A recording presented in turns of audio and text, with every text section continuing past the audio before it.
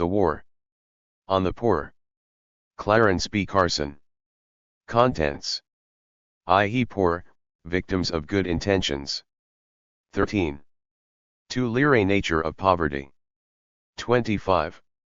3. The 100 Years' War. 38. 4 Farmers at Bay. 69. V. Wage workers under attack. 117. 6 Roadblocks to enterprise. 158. 7 Sacking the cities. 186. 8 The battle in the streets, a civil war. 217. 9 Reconstruction, the hope of the poor. 259. 183a64. Preface. There is a sense in which the work which follows is autobiographical. That is a peculiar remark to make about a book which deals primarily with the economic history of the United States in the last several decades. Yet, it is so. One first began to become aware of things going on beyond family and friends in the midst of the Great Depression. I grew up on a farm, and very early began to hear talk of various government programs. Though I did not evaluate the information at the time, I was vaguely aware that farming became less and less profitable in the course of the 1930s. People were leaving the farms to go to work in factories. Some farmers went deeper and deeper into debt year after year. Here was an enigma. The government seemed to make ever greater efforts to help farmers. But the more they helped, the more difficult it became to continue farming. Farmers and advanced theories to explain this untoward development. Those in governmental power meant well, they said, but the aid was short-circuited along the way. For many years, the facts which went to make up the enigma lay dormant. I studied history, taught it, and began to write it. I became interested in economics, and eventually was assigned the task of teaching the economic history of the United States. I puzzled at the enigma until I began to get an inkling of the explanation. The government was, however unwittingly, making a kind of war on farmers with its programs. That is the biographical germ of the idea. The extension of it into all sorts of other areas of eco. 8 Preface. Nomic activity follows from an awareness of the nature of government activity and economic principles. Yet, there is a sense in which what follows is only very partially my work. I have relied heavily upon the researches and interpretation of a host of scholars and commentators. It is doubtful that any one man could perform the immense amount of research which goes to support the conclusions of this book in a lifetime. Certainly, I have not done so. Many others had done it for me. I have given them credit in footnotes and will not repeat the information here. Without the work of many others, this one of synthesis would not have been done. What I have not credited are those works and those people from whom I have learned what of economic principles I know. I would like to single out Leonard Read's Foundation for Economic Education for the contribution it has made to my understanding. Moreover, portions of Chapter 3 were taken from The Flight from Reality, published serially in their journal, The Freeman. Also, my colleague, Dr. Hansen Holtz has persevered over the years in instructing me in economic matters, and I availed myself from time to time of his learning in dealing with points taken up in the book. There are some more particular obligations, too, which I made in preparing this work. Miss Jane Rees provided much assistance with her researches in newspapers and periodicals. Mrs. Nancy Ollinger and Sandra Burnley undertook the unenviable task of rendering my scratches on typescript into beautifully typed manuscripts. Messrs. Timothy Wheeler and Llewellyn Rockwell of Arlington House have assisted materially both by their generous approval of what was submitted and by making the work a congruous whole editorially. Let me hasten to add that none of these people is responsible for any errors which may appear herein. Those are mine alone. Nor should their assistance be construed as approval of the interpretations made in the book. That burden is mine. Preface 9. My wife, Mrs. Carson, should be given much credit for the work ever having been done. Not only did she bear gracefully the inconveniences which attend lewing with 1W tights, but she read copy faithfully through several typescripts, and insisted that what was written be made to make sense. CL/Rents B. Carson. Grove City, Pennsylvania. January, 1969. The War on the Poor. I. Chapter I. The Poor, Victims of Good Intentions. March 6, 1964, President Lyndon B. Johnson sent a special message to Congress asking for a declaration of war on poverty. The phrase cropped up early in his message. We have come a long way toward this goal. We still have a long way to go. The distance which remains is the measure of the great unfinished work of our society. To finish that work I have called for a national war on poverty. Our objective, total victory. He claimed that such a conflict had been going on for a long time in American history, going back perhaps as far as the founding of the nation.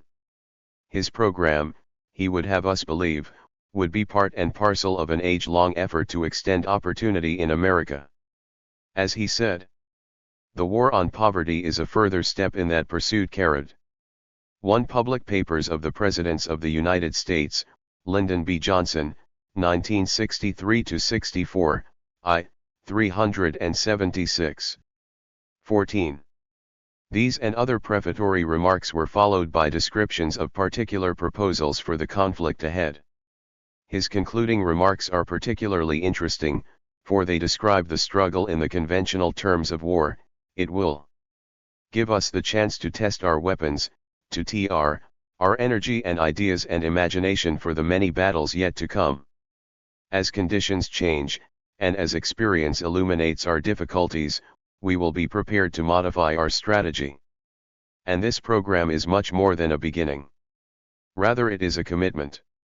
It is a total commitment by this President, and this Congress, and this nation, to pursue victory over the most ancient of mankind's enemies. On many historic occasions the President has requested from Congress the authority to move against forces which were endangering the well-being of our country. This is such an occasion. On similar occasions in the past we have often been called upon to wage war against foreign enemies which threatened our freedom. Today we are asked to declare war on a domestic enemy which threatens the strength of our nation and the welfare of our people. High goal of war on poverty is, we are told, the Great Society. 7 course of the war has not been smooth, and one wonders if it has brought us closer to that goal. Every skirmish, not to mention the major battles, has been greeted by startling revelations, examples of malfeasance, allegations of corruption, charges of misuse of funds, and so on.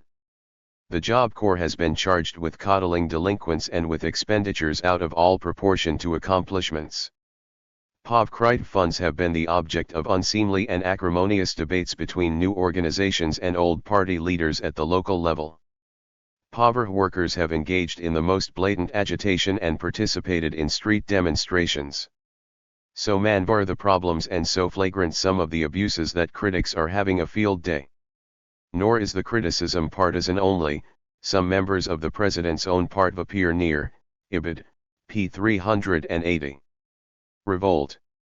After more than 2 years of helping to get the President's programs through Congress, Senator Abraham A. Rybioff, a Democrat and, in general, an advocate of ubiquitous government, characterized the Johnson administration in these harsh words: "It's frozen, afraid of new ideas, unwilling to admit some of its programs won't work."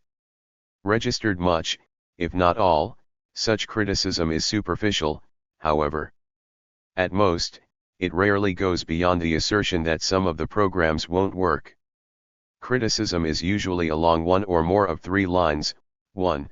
That the government is trying to do too many things too fast, that there are too many programs too hastily conceived; 2. That the programs need to be more carefully administered; and 3. That not nearly enough money is being spent to attain the objects sought. On the last point, one publication reports that in IG 66 Martin Luther King called for an expenditure of $10 billion by the federal government to wipe out poverty, Bayard Rustin for $185 billion, and Michael Harrington, official prophet of the poverty war, for a cool $1 trillion. So long as the examination of the programs is superficial, or piecemeal, it is all too easy to turn the criticisms to arguments for larger expenditures. What follows is intended as an examination of the effects of such programs over a short span of history.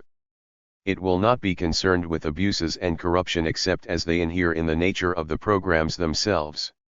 It will start with the basic premises on which the programs are founded and examine the results in the light of the claims.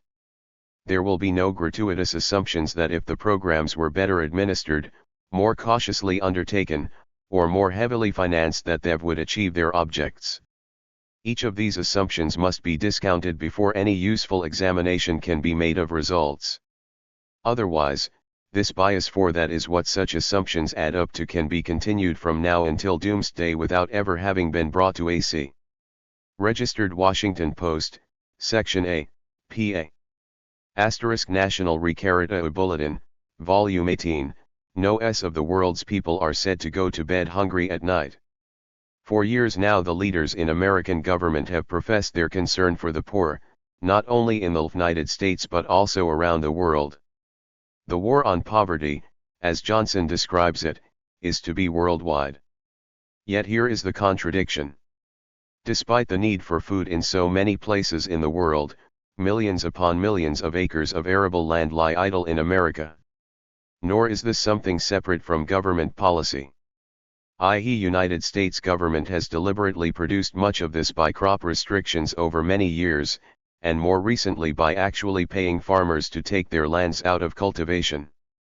Government price supports have priced many American goods out of the world market, and surpluses accumulate of products that can nowhere find buyers. Does eonim for the world's poor express itself in suahitian? Item. Everybody likes a sale. Shoppers flock in great numbers to reputable stores when they are having sales. Sometimes stores will announce great reductions on a limited number of valuable items. It is not unheard of in such circumstances for some people to stay in line all night to be the first in the store when it opens in the morning. A sale is a reduction in price, if it is as advertised. To say that everybody likes a sale is tantamount to saying that everyone likes a decline in prices. There is no mystery about this. Lower prices mean that people can purchase more goods than they otherwise could the funds they have available. They mean that the purchasing power of one's assets is increased proportionately. Yet and herein lies the contradiction: those in the government have for years conspired to raise prices. They have inflated the currency, mainly by way of the Federal Reserve/E system. They have restricted agricultural production, used price supports, established minimum wages, supported union monopolies, established prices as in transportation, all of which have had the impact of raising prices or, on occasion, maintaining them at artificially high levels. These policies weigh particularly heavily on the poor who have the most limited assets and may be expected to suffer the most from any rise in prices. With such friends in high places, the poor could hardly endure enemies. Item. Farm programs have been undertaken for the supposed purpose of rescuing the small farmer, for helping the poor to stop on the land, for balancing the rural and urban population of the county, and particularly to aid the rural poor. Let Franklin D. Roosevelt describe the purpose in the words which he used in his first inaugural address in 1933. 20.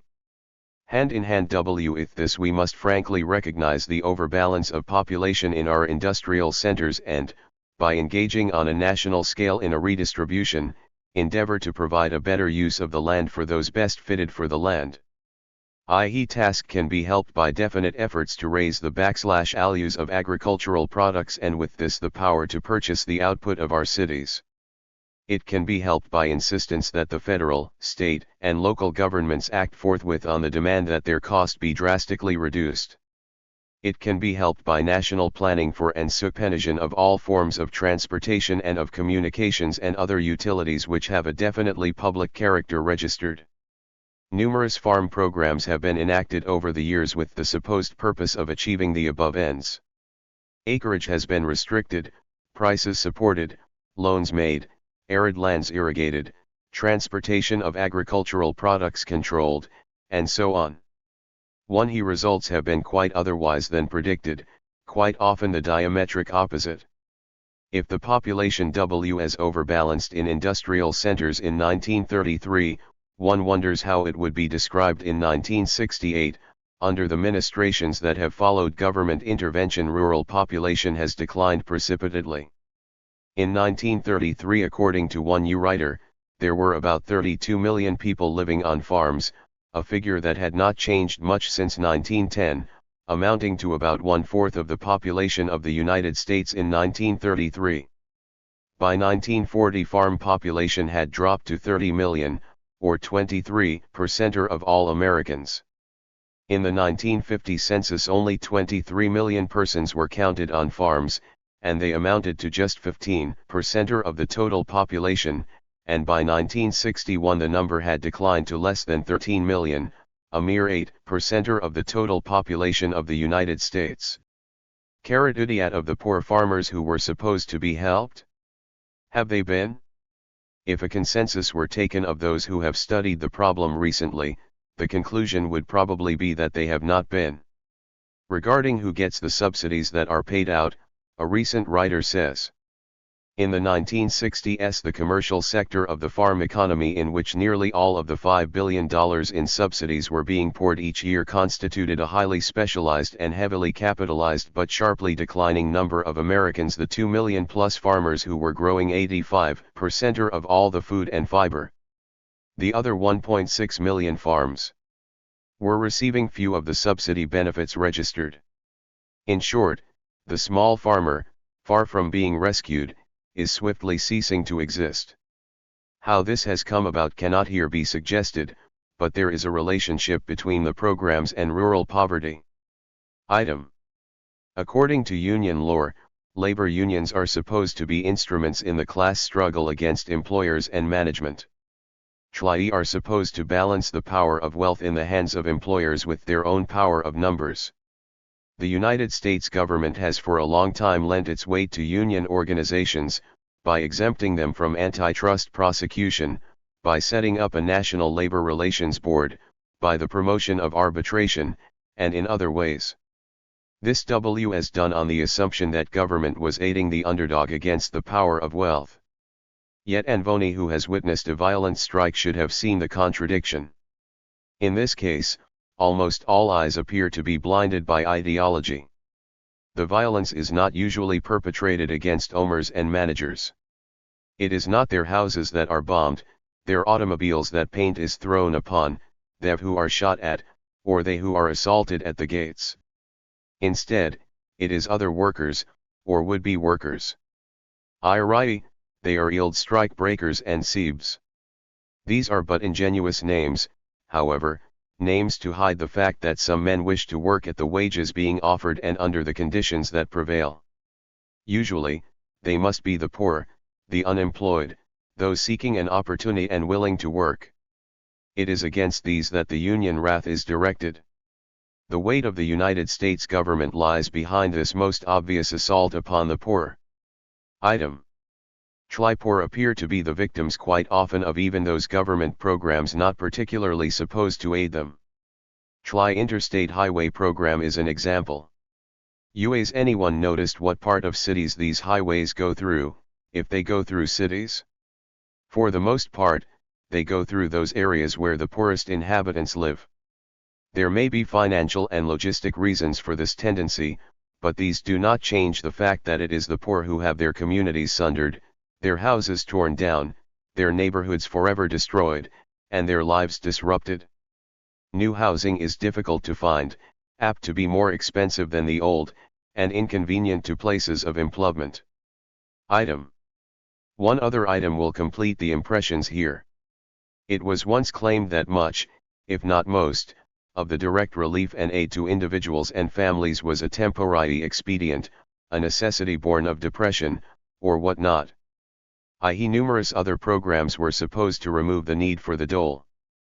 Farmers were to be made independent, workers were to become self-sustaining, social security was to provide for the aged, and a revived economy would take care of most of those who had once to be directly aided. Yet it has not worked that way. A book published in IC points out that the scourge of massive unemployment is gone, but the relief problem remains. Programs have expanded and the number in need continues to increase. Since 1953 expenditures for public assistance almost doubled and the number of recipients rose about 40%. Families in trouble have paced that increase. TFA author goes on to give a graphic example from his own experience of the extent of the direct relief. When I was employed as a caseworker in Buffalo's Erie County, the relief budget pushed past the total amount of money needed to educate every child in the city's public schools. It has been ahead ever since. Registered, the thesis of this work is that the war on poverty is in reality a war on the poor. The main body of what follows will be concerned with the evidence as it bears upon this thesis. The phrase war on poverty is made into a generic term, then, to refer to programs of government inter-inchen over the years with the avowed intention of aiding the poor. Such programs go back approximately 100 years in the history of the United States, though the bulk of them have been enacted within the last 4 years. But for purposes of setting the stage for the more recent, it will be useful to go back to their beginnings and trace them to the present, at least in outline form. Trias will indicate also that the war on poverty has been a war on the poor all along. Government intervention in economic matters did not begin 100 years ago, of course. All of history is replete with instances of it, and modern history has a much longer background of intervention than a century. But the purposes of intervention have changed over the years, much more than the actual methods, I suspect. And it as about a century ago that government began to intervene for the supposed aid of the poor, though only in a verb-limited wi for a long time. Before that, intervention had usually had other objects in view. TWO-related topics will be dealt with first before proceeding to the main business of tracing the story of the government programs and their results. In part, these topics will provide a background to what follows, and, in part, they will answer some questions which otherwise would be left hanging. The questions are these. Why have programs that were supposed to benefit the poor so universally failed of their object? Or, what is it about poverty that makes it so resistant to amelioration by government action? Why have so many believed that government action could improve the situation? And, why have those bent on this course so signally failed to evaluate the evidence and perceive the untoward results? So far as background goes, these two topics will provide us with a brief examination of the nature of poverty and of the intellectual background to the ameliorative programs. Chapter 2. The nature of poverty. CV concisely stated, the reason for the war on poverty inevitably becoming a war on the poor is that the government inter-inchen misleads the poor as to what sorts of endeavors are economical. The poor, more than anyone else, imperatively need to act with the greatest economy. They have the fewest resources to invest and need the largest return from them. Government intervention distorts the situation and obscures what action would be most nearly economical. The point may become clearer by an analysis of the nature of poverty / the nature of economy, the nature of war, and the nature of government. It may be helpful initially to indicate what poverty is not. In the first place, it is not an evil, or, at least, it has not been so considered through the ages. In Christian teaching, wealth and affluence have been described as offering much more dangerous temptations and pitfalls than have poverty. Indeed, those who have devoted themselves to lives of greatest purity have often deliberately taken upon themselves the condition of poverty. Monks and nuns in the Roman Catholic Church have usually taken vows of poverty, as well as of chastity and obedience. In more sophisticated circles, the phrase involuntary /poverty has been concocted to exempt those who deliberately choose poverty from the war on poverty. It might be appropriate to denominate monks and nuns as conscientious objectors to the war. but in the popular political effort no attention is called to the possibility that virtue may attach to the condition. It may be well to note, too, that men may choose to be poor on other than religious grounds. They may prefer poverty to onerous toil, to moving to a new location, to the discipline involved in saving or in acquiring skills, or for other reasons.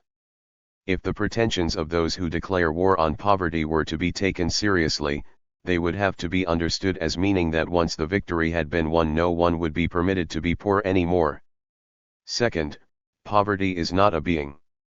Ontologically, it does not have the same standing as a bear, a dog, a house, a farm, a man, or any other corporeal being. Nor is it of the character of a collection of these, i.e., of a pack of wolves, a city, a tribe, or a country. The point is most important. If poverty were a body, or a collection of bodies, it could be made war upon, though it might not be desirable to do so. The nature of war is such that it must be waged against actual beings. War involves, in case we have forgotten, the employment of armies, navies, artillery, mortars, rifles, bazookas, bombs, and other explosives against an enemy in the field. Since poverty is not a being, it is not at all clear how troops can be arrayed against it, artillery aimed at it, or bombs dropped upon it. It should be ob/es that war cannot be made upon something incorporeal. It may be objected that those who speak of a war on poverty are speaking figuratively. They do not mean to conduct an actual war, to use artillery or mortars against it, to send an army into the field to overcome it. Is the war on poverty, then, only a figure of speech? Have politicians turned poets in our day? The point should not be so readily granted. Even metaphors have a way of containing uncts. 27. Pected truth when used by those who do not take care in their use of language. As a matter of fact, governments do use force or the threat of force in their operations. It is the nature of government to use force. Government uses force to apprehend law violators, to punish those found guilty, to collect taxes, to enforce its programs, and to wage war. Any major offensive by government against an enemy could be called war, by extension at least, for any major offensive by government would be a large-scale use of force, and that is at least one of the identifying features of war. Nor should it be doubted that a major offensive, and a large-scale use of force, has been mounted in the war on poverty. Taxes are levied, numerous agents of government sent into the field, laws enacted, and force employed. But against whom or what, that is the question. Force can only be used effectively against bodies of one kind or another. Poverty is not a body, thus, it is possible to know from the outset that whatever the war is being forcibly waged against, it is not poverty. This becomes even clearer when poverty is defined. One dictionary / defines poverty as the condition of being poor with respect to money, goods, or means of subsistence. It says, further, that poverty / denotes serious lack of the means for proper existence, living in a state of extreme poverty. Poverty, then, is a state or condition, not, as has been pointed out, a being. It is analogous to such other states or conditions as hunger, pain, and fever. Each of these may have different sensations associated with it, but they are all alike in nature. Poverty, hunger, pain, and fever are analogous to one another in that they are general conditions.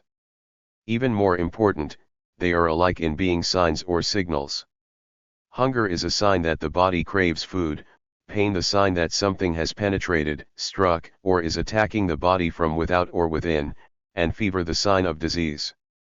Poverty is a sign, too, but let that wait for a bit. It would be foolhardy in the extreme for government to attempt to abolish hunger, pain, or fever. If hunger were abolished, we would all starve, since we would not receive the signal of our need. If pain were abolished, we would lose a most important source of knowledge about what is going on within or without our bodies. If fever were abolished, many, if not most, would die from diseases because of the lack of a signal, as well as losing whatever benefits there may be in the power of high temperature to heal the body. There is another vital way in which fever and poverty are alike. Neither of them has a specific cause. In general, fever is caused by an infection. But the infection can be caused by many different species of germs. An attack, even by government, could be launched against the carriers of a particular germ, as, for example, the carrier of typhoid, and a program of inoculation against the disease can be financed by government. But such an attack is not on fever, it is upon typhoid fever. In like manner it can be said that poverty has, in general, a single economic cause. But the specific causes are as varied and numerous as there are poor people. Analog must be carefully used, however, it does not follow that because of these similarities government can be used to attack the specific causes of poverty /. The essential similarities of hunger, pain, fever, and poverty are that they are all signals. Hunger, pain, and fever are most important signals for maintaining bodily health. Poverty is an equally important signal for economic health or well-being. If men get the fruits of their labor, poverty / is one of the signs of the lack of productivity. Poverty indicates, in general, the low productivity of an individual or family. More specifically, the condition of poverty is a sign that an individual or family is non-productive, produces very little, produces commodities or provides /ices for which there is little or no demand, or produces something or offers a service in an area where there is little or no market for it. In general, again, poverty indicates to those in that condition who wish to become more prosperous that they should increase their productivity, learn some new skill or offer some new service, change their location, and so on. Again, poverty is a sign of economic failure, just as prosperity is a sign of economic success. Economics has to do with the most effective means of employing one's resources so as to increase the supply of goods and /s at one's command. Political economy deals with the legal conditions within which one may receive the rewards of his labor. If the conditions of political economy prevail, then the extent of one's poverty is the measure of one's failure to employ his resources sufficiently well to make him prosperous. It should be clear that the mental or physical debility of an individual may be so severe that he either has no resources to employ or that he will be forever incapable of employing them so as to improve his condition. For such a person to receive the rewards of his labor would mean anything from starvation to varying degrees of poverty. Since even those who are in some way disabled vary as to the degree of their disability, so it follows that the degree of their poverty will vary. A notion to which some economists subscribe must be discarded. The notion is that if prosperity is general in society this will Allah /I poverty, or bring prosperity, forever /1. This is not so, nor can it be so. Poverty is particular and personal, just as prosperity is particular and personal. It is true that general prosperity contributes to the availability of useful employment and return from it, but general prosperity, so long as one is dependent upon the rewards of his labor, cannot benefit those who do not labor, nor prevent men from failing because of the misapplication of their resources. Can poverty be abolished, then? Jesus said not. In a much quoted passage, he said, "For you always have the poor with you." This statement is not a particular favorite of many contemporary /churchmen, and it is not in accord with the prevailing mode of thought. Churchmen of past centuries have often been belabored in our time for using this passage as an excuse for opposing social reform. In 1964, the Council of Economic Advisers proclaimed that the statement is not true. They said, "There will always be some Americans who are better off than others. But it need not follow that the poor are always with us." In the United States today we can see on the horizon a society of abundance, free of much of the misery and degradation that have been the age-old fate of man. Dean John C. Bennett attempts to dispose of the theological problem in this way, Jesus' own words, For you always have the poor with you, have always been a comfort to those who do not want to change the institutions. But these words at the time were no more than a common sense observation about the world as it was. Professor Bennett does not give us the authority for his conclusion that a statement universal in form is really an historical observation. Even if he could, there would be this rejoinder: one may still make the common sense observation in the year of our Lord 1968 that the poor we have with us always. That is, so far as my historical information goes, the poor have always been with us. Even in prosperous America, the poor must still be with us, else why the war on poverty? Nor is there any evidence on record that a change in institutions will succeed in abolishing poverty. There is widespread poverty in those lands that have made the most drastic changes in institutions. It is possible, of course, to think of the matter in such a way as to convince oneself that poverty could be abolished. Illusions and mirages are so common that we all have heard of or experienced them. For example, it is possible to press one's finger against the eyeball in such a way as to induce an optical illusion. In the same manner, the mind can be made to sus. 31. Pen the data it is considering in such a way that it will appear possible to eliminate poverty. One may, by working with statistical abstractions, calculate how poverty could be abolished in America. It is possible to take the national income, divide it by the total population, and show that if each of us got an equal share there would no longer be any poverty in America.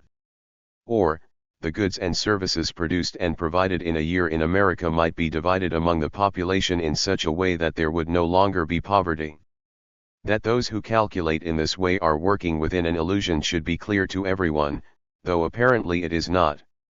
Entire illusion is that the production of a people is separate or separable from the conditions which move people to produce. It is only in the imagination that the fruits of production can be taken from those who produce them and divided equally among the population, and that those who have produced will continue to do so at their present level. To the extent that such a redistribution reduced the incentives to production an extent close to 100%, it would produce widespread and universal poverty in short order. While the makers of War on Poverty in America rely upon the illusion that production can be maintained when the incentives have been removed or reduced, they are not so rash as to propose an equal distribution of the national income, not all at once, at any rate. Instead, they speak of poverty as a limited phenomenon existing in pockets and hold that it can be eliminated by much less drastic measures. Only some of the wealth of Americans must be redistributed, some programs adopted, and poverty will recede before gradual ministrations. Entire principle is the same, but the consequences are delayed and made more difficult to detect by the gradualism. Poverty cannot be eliminated. If men receive the fruits of their labor, poverty is, in general, the failure to produce what is 3 wanted in sufficient quantity to rise above the level of poverty. Poverty cannot be eliminated, in the first place, because there are those who are incapacitated by reason of age or infirmity from producing enough to sustain them in affluence. They can be made affluent by government action only by taking from those who produce and giving to those who do not. Such action would result in greatly increasing the incentives for attaining the status of infirmity or incapacity, and reduce in proportion the incentives of being productive. Rather than eliminating poverty, the effect would be the universalizing of it as production declined. In the second place, poverty cannot be eliminated because much of it is the result of poor management or investment of energy, materials, and capital. In the best of circumstances, some investments turn out to have been unwarranted speculations. Even the wisest of men misjudge the potentialities of the situation on occasion, overestimate the market for a product, enter businesses when demand is declining, carry too large inventories, and so on. At worst, some men's enterprises invariably fail. The poverty which results from malinvestments could only be eliminated by guaranteeing all investments. IDIS would not, however, eliminate poverty, it would bankrupt the guarantor. It would be an attempt to eliminate the consequences of actions. If this could be done, it would only succeed in making it impossible to know what was economic and what was not. if air would follow a universal waste of resources which would result in poverty. In short, the possibility of poverty is an essential condition for economic behavior. Without poverty, one of the crucial signs of what is economic and what is not would be removed. The poor we will have with us always, the poor we must have with us always. All of us are under the necessity of acting economically if we wish to improve our material well-being. It is especially important for the poor to act economically.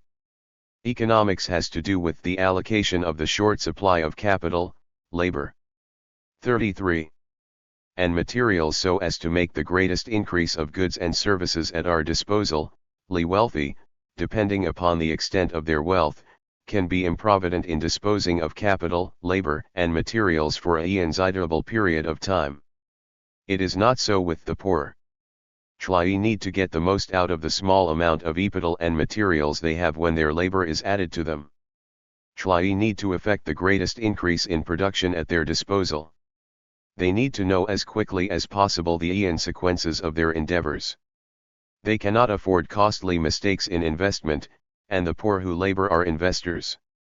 Poor need the widest possible opportunity for their endeavors, to be able to buy as inexpensively as possible and to sell in the market where they can get the highest return. Every economic signal needs to be available to them as clearly and as quickly as possible. The above are reasons why, at the most obvious level, the war on poverty is a war on the poor especially. Government intervention in the economy produces distorted signs from the market. Any attempt to eliminate poverty by government action interferes with the signaling device by which men calculate where to invest their time and money. If government subsidizes this, makes grants for that, offers a bounty for one thing, ameliorates the consequences of effort for another, all sorts of false signs abound to lead the unwary astray. The rich man may hire a clote of experts to help him wind his way successfully through the maze of government programs. The poor do not have the resources to do this, plus the fact that they are likely to be the most unsophisticated and ignorant portion of the population. They are easily victimized in an increasingly complex situation. It is a common observation that the wealthy quite often benefit from government programs quite often, indeed, they may be the only apparent beneficiaries. It is equally common for those who interpret such phenomena to rush to the conclusion that the laws were perverted to such an end by selfish interests who hired lobbyists or otherwise influenced legislation. This certainly 34. Need not have been the case, though it sometimes may be. It must be understood, however, that government intervention, however acutely and humanely conceived, increases the complexity of operating in an economy. It makes the signs more difficult to read, offers much greater opportunity for some men to benefit at the expense of others, and has the most devastating effect on the poor. Poor are often drawn deeply into the lines of uneconomic activity before they become aware of the mistake, enticed there by supposedly benevolent government programs. They may decide to take up farming because the government is offering free land, not realizing that the additional production will increase the supply of farm produce and reduce the price. With the supplement of government subsidies, a farmer may continue to eke out a bare livelihood on his land long after he should have abandoned it for some other endeavor. Eventually, the economics of the situation catches up with each of us, but government intervention can delay the final accounting so long that many of the poor lose all hope of bettering their situation by their own efforts. Governmental programs aimed at eliminating poverty quite often produce the very indigence which they are supposed to remove. In sum, government cannot make war on poverty. Poverty is incorporeal and inaccessible to the force which government can bring to bear. If poetic language were in order, it would be more nearly correct to say that the government has been making war on economy. TBS is true enough, so far as it goes, but economy is no more corporeal than is poverty, and no more accessible to government power. Men continue to behave economically, as best they can, even in the face of the government assault. The difference is twofold. In the first place, as has been noted, it becomes much more difficult to discern what is economic. And secondly, government programs quite often make it individually economical to do what is socially harmful. Thus, even the war on economy is subverted by human beings. 35. In the final analysis, then, the war on poverty is largely a war on the poor. Sueha war can be conducted. The poor are bodies, they can be made war upon. Government can tax them, mislead them, subject them to propaganda, use force against them and, in fact, conquer them. That this is, in large, what has been going on in America, it is the burden of this work to prove and demonstrate.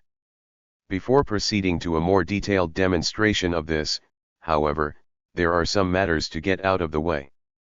Among these, one that is most germane is the matter of helping the poor. To say that government intervention in the economy is detrimental to the poor is not the same as saying that no aid may be given to people in need. If a man is hungry, food may be provided for him. If he is exposed to the elements because of lack of clothing or shelter, these, too, may be made available to him. If he is unable to provide for himself because of mental or physical debility, or both, others may take care of him.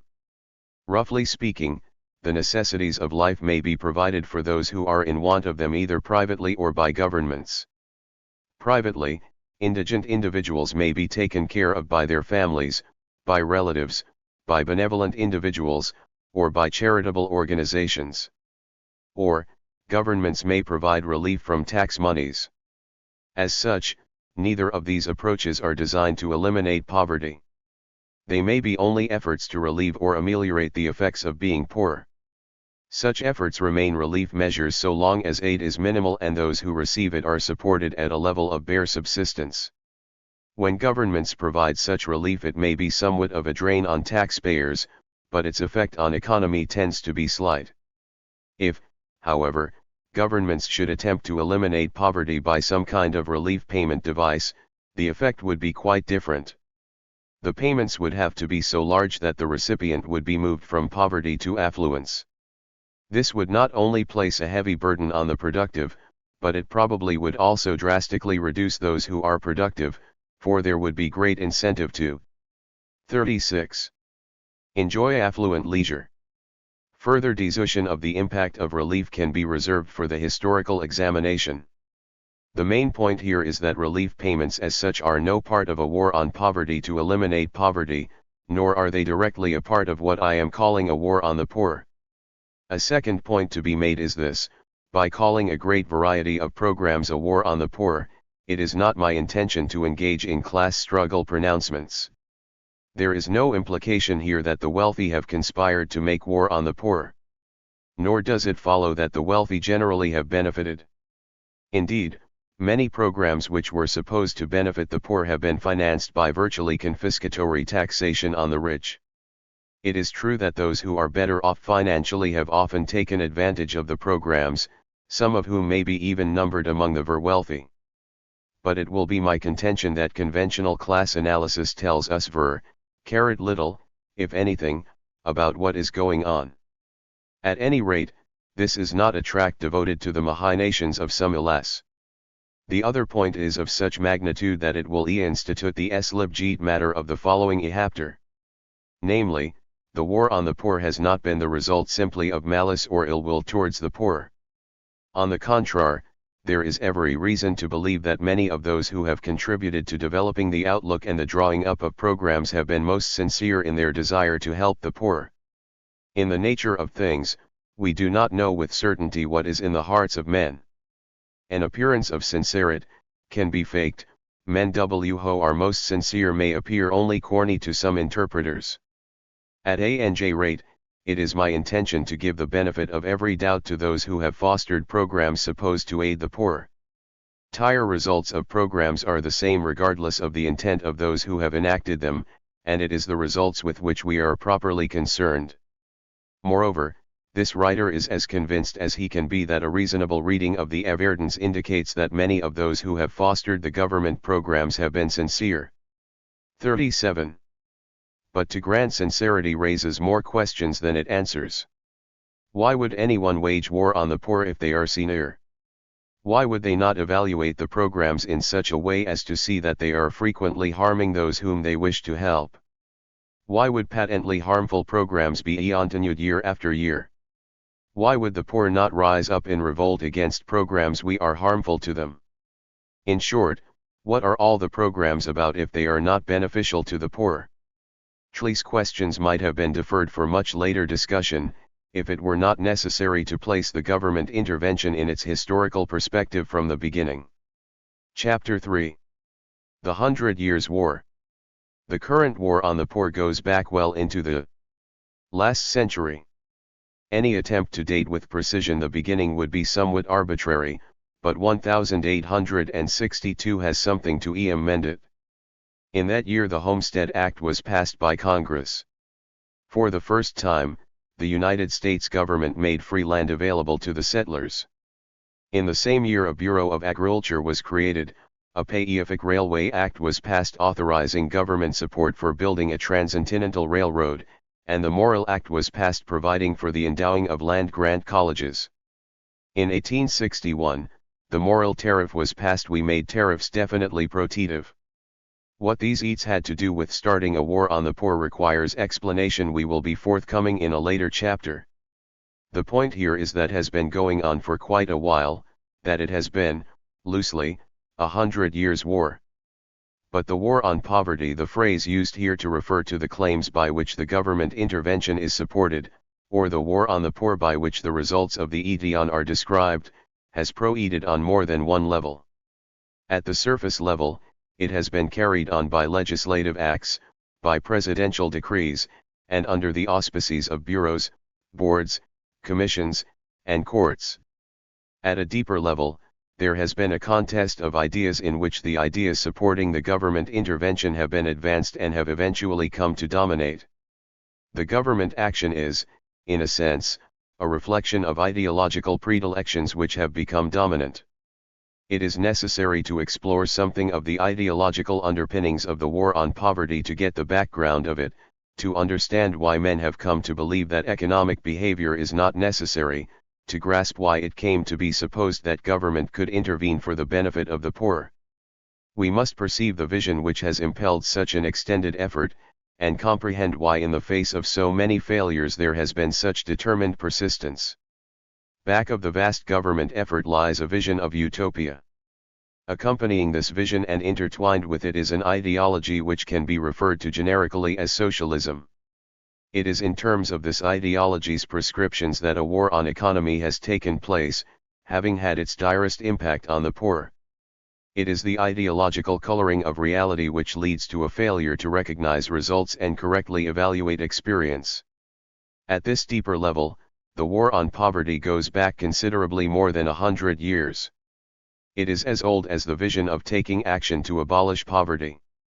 Robert Owen, Scottish manufacturer and visionary, declared in 1816, "I know that society may be formed so as to exist without crime, without poverty, with health greatly improved, with little, if any, misery, and with intelligence and happiness increased 100-fold, and no obstacle whatsoever intervenes at this moment, except ignorance, to prevent such a state of society from becoming universal." But Owen was hardly the first to envision a society without poverty. This vision is none other than the utopian vision. It goes back at least to the early 16th century, to the publication from which utopias get their name, Sir Thomas More's Utopia. More claimed that in utopia, where every man has a right to everything, they all know that if care is taken to keep the public stores full, no private man can want anything, for among them there is no unequal distribution, so that no man is poor, none in necessity, and though no man has anything, yet they are all rich. If this pronouncement had any but esoteric significance, it would be more nearly correct to describe the war on poverty as a 400 years' war. But for more than 300 years, Sir Thomas More's work remained largely an exercise of the imagination, with little or no practical import. Indeed, there is a great gulf between Robert Owen's utopian vision of a world without poverty and President Johnson's war on poverty. To most of his contemporaries, Owen was an impractical visionary, one to be taken advantage of by cynical joiners of his communities or to be avoided by more upstanding people. President Johnson, on the other hand, would certainly be reckoned to be a practical politician. The difference between Owen and Johnson is clearly not in the vision they held forth, it is that in the meanwhile many men have apparently come to accept the possibility of poverty's being abolished. The gulf has been bridged. What was once clearly visionary is now being pursued with all the instruments of power of centralized states, and is even the stock in trade of the most corrupt politicians. Paradoxical as it may be, most people have not consciously accepted the possibility that utopia can actually be achieved. Nor have they been told in so many words that it can be. What has happened has been much more subtle and complex than that. Over the years, Americans have been gradually acclimated to much of the content of the utopian vision without its being called that. They have been led to believe that by government action this improvement can be made, that innovation can be introduced, this control will improve things, that commission will better conditions, and so on.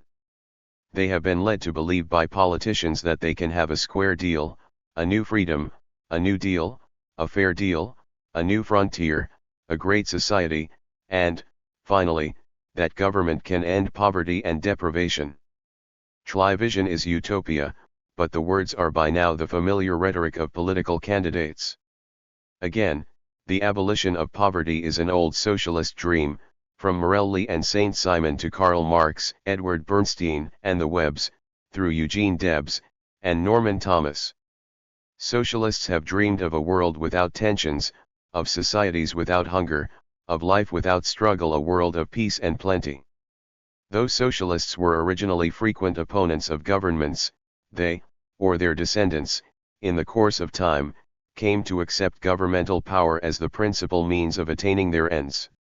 20th century, socialists have, by and large, accepted the necessity and even desirability of ever larger measures of government power to achieve the great society of which they dream.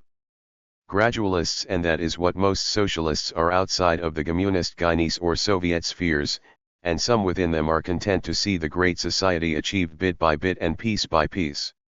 How socialist ideology entered into the stream of American thought to such an extent that it could be a major determinant of courses of action is a subject too complex and extended to be entered into in detail here. Except for one strain of the development, taken up below, only the outline of the process can be suggested. In the main, it happened in this way. In the latter part of the 19th century and the early 20th, various American thinkers came under the sway of one or another facet of the ideology, often from European sources, where the ideas had far more currency. They developed various angles of it and fitted it into the American experience. Those who adjusted various socialist ideas to the American scene were Lester Frank Ward, Edward Bellamy, Henry Demarest Lloyd, Walter Roskenbus, George Herron, Thorstein Veblen, Herbert Croly, John Dewey, Upton Sinclair, Richard Ely, and so on. The muckrakers presented the picture of America in crisis, the social gospelers brought religion to bear on social reform, novelists, such as Jack London, advanced socialist ideas, progressive educationists turned education to the purpose of remaking society, theorists reconstrued democracy so as to make it into a collectivist dogma. Third parties introduced their notions of social reform in their political platforms. And, then, populists and progressives began to advocate various measures which were taken up by major parties. Presidents, such as Theodore Roosevelt and Woodrow Wilson, began to advocate various reforms which had their underpinnings in socialist ideas, though they were not usually referred to in that manner. Since 1933, more and more reforms which had their inception in ideology have become a part of the American legal spectrum. One aspect of the development and spread of this ideology is most germane to the subject of, and it needs to be examined in greater detail. That aspect has to do with economic thought. War on poverty becomes a war on the poor because it is premised on the belief that economy leads to contradictions, that it is undesirable, and that interventions must take place to obviate its bad consequences. The roots of such beliefs are found in the history of economic thought. Before going into that, it will be helpful to get the nature of economies clearly in mind. Economics has to do with scarcity. This character of economics is indicated by the conventional uses of words related to it. For example, one dictionary defines economical as avoiding waste or extravagancy, thrifty. It implies prudent planning in the disposition of resources so as to avoid unnecessary waste. To economize is to use sparingly or frugally. Economy refers to thrifty management, frugality. 43. In the expenditure or consumption of money, materials, etc. Economics can be defined as the study and exposition of the most effective means for men to maintain and increase the supply of goods and services at their disposal. These goods and services are understood to be scarce, and economics has to do with the frugal management of time, energy, resources, and materials so as to bring about the greatest increase in the supply of goods and services most desired. There is every reason to believe that man is naturally inclined to be economic. That is, he is naturally inclined to use as little energy and materials to produce as many goods as he can. If this were not the case, it is easy to believe he would long since have perished from the face of the earth. But this penchant gives rise to a social, or economic, or human, problem rather than resolving all problems. The problem arises in this way. There are two ways for an individual to augment the supply of goods and services at his disposal: he can provide them for himself. He can acquire them from others. Again, there are two ways for an individual to acquire them from others. He can acquire them by exchange. Or, he can take them from someone who possesses them. It is this latter option that raises hob in determining what is economic as well as accounting for what is socially uneconomic behavior on a large scale, despite the fact that men incline to behave economically. Strictly speaking, robbery can be quite economical for an individual. By stealing, an individual can greatly augment the supply of goods and services available to him with only a very little expenditure of energy and materials. A bank robber may, for example, spend half an hour using a $20 gun and enrich himself, say, to the extent of $20,000. Of course, we do not describe such behavior as economy, we call it thievery. By convention, economics is a social study, not an antisocial one. It deals with how the actual supply of goods may be increased, not with how one individual may. 44. Increase his supply at the expense of others. The bank robber increases his potential supply of goods at the expense of those from whom he has stolen. Moreover, he may actually reduce the general supply by the threat he poses to trade and the loss of incentive men have to produce when they are uncertain that they will be able to keep the rewards of their labor.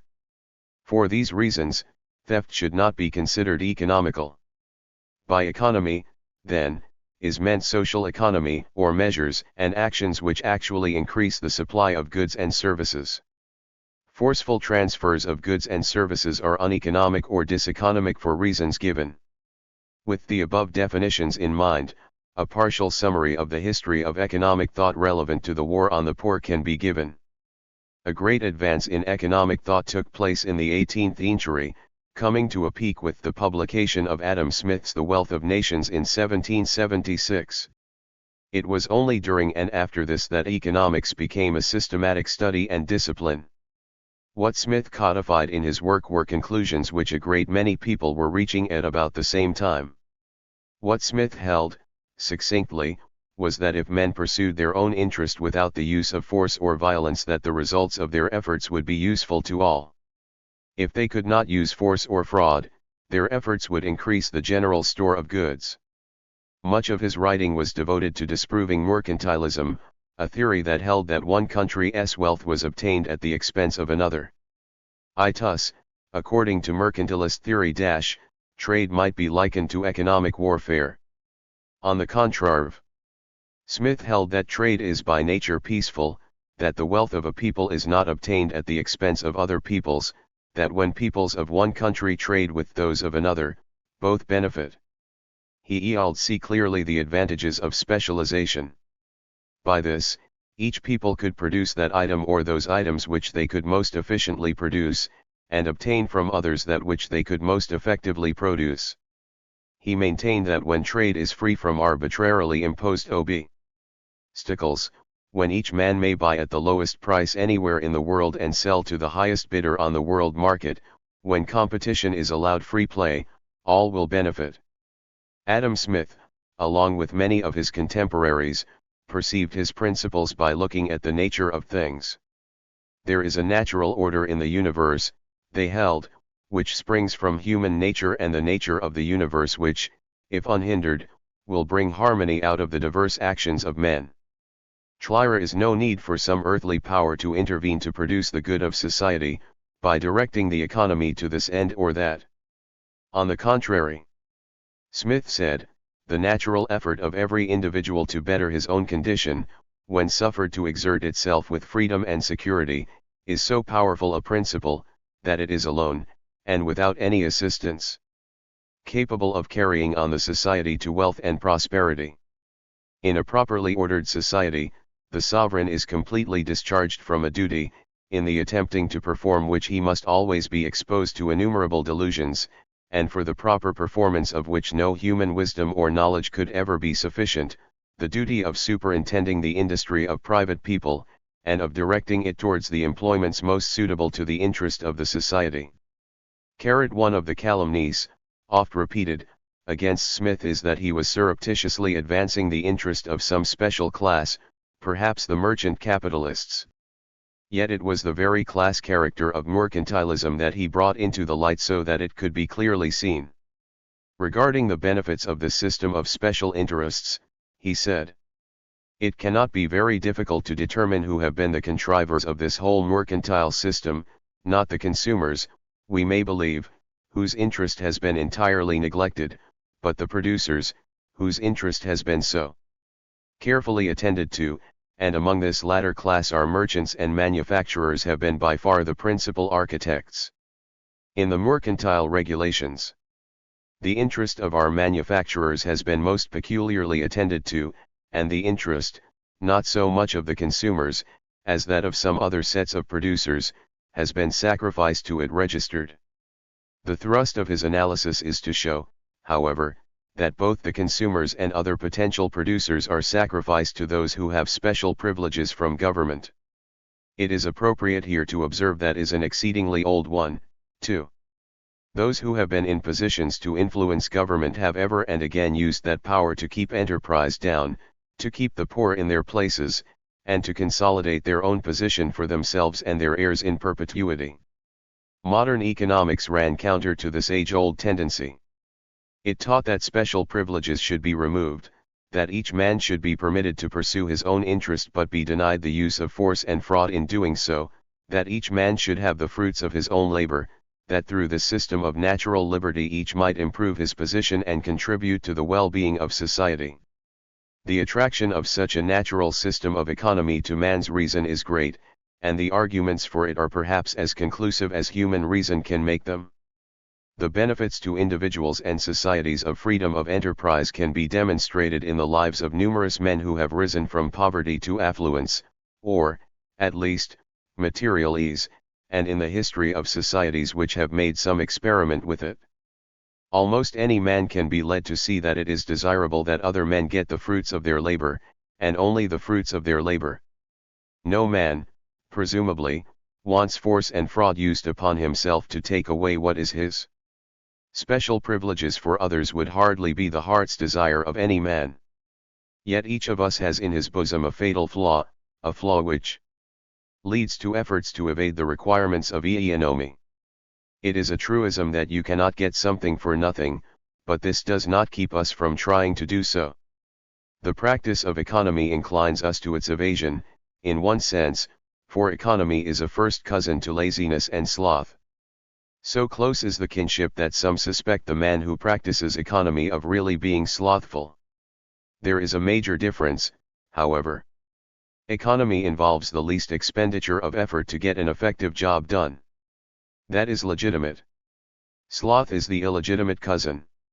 He sees that he could increase his supply of goods and services most effectively by the judicious use of force and fraud.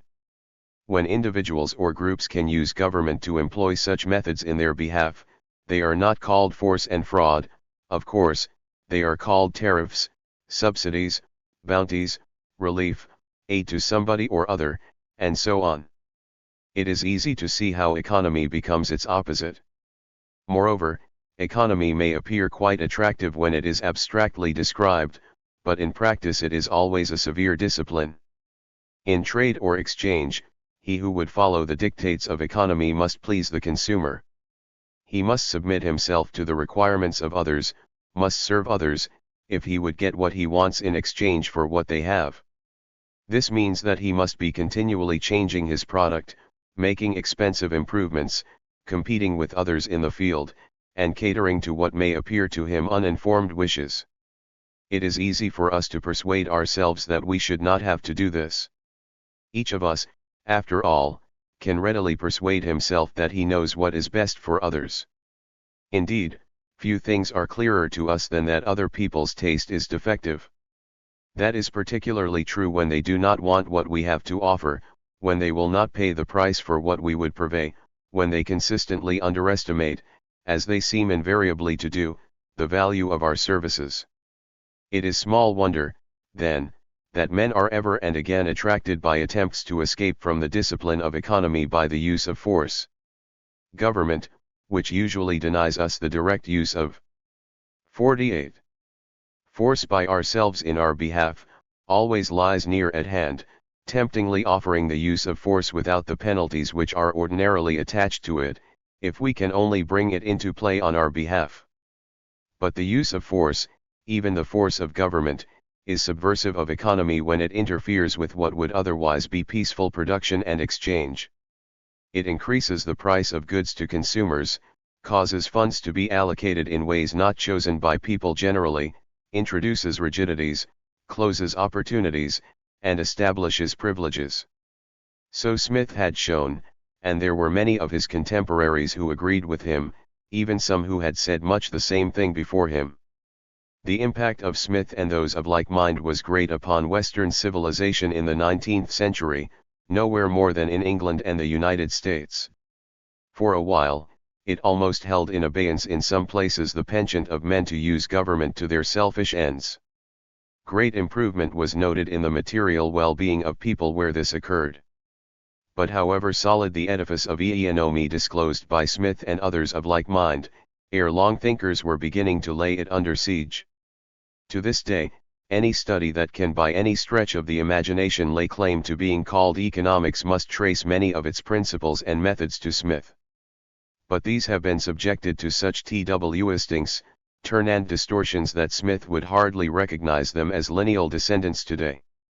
There has been more than 100 years' war on economics, hence, on economy. This is not to say that some have not held fast to economy principles, but that the main trend has been away from them to the justification of the use of force. All these assaults have the common denominator of holding that if men are left free to operate economically, great social harm will result. Contemporary with Smith, there were economic thinkers, operating from a very similar outlook to his, who were making an account of economy which could, in the hands of some, be a justification for government intervention. Tins. Economic theory was physiocracy, and those who advanced it were called physiocrats. A Frenchman, Quesnay, was its leading spokesman, but he had many followers among his contemporaries, including a number of Americans. They, too, proceeded by looking at the nature of things and attempting to discover a natural economy. A natural economy, they held, was an agricultural economy. All true increases of wealth were produced by the soil. Manufacturing did not increase the true wealth of a people, it only produced luxuries which would, in the course of time, corrupt a people. Physiocracy was a reaction to and vigorous rebuttal of mercantilism. Physiocrats did not necessarily, or even usually, favor government intervention on behalf of agriculture in the manner that mercantilists wanted government to promote manufacturing. They were usually libertarians, believing that without artificial supports agriculture would naturally prevail. Their theories did, however, lend themselves to use, by abstraction, to those who would promote agriculture by government activity. There are echoes of physiocracy in the populist movement in America in the late 19th century, in the speeches of William Jennings Bryan, in the talk of the farmer as the backbone of America, in the Silverite inflationist movement, and in 20th century interventions to save the farmer and preserve agriculture. Smith gave physiocratic agrarian theories short shrift in his account, and so did most others in the mainstream of the development of classical economics. However, troublesome ideas were not long in making their appearance in that stream. Smith's conception of the effects of economy, for any people who had the wit to establish a modicum of liberty, within which the natural bent of man to economy could have some sway, was hopeful and optimistic. Economy would conduce to the general prosperity and material well-being of a people. Even so, the hopeful discipline of Adam Smith rather quickly became the dismal science of David Ricardo and Thomas Malthus. They thought they saw a worm in the apple of prosperity. 50. By economy. Ricardo was the immediate successor to Adam Smith, in the late 18th and early 19th century. He made great headway in making a systematic exposition of economics. But Ricardo's premises led him to a rather gruesome conclusion. He held that the price of labor must ever and again fall to a level that will maintain workers at a bare subsistence of livelihood. He arrived at this conclusion by a grotesque bit of ideological hocus-pocus. According to classical economics, commodities have both a natural price and a market price. The natural price of a commodity is the cost of producing it. The market price is what a commodity will bring the market under actual conditions of supply and demand. Under conditions of free competition, the market price will tend to approximate the natural price. Ricardo proceeded to apply this theory to the price of labor. The cost of production applied to labor comes out as the cost of maintaining life. The natural price of labor is that price which is necessary to enable the laborers, one with another, to subsist and to perpetuate their race, without either increasing or diminution. Registered the market price of labor will fluctuate, he held, due to the operation of supply and demand. When wages rise above their natural level, he thought, population will increase because more life can be maintained. That is, the supply of labor will increase, thus driving the market price of labor down to the natural price, or even below it, for a time. In short, the price of labor will tend toward the subsistence level. Malthus carried Ricardo's dismal view a long step further by envisioning spreading famine as population increased. Indeed, he proposed that there were exact laws governing population increase as well as the possibilities of the increase of subsistence. To wit, it may safely be pronounced that the population, when unchecked, goes on doubling itself every 25 years, or increases in a geometrical ratio. The means of subsistence, under circumstances the most favorable to human industry, could not possibly be made to increase faster than in an arithmetical ratio. Ricardo did not believe that anything could be done to correct the situation. The best that could be hoped for would be that enterprise would be free to enable men to produce as much as they could. Malthus held out little hope for intervention, either. The iron law of wages might be expected to keep the bulk of the population in, at best, a state of subsistence. The equally inflexible laws of population increase would contribute to deprivation and suffering. The flight from economics was soon underway in earnest. The actual course of development in the 19th century certainly did not bear out the gloomy predictions of Ricardo and Malthus. Population did increase, but production rose faster. There were a great many more people to be fed, clothed, and housed, but this was done, generally, ever more effectively. This is not to say that there was not malnutrition and deprivation, these there had always been, but that the situation was improving. The gloomy view would not down, however. Utopians began to espouse the view that poverty could be finally banished. Men began the search for the flaw or flaws in the system, or in economy, which prevented this heady development from taking place. Economy became an enemy to be overcome. Probably, the mainstream of thought for much of the 19th century remained libertarian, tending to favor free enterprise and free trade, but there was a mounting clamor for hanging the system, for eating the flaws of economy, for reform, even for revolution. It is not pretty here to undertake a history of economy thought for the last 100 or so years. It is necessary only to highlight some trends that developed into a war on economy. Karl Marx and Friedrich Engels thrust themselves into the stream of this development by the middle of the 19th century. In the Communist Manifesto, they inverted some of the doctrines of classical economics into a call for revolution.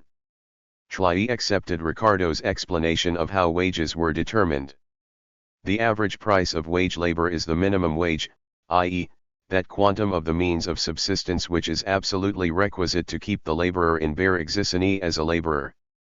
What, therefore, the wage laborer appropriates by means of his labor, merely suffices to prolong and reproduce a bare existence registered. In consequence, they held, the modern laborer instead of rising with the progress of industry /% sinks deeper and deeper below the conditions of existence of his own class.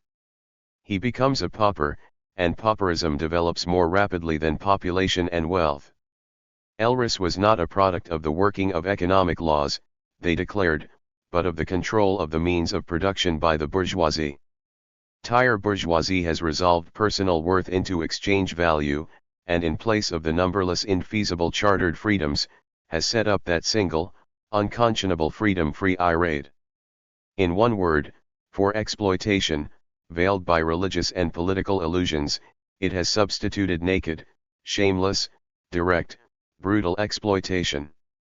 Most of the ideas which have been the stock in trade of 5-carat reformers and revolutionaries for the last 100 years can be found in Marx and Engels, the labor theory of value, that all true value of products is given to them by labor, the exploitation of workers theory, that all profits from capital are gained at the expense of workers, the notion that the rich get richer and the poor poorer, the claim that in a free system business will become ever more highly concentrated in the hands of fewer and fewer people, the ideas of overproduction, underconsumption, warfare to keep bourgeois society prosperous, and so on *ver / quickly, some writers began to try to fit the American experience into the framework of such ideas. One of the first to make a large impact in America was Henry George. George's work was done independently of Marx, but it was like it in describing a dismal prospect for the poor and finding the flaw in the system. In his most famous work, Progress and Poverty, published in 1879, George interpreted developments in this way.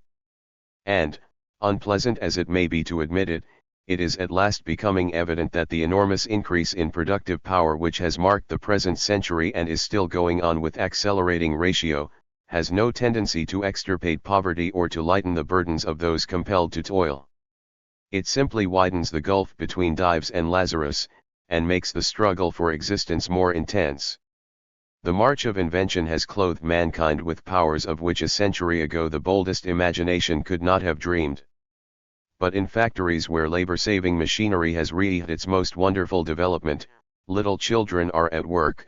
Wherever the new forces are anything like fully utilized, large classes are maintained by charity or live on the verge of recourse to it. Amid the greatest accumulations of wealth, men die of starvation, and puny infants suckle dry breasts, while everywhere the greed of gain, the worship of wealth, shows the force of the fear of want. The promised land flies before us like the mirage. The flaw in the system, according to George, was the unearned increment on land. George was a neo-physiocrat, taking from the physiocrats both the idea of a natural economy and of the central place of land in production. No one has a right to the product of the soil, as such, George claimed. The land was here from time immemorial, and its products belong to all of us. He distinguished, or attempted to distinguish, between the product of work and product of the soil. The latter he called the unearned increment on land. It was the receipt of this unearned increment, by way of private property arrangements, which was supposed to account for the alleged increasing poverty which was supposed to accompany progress. Henry George's view had only a limited impact in its specifics, but it did lead many of his hundreds of thousands of readers to believe that the situation was bad, and that the system needed correction. Writers were soon forthcoming to provide vivid accounts of all sorts of things that were wrong in America. In their wake came others to prescribe what should be done. The main line of development in America from the latter part of the 19th century to the present has been for reformers to proclaim that government should intervene in the economy in some way. Government should, they have said, control big business, regulate rail rates, own public utilities, inflate the currency, appropriate much of the wealth through graduated income and inheritance taxes, grant subsidies to farmers, exempt labor unions from laws, give massive relief to the poor, and, finally, make all-out war on poverty. The numerous interventions from that time to the present have been under the sway of these ideas. There is no body of thought which demonstrates that it is economical for governments to intervene in the affairs of people. Even the most undisciplined claims of those who have Henry George, Progress and Poverty, p. 55. Favored intervention have rarely been buttressed with arguments that it would be economic. Instead, the main justifications for intervention have been twofold. 1. Reformers have claimed that economy unregulated by government produces bad effects, as indicated above. 2. There is no longer any need for economy. It is this latter view that justifies calling these ideas a war on economy. Economy would be in order, demonstrably, if the basic problem was a shortage of goods. There has, however, been a large body of influential thought to the effect that this is not the problem. Interventionist thought has been based, mainly, upon the view that there exists an abundance of goods and services. Even the idea that mankind is confronted with a glut of goods and services is not particularly recent. It goes back at least to the Communist Manifesto. In that document, Marx and Engels claimed that in modern crises there breaks out an epidemic that, in all earlier epochs would have seemed an absurdity, the epidemic of overproduction. Because there is too much civilization, too much means of subsistence, too much industry, too much commerce. But it has had its particularly American articulation. This was provided mainly by that school of economists known as institutionalists. Prominent leaders of this school have been Thorstein Veblen, John R. Commons, Stuart Chase, and, lately, John K. Galbraith. Their basic position is that conditions have changed, that it was once true, indeed, had been true from time immemorial, that societies were confronted with scarcity, but that this condition is no longer the case for some societies, notably the United States. Stuart Chase held that the United States reached a condition of abundance in 1902. Abundance, he said, is self-defined, and means an economic condition where an abundance of material goods can be produced for the entire population of a given community. Happy Face, Rexford G. Tugwell, the irrepressible New Dealer, described the change to plenty in this way. Our economic course has carried us from the era of economic development to an era which confronts us with the necessity for economic maintenance. In this period of maintenance, there is no scarcity of production. There is, in fact, a present capacity for more production than is consumable, at least under a system which shortens purchasing power while it is lengthening capacity to produce. John K. Galbraith, who plays Stuart Chase to post-World War II America, describes the development as historical in the following: nearly all people throughout all history have been very poor. The exception, almost insignificant in the whole span of human existence, has been the last few generations in the small corner of the world populated by Europeans. Here, and especially in the United States, there has been great and quite unprecedented affluence. Vance Packard, who is to Galbraith as Galbraith is to Chase and Veblen, that is, derivative, states the development with his usual dramatic flair: man throughout recorded history has struggled often against appalling odds to cope with material scarcity. Today, there has been a massive breakthrough.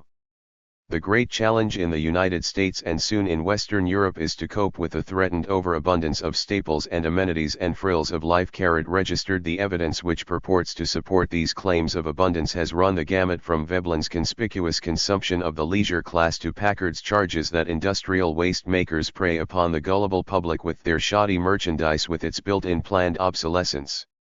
The terms which have received the widest acceptance for describing abundance are overproduction, unemployment, surpluses, unused industrial capacity, and underconsumption.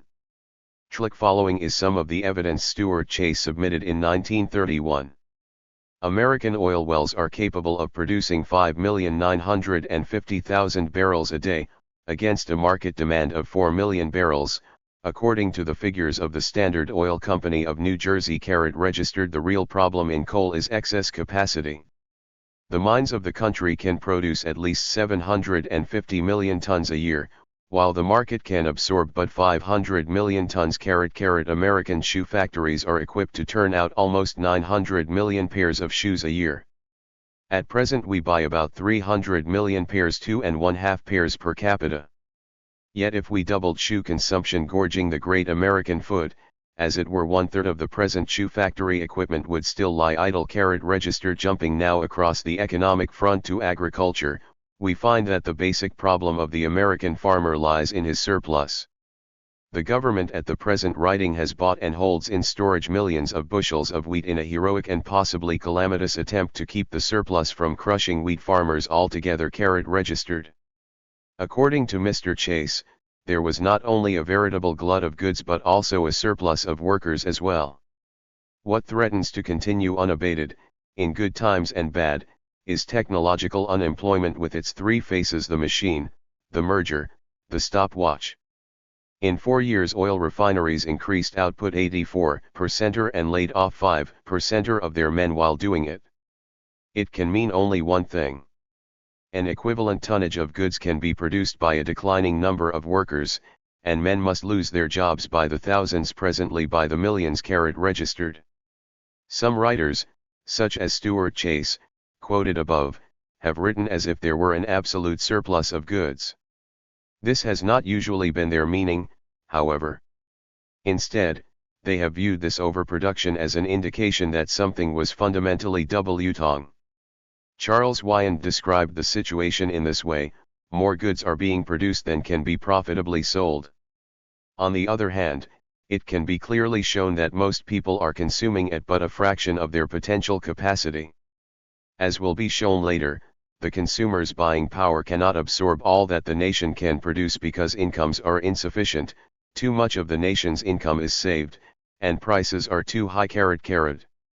What lies behind all this talk, whether it be of overproduction, underconsumption, maldistribution, wastefulness, or unemployment, is the view that government must intervene in one way or another to correct the situation.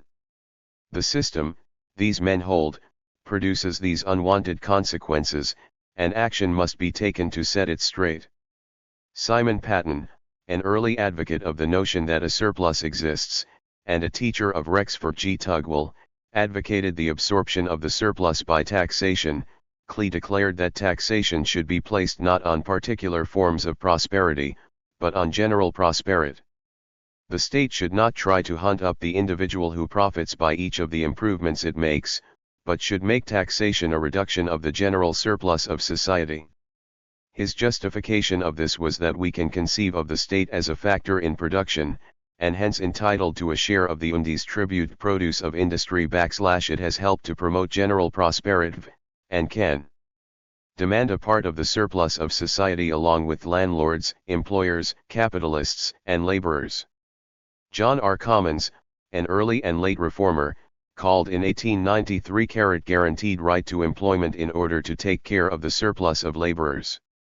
The right to employment when enforced would have the effect of guaranteeing to every worker, even the lowest, a share of the total income in excess of his minimum subsistence. It would give steady work through the year, which would increase the wages of the lowest laborers by 30% to 50%. And by overcoming the chronic excess of laborers beyond the opportunities for employment, it would raise the marginal utility of the marginal laborers, thus raising the wages of all. 23. Stuart Chase proclaimed that the situation called for detailed planning. In my judgment, the only final way out lies through planned production. We have to scrap a large fraction of laissez-faire, and deliberately orient productive capacity to consumption goods. Rexford G. Tugwell said. Let me summarize: in this era of our economic existence, I believe it is manifest that a public interest commands the protection, the maintenance, the conservation, of our industrial faculties against the destructive forces of the unrestrained competition. For today and for tomorrow our problem is that of our national economic maintenance for the public welfare by governmental intervention. In sum, the argument is this: economic action has produced surpluses and maldistribution. This being the case, government must now intervene. Liera is hardly an implication that further economic measures are in order. If the problem were one of production, which it would be if there remained fundamental scarcity, it would then be a matter for economics. Where scarcity is the problem, there needs to be frugal management, saving, investment, balanced budgets, calculations as to the best means to use to get the greatest return from materials, and determinations as to how to produce the most goods with the least expenditure of energy.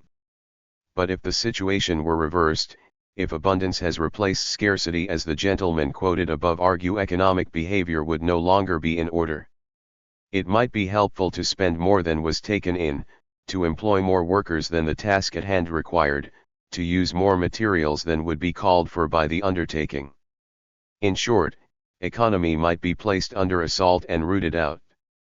While governmental force cannot be used to intervene and produce economic action, it can be used to thwart economy. It cannot be used to get the most effective production, but it can be used to distribute abundance. If there were only the problem of distribution, it would be feasible to argue that governments can intervene to improve the situation. Governments can redistribute, they can take goods from some and give them to others, they can spend, appropriate, set aside lands and resources, confiscate, and even waste rather effectively.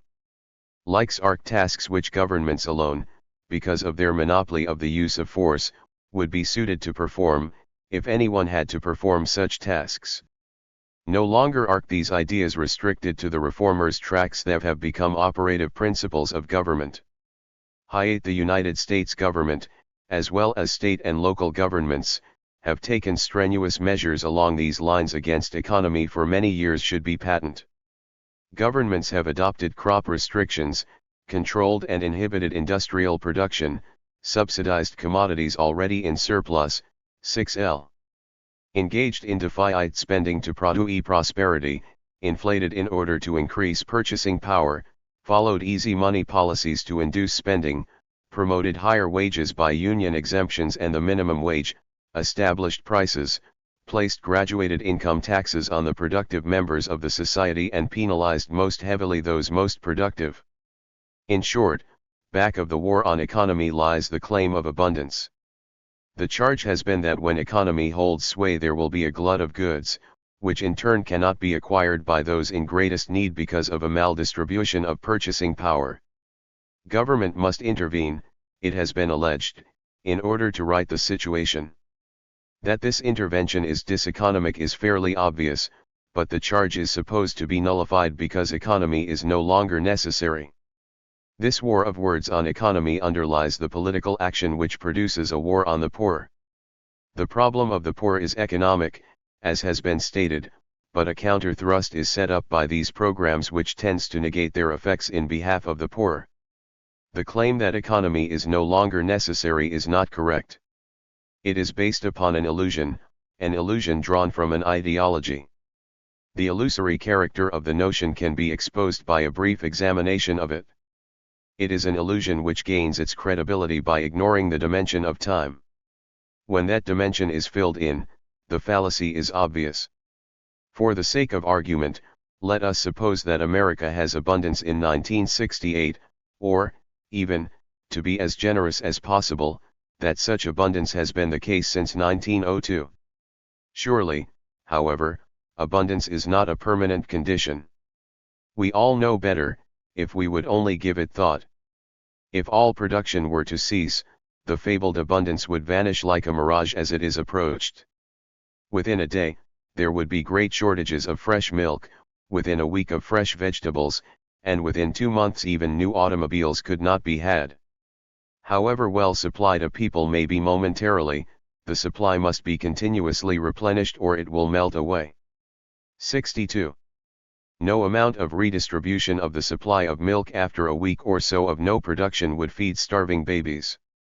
We are so accustomed to the daily miracle of continual dependable production that we rarely stop to consider that absolute stoppage would bring universal privation in a brutally brief span of time. Production and effort must be continued, then, if goods and services are to be available to us. These, by their very nature, require economy. Production requires continuing decisions about what materials to use in what manner by which workers to produce what is most wanted. As soon as this ceases, at any level, the production which will supply our wants also is curtailed. Production can be separated from distribution only by bringing chaos and universalizing deprivation. Communist countries have provided abundant proof in our century of how instant universal poverty can be brought about by attempting to separate distribution from production. Economy, then, is vital for all of us. It is, as I have said, most essential for those who have the least reserves, i.e., the poor.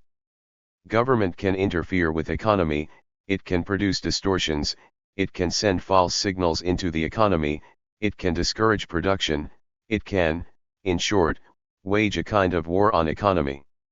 It is my contention that this will bear, and has borne, especially hard upon the poor. Illusion born of ideology begot the notion that economy was not needed and gave rise to the numerous programs of government intervention. The results of these programs are disadvantageous to the poor, as we shall see. Why, then, when they fail, are they not abandoned? Indeed, why in the face of so much evidence of an unfavorable kind is the whole assault on economy not stopped? Answer, in considerable part, is to be found in the inhibiting effect of a pervasive ideology. Ideology not only begets illusions which serve as the basis for action but also contains built-in illusions which inhibit evaluations and mightily propel believers in the set direction regardless of the 63 catastrophes which result. We should all be familiar with this impact of ideologies from the history of communism. Modern communism has usually been introduced with catastrophic violence and has produced failure after failure, while at the same time holding many of the old and gaining new adherents. Every failure can be explained, of course, if it has to be admitted. But the failure is never the failure of communism. It is a catastrophe incident to the early stages of revolution, or produced by reactionary resistance, or the result of insufficient zeal by bureaucrats, and so on. Never, but never, is the ideology itself to be called into question. To question the ideology and finally to abandon it would be to give up the only justification there could be for the suffering, hardship, and effort devoted to the cause, a thing which men can hardly bring themselves to do. In a similar fashion, though more subtle, the ideology underlying the interventionist effort in America inhibits evaluation and forestalls abandonment. Tlia's ideology is a compound of utopianism and socialism, however much these have been watered down in their advocacy to make them palatable. Those under the sway of the ideology, wittingly or not, hold that all problems can be solved and that poverty and suffering can either be abolished or reduced to insignificant proportions. It is an article of faith with them that government intervention can conduce to these ends. The shortcomings of any program are explained without recourse to an examination of premises. Not enough money was spent, it may be alleged, or the particular program was faultily conceived, or it was sabotaged by boards or commissions whose members were not really committed to it, or unreconstructed elements took advantage of it for their own benefit, and so on. Bridle for a horse has blinders on it to cut down or limit the peripheral vision of the horse. By cutting down his vision, the driver is better able to steer the horse where he wants him to go, to control the animal for the ends of his 64 master, by making him oblivious of peripheral dangers. Just so does the ideologue wear blinders when he puts on his ideology. He has his eyes focused upon the particular goal, improving the lot of farmers, aiding the handicapped, or what have you, and never surveying the scene as a whole. Ideological blinders are much more effective in America because the wearer does not even know that he has them on. Socialists don't usually refer to themselves as socialists in America. Ideas drawn from socialism are not usually identified as such. In consequence, those under the sway of ideologue / do not usually know that they are. ITI have not even examined the basic ideas by which their vision is limited and do not know that it is limited. But it is not ideology alone which perpetuates and extends programs which common sense would long since have relegated to the junk heap. Ideology provides the rhetoric which serves as blinders, but the motive power for the effort comes from perverted self-interest. It is not possible to know the inner motives of men directly, but it is possible to discern how they benefit from a particular course of action. The most obvious beneficiaries of the government programs are the politicians who advance them. THIRD have acquired a vested interest in moving the United States towards socialism. Not only does it provide them with prestige and power, but it helps them get elected to office. Politicians run for office on the basis of benefits, favors, subsidies, exemptions, grants, and so forth which they did or will provide for the electorate. Notice how this impels us toward more and more governmental activity, for the man who would continue to be elected should promise ever greater benefits to his constituency. At the apex of this structure of power and privilege is an elite of politicians, intellectuals, labor leaders, scientists, military men, and assorted leaders of various privileged minority groups. At the pinnacle is the president and those who enjoy his favor. Here, the benefits are such as would dazzle and tempt a saint. There are the obvious perquisites of 65. Office, of course, the black limousines, the jet planes, the helicopters, the Marine Band, the medical care at Walter Reed Hospital, the admiring crowds, and the fawning assistants. Surely, much of this establishment is maintained on the grounds of the wonders that government can perform for the economic well-being of the people. Those with a vested interest in government behaving in this fashion may well evaluate programs in a quite different way from the generality of the citizenry. The farm program, for example, may not have worked to achieve its stated aims, but it may have worked to keep politicians from farm states in office. In the same manner, politicians may reap votes from benefits passed on to numerous other special interests. In terms of an accretion of political power, government intervention has worked quite well for those who drive the blinkered horse. One other point needs to be disposed of before going to a more specific account of. Many may find the logic presented already and the evidence to follow saleable yet still be troubled by a nagging question. The question might be succinctly phrased in this way: if government intervention is diseconomic, then how account for the affluence and abundance in the United States? Some of the interventions have been going on for quite a while now, and they have been extended and increased over the years. Yet there can be no contesting the fact that America is the most prosperous land in the world. Moreover, politicians frequently claim credit for the abundance, and that it is a result of the government programs. It should be obvious, however, that such abundance as exists in America could not be the result of these government programs. Crop restrictions would hardly, of themselves, contribute to the abundance of food. It is their obvious purpose to reduce the supply. Higher wages do not make the production of goods and the provision of services easier, instead, they make them more expensive. Graduated income taxes do not increase the incentives to production, they reduce them. 66. Higher prices are not a boon to trade generally, they inhibit it. Redistributionist schemes can serve as a basis for spreading the bounty around, but they neither increase it nor even maintain it. Instead, they are powerful deterrents to production, so powerful that various subsidies to some industries at the expense of others generally result in a net loss in production. It should be obvious then, that the great productivity in America occurs despite the controls, regulations, restrictions, and interventions rather than because of them. Adam Smith knew that a certain degree of political interference could be to some extent overcome. He declared that the natural effort of every individual to better his own condition is capable of surmounting 100 impertinent obstructions with which the folly of human laws encumbers its operations. In his day, there were those who claimed that mercantile intervention produced English prosperity. His answer to this was succinct and worth repeating. Though the period of the greatest prosperity and improvement of Great Britain has been posterior to that system of laws which is connected with the bounty, we must not upon that account impute it to those laws. It has been posterior likewise to the national debt. But the national debt has most assuredly not been the cause of it registered.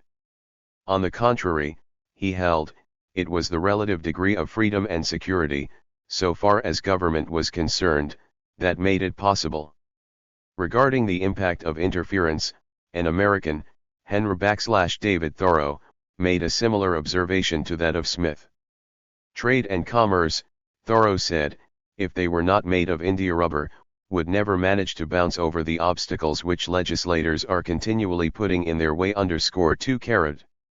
So great, then, is the bent of men to economy that they may be expected to overcome many obstacles to it in their efforts.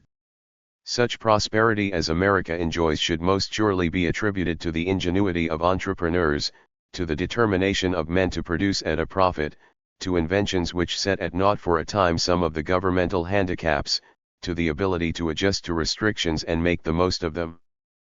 The story of American agriculture and industry in the 20th century is an amazing chronicle of such adjustments in overcoming obstacles to production. These adjustments have been made possible by the gradualist character of the intervention. THIRD enables producers to come to some sort of terms with some of the interventions before they have to wrestle with others. They have been facilitated, also, by the greater relative security to property in America than in most other lands. This does not mean either that the potentialities for adjustment are endless, or that prosperity has been generally what it might otherwise have been without the obstacles. After all, the interventions of the I-93 created considerable havoc in America. The pace of intervention has generally been slower since, and adjustments have been accomplished with less obvious harm to economy. But, and this is the crux of my thesis, all people are not equally well equipped to cope with intervention. A great corporation, such as, for example, General Motors, with its lawyers, economists, and experts of one kind or another, can quite often keep its management informed of changes in the laws, their probable effects on economy, and the best means of survival in the face of them. A great corporation can quite often take advantage of an intervention to better its position vis-a-vis its competitors, to increase its share of the market, or to turn the application of the law to its advantage. By contrast, the poor are usually sitting ducks to be misled by every false signal sent into the economy, to be misguided by the rhetoric of politicians, to be drawn into uneconomic endeavors to their hurt and to their sorrow. Whatever the state. 68. Of general affluency, they are often led to board a train going away from it. In sum, then, 100 years' war on economy has been going on. It has been conducted at two levels, the surface level of government programs and the underlying level of ideas. This chapter has been a summary of that war as it has been conducted in the realm of ideas, and tells of how these ideas serve to justify the political effort and forestall evaluations of it. Attention can now be turned to the various battles conducted at the level of political programs. Chapter 4. Farmers at Bay. A generation of farm policy adds up to hopeless tinkering, fantastic losses, planned chaos, a lost war against nature's laws.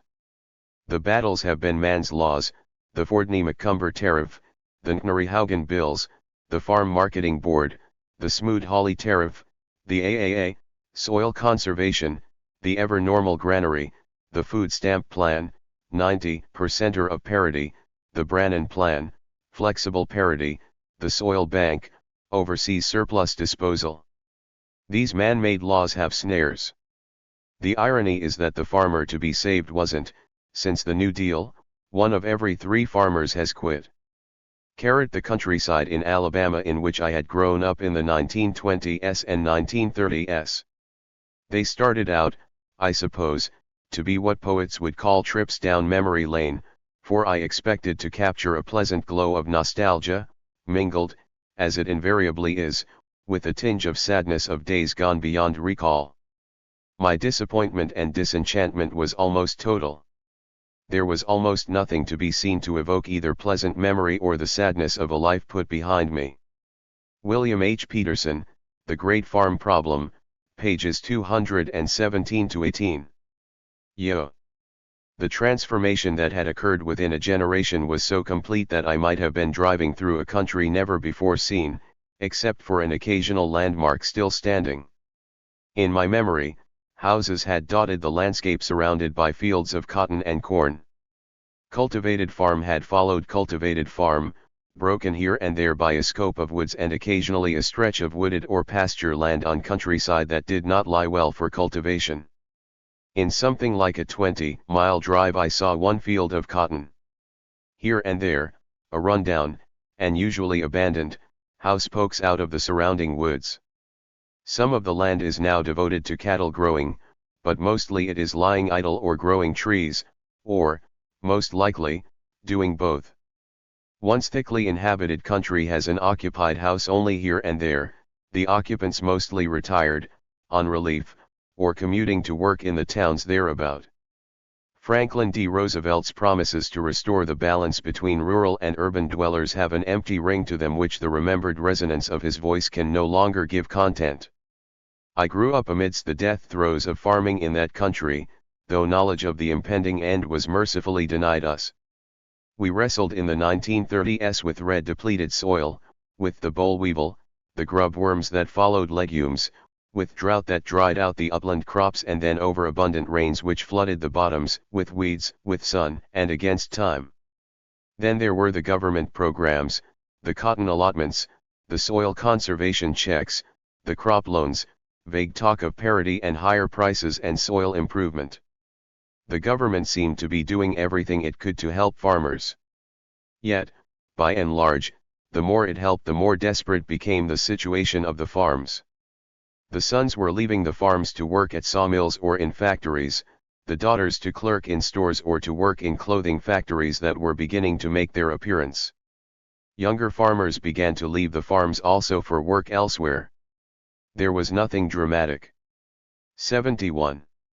About the death of agriculture there, it was more like a lingering and wasting sickness from which its victims just faded away. Any connection between the government programs and the decline of agriculture was too remote and subtle for anyone to figure out. Communities did not make general analyses of their plight. Individuals, whether they stayed on the farms a little longer or left early, simply sought to improve their situation as best they could. Of course, farms have not been abandoned in like degree all over the United States. There are large areas where the land is still cultivated, and there are even prosperous farmers.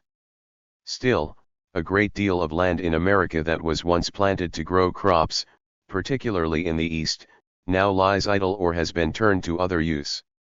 Economists have a term which they apply to the above situation. We were, they would say, marginal farmers who became submarginal. They quite often suggest that it was inevitable that many should leave the farms, that technological and nutritional changes dictated the exodus. If government had not intervened, some say, the exodus from the farm would have been greatly accelerated and, perhaps, achieved with less suffering. At any rate, the phenomenon is apt to be dismissed with a nice, hygienic abstraction: marginal farmers. Those who are somewhat aware of the impact of government intervention might not dismiss the situation as casually as that. They should know that the meaning of marginal is related to economy, and that government intervention is uneconomic. In short, when government intervenes, it is no longer possible to determine who is marginal and who is not. To be more precise, government intervention changes the content of the marginal category. It may make land and labor uses marginal which were not and would not have become marginal, or vice versa. Government intervention has been going on for a long time in the farm situation, and it has long since come to pervcarate it. No one knows how many farmers and of what kind there should be in the abstract. No one. 72. Knows how many should live on farms and how many in the ideas. That is something we men would decide for themselves, if there were no intervention, and they might decide in terms of the best information on the subject.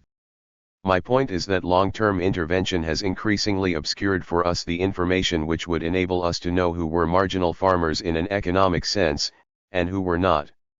It is time now to tell some of the story. The history of government intervention in agriculture goes back much earlier than the I-86 OS. Indeed, it goes back to the beginning of the colonies, to the English mercantile system, to the promotion of the growing of staples and commercial farming. But there is an interval, of sorts, between the intervention of the colonial period, spurred by mercantilistic concepts, and the intervention which got underway with new impetus in the latter part of the 19th century, spurred by new social doctrines. In the period from the War for Independence to the Civil War, intervention was at a minimum. It picked up considerably in the latter part of the 19th century and has, of course, reached unprecedented heights in the last 40 years. Armors have long been an object of sentiment and special solicitude in America. From the early days of the Republic, the Jeffersonians lavished praise upon them. Men such as Benjamin Franklin, Thomas Jefferson, and Hector St. Crèvecoeur created what Professor Richard E. Lofstadter has called an agrarian myth. He described the myth in this way. Like any complex of ideas, the agrarian myth cannot be defined in a phrase, but its component themes form a clear pattern. Its hero was the yeoman farmer, its central conception the notion that he is the ideal man and the ideal citizen. Unstinted praise of the special virtues of the farmer and the special values of rural life was coupled with the assertion that agriculture as a calling uniquely productive and uniquely important to society, had a special right to the concern and protection of government. The yeoman who 73 owned a small farm and worked it with the aid of his family, was the incarnation of the simple, honest, independent, healthy, happy human being. Because he lived in close communion with beneficent nature, his life was believed to have a wholesomeness and integrity impossible for the depraved population of the cities. It was to this belief, and more, that William Jennings Bryan appealed in his famous Cross of Gold speech in 1896. You come to us and tell us that the great cities are in favor of the gold standard, we reply that the great cities rest upon our broad and fertile prairies. Burn down your cities and leave our farms, and your cities will spring up again as if by magic, but destroy our farms and the grass will grow in the streets of every city in the country. Franklin D. Roosevelt relied upon such sentiments for the evasive power of his notion of restoring the balance between rural and urban population. Sentiment and sympathy have all been appealed to in the promotion of intervention supposedly on behalf of the farmer. It is true, as it has ever been, that farmers produce most of the basic necessities of life, that without the food and materials that flow in from the farms there would be no ides. The reliance of all of us upon agriculture for sustenance should not be doubted. Here are, also, values peculiar to farming, closeness to nature, the honesty of a relation between workman and harvest uninterrupted by human failings, the illicit relations between parents and children, and so on. Many Americans, if they are no longer farmers, cherish memories of farm life, and, in their reveries, envision a retirement one day to the peacefulness of the farm. There is, too, a sympathy for farmers, for the hard work, for the uncertainty of the harvest, for the long hours and the lonely life. The above has to do, of years, with justifications for interventions in agriculture, not with the necessity for them. There was more involved, too, than sentiment and sympathy, such as, for example, farm lobby groups, the desire of politicians to be elected, and a general bent to reform. But the justifications have usually been couched in terms of sentiment and sympathy. Even supposing, however, that all of the government action had been spurred by disinterested goodwill, that all who had favored the programs had been animated by the desire to relieve the hardship of farmers, that farming has a unique place and importance, the consequences of intervention would be about the same as if the acts had been done by selfish monsters. In the final analysis, to farm successfully is to act economically. Every man who would get his livelihood by farming must do so by economy. THI interventions have been efforts to remove all or some of the economic considerations. THI consequences of uneconomic actions fall equally upon the just and the unjust, like the rains. Economically, the farmer is a businessman or an entrepreneur. He works with three basic ingredients from which his production comes: land, labor, and capital. He must decide how much of these to apply and in what ways. That is, he must decide how much land to cultivate, what crops to plant where, how much fertilizer to use, what equipment to employ, and how often and in what ways to cultivate his crops. Liesque are all economic decisions because eventing is scarce. Land, and particularly arable land, is in short supply, labor is scarce, and capital resources are limited. THIEV are not all equally scarce, however, land may be relatively plentiful while labor and capital are in much shorter supply. THIC situation will alter from time to time, and, when it does, the farmer must change with it to remain successful.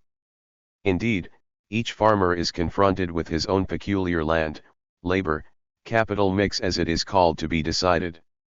Again, not all farmers are equally well equipped to make the change. Government inter. 75.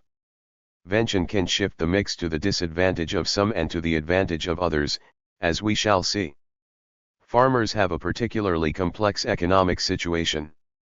They are particularly vulnerable to the elements. Crops may be ruined by a few minutes of hail. Too much or too little rain may ruin a year's work.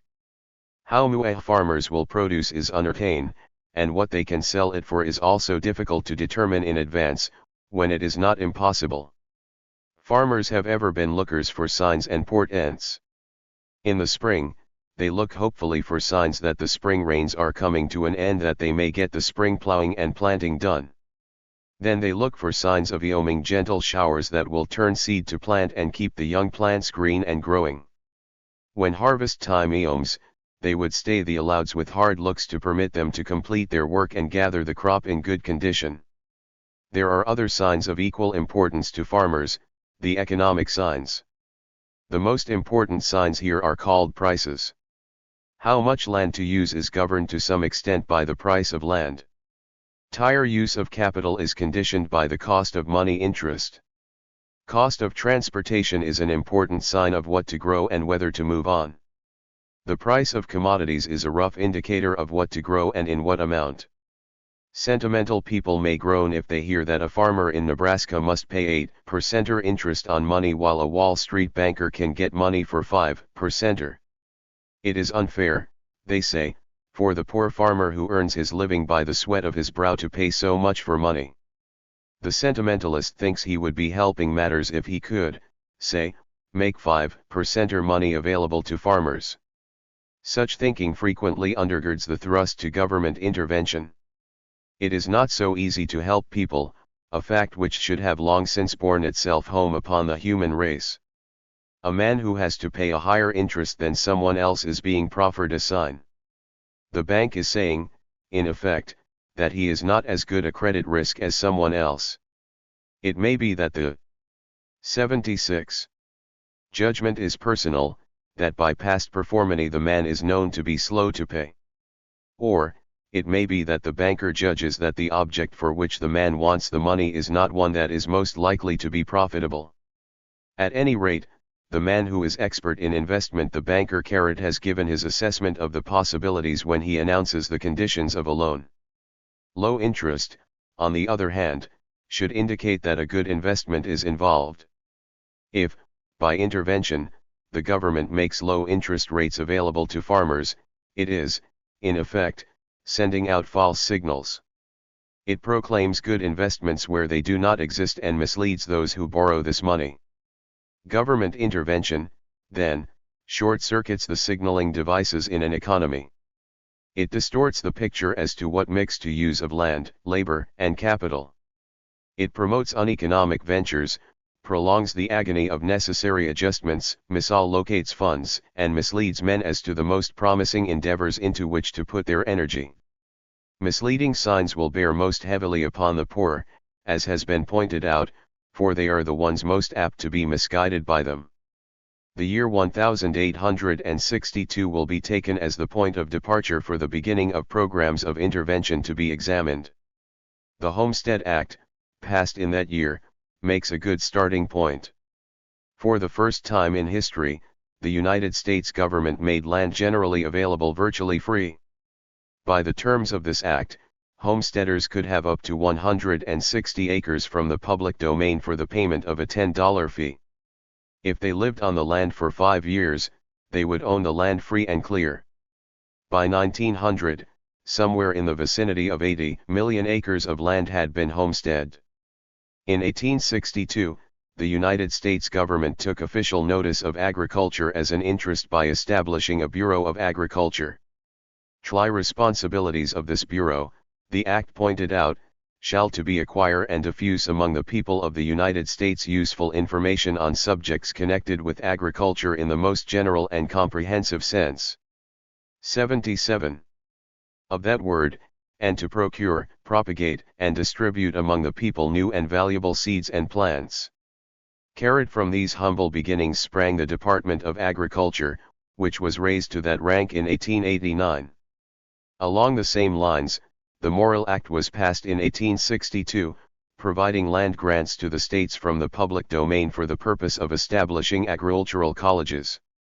In the same year, the Pacific Railway Act was passed by Congress. As supplemented by later legislation, it provided for land grants to the railroads building in the West, plus large loans. 4 transcontinental lines had made connections to the Pacific by the end of 1883: the Union Pacific, the Santa Fe, the Northern Pacific, and the Southern Pacific. The West had been rather effectively open to settlement. There were other interventions and involvements of government with agriculture in the ensuing years which may as well be put on the record at this point. During the Civil War, the federal government issued $450 million in unsecured United States notes, that came to be known as greenbacks. This inflationist effort was later supplemented by the Bland-Allison Act of 1878 and the Sherman-Silver Purchase Act of 1890. The Homestead Act was supplemented by the Timber Culture Act of 1874, which made 160 acres of additional land available for everyone who kept 40 acres of the land in timber. The timber requirement was shortly reduced to 10 acres. The Desert Land Act of 1877 authorized homesteaders to acquire 640 acres of land for 25 cents an acre if the land was irrigated within 3 years. On the surface, the above have the appearance of being the acts of a generous and benevolent government. Moreover, they look as if the poor might be the direct beneficiaries of them. Surely, the poor would get land for almost nothing under the Homestead Act. Surely, it would be helpful to the poor to be more productive with the aid of colleges and a Bureau of Agriculture. The railroads opened up a vast new domain in which men might find many new opportunities. From the outward appearance of things, a great era of farm prosperity should have been forthcoming. Yet the record does not show that this was the case. On the contrary, all historians seem to agree that the great farm problem arose in the latter part of the 19th century, simultaneously with the supposedly beneficial government programs. Book after book repeats the tale of woe of the farmers. Tricontra was growing, one writer says. However, one important group in society was suffering increasingly as the years rolled by: the farmers. Long the backbone of American society, the farmer was rapidly being left behind in the race for wealth and status that dominated the post-Civil War era. Number of farmers and the volume of agricultural production continued to rise, but agriculture's relative place in the national economy was declining steadily. Registered in the same vein, another textbook says, by I-8 Western farmers were becoming desperate. The great industrial development of the period was bringing wealth to the financiers and manufacturers and higher wages to urban workers. Farmers, on the other hand, had never recovered from the panic of 1873. In fact, their situation seemed to be growing worse. Registered, the story that history books tell of the plight of farmers is even more devastating and revealing in detail. The Beards recount the story of the rise of tenana and farm indebtedness, In 1880, the year of the first census of 1080, 25% of all the farms in the United States were tilled by renters. At the opening of the 20th century the proportion had risen to 30%-5% and the curve was clearly upward. Even though about 2/3 of the farmers owned the 79 land they tilled at the opening of the 20th century, a large proportion of these more fortunate individuals labored under heavy debts which imposed servitudes on them no less real, if more euphonious, than the burdens laid upon the cottars and boardars of the middle-aged. The story, as usually told, is one of overproduction, surpluses, and declining prices. As one writer says, all through the period there was a strong tendency for farm production to outrun demand and, consequently, for farm prices to be depressed. Registered in more detail, another writer says, between I-860 and 1910 American farm acreage doubled, while corn and cotton production tripled and wheat quadrupled. Overexpansion was not confined to cotton and wheat but appeared in nearly every farm product.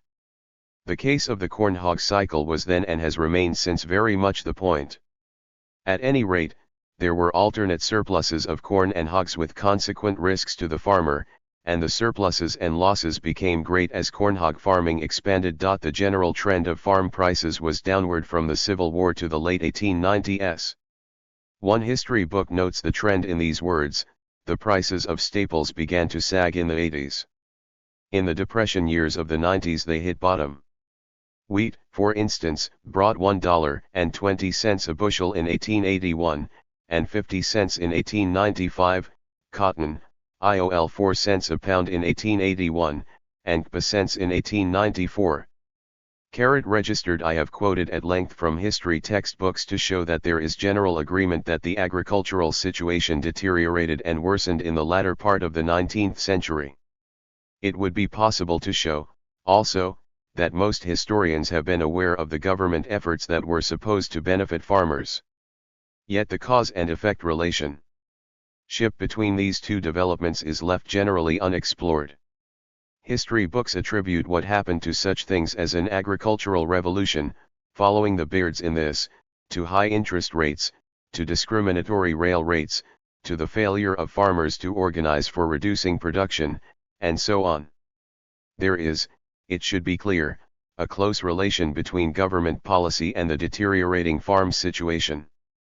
It should be obvious that free land contributed to the great increase in production that, in turn, led to lower prices. The cost of land is one of the deterrents to going into farming. Farming can be made to look most attractive if this cost is removed or reduced to a minimum. A prime economic consideration is removed from the initial decision to go into farming. The effect of this was for many to be lured into farming for whom it was not an economic pursuit, or who would make farming uneconomic for those already in it.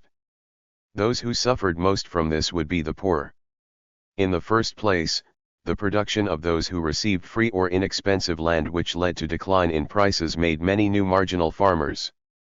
Of the older established farmers in the East, those with the smallest holdings, the poorest soil, and the least effective equipment, in a word, the poor became the marginal or sub-marginal farmers.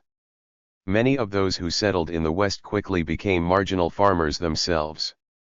One writer indicates their plight: because of the steady decline of the price level, farmers in newer settled regions were usually worse off than those in older areas, since they had to borrow money to get started and were therefore burdened with fixed interest charges that became harder to meet with each passing year. In the 1870s, farmers in states like Illinois and Iowa suffered most. In the 1890s, thousands lost their farms and returned eastward, penniless and dispirited. The population of Nebraska increased by fewer than 4,000 persons in the 90s, less than 0.4%. Garrity, OPCIT, pages 6i02. 8i. One other point about the government's free homestead policy needs to be made. A vigorous and profitable cattle industry had developed on the Great Plains in the late I-86s and the 1870s. These cattle had been grazed on the open range. The coming of homesteaders disrupted this development, for homesteaders tried to farm their small holdings, threw up fences, and sundered one part of a ranch from another. Many of these farmers did not succeed on their plots of land in arid country, but they did denude the land of its covering and prevent what was probably the most economic use of the land. Virtually free land probably was less significant in leading farmers down the garden path than another intervention, the subsidizing of the railroads. To encourage the building of the Union Pacific and Central Pacific, the federal government gave each road a 400-foot right-of-way and free timber and materials from public lands.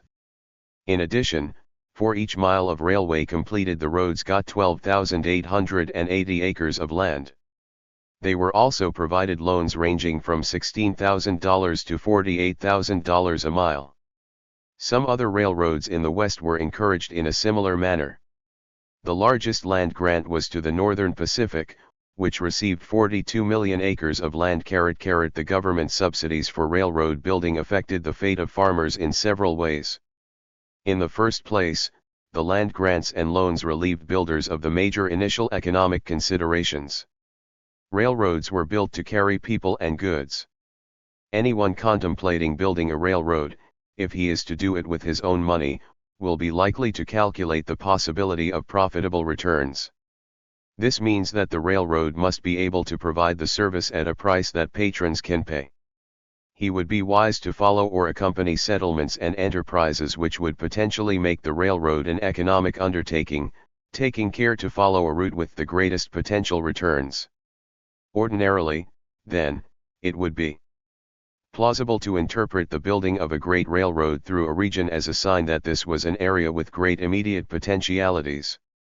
But the government bounties largely relieved builders of the necessity of these calculations initially. ILIC had maximum incentives for laying as much track as possible over the easiest routes to lay it, and were enabled largely to ignore the future. Moreover, there were possibilities of peak profits from building, profits at the expense of the future stability of the railroad. Credit mobilique was the famous scandal, involving the Union Pacific, of builders gauging a huge return by milking the railroad of its assets. But even if such shenanigans had not occurred, the railroads would still not have been economically built, most likely, for the incentives ran counter to this. The railroads had huge acreages of land to dispose of as a result of the land grants. ILIC went to great lengths to lure settlers into the area.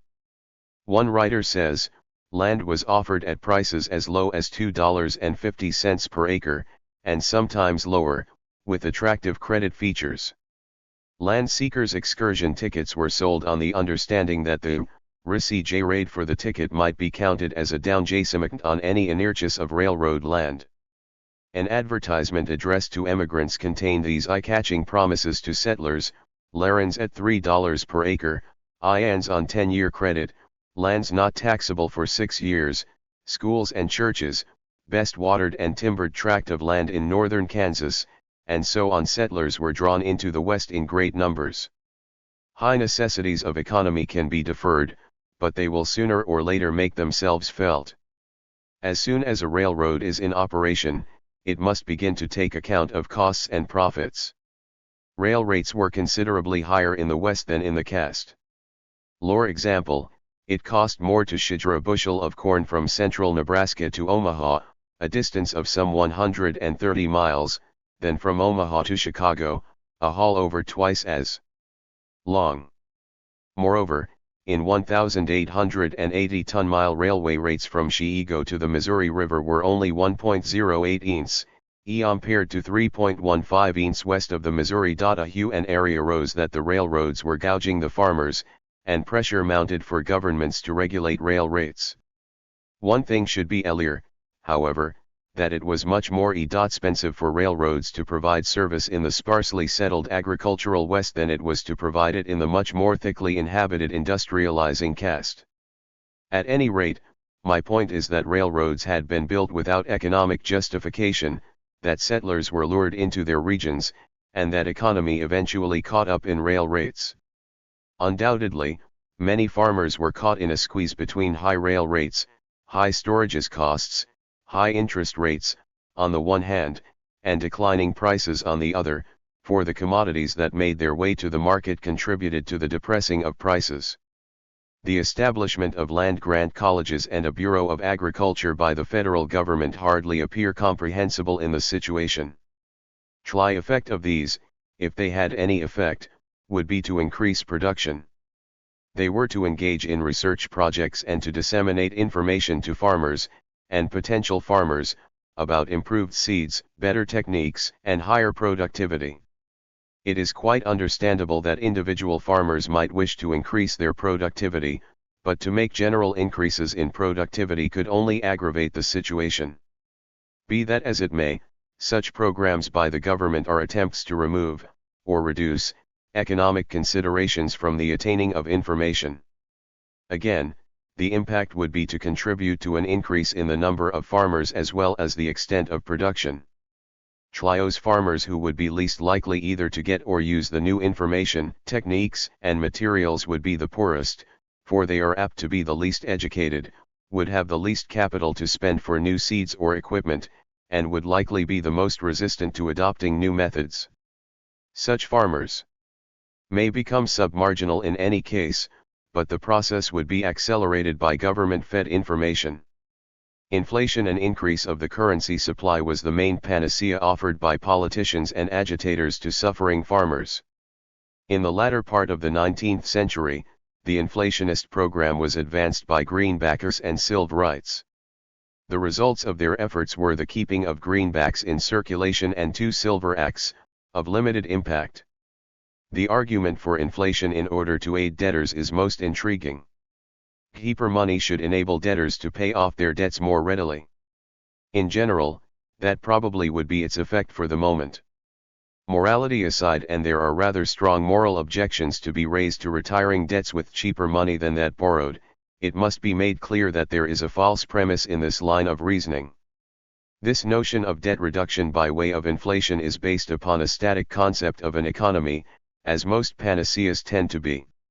If all farmers would cease to borrow money, if the currency supply were greatly increased, if the increased money obtained by way of higher prices were applied to debts, most debts could surely be retired. And this is a definitive and all-embracing but men do not cease to borrow money when the currency supply is increased. On the contrary, borrowing may be expected to mount for 2 reasons. First, other things being equal, interest rates will drop, and loans are more easily acquired. Secondly, prices rise in general, and those who wish to borrow money will need more to make their purchases. Thus, indebtedness could be expected to rise in a period of inflation. The historical record tends to bear this out. For example, farm indebtedness rose greatly between 1910 and 1920, a period of drastic inflation. Inflation does not tend to decrease indebtedness over a period of time, though it reduces the relative value of a debt once contracted, but it does send misleading signals into the economy. Easier money may enable a submarginal farmer to hold out a little longer as well as draw others into farming.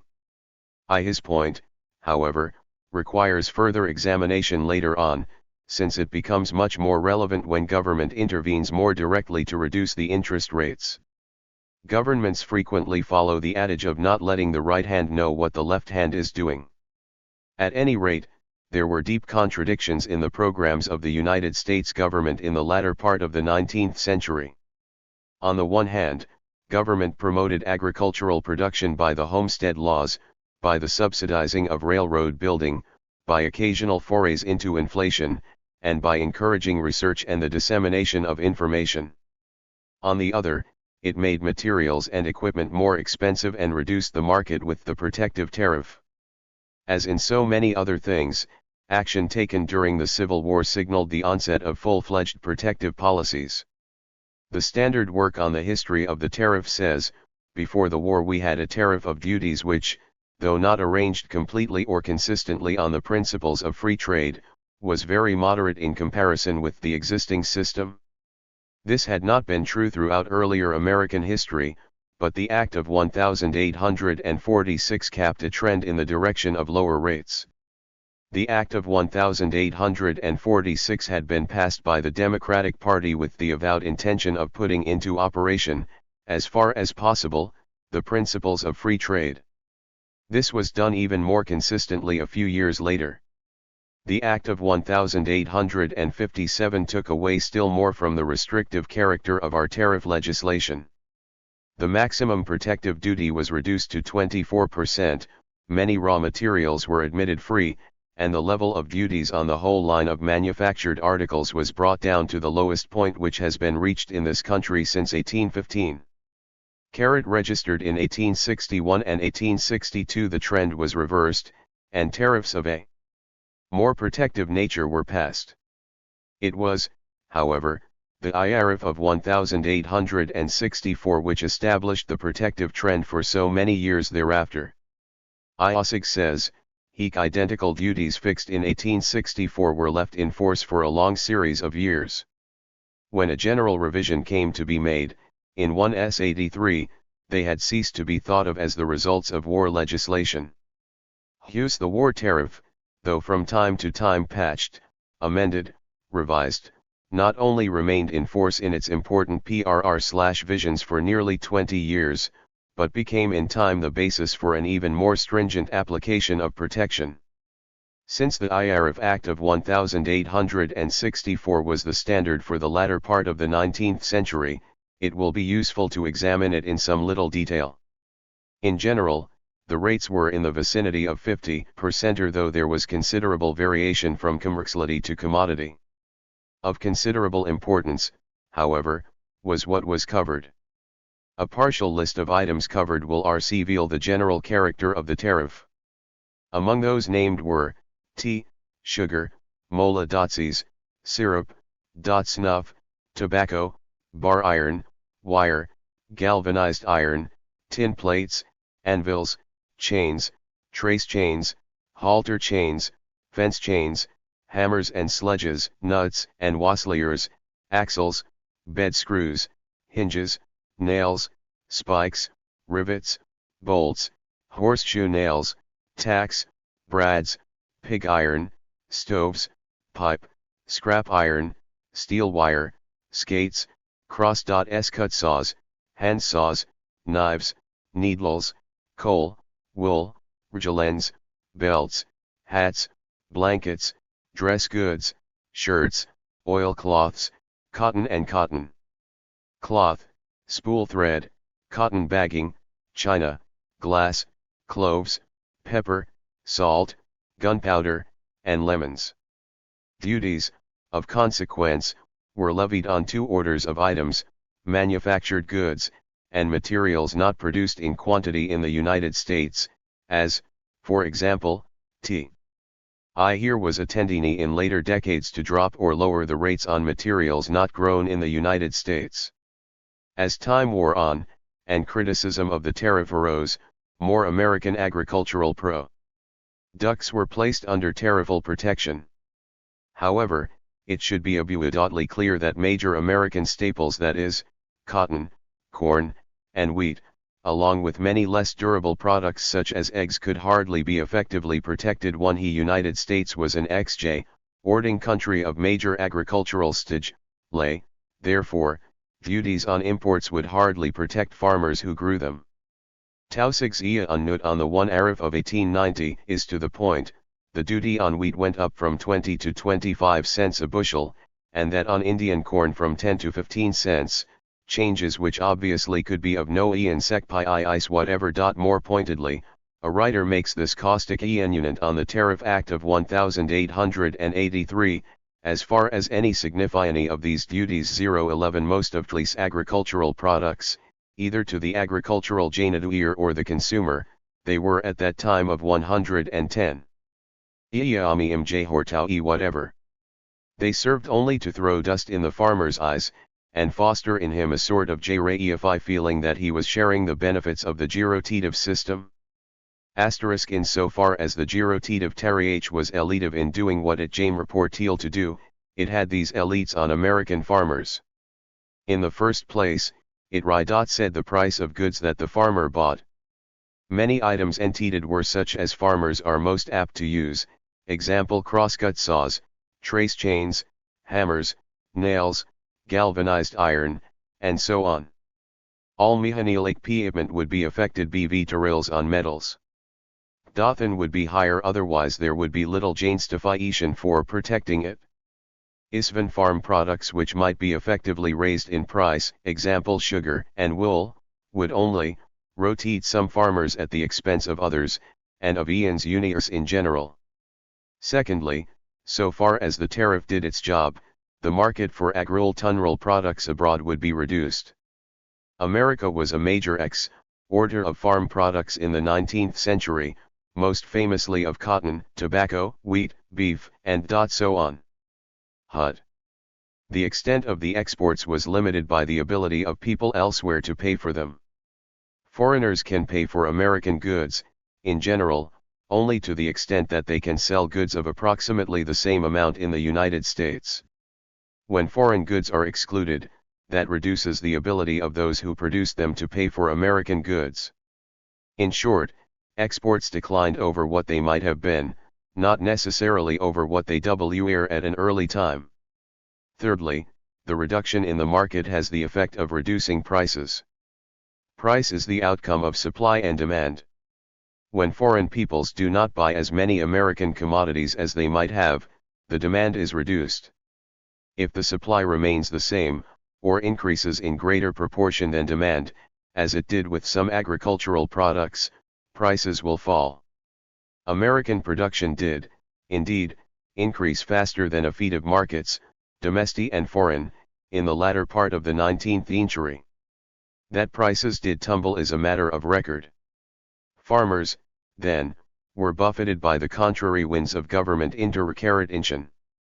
By one policy, they were encouraged to produce as much as possible, to go into farming, to move on to western lands, to settle and bring more land under cultivation. By the tariff policy, what they bought was priced in a protected market while most of what was sold was on the world market. Hence, there was a great expansion of agriculture, followed by declining prices and often accompanied by the heavy indebtedness of farmers. Eventually, adjustments were made to the situation. From R898 to 1914 has long been reckoned a kind of golden age for American agriculture. According to the later view, this was the period of the ideal ratio between farm prices and price of manufactured products. No great change in government policy had occurred, but economy had asserted itself. 89. Overall the obstacles and adjustments had been made. The words sound innocent enough, but they mask numerous private hardships. The deflation, or depression, of the mid-1890s finally succeeded in driving out many marginal and submarginal farmers. The innocent word, adjustment, hides the dashed hopes, the years of struggle amidst dreams turned to nightmares, the bankruptcy, the shattered lives of those who had staked all on a homestead in the West, and the shameful returns to the East. That is war, say the French, as they shrug off misfortune, but few have recognized the subtlety of.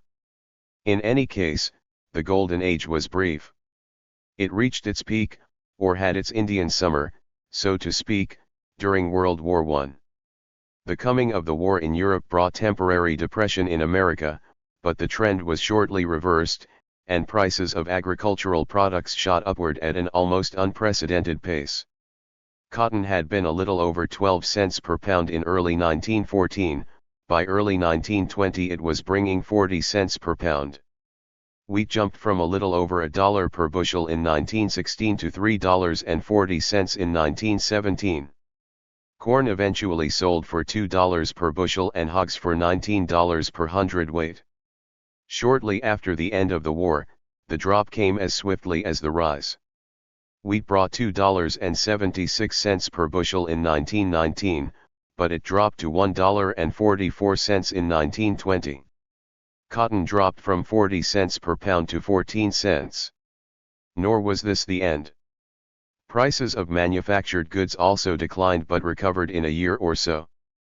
In contrast, prices of farm products remained low for a generation. For the farmer, wartime prosperity was over.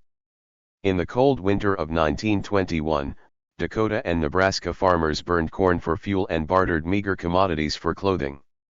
Carrot registered there is no reason to doubt that there was widespread agricultural depression in ensuing decades.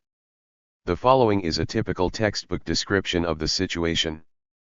Beginning in the fall of 1920, agriculture slumped into a severe depression. Peterson, OPCIT, pages 81 to 84. 90.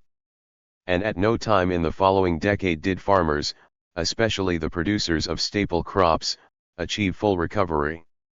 In fact, the position of farmers was poor when compared to other aspects of the economy until agricultural prices were driven upward under the impact of World War XI.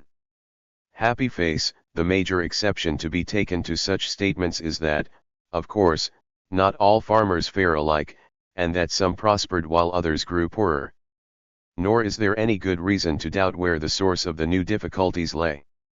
Government intervention had, this time, produced its distortions and the accompanying difficulties swiftly.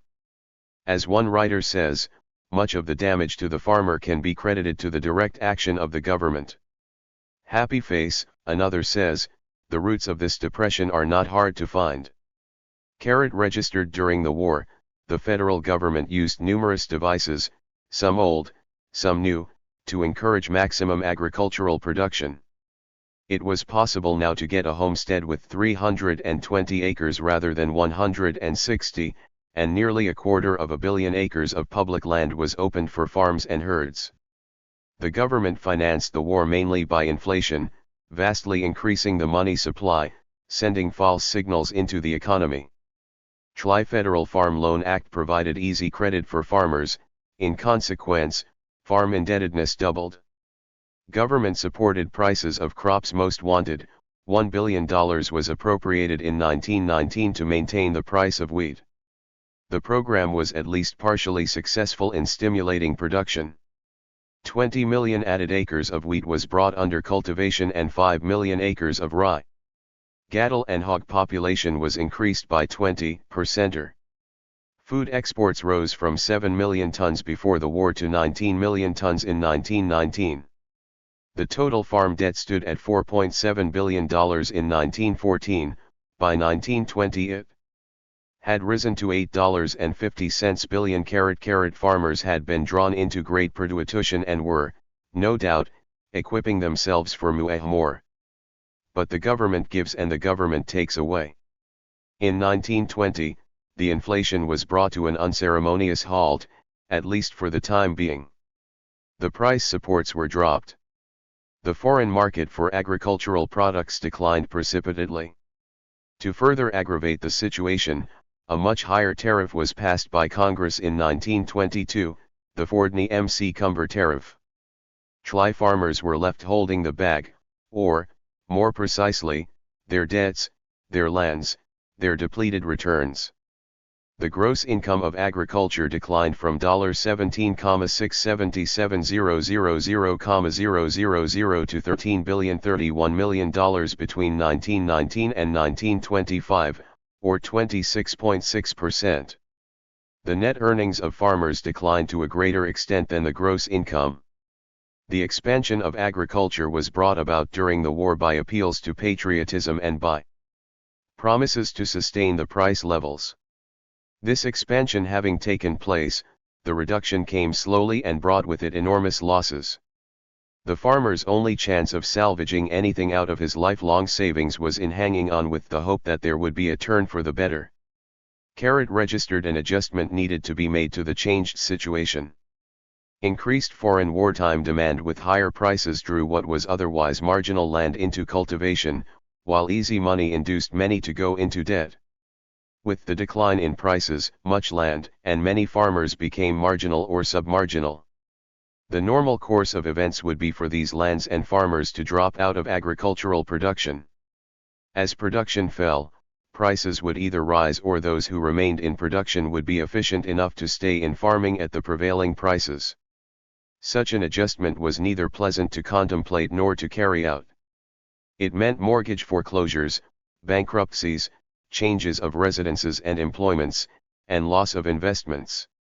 At best, such an adjustment would probably not have occurred quickly. As the writer above points out, many would hold out year after year, hoping against hope that the situation would improve, that prices would rise, and that they could again effectively compete. The adjustment has never been made, at least not in the normal way. This is not to say that many adjustments have not been made, they have. Millions have left the farms in America. Millions of acres of land have been taken out of cultivation. But the Herculean effort has been made to prevent normal adjustment, to raise prices, to keep marginal farmers on the farm, to enable the poor to buy farms, and so on. The adjustments have taken place under conditions induced by government to prevent the adjustments. Dalias, lands which would be submarginal without interference have been kept in production by interference, and lands that would have been profitable to cultivate have been driven out. In short, normal adjustment has not taken place. In the abstract, a case can be made that the icarical government should have done something to rescue the farmers. After all, the government had done much to produce the mess. It may be pointed out, also, that the programs during World War I were adopted to advance the war effort, to feed allies, and speed the day of victory. In that case, the farmers might be likened to war casualties. Help them might be compared to aid given to war casualties, to pensions provided for the disabled, to hospitals maintained for those wounded, to aid the families of those killed in combat. IBC analogy is not a perfect one, however, and the differences are worth pointing out for showing how efforts to aid farmers go astray. Payments to the disabled are not likely to encourage many men to actually become disabled. Maintaining hospitals for the wounded will not induce many men to become seriously wounded, though it may encourage mailing earths. Certainly, there is little likelihood that many men will get themselves killed in combat in order to provide their survivors with clearance. Men are, by nature, clinician to disablement, disfigurement, and violent death. Aid to farmers mobilizes human inalienations in a different direction. If prees are raised for what they prodne, they will try to produce more. If they are enabled to pay off their farms with a government grant, they will be enabled to stay in farming that no longer. In short, government aid only makes the situation worse. Even so, there has been a massive effort to aid farmers. In the abstract, again, a case can be made that farmers should not have let themselves be drawn into increased wartime production.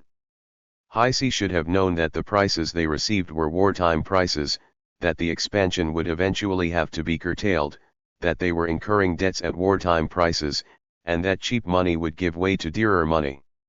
In short, an abstract case can be made that farmers ought to be rigorous economists, deeply learned in history, and expert psychologists and philosophers. An equally likely case can be made that politicians ought not to mislead the electorate, that men should not have wars, or that they should not take the steps they consider necessary to win wars. Fact is that most farmers are not expert economists or historians. They know little more, in this regard, than that higher prices are a signal that they have a better chance of profiting with greater retribution. And, if men ever stopped acting upon this information, we should all likely starve. Best ease of all can be made for the view that government should not have interfered in the post-World War I situation, that the adjustment that would then have followed in that time would have been hard, but that there was no help for it, and that efforts to prevent misery only prolonged and added to it. Be that as it may, this was not to be. Many farmers had fallen under the sway of the notion that intervention could relieve the situation. Here were vocal farm leaders of organizations lobbying for aid. Many politicians from farm states were promising benefits. Reform mjjetons, even in the apparently non-reformist Ixos, was gaining headway. 94. The Federal Reserve Board was already established to interfere with the money supply. Many farmers had come to believe that the protective tariff offered possibilities for use in their behalf. Wartime interventions were there in the mind as models for peacetime use. At any rate, pressure mounted in the 1920s for government to come to the rescue of the farmer. Thrust of government into the farm arena would not become an all-out effort until the 1930s, but there is a continuity in the analysis of the situation and the direction of the effort from the 1920s down to the present. Thus, it is appropriate at this point to summarize the interventionist analysis and proposals. Reduced to basics, the interventionist argument was simplicity itself. It amounted to the proposition that farm prices were too low. Or, farmers got too little for what they sold and paid too much for what they bought. The argument is most appealing. It accords with each man's subjective analysis of the situation. Each of us knows more correctly, feels that he is underpaid for what he sells and overcharged for what he buys. Schleyer is a reason, of sorts, for our belief in this proposition, one that goes beyond our ingrained selfishness. We know what we have put into the product or service we offer in a way that we do not know what other men put into theirs.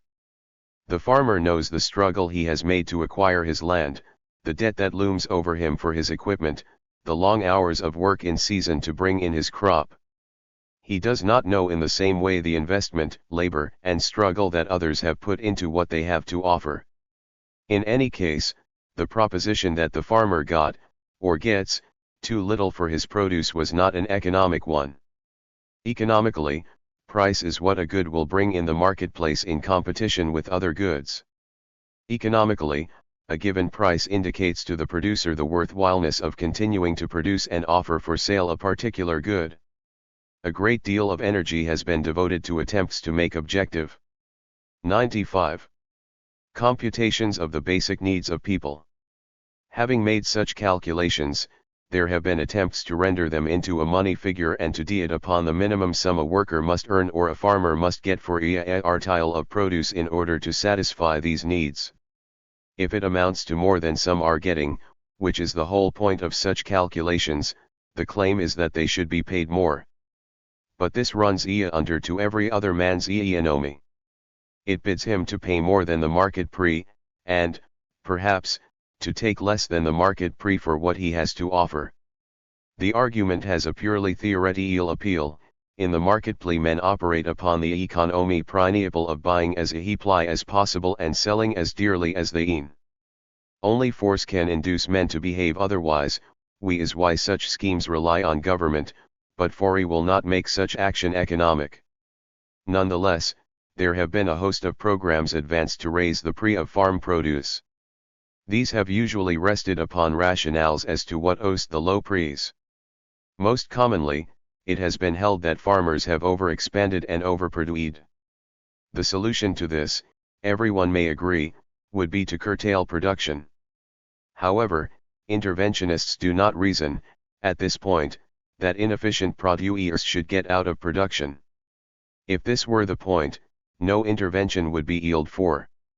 Instead, they envision the desirability of curtailing production without reducing the number of farmers. But they doubt that this could be accomplished by exoluntary agreements. Farmers are individualists, they say, and will not voluntarily cooperate to reduce production.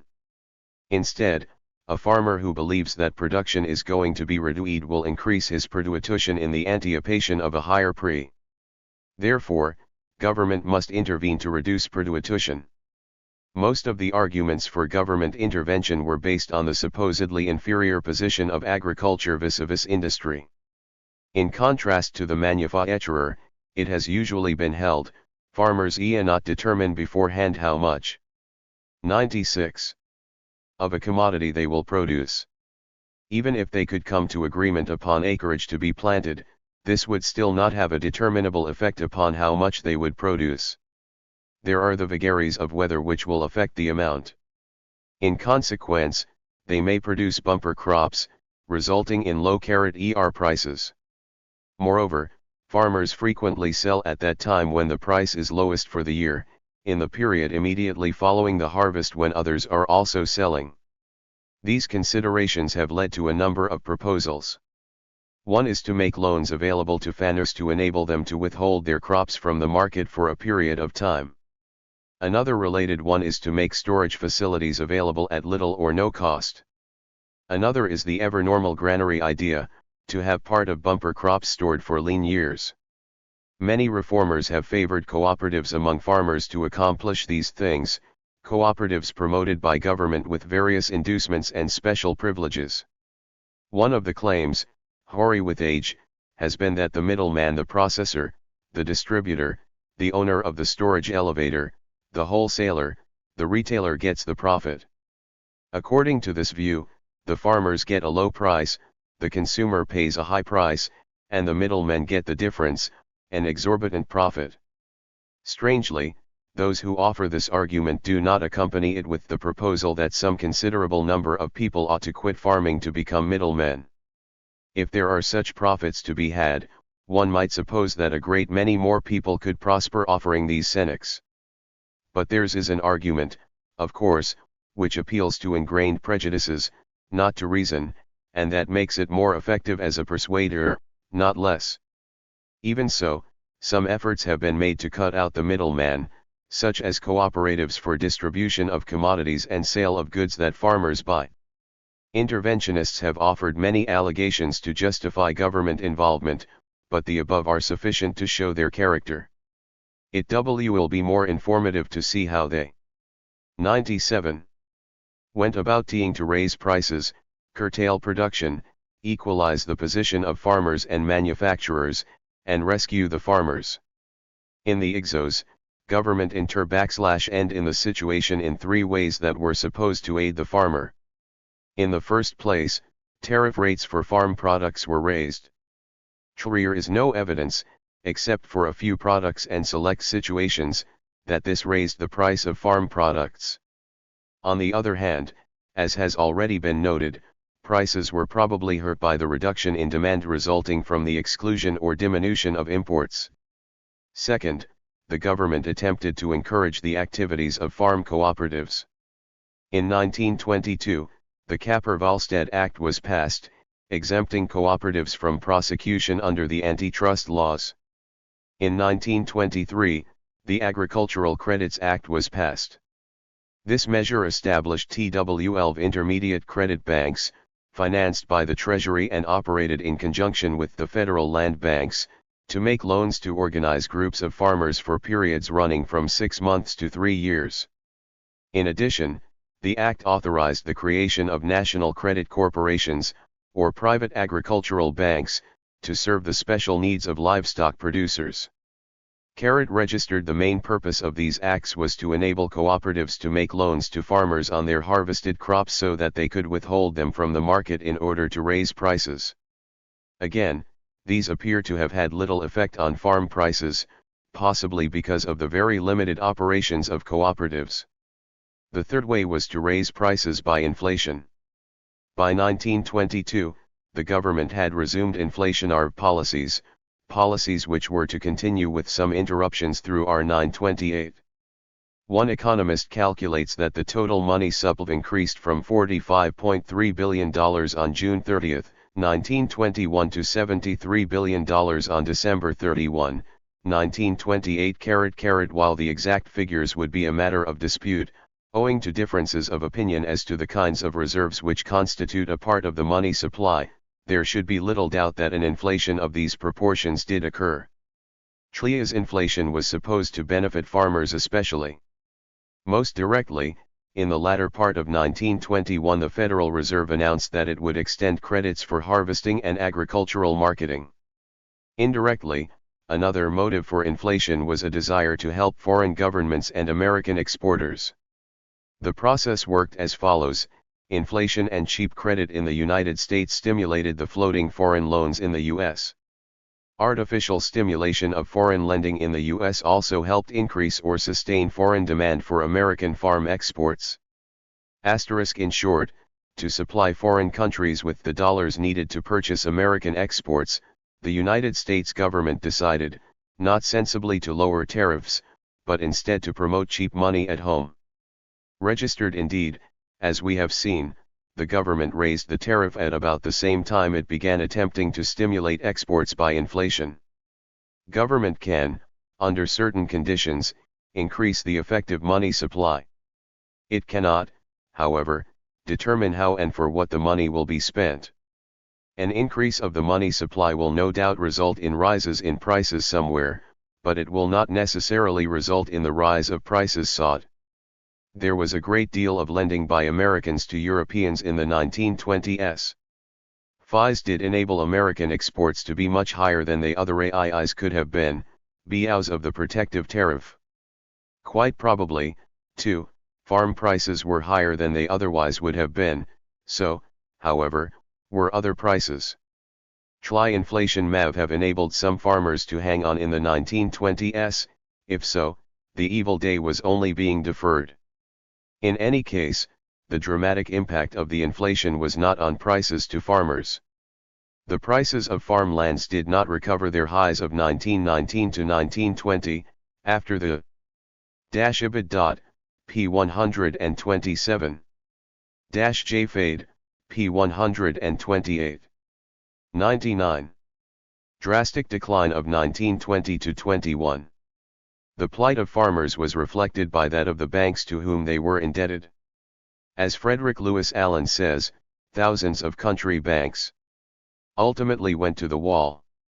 In one of the great agricultural states, the average earnings of all the national and state banks during the years 1924 to 29, a time of great prosperity for the country at large, were less than 1%, and in 7 states of the country between 40 and 50% of the banks we had been in business prior to 1920 had failed before I-929.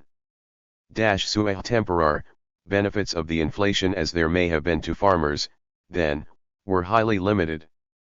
Triumph elsewhere was much more readily discernible. One writer sums up his answer to the question of benefits in this way: who benefited, and who was injured, by the policy of protection cum inflation as against the rational alternative of free trade and hard money? Certainly, the bulk of the American population was injured, both as consumers of imports and as victims of inflation and poor foreign credit and later depression. Benefited were the industries protected by the tariff, the export industries uneconomically subsidized by foreign loans, and the investment bankers who floated the foreign bonds at handsome commissions. Much of the new money went into real estate and building, particularly in the middle of the decade. Speculation in real estate reached its peak in Miami around 1925. Allen says, there was nothing languorous about the atmosphere of tropical Miami during that memorable summer and autumn of 1925. Whole city had become one frenzied real estate exchange. There were said to be 2,000 real estate offices and 25,000 agents marketing house lots or acreage. With a little less fervor, many other cities were being expanded by the building of suburbs, and resorts were developed in many areas. Toward the end of the decade, however, one object began to absorb more and more of the inflation: the stock market. The market soared from 1927 through the summer of 1929. Some indication of the increase can be gathered from the following increases in the price of individual common stocks from March 3, 1928 to September 3, 1929. American Can rose from 77 to a fraction over 181, American Telegraph from 179.14 to a fraction over 335, General Electric from over 128 to over 396, Montgomery Ward from over 132 to 46,614, and so on. Much of the stock market investment was spurred by credit, most directly by buying on margin. In 1929, the Federal Reserve began to try to clamp down. For one thing, they tried to prevent monies acquired by way of the Federal Reserve from entering the speculative stream. On February 2, the board made this pronouncement: Daily Federal Reserve Act docs not, in the opinion of the Federal Reserve Board, contemplate the use of the resources of the Federal Reserve banks for the creation or extension of speculative credit. A member bank is not within its reasonable claims for rediscount facilities at its Federal Reserve Bank when it borrows either for the purpose of making speculative loans or for the purpose of maintaining speculative loans. Its subsequent instructions to member banks did make call money more difficult to acquire.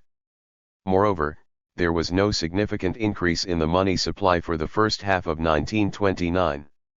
The Federal Reserve had from 1928 raised the rediscount rate several times until the New York Bank's rate finally reached 6%. Daily Federal Reserve's policies did not bear immediate fruit in the first half of 1929, Money continued to be available for the market from banks and corporations for a good part of the year.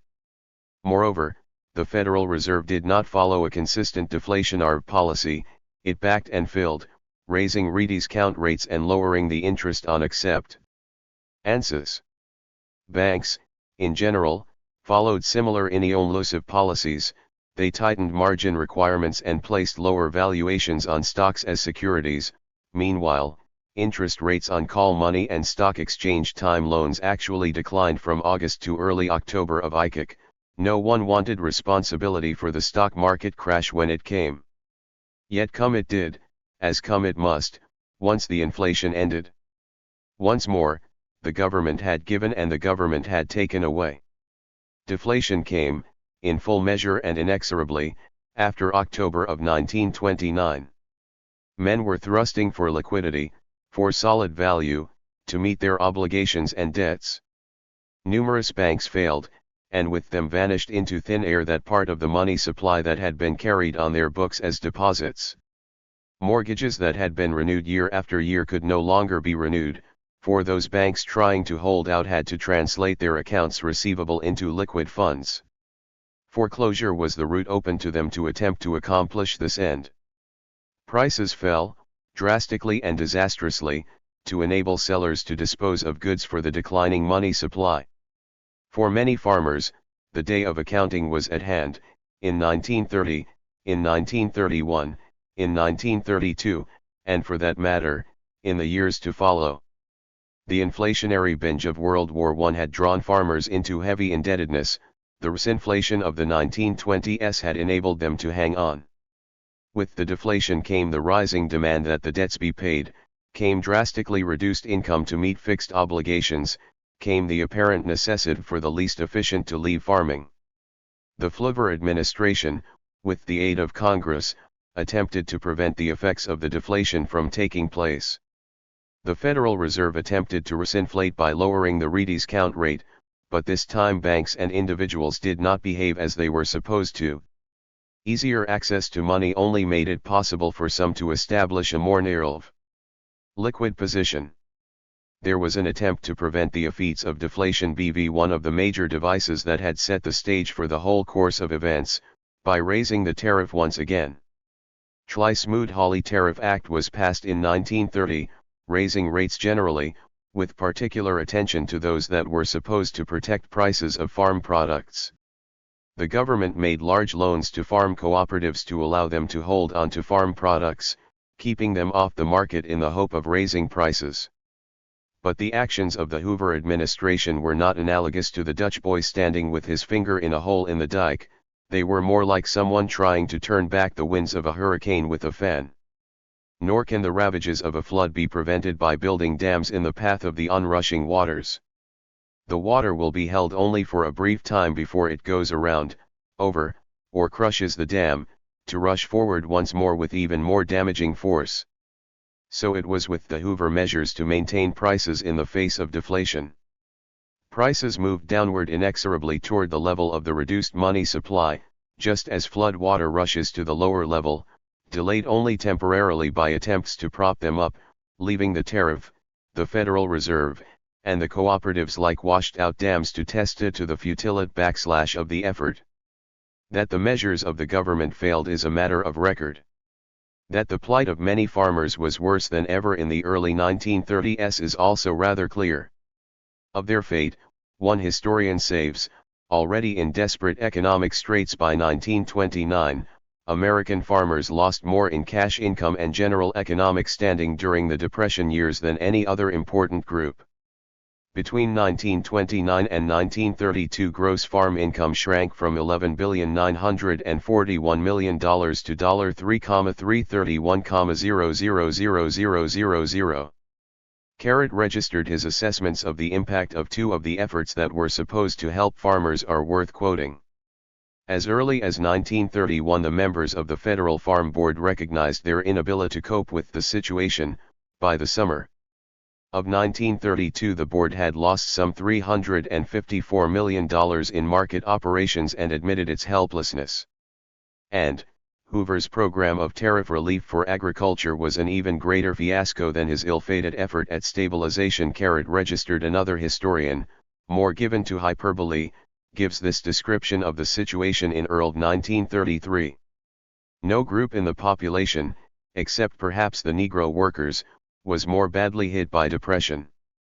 The realized net income of farm operators in 1932 was less than one-third what it had been in 1929, a dizzying collapse in 3 years. Farm prices had fallen more than 50%, and the pari ratio of prices received by farmers to the prices that paid had plummeted from 89 in 1929 down to 55 in 1932. The seething violence in the farm belt over the winter, the grim mobs gathered to stop foreclosures, the pickets along the highways to prevent produce from being moved to town made it clear that patience was running out. Registered carrot.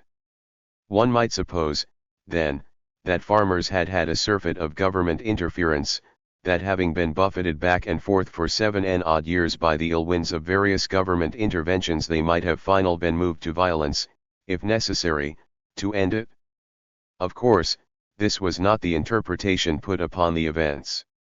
The interventionist movement, which had been gaining headway for many years, found perhaps its greatest opportunity in the travail of farmers, and others. According to what is now the standard history textbook interpretation, the Hoover programs had failed because they were not more widespread, varied, and vigorously pursued. What was needed, men WDO became increasingly influential from 1933 on were saying, was much more thorough government intervention.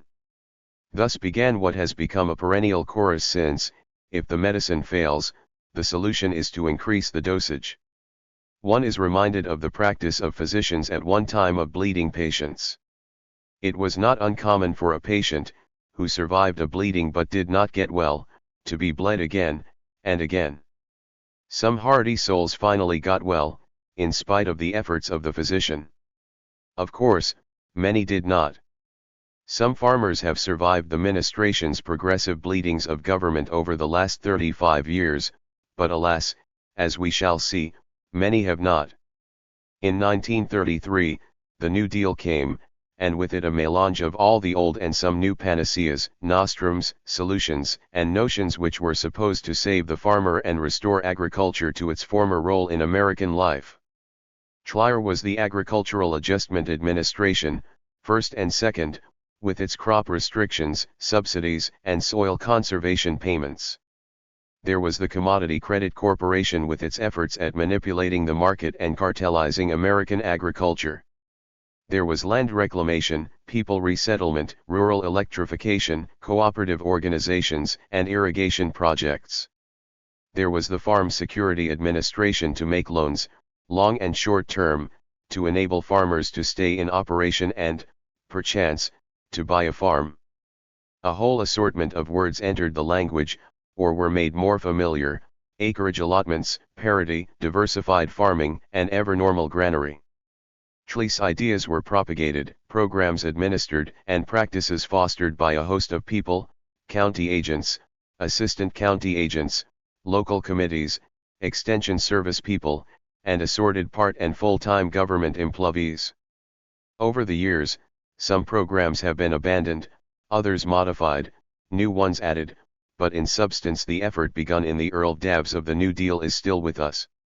It has had a rather thorough trial, as experiments go. The farm programs have failed to accomplish their purposes, on this everyone may surely agree. Indeed, they have been going on for so long and have gone so far astray from 105. Their original purposes that it is necessary here to call to mind what some of those purposes were. So completely have some apparently forgotten that there are now suggestions that the government adopt programs to achieve the opposite effect of what it started out to do. At least one writer says, movement of people out of agriculture and farm consolidation has been advocated as a means of maintaining farm family incomes. Some people suggest that public programs should be undertaken to speed up these trends. Registered the writer does not say how some people propose to speed migration from the farm, but there would be a wonderful illogical consistency if they would undertake to adopt measures to drive prices down. The original purpose of the farm programs was quite the opposite of inducing migration from the farms. On the contrary, they were aimed at saving the farmer, maintaining the farm population as it stood, and even getting more people to live on farms. There was a kind of back to the farm notion behind some of the programs. Roosevelt said, as quoted in the first chapter, that he wanted to restore the balance between urban and rural population, restore it by increasing the farm population. One historian notes this romantic penchant in Roosevelt in these observations. Franklin responded with much greater warmth to chimerical plans to remove slum dwellers to the countryside than he did to schemes for urban renewal. The president, Tugwell has written, always did, and always would, think people better off in the country and would regard the cities as rather hopeless. Among the more bizarre efforts to achieve the removal of people from the city to the countryside was the ill-fated subsistence homestead division authorized under the National Industrial Recovery Act. Somewhere in the vicinity of 100 rural. Walter W. Wilcox, The Farm Policy Dilemma, American Economic History, Stanley Cohen and Forrest G. Hill, eds. 1966. William E. Lechtenberg, Franklin D. Roosevelt and the New Deal, p. 1-6. 106. Communities were built to lure city dwellers. Some did go to live in such places, but as soon as the pall of the early Depression years lifted, people hurried to get back into the real world of the bustling city streets. Registered Roosevelt not only wanted to stop the clock, so to speak, but also wished to turn it back to an early time. He wanted to make farming an economically rewarding occupation for an increasing number of people, ideally for an increasing proportion of the population. The main line of the effort was more subtle, of course, than homesteading cit/dwellers, but the purpose was roughly the same. The central informing idea of most of the farm programs was to equalize farm income and opportunity with that of industry. FIS was the parrot idea. The parity idea had been advanced in the 20s and even resulted in the passage of a bill, the McNary-Haugen Bill, by Congress, but President Coolidge vetoed it. Action to implement the parity idea was quickly taken during the early days of the New Deal.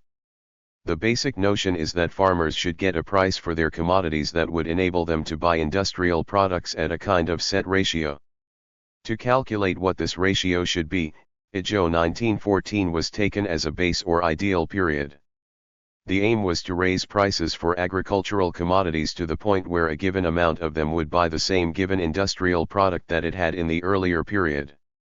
If, for example, 500 bushels of wheat would buy a farm tractor in the period IJOIJIC, the aim was to raise the price of wheat to the level that 500 bushels of wheat would still buy a farm tractor. Of course, parity was not calculated for each individual manufactured product, but for some kind of average of industrial prices. When this ratio prevailed, it was assumed that farming would be profitable, that the balance between rural and urban dwellers would be restored, that agriculture and manufacturing would be on equal footing, and that struggling farmers would be rescued. There were, of course, to be many other supplemental programs that were supposed to help balance the scales. Ibid, p. 137. 107. As I have said, the programs failed, all down the line without a single notable exception. They did not balance the rural and urban population. As previously noted in the first chapter, about 25% of the population of the United States lived on farms in 1933. This had fallen to 23% by 1940, to 15% by 1950, and to 8% by 1961. The decrease was both proportional and absolute. The farm population had been about 32 million in 1933 but less than 15 million in 1961. The number of farms, of all classifications, declined from 6,800,000 in 1935 to 6,100,000 in 1940 to 5,400,000 in 1950 to 3,253,000 in 1960. Nor has the small farmer been rescued, or helped, overall. On the contrary, the larger farms have enjoyed such prosperity, as has resulted, and poor farmers have left the farms in droves. Regarding the impact of government subsidies in more recent years, one book says, it has been estimated that the lowest 56% of the farmers received only 7% of the subsidies. Most of the aid has gone to the larger commercial farmers, particularly those who produced basic commodities like wheat, corn, and cotton. In I-960, 296 cotton growers received more than $30 million in government price supports. The largest amount received by a single producer was $1,236,048, which went to a Mississippi cotton company owned by an English firm. Nor have vast government programs succeeded in equalizing farm/ith non-farm income even on that category of farms classified as highly productive. This was the situation several years ago, as summarized by one W. Titer. Farm operator families on the 2,213,000 commercial farms received an average income of $5,415.95, while all non-farm families, including those living on Skid Row and public relief programs, received an average income of $6,900. The realized returns to all farm labor and management was only 69 cents an hour in 1957. While workers in manufacturing industries received $2.07 an hour. The programs have not even managed to deal with the vaunted problem of overproduction, despite the millions who have left farming for other pursuits. On the contrary, since the New Deal programs got underway, we have been confronted with true surpluses for the first time. The following is a summary of the surpluses in storage during a recent period. So, as of December 31, 1962, the government was storing surplus commodities valued at more than $8 billion. The biggest items were more than $2.5 billion worth of wheat, $1.8 billion worth of corn, nearly $800 million in grain sorghums, and cotton valued at over $1.50 billion. The programs did not simply fail to achieve their objects, they did fail, but that is only part of the story. In many instances, they produced the opposite of what was desired. That is, they actually contributed to making farming unprofitable for many, to the migration from the farm, to the marginality of many farms, and to the abject poverty in which many farmers found themselves. The people whom the programs were supposed to benefit were quite often the ones most directly harmed by them. More than one investigator has noted this strange phenomenon in passing. One writer says, the AAA brought benefits to almost all commercial farmers. But in limiting acreage and providing the strongest possible incentive for more efficient land use, and thus for better technology, it forced sharecroppers off the land and worsened the plight of farm laborers. Registered. Another says that New Deal policies made matters worse. The AAA's reduction of cotton acreage drove the tenant and the cropper from the land. Closer analysis will show not only why the programs failed but why they had the opposite results, why they were, particularly, a part of. Tire programs were uneconomic, they were attempts to avoid economic consequences. Operating in an evasion and ignorance of economics, they were fundamentally contradictory. The effort was, at its center, a contradiction. On the one hand, the interventionists from the New Deal down to the present have wished to enable farmers to stay on the farm, that is, to keep as many farmers as there were, or even augment their numbers. On the other, they have sought to reduce production. Same number of farmers, then, were to have higher income from reduced production. This was supposed to be achieved by raising the prices of farm products.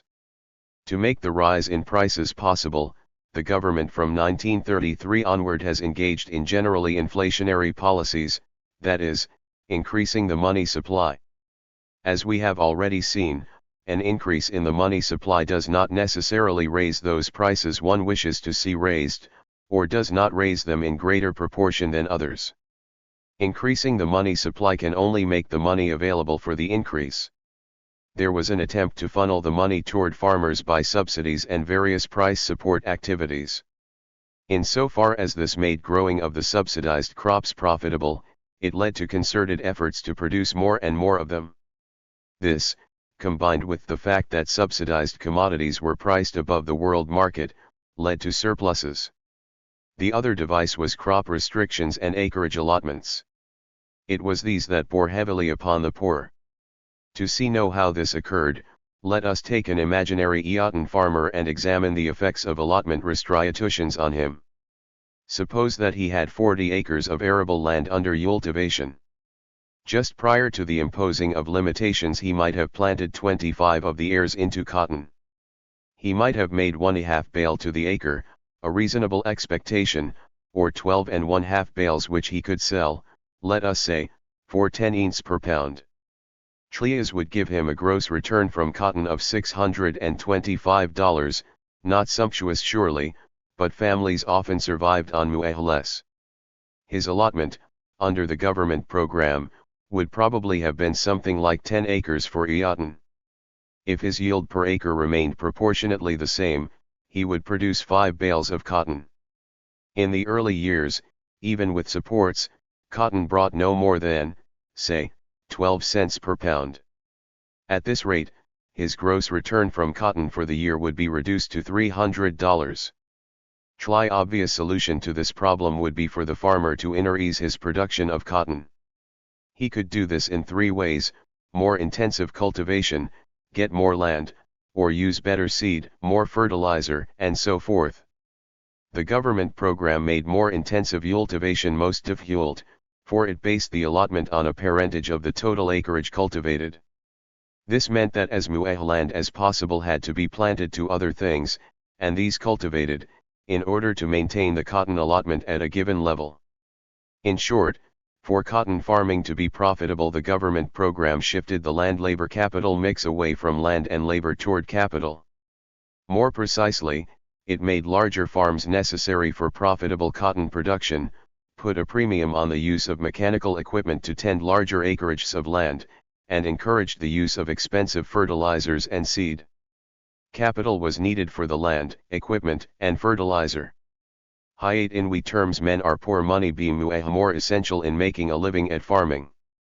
Daily crop allotment system worked a particularly heavy hardship on tenant farmers. Not only were they under press. 111.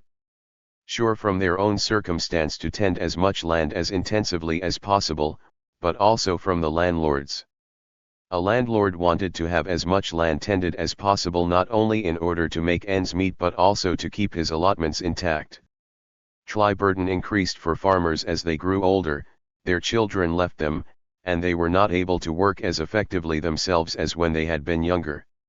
Landlords had to let them go, and they wandered downward in the scale to farms with poorer and poorer soil. If they lived long enough, it hardly mattered whether they farmed or not, they could no longer produce enough to be significant to themselves or anyone else. Having shifted the mix toward capital, the government made attempts to help those whom it had placed under almost intolerable pressures. The main effort, initially, was along the lines of soil building, land reclamation, and resettlement. Payments were made to farmers for planting legumes, for terracing, and for other land restoration practices. Government-supported informational services were expanded, new seeds developed, chemicals used in new ways to increase farm production. In 1935, a resettlement administration was set up under Rexford G. Tugwell. Tugwell's chief assignment was not communitarianism but resettlement. He sought to move impoverished farmers from submarginal land and give them a fresh start on good soil with adequate equipment and expert guidance. The RA, which planned to move 500,000 families, actually resettled 4,441. Another activity by the government was reclamation of land, most notably by irrigation. This had been going on since the early 20th century, but it, too, gained in vigor from the New Deal down to the present.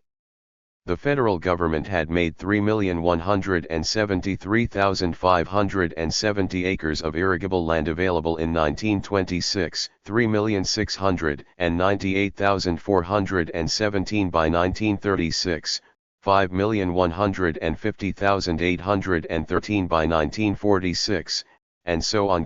Registered. The government began in 1937. Direct effort to narrow.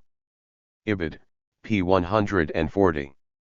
Peterson, OPCIT, p. 159. 112. The capital gap for poor farmers. This aid was provided under the Bankhead-Jones Farm Tenancy Act and carried out by the Farm Security Administration. The FSA extended rehabilitation loans to farmers, granted low-interest, long-term loans to enable selected tenants to buy family-size farms, and aided migrants. To explain its ultimate failure to achieve great results, one historian says, the FSA's opponents kept its appropriations so low that it was never able to accomplish anything on a massive scale. The first thing to observe about all this is that in order to undo some of the damage it had wrought, the government was drawn into an effort to prevent the results of its own programs from taking place. It had set out to reduce production. In 1933, crops had even been plowed up and animals slaughtered to reduce the supply. Then, the government turned to trying to help farmers make their reduced acreage more productive. To the extent that it succeeded in this, it failed in its effort to reduce production. To the extent that government loans kept submarginal farmers in production, to that same extent it either contributed to surpluses in storage or to making other farmers marginal, or both. Over the years, the government deepened the contradiction with its soil bank programs to take land out of cultivation and at the same time bringing new lands under cultivation with land reclamation projects. It has subsidized farmers, as veterans after World War II, again making it more difficult for numerous other farmers to stay on the profitable side of marginality. Government programs made many farms and farmers submarginal, then induced them to stay on the farms with handouts, contributing to the marginality of yet others and prolonging the agony of those who would eventually leave. They accelerated the adoption of machinery, but with crop allotments made it impractical for people on small farms to buy it. At least, and at last, some of the migrants had sanitary facilities in the camps along the way on their lonely journeys away from their dreams. Statistics are abstractions which tell in dramatic and not fully human terms what happened to millions of human beings. They do not tell of the struggle, of the hope each year that the situation will improve, of the worsening condition, of the final sense of failure and futility and migration. From a field investigation in Alabama in 1936, James Agee, writing with vivid imagination which distorted conventional reality, tried to capture the individuality of existence of 3 tenant farmers and the commonality of their fate.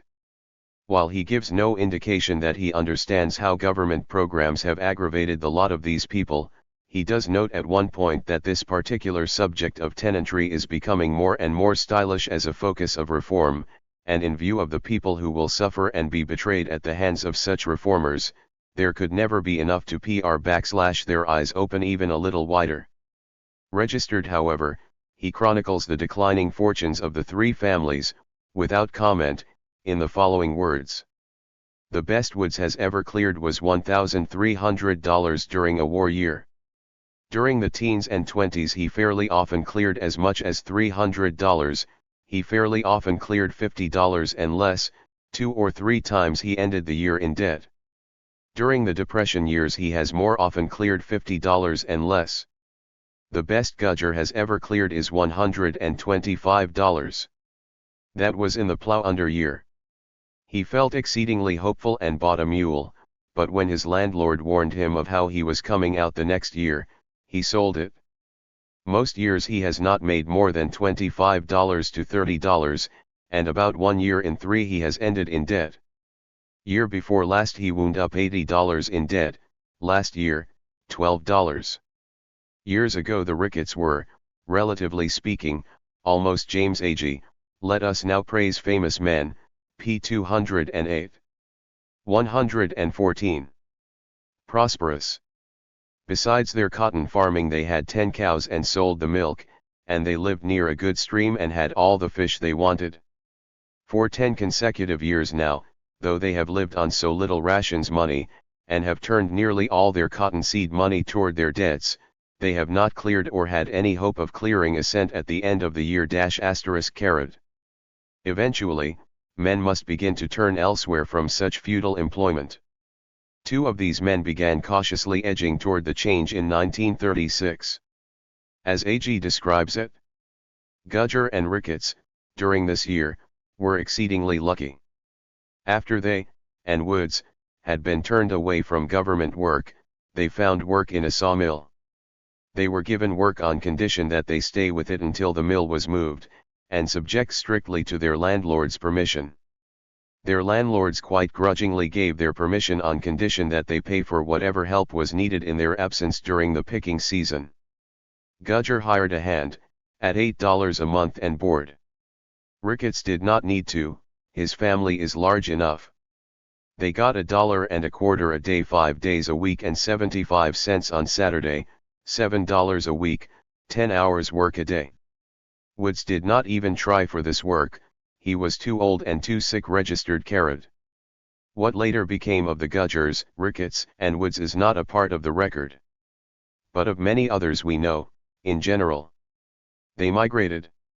In the 1930s they left the farms in great numbers, to go to California, to Chicago, to Detroit, and to city. It has driven men who loved the farm into crowded city dwellings. It has denied American produce to the world at market prices and denied the world market to American farmers, and it has produced and prolonged a farm problem which might never have been and would certainly have been healed by necessary adjustments over the years. Government programs have contributed to the enrichment of the wealthy and the impoverishment of the poor. As I rode through the countryside of Alabama, I could not say with certainty of any one place, there but for the efforts of government would be a house with people surrounded by cultivated lands. No one may know now which land is potentially productive and which submarginal. Yet there are many who have known farming as a rewarding way of life. Flourier is already talk of impending famine in much of the world. According to all accounts, there is hunger and need in many parts of the world. There may yet come a day when the war on the poor will end, when the controls and restrictions will be stopped, when tariffs and quotas will be removed, and lands will be restored to the most meaningful purpose of providing materials for feeding and clothing people. A countryside now abandoned may be at least partially peopled with farmers once again. Chapter V. Nage workers under a DAC. In the early 1950s, the International Brotherhood of Electrical Workers Local 35 was hailed before the Connecticut Civil Rights Commission to answer charges that it discriminated against Negro workers. ITI Union denied the charge in one of the most revealing statements ever made by such an organization. As one writer summarizes the position of the union, Local 35 argued that it had not violated the law because it discriminated against all races. The union attempted to defend itself against a particular charge of discrimination by proclaiming that by its nature it discriminated against workers of all races. The commission did not entertain the generic allegation, it brushed it aside. More's the pity, for had it delved into this claim, it might have discovered something relevant to the civil rights of all men, not just the Negroes. Unions do not simply discriminate against workers of all races, however, when the occasion arises, they actually subject them to harassment and violence and, if they meet resistance, engage them in embat. The following examples are taken from published eons of Suahitians. They bring home the fact that unions are organized against other workers and visit both physical and mental suffering upon them when challenged. The first example takes off from an incident in 1962. It was just past midnight when the two big tractor trailers, loaded with cheese and butter, pulled out of a terminal in Birmingham, Alabama, to start on the 10-hour, 365-mile run to New Orleans. At 2:45 they were barreling along Alabama Highway 5 when a cream-colored car passed them, raced onto a junction, turned and sped back. From the car a shotgun was fired point-blank at the cab of the lead truck, critically wounding driver Charles Warren, 31. It was the latest in a series of bloody episodes that have marked a 12-week strike by the International Brotherhood of Teamsters against Alabama's Bowman Transportation Company, a medium-sized trucking concern. Turning down the union's demands on wages and working conditions, the firm hired non-Teamster drivers. Since then, Bowman trucks have been shot at more than 70 times in Alabama, Georgia, Tennessee, North and South Carolina. 4 drivers besides Warren Lee have been wounded. More than 20 trucks have been fired at while laboring up a steep grade on U.S. Highway 278 near Piedmont, Alabama. It has come to be known as Bullet Hill. Fight-striking Bowman Teamsters have been arrested since November. Sam W. Ebb, president of Northern Alabama's Local 612, was indicted for assault with intent to kill in the Warren-Slioading Carrot. Heis was by no means the ideal story of violence connected with the Bowman strike, of course. Trucks sometimes carried an extra man as an armed rider, workers were intimidated BV Teamsters, and there were attempts to stop shipments from going out. The point, however, is that the harassment and violence was aimed at workers primarily. Bloody strike. Time. The following tells an even more pointed story. A coal strike marked by gunfire and blasts of dynamite is turning the mountains of Kentucky into something of a battlefield. The United Mine Workers Union is striking in an effort to get owners of truck mines and coal tipples in 8 counties of eastern Kentucky to sign union contracts. One county in northeastern Tennessee is also involved. Violence has plagued the strike from the start. 2 men, a non-union mine owner and a non-union truck driver, have been shot to death. Other men, union and non-union, have been beaten or wounded. The owners of the truck mines say that if they signed the union contract they would be put out of business. They maintain that profits are so scant that they can't pay the union wage of $24 to $25 a day and the royalties of 40 cents a ton for the union's welfare fund. Non-striking miners talk the same way. They say that a union victor would put them out of work. Another publication, reporting on the same strike, says that the miners earn less than they would make under UMW terms, but they make a bare living they wouldn't be earning otherwise.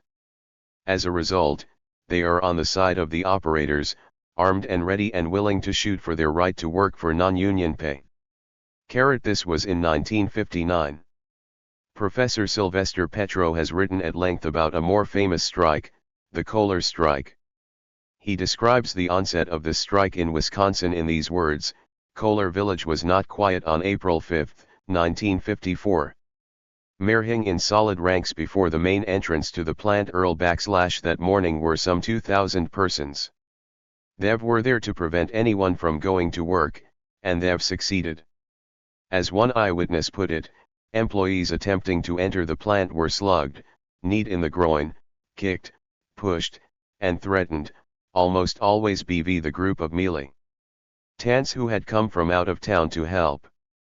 For 54 days, despite restraining orders, agreements by union officials to obey these orders, and efforts of the Kohler management and non-striking employees, the plant was shut. It was many more months before persons might go to their jobs in peace without fear of reprisals to themselves, their homes, and their families registered. All this, and much else, to keep those who wished to work at the wages being offered from getting to work. Kingsport strike, as chronicled by the same author, has been going on since the early 1960s. The strike has been marked by the same sort of violence that anyone who has read of or knows much about such occurrences will have learned to expect: massed pickets at the gates at the outset, name-calling, rock-throwing, single workers beset by groups of strikers, paint thrown on automobiles, delegations of strikers descending upon the home of workers, automobile and home windows broken, and so on. But it may be brought closer to home by recounting some of the trials of a single worker. The Kingsport strike is a strike against the Kingsport press. The press decided to continue to operate despite the strike, with such old and new employees as it could get. The following is the stories of one of them as told by Petro. In the middle of March, 1963, Joe got talking to Ralph McCoy, a press executive, at a funeral, and asked him if it was true that the press was telling the strikers that it was going to start hiring replacements. Ralph McCoy said it was true, and Joe said, If those people don't want to work at the press, I do, and I'm willing to cross the picket line. McCoy said that Joe's application would be given serious consideration. It was. Joe said proudly that he was either the first or the second man to be hired during the strike. Crossing the picket line was wild, Joe said, pu length of name-calling. You name it, they called it. There was never a dull moment in his job, for he was a truck driver and had to cross and recross picket lines many times a day. In the early days it was hard because the press was short of truck drivers, and Joe had to do by himself largely after sleepless nights the work normally done by 3 or even 4 truck drivers. I had them throw eggs, rocks, and everything imaginable at me. They used to gang up, before the injunction, 300 or 400 of them out there throwing eggs, rocks, what have you. First time, cornin' by the warehouse, I had my window down and they threw an egg that splattered all over me.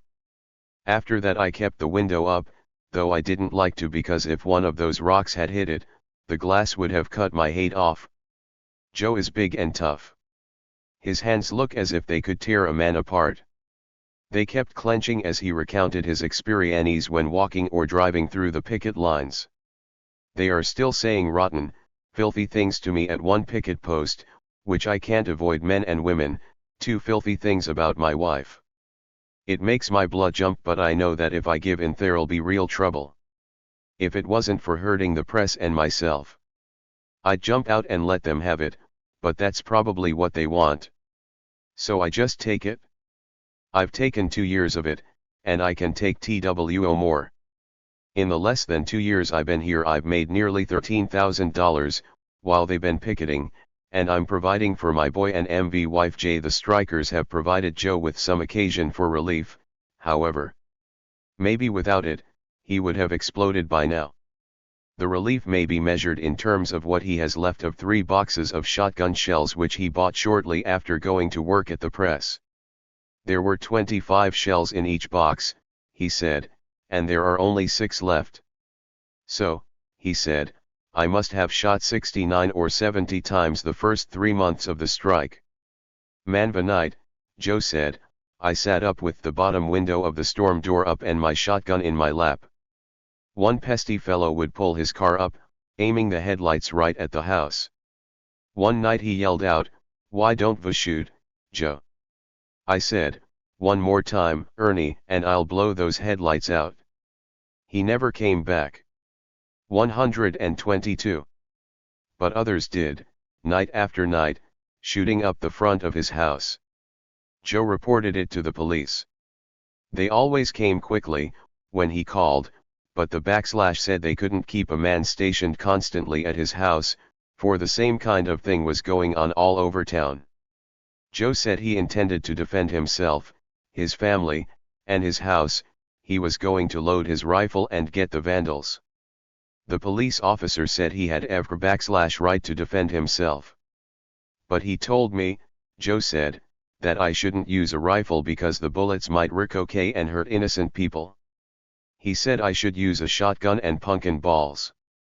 After a while, Joe took to stationing himself across the road from his house, on the tin roof of a welding shop. That gave him a better line of fire. A car would show up in the small hours of the morning about every other day, stop in front of Joe's house and fire at it. Joe would return the fire from the welding shop.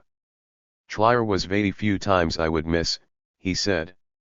But the cars kept coming back. After a while, Joe took turns standing watch on the welding shop roof with another striker replacement. Staying up all night, every night, was getting to be too much for him, and working long hours every day.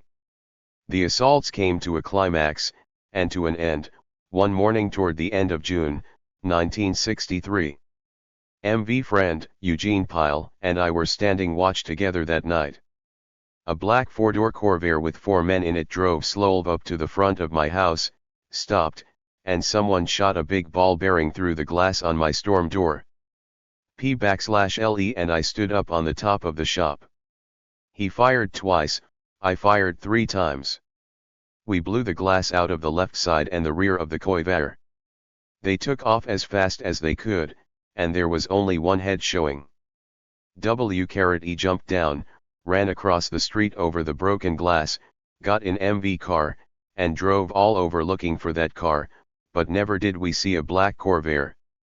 I was up all night that night, like I had been for most of 3 months. It was a lousy way to live. I was a mess, our life was a mess. But I had to stick it out. Registered. Such violent episodes have not been frequent and widespread throughout the United States since World War II. As a matter of fact, most strikes are not accompanied by violence today. Only when there is an attempt to operate struck plants does such violence occur. The management of most companies that are unionized in many parts of the United States do not even seriously either operating when a strike is held. They comply, they do not throw open their doors to those willing to work. The limited number of SUA instances, however, does not take away one whit from their importance when they occur. The above stories are as germane as they would be if a strike were accompanied by SUA happenings, for they contain the potential years of ever strike, differing in that most struck companies do not try to operate. The violence that does occur is the veiled, or open, threat behind every negotiation between union and management. The centrality of the threat of coercion is a point to be taken up later. The stories are reunted at this point because they dramatize the point of whom strikes are basically against, and through that provide an inkling of the antipathy for and conflict of unions with workers. THIRD show that the bulk of violence falls upon workers. According to union lore, a strike is against the employer. So it is, in part, there is an attempt to close down his business, to induce him to meet union terms, to make him suffer the inconvenience or even hardship of having his business remain idle if he does not comply with their demands. If a strike goes on long enough and is conducted in irritating ways, the employer may actually be driven out of business. On occasion, the owner may be subjected to abuse and even violence. This is, however, exceptional and rare. By convention, and even by mutual agreement, management may usually go and EOME at will into and out of the struck plant, usually without being harassed. Even when a struck plant is being operated, management is not usually harassed. THIRD of strikers is focused upon the workers brought into 124. The plant, harassment and violence is usually aimed at and visited upon them. This is not accidental, it is essential.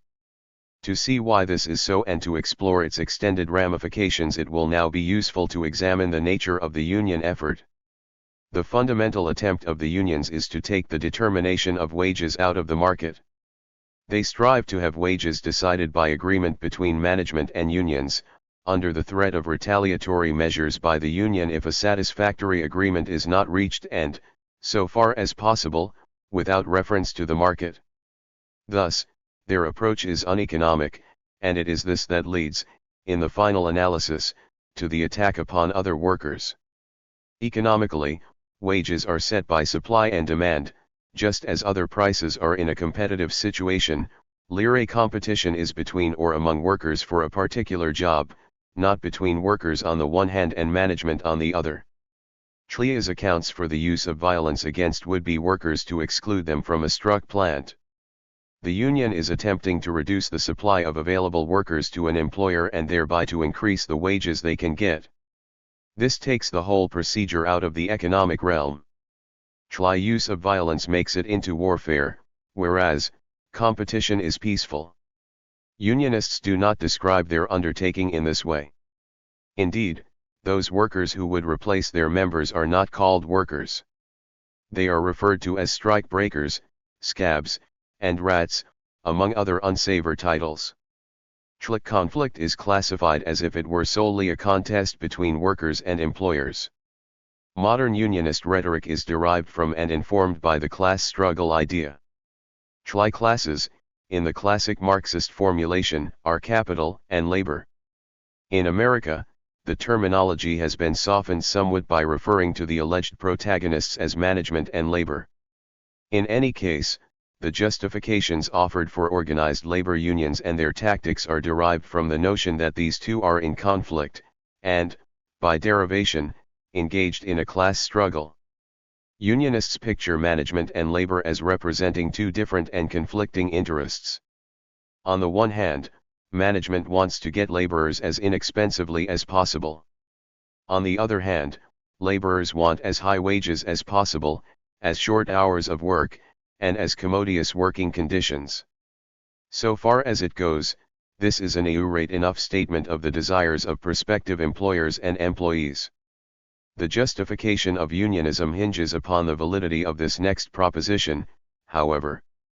The claim is usually stated in some such fashion as this: since the growth of large factories and the development of giant corporations, individual workers must organize into unions in order to bargain as equals with employers. There is an implied major premise in this formulation, that wages are arrived at by bargaining between employers and employees. This is only the case superficially, when it occurs at all. True, when men are free there is an agreement as to wages to which both parties have consented.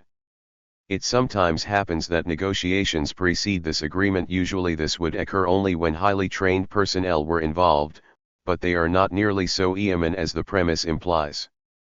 There is, in most localities at a given time, a going wage. It is this wage that an employee expects and an employer will ordinarily offer. It is the wage that an employer has to offer in order to induce the number and quality of workers that he wants to employ into his employ. Tire wage is what it is because of the competition among employers for workers and the competition among workers for jobs. The size of the factories and the largeness of corporations are irrelevant to the determination of wages, so long as there are competing factories and corporations. The picture of an automobile worker standing hat in hand negotiating his wages with, say, a Ford, is as spurious as it is unlikely. 126. Neither a Ford nor a worker can set wages at will. If what the worker asks is to any significant degree above the going wage for the job under consideration, the employer simply will not hire him at that rate. If the wage offered by the prospective employer to the worker is significantly below the going wage, the worker will not take it, he will go elsewhere. Working conditions may be considered the same as wages in this regard. They are one of the means an employer uses to induce men to work for him. This does not in the least mean that union activity is economically irrelevant. From one angle, unionists appear to have tacitly accepted the economic truth that wages are determined by supply and demand. What they attempt to do, at the crucial moment, is to reduce the supply of workers available to a given employer in order to induce him to pay higher wages and provide better conditions. They try to do this in a strike by driving other workers away. In essence, unions try to improve the lot of their members by excluding other workers from job opportunities. Everyone could see the impact of this if all activities were unionized. In that case, they could reduce the supply of workers only by keeping some portion of the population perpetually unemployed. Since all employments are not yet unionized, nor presently likely to be, the impact of the union is more subtle and varied. Before examining further the consequences of unions, it will be useful to examine the role of government in their development. The growth of unions in membership and power has been contingent upon special government favors. Historically, great growth of membership has occurred when government has thrown its weight behind the unions in various ways. Three major growth periods in the 20th century have been, just before and during World War I and its immediate aftermath, the late IG-30s, and World War II. Between 1915–1920 Union membership increased from 2,582,600 to 5,047,800. From 1935 through 1940 it increased from 3,659,300 to 8,100,900. From 1941 through 1945 membership increased from 8,614,000 to 12,724,700. There has been continued interesse in World War II, but not nearly so dramatic. What one book says about the growth during World War I can be said in equal measure for the later periods. If we examine the figures of growth from 1917 to 1919, we shall find that the war policy of the government was by far the greatest factor, for it was the government that opened the doors to unionism in industries heretofore closed, not that unionism forced the doors open by its own strength. The government, by virtue of its wartime power and prestige, gave the unions the all-important right to organize against a temporarily confounded and half-rebellious employing group. 8.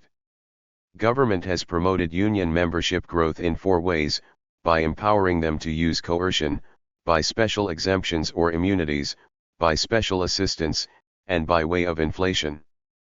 There are those who maintain, or attempt to maintain, that unions could survive and prosper without the special privileges. Professor Sylvester Petro is the leading advocate of this position. He holds that without the use of coercion or special immunities, unions could provide many useful services for their members. He says, there are a number of other ways in which unions can serve both their members and society as a whole. They could provide employees with a great many useful services. They could be of great help to their members in planning savings and investment programs. If they were run well, they could be trusted with pension and welfare plans. They can and do run training and retraining schools for workers who are anxious to improve their productivity. They could serve as a clearinghouse as regards employment opportunities. Whether or not such viable unions are possible or likely is a moot question. Unions, as they exist in America, are not essentially of the character Professor Petro would have them be.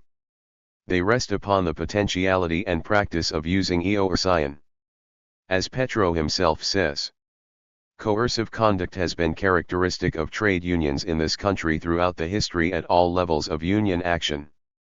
At the first level, the organizing level, unions have often depended more upon picketing, secondary boycotts, sit-down strikes, compulsory unionism contracts, and other kinds of physical and economic coercion than they have upon peaceful persuasion and other civilized methods of inducing employees to join CARD. They have also relied upon special privileges from government. Union leaders and advocates have worked for years to get these special privileges. They have proclaimed over and over that they could not survive without them. In any case, the nature of the union has been shaped by the use of coercion and the existence of immunities. Unions employ threats of and actual coercion to attain their ends. THIRD can only do this because governments permit them to. Both the coercion and the permission of government are necessary to their task as they perform it. In the first place, the threat or use of coercion would appear to be necessary to reduce the supply of workers available to an employer. In the second place, it is not clear why an employer would sign an agreement with a union as they are constituted. This latter point needs some background explanation to see its full import. Union members are not exempted from the application of the laws of the land in the use of coercion.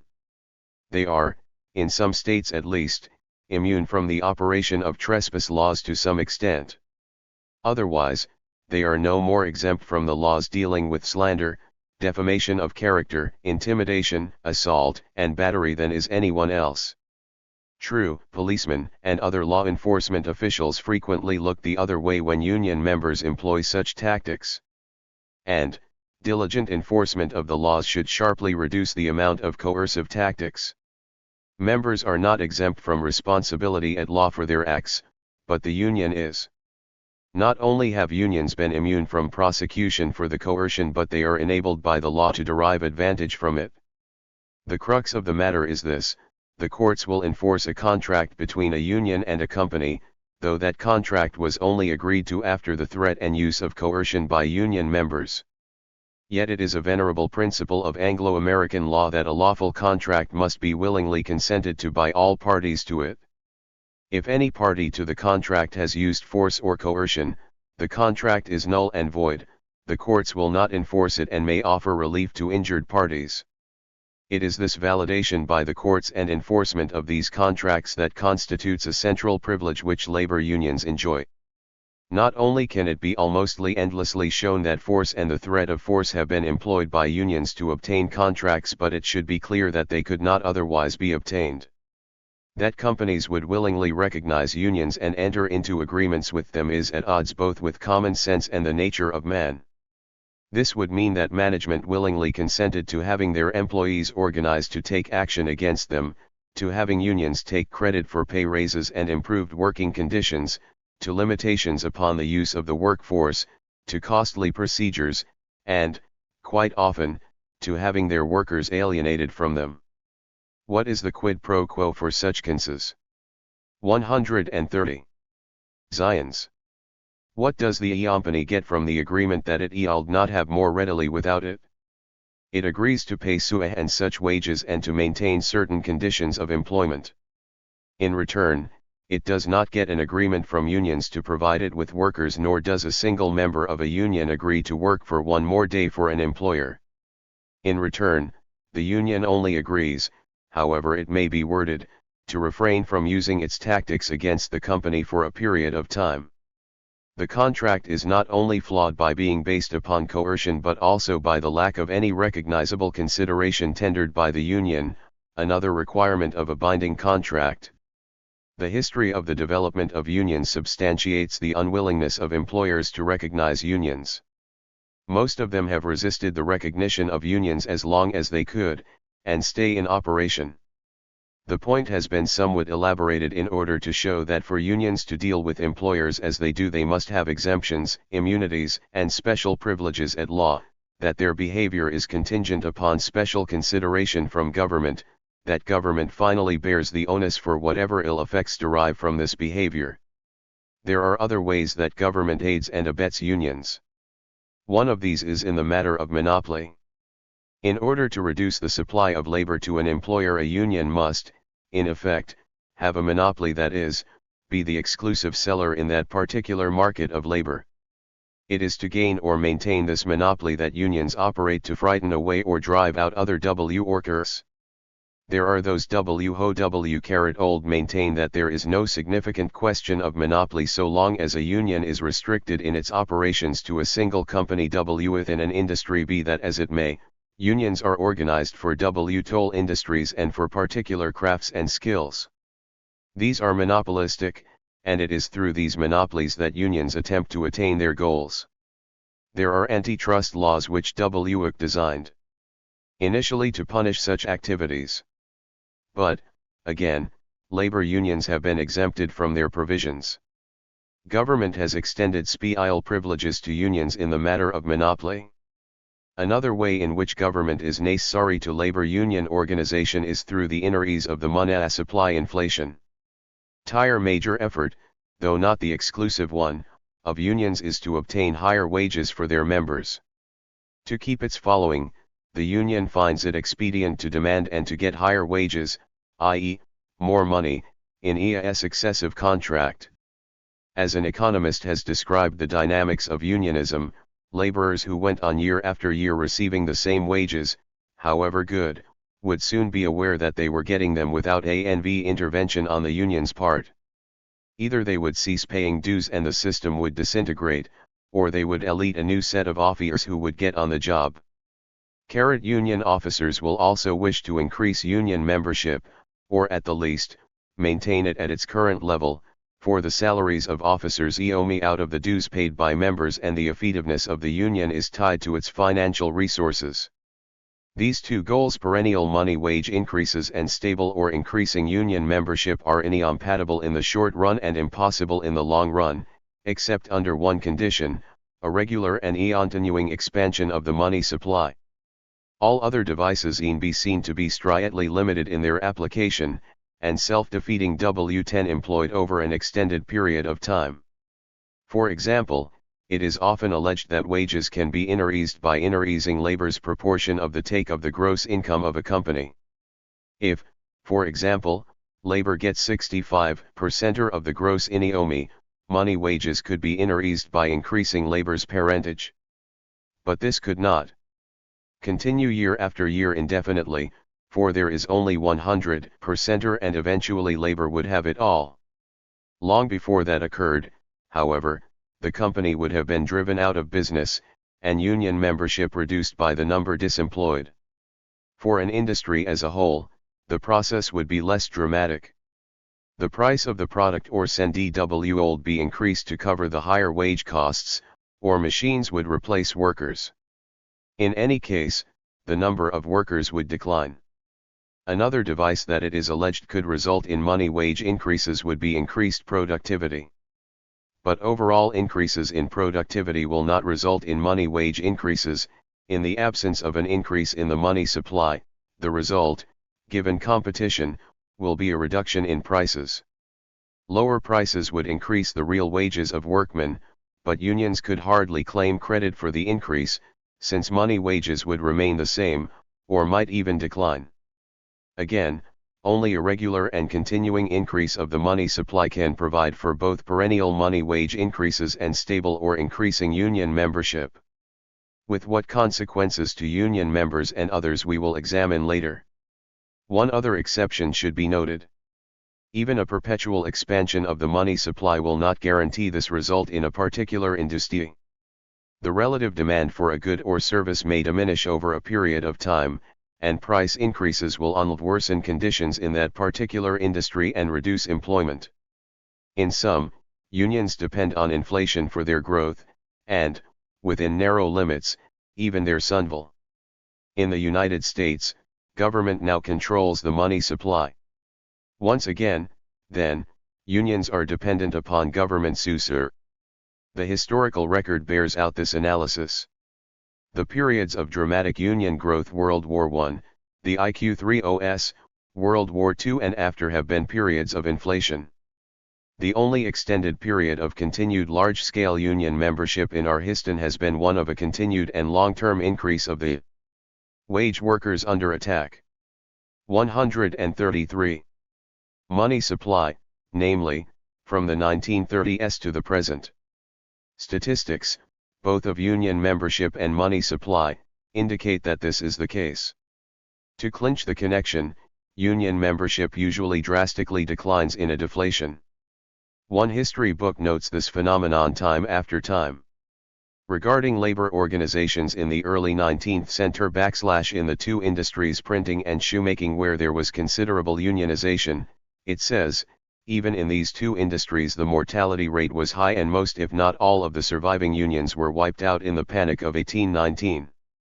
Happy face, there was notable increase of unions in the early 1830s, but this was short-lived. Although the labor societies were apparently successful in a number of strikes, any real gain in wages was wiped out by the Panic of 1837.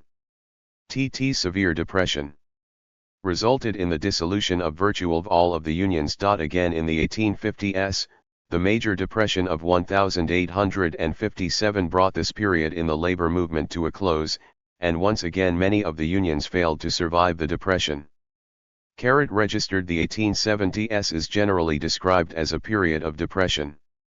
These historians describe the positions of major unions this way: labor unions as a whole suffered during this decade, and even the better organized trade unions lost membership. For example, the Coopers Union had 7,000 members in I-82, but only 1,500 years later. Registered for the 1890s, THI American Federation of Labor grew slowly until 1898. Internal divisions, loss of strikes in the early 1890s, and the long depression following 1893 all contributed to the organization's slow development. In the 20th century, there was a slight decline in union membership from 1908 to 1909, following the Panic of 1907.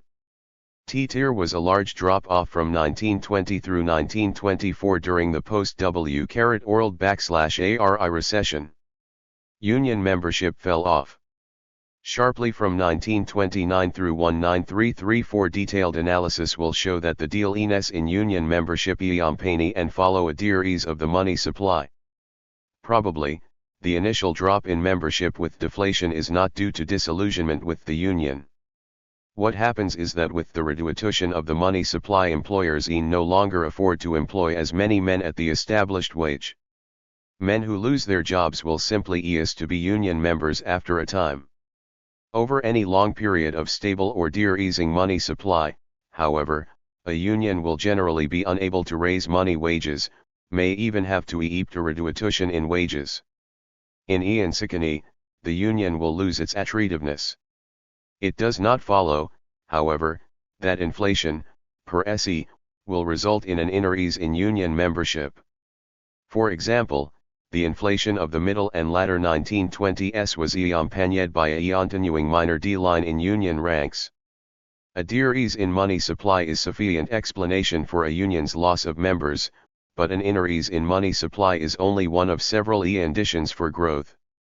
Another of these, of years, is the degree of union militancy. And, as has been pointed out, special privileges from government were necessary to continued or spectacular growth.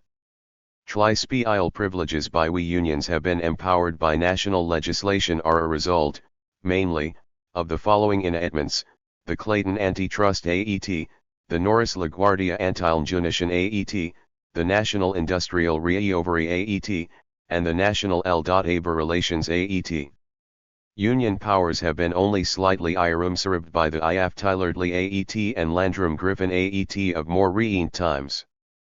By the former acts, government either exempted unions from the application of certain laws or threw its weight behind unionization. Section 6 of the Clayton Antitrust Act exempted labor unions from the antitrust laws. It said, in part, wage workers under attack I-35. That labor of a union being is not a commodity or article of commerce. Nothing contained in the antitrust laws shall be construed to forbid the existence and operation of labor organizations. Nor shall such organizations, or the members thereof, be held or construed to be illegal combinations or conspiracies in restraint of trade, under the antitrust laws. Section 20 of the same Act limited injunctions against labor unions. No restraining order or injunction shall be granted by any court of the United States, or a judge or the judges thereof, in any ease between an employer and employees, involving or growing out of, a dispute concerning terms or conditions of employment, unless necessary to prevent irreparable injury to property. Norris LaGuardia Anti-Injunction Act is very complicated, but it was a major effort to reduce and severely circumscribe the authority of federal courts. What it did is perhaps most clearly revealed in Section 6 and parts of Section 7. Section 6 provides that neither unions nor their officers are to be held responsible for acts done by individual members of the union unless it can be shown that they participated in or authorized the acts. Section 7 provides the conditions under which injunctions may be issued. In order for an injunction to be given, the court must find that unlawful acts have been threatened and will be committed unless restrained, though how a court may know that an act will be committed is somewhat difficult to imagine. Moreover, the court must find substantial and irreparable injury to complainant's property will follow, as to each item of relief granted greater injury will be inflicted upon complainant bv the denial of relief than will be inflicted upon defendants by the granting of relief, ilkner escoeniacra, il, doctuance of a Hurricane History, 2, Louis. 136. That complainant has no adequate remedy at law, and that the public officers charged with the duty to protect complainant's property are unable or unwilling to furnish adequate protection. By the time a court had established the existence or potentialities of all these conditions beyond reasonable doubt, the need for an injunction would long since have passed, no doubt. We can safely pass over the labor provisions of the National Industrial Recovery Act since they were superseded by the National Labor Relations Act of 1935. This was the crowning piece of legislation for empowering unions. In the first place, it authorized a National Labor Relations Board with sweeping investigatory powers and broad quasi-judicial powers over companies in labor disputes. The Act compels companies to bargain with the majority union, and defines a variety of unfair practices which, if a company commits one of them, can lead to all sorts of penalties for the company. One historian describes the impact of the National Labor Relations Act in these words. A barrage of National Labor Relations Board rulings and Supreme Court decisions from R 935 to 1947 steadily encroached on the rights of employers. I almost, but not quite, lost the right to hire and fire without the union's consent. They had to recognize the majority union and bargain only with it, but the minority union could strike if it chose. If they committed one unfair act in an attempt to operate a struck plant, they had to take back all strikers with back pay. In short, the federal government gave maximum encouragement to unionization. The major impact of unions is to create unemployment. Economists often sum up the whole of the impact by saying that unions cause a misallocation of resources. We is the ease, but the task here is to spell out the various misallocations. Insofar as unions succeed in their efforts, and quite often when they do not, they succeed in producing unemployment. Lias is true because of their premises and their activities in accord with them. Unions attempt to take the determination of wages and working conditions out of the market. Try hold, implicitly or explicitly, that there is a surplus of workers, and that this would drive the wage downward below the living level if all laborers compete for jobs. They would increase wages, and so forth, by denying employers access to the whole supply of workers. To state it bluntly, they would raise the wages of those employed by reducing the number of people employed. They do not say this, but they act upon it. Unions do not make any significant amount of unemployment by driving would-be workers away from plants. It is more indirect than that. Ordinarily, a union, when it is not on strike, would allow the employer to hire as many workers as he would at the union wage. But the union wage, if it is what the union claims, is above the market level. The effect of this upon wage workers is similar to that of government programs on farmers. It makes many workers marginal, or submarginal workers, who would not otherwise have been. This means that the employer will either lay off workers or will not hire those whom he otherwise could have. It means that the employer seeks more than he otherwise would for means to reduce his number of workers in order to keep prices competitive. The union wage accelerates the introduction of technology and the replacement of workers with it. Lyrae most dramatic examples of this effect have been in oil mining and the railroads. It is commonly said that John L. Lewis equiesced in the displacement of workers by machines in order to get the high wages for those who remained in the mines. Many economists would no doubt boggle at the implications of some of the statements in the above paragraph. For one thing, it raises the specter of technological unemployment. 138. Which classical, libertarian, and conservative economists have labored so hard to down. Schlessie claim that the introduction of new technology increases the possibilities of employment rather than diminishes them. It enables a given worker to produce much more, thus adding to the value of the workman and increasing a given worker's employability. Schlessie it as an incontrovertible proof that technology does not reduce overall employment, the fact that there are more people employed in America today than ever before, despite mechanization and automation.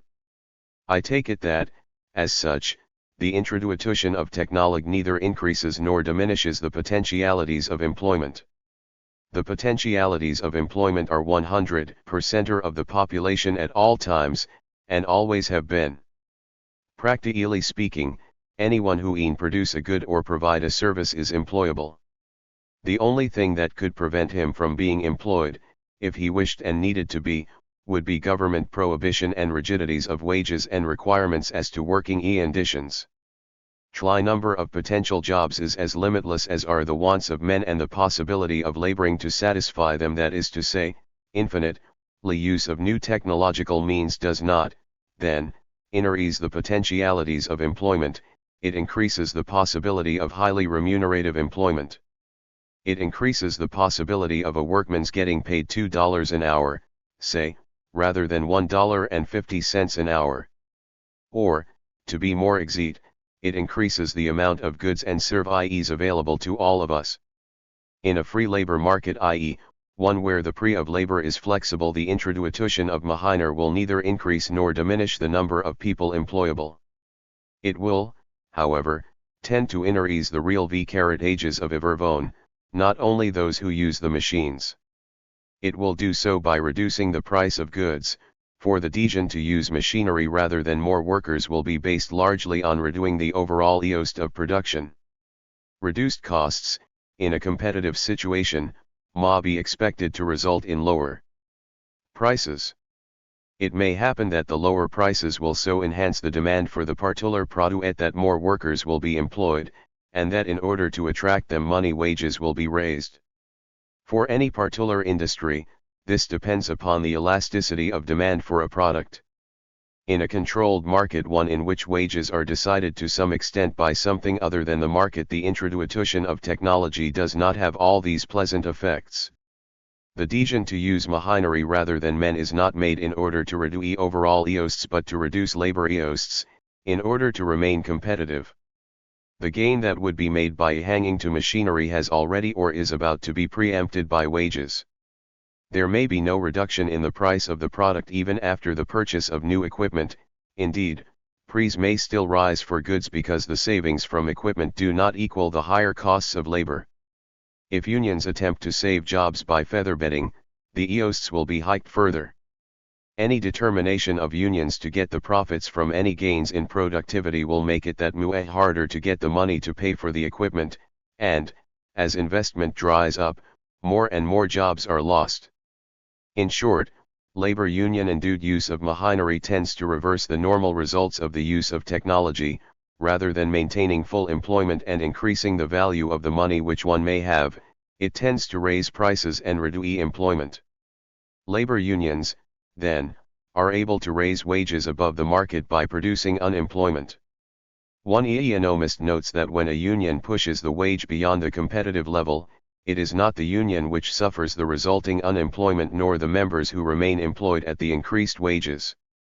The true sufferers are the workers who are disemployed as a result of the false wage and the workers who will not be hired because the expansion which would normally have taken place at a lower level of wages does not take place. Perhaps the best period for an historical case study examination of the effect of unions on employment was 1935–1939. The National Labor Relations Act was passed in 1935. There was somewhat of an increase in union membership in 1936, but the percentage change of union membership from the preceding year was an increase of only 10.1. In 1937, however, the greatest jump in membership for a single year in the 20th century occurred. It was a whopping percentage increase of 53.9 over the preceding year. The main thrust for this increase came from the Congress of Industrial Organizations under the leadership of John L. Lewis, with the organization of much of the steel, automobile, and textile industries. As one writer describes this surge, at the end of 2 years of activity, in December 1937, the CIO boasted a membership of 3,700,000 composed of 600,000 miners, 400,000 automobile workers, 375,000 steel workers, 250,000 ladies' garment workers, 175,000 clothing workers, 100,000 agricultural and packing house workers, 80,000 rubber workers. The day of labor giants had dawned. There followed a drastic increase in unemployment. According to one compilation, unemployment in 1937 stood at about 7.2 millions. In 1938, it rose to 11 million, and in 1939 was still lingering around 9.2 million. Registered a stock market crash of considerable dimensions occurred beginning in the middle of 1937. One economic historian explains these events in this way. There had been an increase of aggregate labor income at the expense of profit income. This had resulted primarily from the great amount of unionization which increased wages of manufacturing laborers rapidly. A main factor, he says, on the industrial side in bringing the revival of 1935 to 1937 to a close was this startling increase in wages. Due to a tremendous burst of activity by trade unions under the Wagner Act, a rise in wages unmatched by a corresponding rise in the productivity of labor. In consequence, prospects for businessmen declined, investment slaked off, and an increasing number of workers were unemployed. In this one instance, there is a fairly clear-cut connection between union activity and unemployment. Statistics bear out the results that could be predicted by the use of economic theory. But one swallow does not make a summer. Not every round of wage increases obtained by unions results in dramatic increases of unemployment. The task of the economy historian would be immensely simplified if economic truths could be so readily ratified with empirical evidence. Let us return shortly to the question of proof of disemployment as a result of union activity. It is in order, first, to complete the explanation of the business decline and rise of unemployment in 1938. Unions were by no means the only contributing factor in unemployment.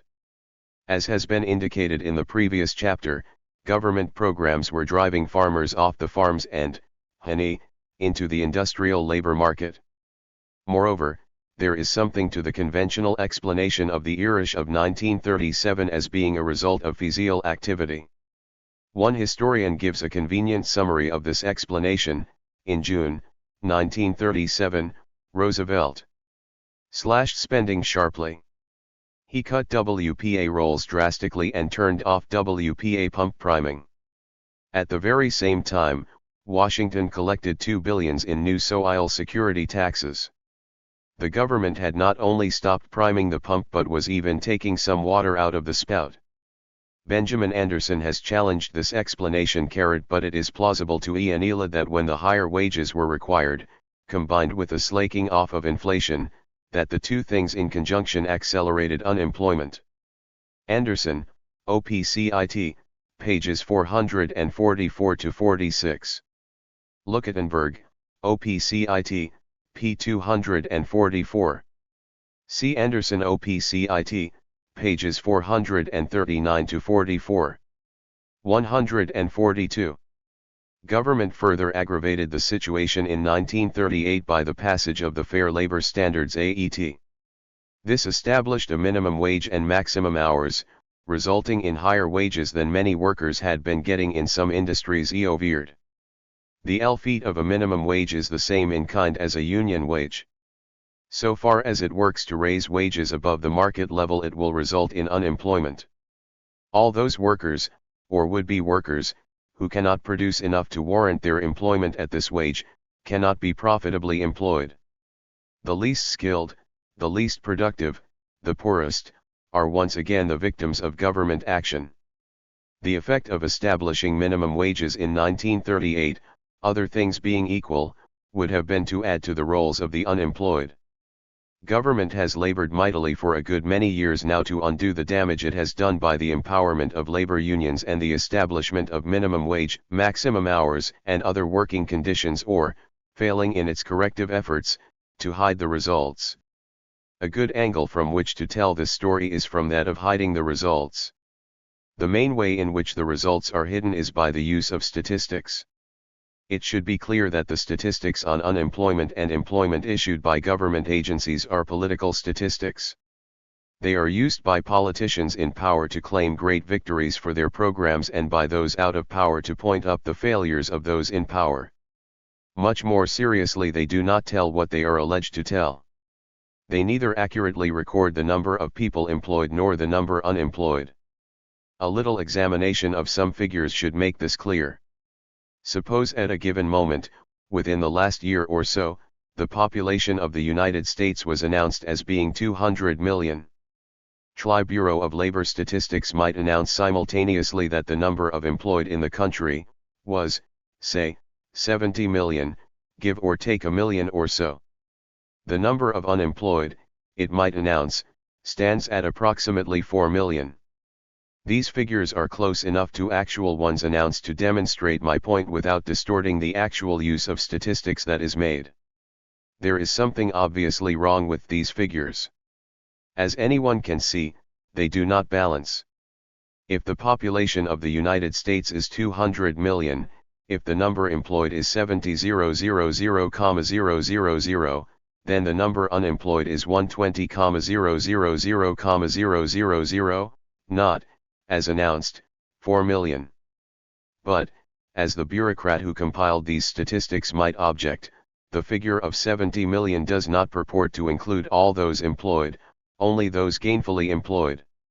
Very well, but the books still do not balance. There are 70 million gainfully employed and 4,000,000 unemployed. There are still 126 million people in statistical limbo. Let us come to the rescue of the statistician by concocting a third category, say, that of the gainfully employed. Never mind that housewives may be insulted by being told that they are gainfully employed, or that the category is somewhat imprecise as regards infants and the aged infirm. It might fairly describe those in school and college, in the armed forces, retired, perennially on relief, and so on. As a matter of fact, it would be a safe bet that some of those listed as unemployed are in reality gainfully employed, say they are fishing, or some such thing. There is every reason to suppose, even, that some of those listed as unemployed are unemployed gainfully. For example, they might be drawing unemployment checks and selling tickets in the numbers racket. If it were possible to calculate the number of unemployed in the United States at a given time, the figure would be attained by subtracting the number of employed from the potential labor supply. The potential labor supply can be defined. 144. As consisting of all those who are capable of rendering a service. It would not, then, include the whole population. Obviously, at any given time the potential labor supply would not include infants and very small children, the bedridden sick, and the incapacitated insane. To turn it around, the category of potential employables would include children, college students, housewives, elderly retired, and so on.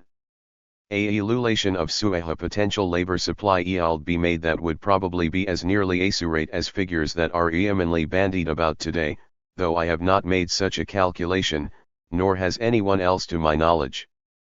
As a very rough guess, I suppose that if unemployment were reckoned from such a computation it would amount to somewhere between 80 and go million people today.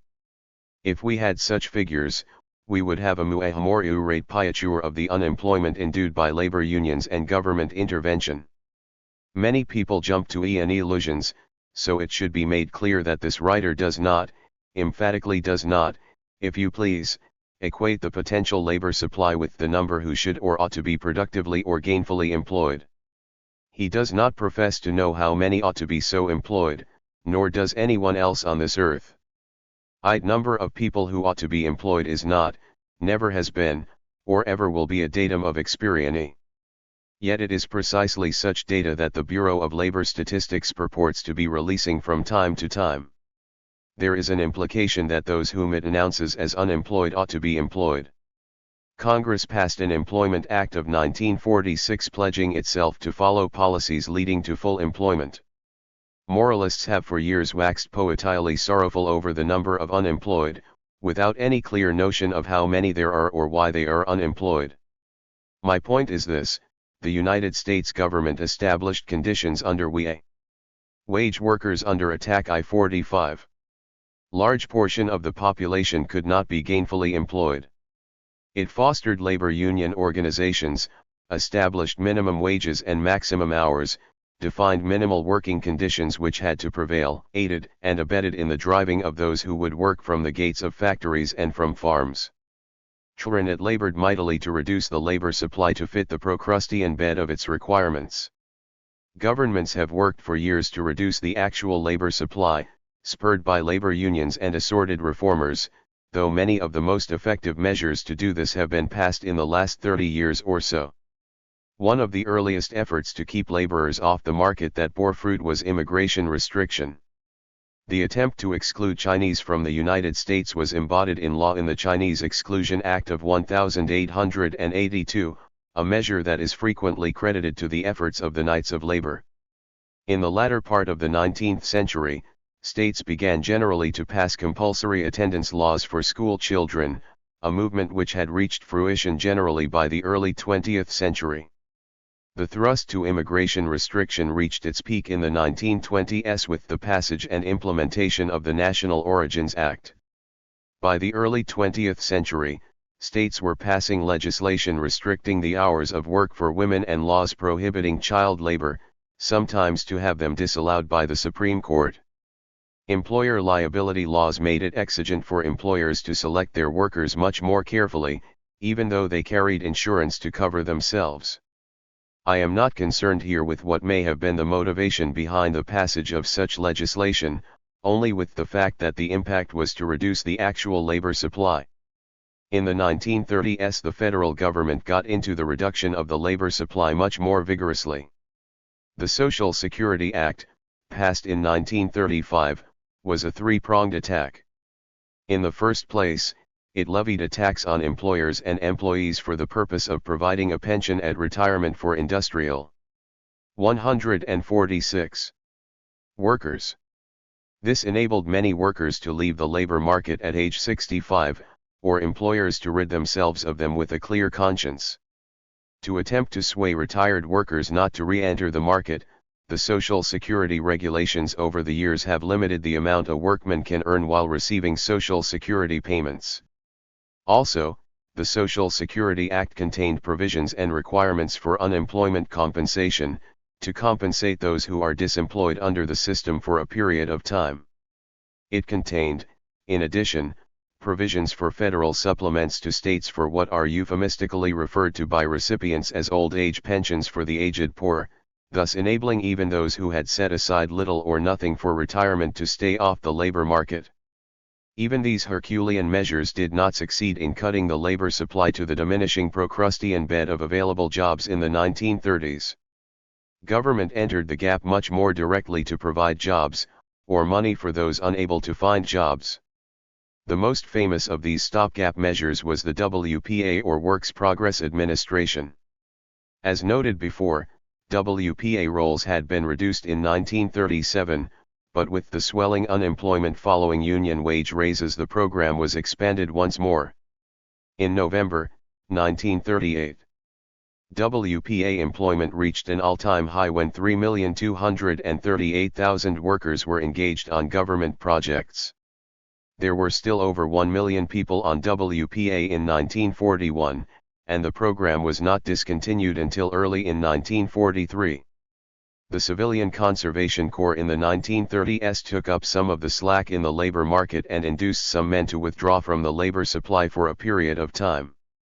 Large building programs for government structures were undertaken in the 1930s and since. More recently, the Interstate Highway Program has diverted a part of the labor supply. Defense spending is sometimes dispensed in those areas where it will be supposed to help the situation.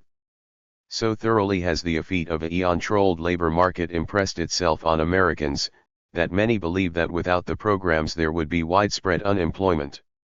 So there would, so long as the determination of wages was kept off the market.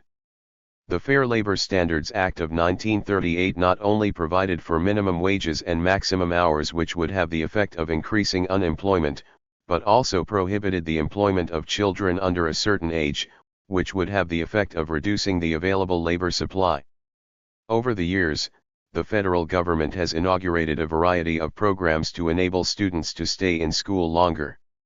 In 1935, the National Youth Administration was set up to dispense funds for the part-time employment of young people in school and college. Between 1936 and 1940, something in the vicinity of $325 million was spent on this undertaking. Registered since World War II, there have been a variety of programs which were to have the effect of keeping people at schooling and out of the labor supply. The most famous and extensive of these efforts has been the G.I. Bill of Rights, which not only paid for tuition and books for veterans to attend college but also paid farmers to farm and fostered on-the-job training. More recently, the government has gone into the scholarship program to enable some young people to stay in school and off the labor market. Presently, the biggest inducement for boys to attend college may well be the exemption from the draft. It is not that all the young men are wanted in the armed forces, but they are not wanted as a part of the labor supply either. Even this great multitude and variety of programs would not have, and has not, sufficiently reduced the labor supply to permit those laborers on the market to be paid above market wages without causing considerable unemployment. The government's major device over the years to facilitate the perpetual rounds of money wage increases has been the increase of the money supply. It is, of course, possible to increase money wages if the money supply is increased, in something of the same ratio. It may not even create unemployment. In theory, the increase in the money supply might exactly balance the rise in minimum wage and union wage so that there would be no noticeable effect on employment. In which case, it should be obvious that union leaders and government officials would be engaging in a grotesque deception. They say that they are providing great benefits to workers when in fact prices would rise to compensate for the wage increase, and the worker would be no better off than formerly. For good or ill, it is not that simple. In practice, it is not possible to calculate precisely how much of an increase in the money supply would be needed to balance wage increases, though it is perversely intriguing to imagine someone engaging in such diabolical computations. Government must attend to other pressures in regard to money supply than its effect on wages. Moreover, there are, of course, some devastating side effects of inflation on others than workers. As I have said, unions, as constituted, must have continual rounds of inflation to survive. It is equally true that if government's raising of the minimum wage is not to lead to much greater unemployment than it does, it must be accompanied or followed by an increase in the money supply. That this continual round of money wage increases followed by a round of inflation is a vicious treadmill from which nearly everyone loses should be obvious.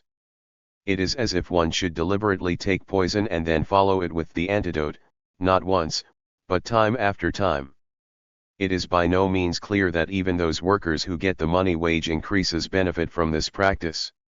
It is more than probable that the raising of the minimum wage by government follows rather than precedes the inflation. Thus, the minimum wage only serves to compensate, more or less, for a situation the government has already created. If the inflation continues, as it has almost uninterruptedly for the wage workers under attack I-49 last 30 years, those workers at minimum wages will shortly be getting less rather than more than they formerly were. Union contracts that run for 2 or 3 years tie workers more or less to the monetary situation that existed when the contract was drawn. Even when there are stub living clauses or annual increments provided, the rise in money wages tends to follow the rise of prices rather than precede them. There is an element of Russian roulette in giving hostage to inflation with long-run contracts.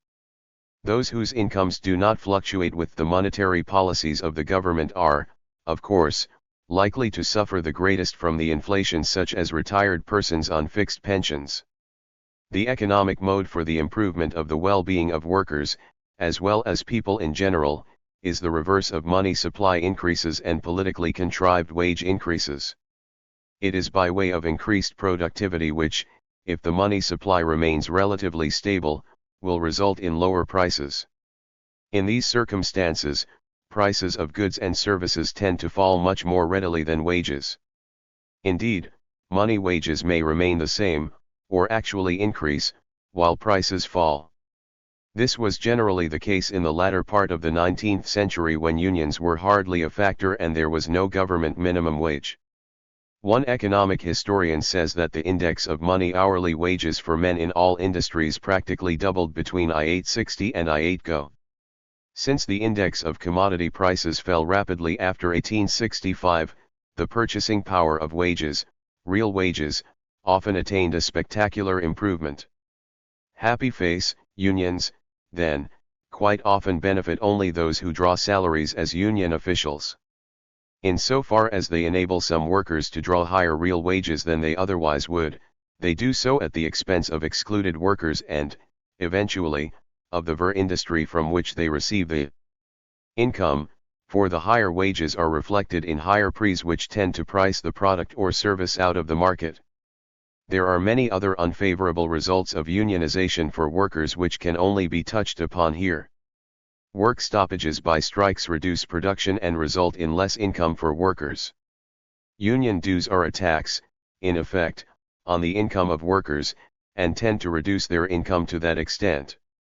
Individual workers are kept, in effect, from improving themselves and their wages by the union's insistence upon equality of pay for a particular job and resistance to greater production by individual workers.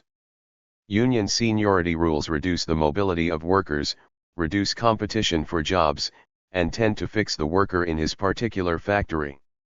Wages not based on productivity tend to price American goods out of the world market. Unions quite often act to attempt to prevent the equalization of industrialization over the country by opposing the initial move of companies to other parts of the country and then rushing to organize workers in the new plants and raising their wages to the national average. By so doing, they would deny the manufacturer the temporary gain he would make by moving. Slowdowns and stalling by union members deny what is not produced to the country. Unions encourage suspicion of management and inhibit the cooperation between managers and workers which could be mutually beneficial. But let me return finally to unemployment, which is the most direct and devastating result of union activity and government proscriptions and restrictions upon workers. The devastating effects reach out to touch those whom a benevolent society would wish to help. Almost everyone must have heard, at one time or another, the poignant appeals to employ the handicapped. This appeal is perennially made on television, radio, in newspapers, and by posters. Few stop to ask why it is that the handicapped need such special attention. If there is work that they can do or services which they can perform, we might suppose that this would be well known to employers. Sua reckoning ignores, however, the obstacles we have thrown in the way of their employment. Quite often, the handicapped are unable to produce enough to warrant paying them the union wage or minimum wage. They are especially liable to have accidents and thus will drive up insurance rates, which employers take to meet the government requirements of liability for workmen.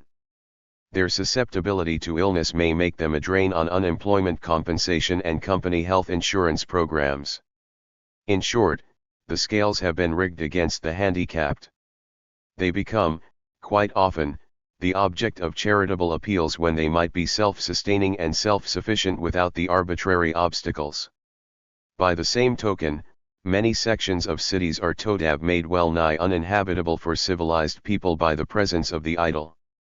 Young ruffians, teenagers with nothing to do, and lounging gangs make the streets unsafe and life for those who live in their midst dangerous and unpleasant.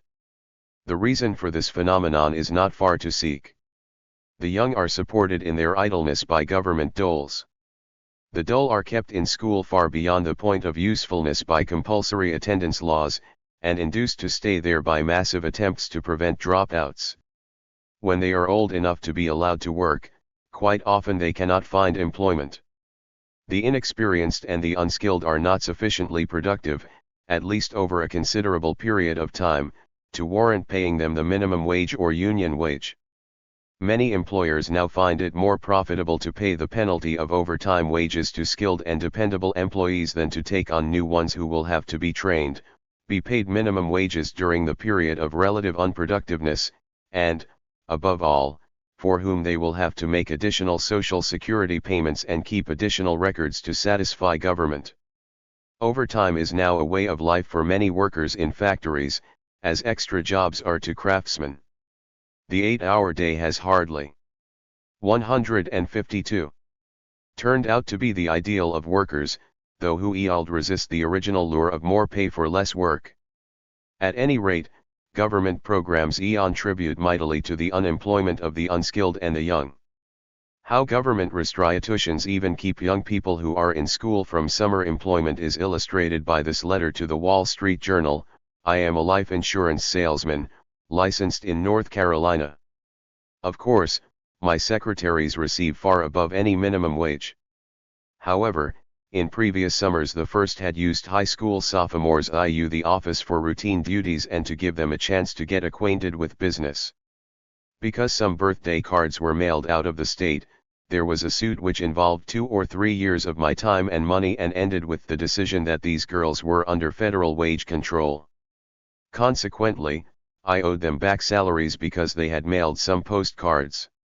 Now I wouldn't think of letting a student come in to work.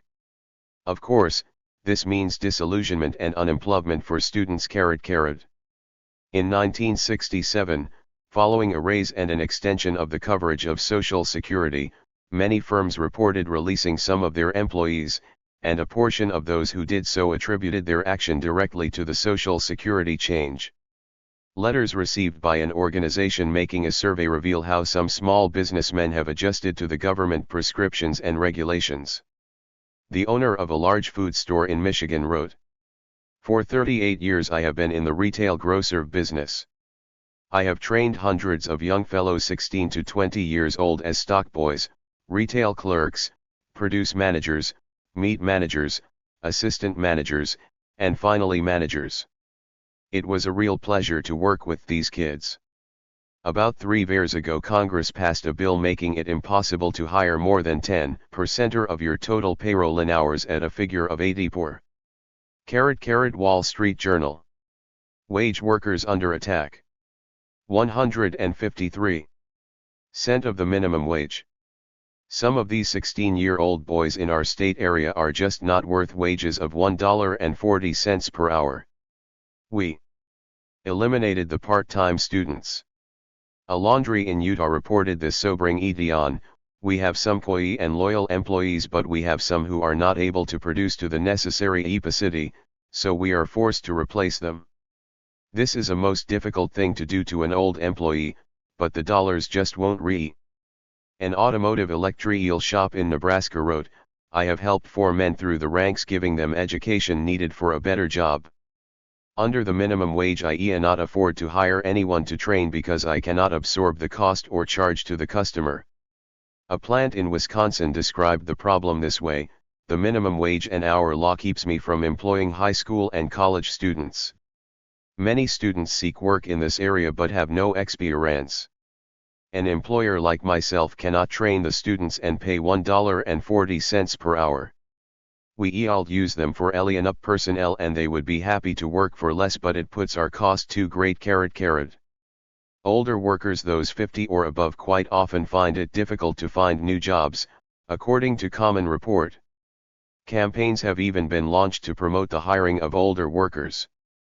If this is a problem, as alleged, it can be accounted for mainly in the same way as the others, that is, by obstacles erected in the way of employing new workers, the minimum wage, the Social Security payments, employer liability for accidents, the extra bookkeeping involved, and so on. To the extent that these have promoted the use of technology they have made more formidable the employment of the older people also.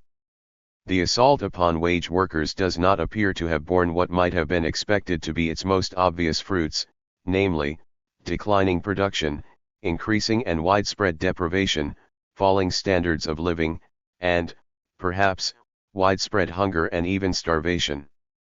On the contrary, it is generally held, and I think this is correct, that the standard of living is higher today in America than ever before. Yet there was a time in America, say, 1800, when the proportion of the employed to the total population was vastly greater than today. It is not improbable that in 1800 somewhere between 80 and 90% of the population was gainfully or productively employed for some portion of the year. On the farm, everyone worked all or most of the day except very small children and the bedridden. Children and the aged were employed in factories and in mines. At the present, a liberal interpretation of government statistics would indicate that, perhaps, 40% of the population are gainfully employed. In short, 40% of the population support the rest. DTs, on the face of it, would not conduce to a higher standard of living. On the contrary, other things being equal, we should be much poorer generally today than in 1800. It is obvious, too, that such prosperity as we enjoy today is not the result of the smaller proportion of workers. It must follow, then, and it should be as obvious but is not, that our wealth today is not a product of union activity or government intervention in the labor market. The material wealth of a people is surely measured in the goods and services which they can command. Unions do not contribute to productivity by excluding workers from the market, by strikes, by work stoppages, by slowdowns, by resisting the introduction of machinery, by featherbedding, or by reducing the hours of labor. Government restrictions do not increase productivity by pricing workers out of the market, by prohibiting others from entering it, and by supporting still others in idleness. Above all, government does not increase productivity by inflation. If government yield enrich us by increasing the money supply, it should do so forthwith, and it should cease its penny ante tactics. It should give each of us, say, an annual income of $100,000 by the expedient of printing the money. But if we could each have $100,000 for not working, we would not all be rich. We would all be incomparably poor, for our money would be worthless. No legerdemain of monetary manipulation can enrich all Americans one whit. In short, we have neither been enriched nor kept from universal poverty by union or government efforts that have been supposed to benefit workers. Our prosperity, such as it is, can be attributed to two things. In the first place, all of it can be attributed to those who work with their hands and their minds to provide and increase the goods and services which all of us enjoy. Actually, the Bureau of Labor Statistics does not give an accurate figure for the employment of Americans. There are a great many more employed, at least part-time, than the figures tell. The self-employed are not included in them. Newspaper boys are not included, most babysitters, many cleaning women, many of the aged who do various and sundry things to increase their income. The moonlighting that goes on increases goods and services available to us greatly over what the situation would be without it. One of the most dramatic adjustments that has been made to artificially high wages and limitations on hours of work is do-it-yourselfing. Sears Roebuck and Montgomery Ward catalogs, as well as building supply establishments, offer a great variety of materials that can be installed by the individual with only a modicum of skill and ingenuity. Even the materials for a house can be purchased pre-cut and ready to be assembled by the do-it-yourselfer. Many men, no doubt, get a sense of achievement and fulfillment by this activity, but, as much as anything else, it marks a movement away from specialization in consequence of the inordinate overpricing of such skills as plumbing, tile setting, carpentry, painting, and locksmithing. Every 156. Man becomes a handyman when he has time on his hands, and the inexpensive handyman is kept off the market. Many of those employed by government calculations should be counted as much as 114 workers in terms of the government's 8-hour day. But of equal importance is technology. Even if there were twice as many employed today as the Bureau of Labor Statistics claims, the proportion of workers to total population would probably not be as great as it was in 1800, and we would still be poorer than they were if we were dependent upon their technology. The use of technology has enabled one man to produce as much as several used to, and, in some instances, as much as many men could. This makes our abundance possible despite reductions of the proportion of workers, deliberate efforts to keep workers off the market, shorter hours, and even coffee breaks.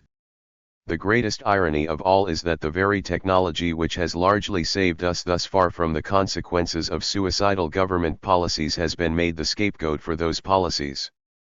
Unemployment is frequently blamed on technology. Unions have often resisted technological innovations, meanwhile rushing to claim all the fruits of any that is used. Capital which buys and maintains the technology has not only been blamed for the ills of our age, but those who gather the capital, that is, save, invest, and so forth, have alike had all manner of obstacles thrown in the way of their endeavors. Technology has even sometimes been blamed for the lack of personal services in a society in which machines perform so many of the functions once performed by people, a reaction as eminently sensible as kicking an automobile when it will not run. In point of fact, the blame for much of the lack of personal service is, once again, that government policy which has resulted in the pricing of so many services out of the market. Thus far, then, we in America have generally been spared. Some of the most horrendous consequences would have befallen a people in any other age following such policies. This does not mean that we have avoided the consequences, we have only diverted and rechanneled them. The consequences are with us in juvenile delinquency, in the boredom of enforced idleness, in the loss of the elegance of personal craftsmanship, in the futility of the unskilled in their quest for meaningful work, in the loss of the contacts of personal service, in the overemployment of some and underemployment of others, in the stunted lives of the old put out to pasture and of the young who have been sated with fruitless efforts to provide them recreation when they have not yet experienced creation. This and much else is all about us in consequence of the assault upon the wage worker. Chapter 6. Roadblocks to Enterprise. Pittsburgh. A jitney, in the Loeil vernacular, is a vehicle which serves as a taxi for at least a part of the time but is neither authorized nor licensed to do so. It seems that the drivers of these vehicles were given to driving up to bus stops, picking up one or more passengers, and driving them home, particularly after work in the afternoons.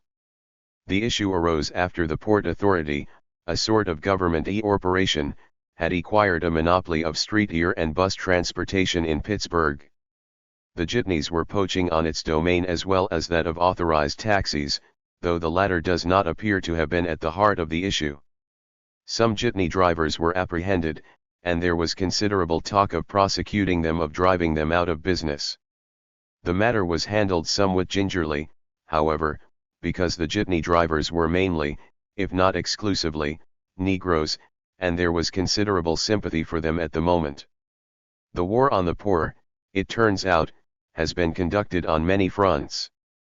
The poor left the farms in droves in the wake of government intervention. They have been driven out of roadblocks to enterprise. The labor market by wages and hours legislation. The enterprising poor have frequently found their path blocked in yet another direction. One of the options open to them would be to go into business for themselves. The case of the jitneys illustrates one of the difficulties thrown in the way of those who would like to go into business. As we shall see, the government hurdles which the small businessman must overcome to succeed are numerous, subtle, and varied. This is the more surprising because for many years reformers and interventionists have wept and wailed and gnashed their teeth, so to speak, over the plight of the small businessman. They have often pledged all sorts of help to him, and many government programs have been put into operation that were supposed to rescue him. In 1953, the federal government inaugurated the Small Business Administration with the ostensible purpose of helping small businessmen. Yet many of the hurdles that a prospective businessman must leap in order to make good have been placed there by government. Let it be clear from the beginning of this discussion, however, that not all the obstacles to enterprise are government-made. In the nature of things, going into business on one's own is a difficult undertaking, and would be hard enough if government confined itself largely to the protection of life, liberty, and property. To go into business, it is usually necessary to accumulate capital reserves. This means denying immediate satisfactions for future gains. It may mean that one's family is denied for a time many comforts and luxuries. Any enterprise is risky. All may be lost if the investment is not successful. There is usually competition to be met, and even if there is little at the outset, one's own success is but a sign to others to go into the business.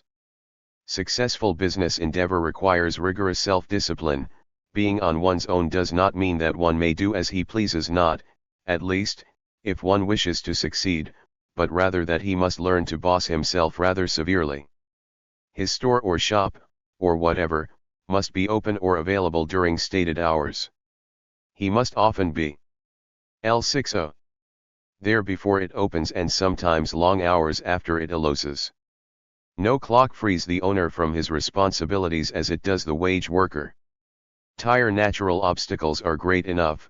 When they are supplemented by arbitrary government intervention, they often become formidable. One other thing should be said in preface to what follows. It is not practical to discuss the many ramifications of government programs alluded to, nor to make thorough evaluations of them. It would be jumping to conclusions in some instances to conclude that because a government regulation or restriction imposes an obstacle to enterprise that it should be abolished.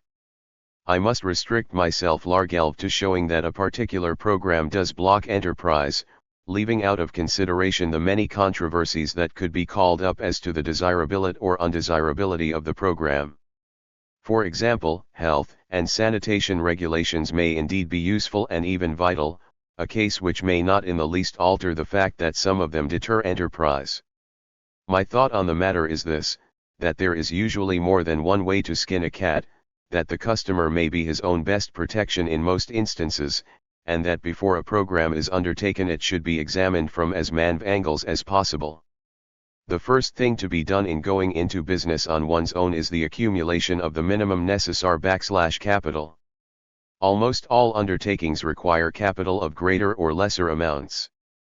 To accomplish this, most men must set aside some portion of their earnings as savings. The most discouraging government intervention for savers is our old acquaintance, not to say friend, inflation. Inflation reduces the value of money saved because as the monetary supply is increased, prices rise. This means that the SA/ER could have bought more with the money at the time that he first received it than he could at a later date, if the inflation continues over a period of time. The propensity to save is discouraged by inflation, and the propensity to spend is encouraged. The inflation-carried policies of the government over the last 50 years have discouraged saving, though, of course, they have not stopped it. The progressive income tax is another deterrent to capital accumulation. THIRD tax is often talked about as if it were devised to take from the haves. It should be understood, however, as taking from those who are getting, or trying to accumulate. A graduated income tax does not, per se, tax wealth that has been accumulated in earlier times, rather, it taxes current income. There has been a trend, in recent years, for workers to prefer fringe benefits instead of, or in addition to, wage increases, because direct increases of incomes put men in higher tax categories. Progressive taxation constitutes a war on the poor mainly in two ways. In the first place, it makes it more difficult for them to leave the ranks of the poor by accumulating wealth. More important, perhaps, since progressive taxation does not bear heavily on the very poor, it works against the accumulation which would lead to new investment, new jobs, and more competition among firms for workers. It is such competition that leads to increases in real wages to workers. At any rate, progressive taxation limits and obstructs enterprise by making it difficult to accumulate investment capital. Another way in which taxation inhibits enterprise is through the subsidies to businesses and farms. There are, today, a great array of government subsidies, to farmers, to airlines, to railroads, to shipping, for house building, to commuters, to entertainment, and so on. More subtly, government subsidizes business by stockpiling of materials and by carting commercial mail below costs. The point is that these subsidies come from taxes on the general public, that the man trying to accumulate wealth to go into business is charged for keeping others in business, that what he pays in this way comes out of what he might have been able to save. Social Security payments are an inhibiting tax on potential enterprisers. There are many roads to such security as man can attain in this vale of tears, one of which is to own one's own business. It will not do to argue that a business does not provide absolute security, which is true enough, but then neither does government. The history of mankind is, in large. 162. The story of the rise and fall of governments, of forfeited obligations, of arbitrary confiscations by governments, and so on.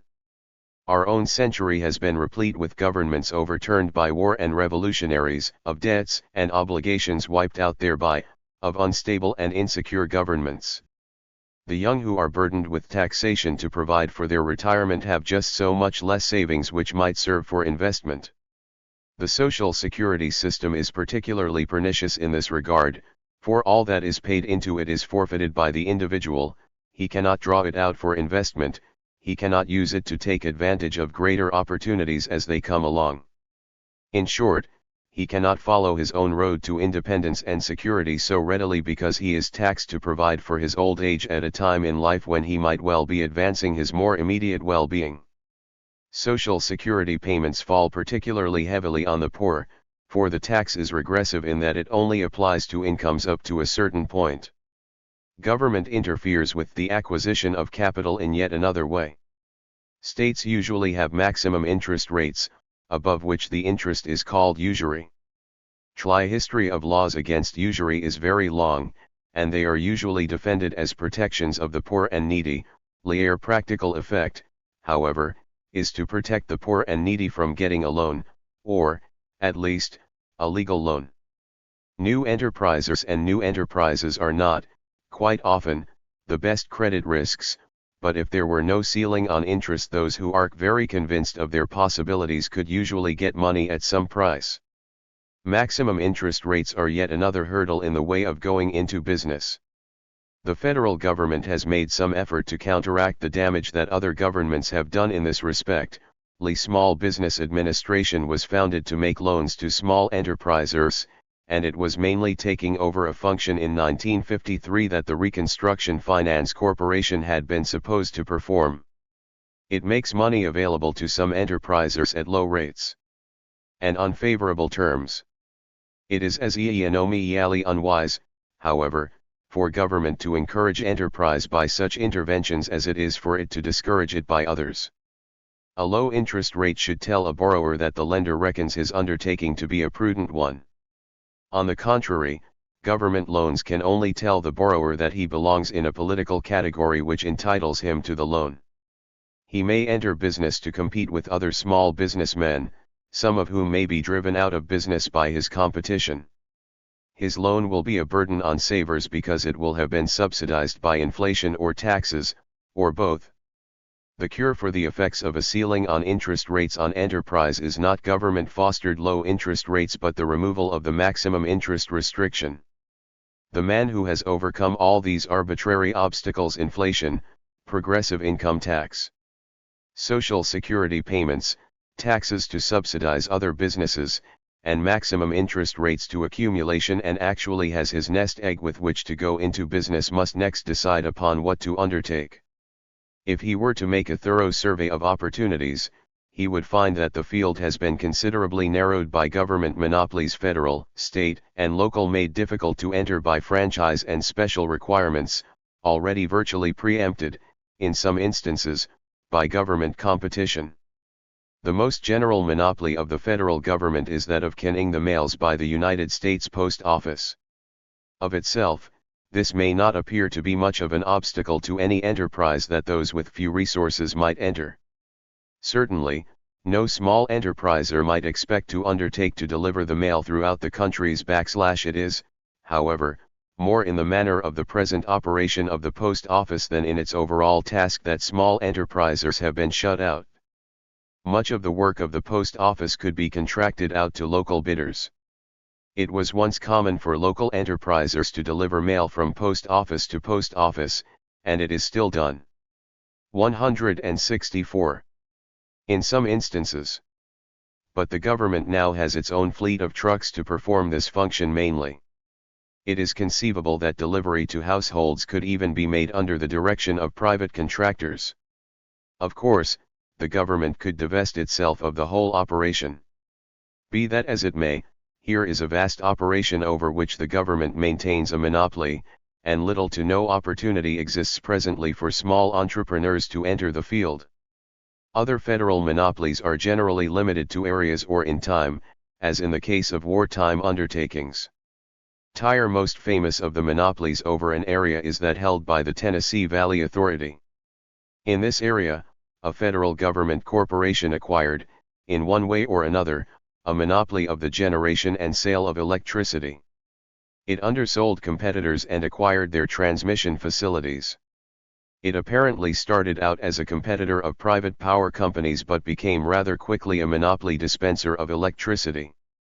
Less well known but much more complete as a monopoly has been the sway of the federal government in the Panama Canal Zone. Not only did the federal government construct the canal but the railroad as well.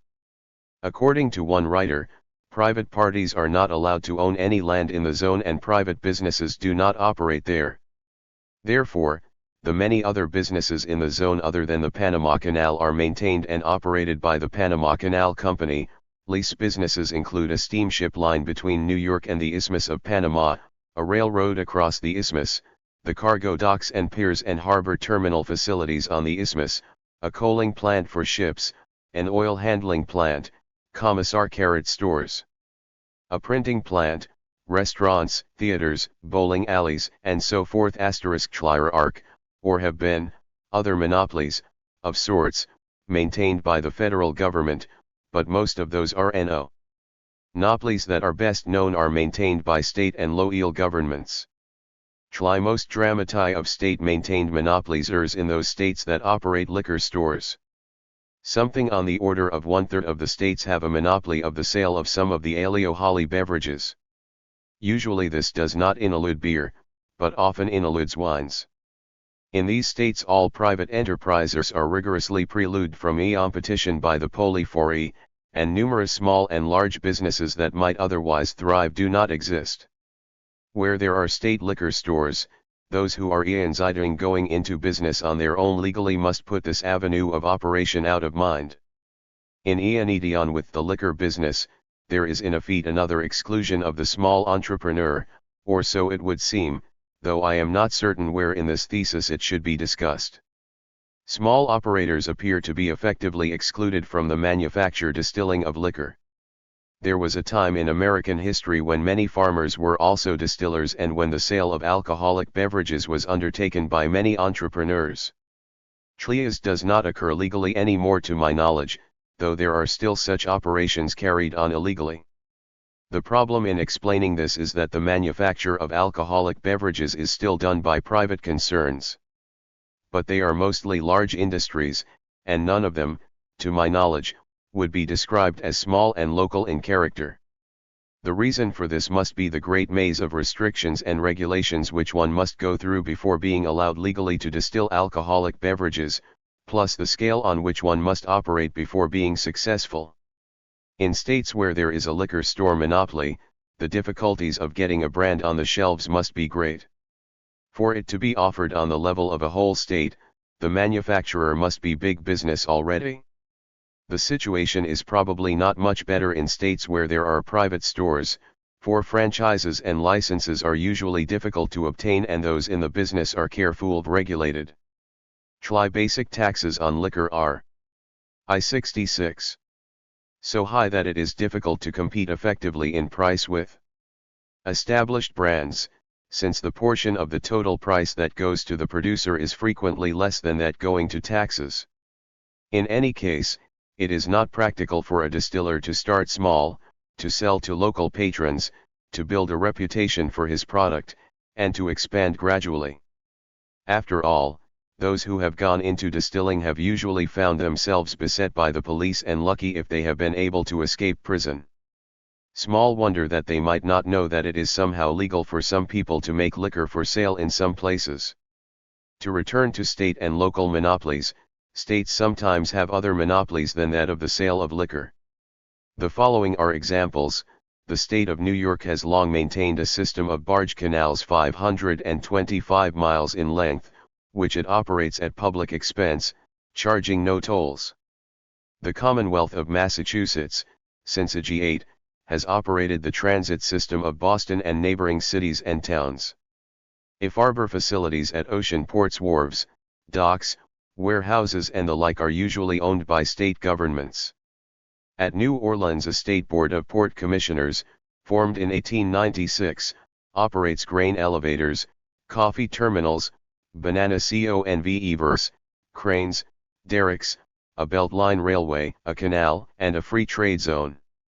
Moreover, multipurpose projects including the generation and sale of hydroelectric power have been constructed by state governments in Nebraska, Oklahoma, Texas, and South Carolina. The people of Nebraska are served exclusively by publicly owned electrical utilities. All such monopolies, of course, make it difficult, if it is not prohibited, for private enterprisers to enter the field. Local monopolies, however, are apt to be the ones that could be challenged by small enterprisers, sometimes with little capital, if it were not prohibited.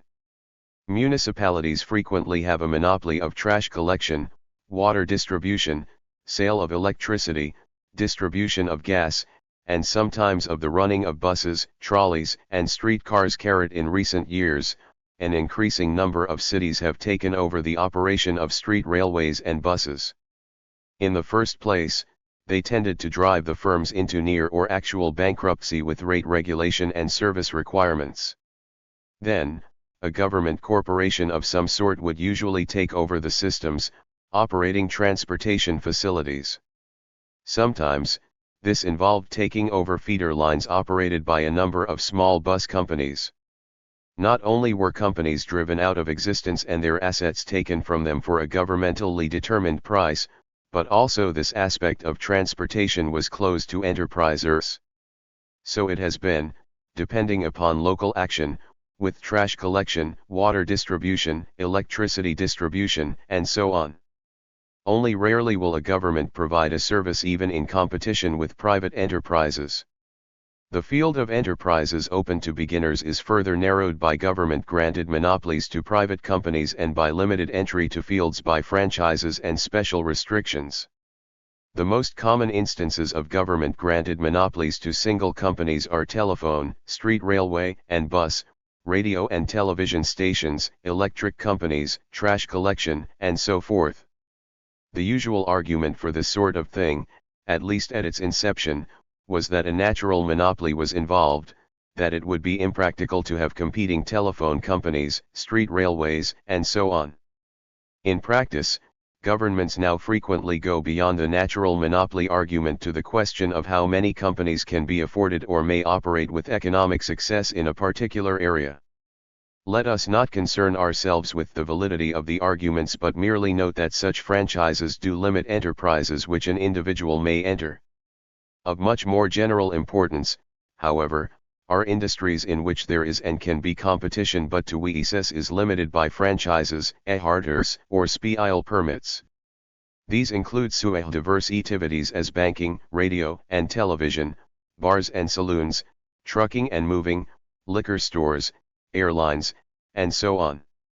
The restrictions upon hauling goods in interstate e-commerce may be taken as illustrative of the difficulties of going into such businesses. Anyone who carries goods over state lines for someone else has me into the vicinity of being a intermediary. Not only is he subject to buying special licenses but also to special taxes of one sort or another. Congress passed the Motor Carriers Act of 1935 providing for the identifying and control of common carriers in interstate e-commerce, placing them under the control of the Interstate Commerce Commission. The Act contained a kind of grandfather clause providing that those who were common carriers at the time should be issued certificates if they applied for them within a specified time. After that, common carriers have had to meet the following general requirements.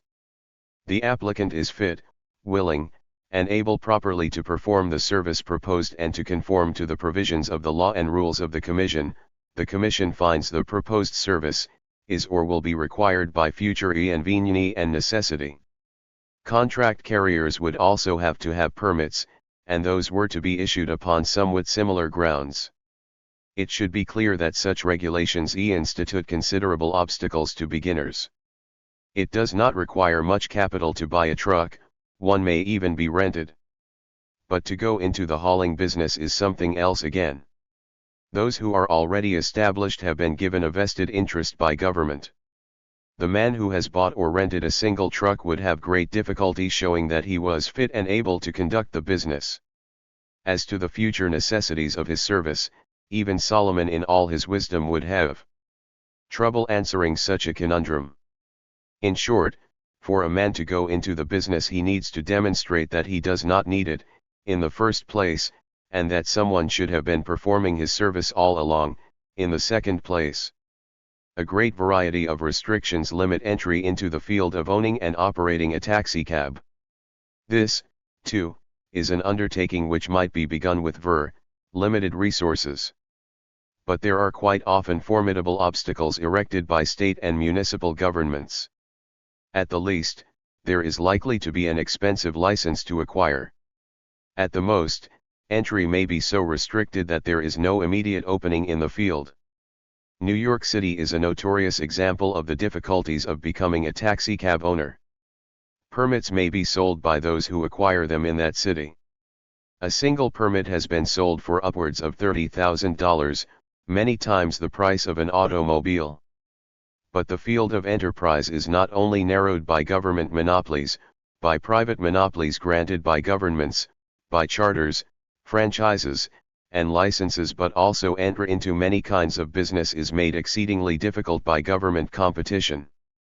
When governments enter a field to sell a good or purvey a service, they do more than add to the number of competitors. They have resources and use methods which make it exceedingly difficult for private persons to enter the field or to successfully compete with them. This is more than ironic, for the federal government has for many years adopted measures to enforce what it is wont to call fair competition. The Federal Trade Commission Act, passed in 1914, declared that unfair methods of competition in commerce are hereby declared unlawful. The Robinson-Patman Act of 1936 prohibits sales at unreasonably low prices for the purpose of destroying competition or eliminating a competitor. Registered, moreover, fair trade laws enacted by states have quite often been aimed at price cutting and underselling.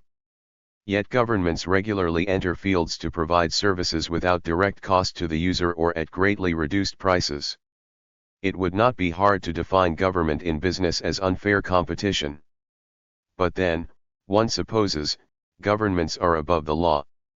At any rate, any prospective enterpriser will find his way made much harder by government competition in a host of lines of business or endeavor. Some of this competition is so common or so long established that hardly anyone thinks of it as competition. Dire most general and pervasive case is government maintenance of schools. Formal schooling is not generally thought of as an area where private enterprisers might enter. Education is not generally sold as if it were an economic good. It is generally priced much below its cost. This has almost always been the case throughout American history, for it has generally been subsidized either by governments or private charity or, as is frequently the case today, by both. Private colleges are having an increasingly difficult task today in competing with government-supported institutions, and, indeed, many of them are taking government loans and various subsidies. In any case, any private enterpriser who thought of entering the field with his own school would be in for rough competition. This is increasingly true even in the area of trade schools, which were not so long ago mainly private undertakings, and quite often probably profit makers, e.g., barber schools, radio schools, and so on. The building of hospitals is another area where government is making it difficult for competitors. The federal government has been maintaining hospitals for veterans for many years. It got into the subsidizing of local hospitals on a large scale with the Hill-Burton Act. Local communities have been building and maintaining hospitals for a good many years. Private hospitals are still fairly numerous, but their days are probably numbered. Governments at all levels are vigorous competitors in providing recreation facilities. This is particularly true in the maintenance of parks, zoos, golf courses, swimming pools, lakes, and waterways. Many buildings in which recreation activities take place, e.g., auditoriums, ballparks, civic centers, are now being built with tax funds. Not only does the prospective enterpriser find his potential savings taken away in taxes to support such undertakings, but also his entry into such enterprises made difficult by competition. The federal government is in the research and information business in a big way. The government printing office is enormous, and keeps busy printing numerous pamphlets, making available research reports, publishing agricultural treatises, and providing information for businessmen. A United States Senator points out that the Commerce Department gathers around 100,000 research and development reports each year, and that the government spends approximately $10 billion each year on research. He explains how it can be put to use. Suppose you are like Charlie McQueen, who operates a small canning factory in Wisconsin. Charlie was having trouble with his beets, the flavor wasn't just right and people were complaining of a certain sour quality. When Charlie simply couldn't pin down the reason for this, he wrote me about it. My office got in touch with Commerce, and we sent a sample of Charlie's beets to the Technical Services Department. For a small fee, technicians turned up 300 articles on beet processing from all over the free world. Then Charlie's beets were sent to the Department of Agriculture for analysis. This provides a fine example of how the various agencies can work together. We are not told whether Charlie McQueen's cannery survived or not, but we are pleased to learn that government agencies cooperate. It may be, as the senator alleges, that government agencies can sometimes provide aid to small businesses seek. William Proxmire, Can Small Business Survive? Pages 100-01. 172. Information, but my point is that if this information is of value, private researchers could be in businesses to provide such aid. Indeed, there are many men who make their living in private consulting firms, but the field has heavy competition from government in some areas. There are many private publishers, too, who find themselves competing with the government's giveaway or below-cost booklets. The government has been in the housing business in competition with private builders, landlords, and real estate agencies for many years. As one book points out, in addition to assistance to private builders of houses and other buildings, the federal government has gone into the business of constructing and operating housing projects. In order to stimulate low-cost housing developments, it supplemented its favorable loan policy by actual construction of many housing projects. Registered a man going into business frequently needs land on which to situate.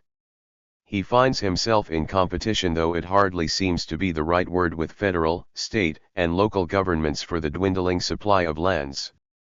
Governments were once the great sellers of land in America, but they have now reversed the field and become major buyers, for military installations, for parks and forests, for housing projects, for lakes and dams, and for an increasing variety of undertakings. As one writer puts it, the federal government is the biggest landlord on earth, aside from the communist countries.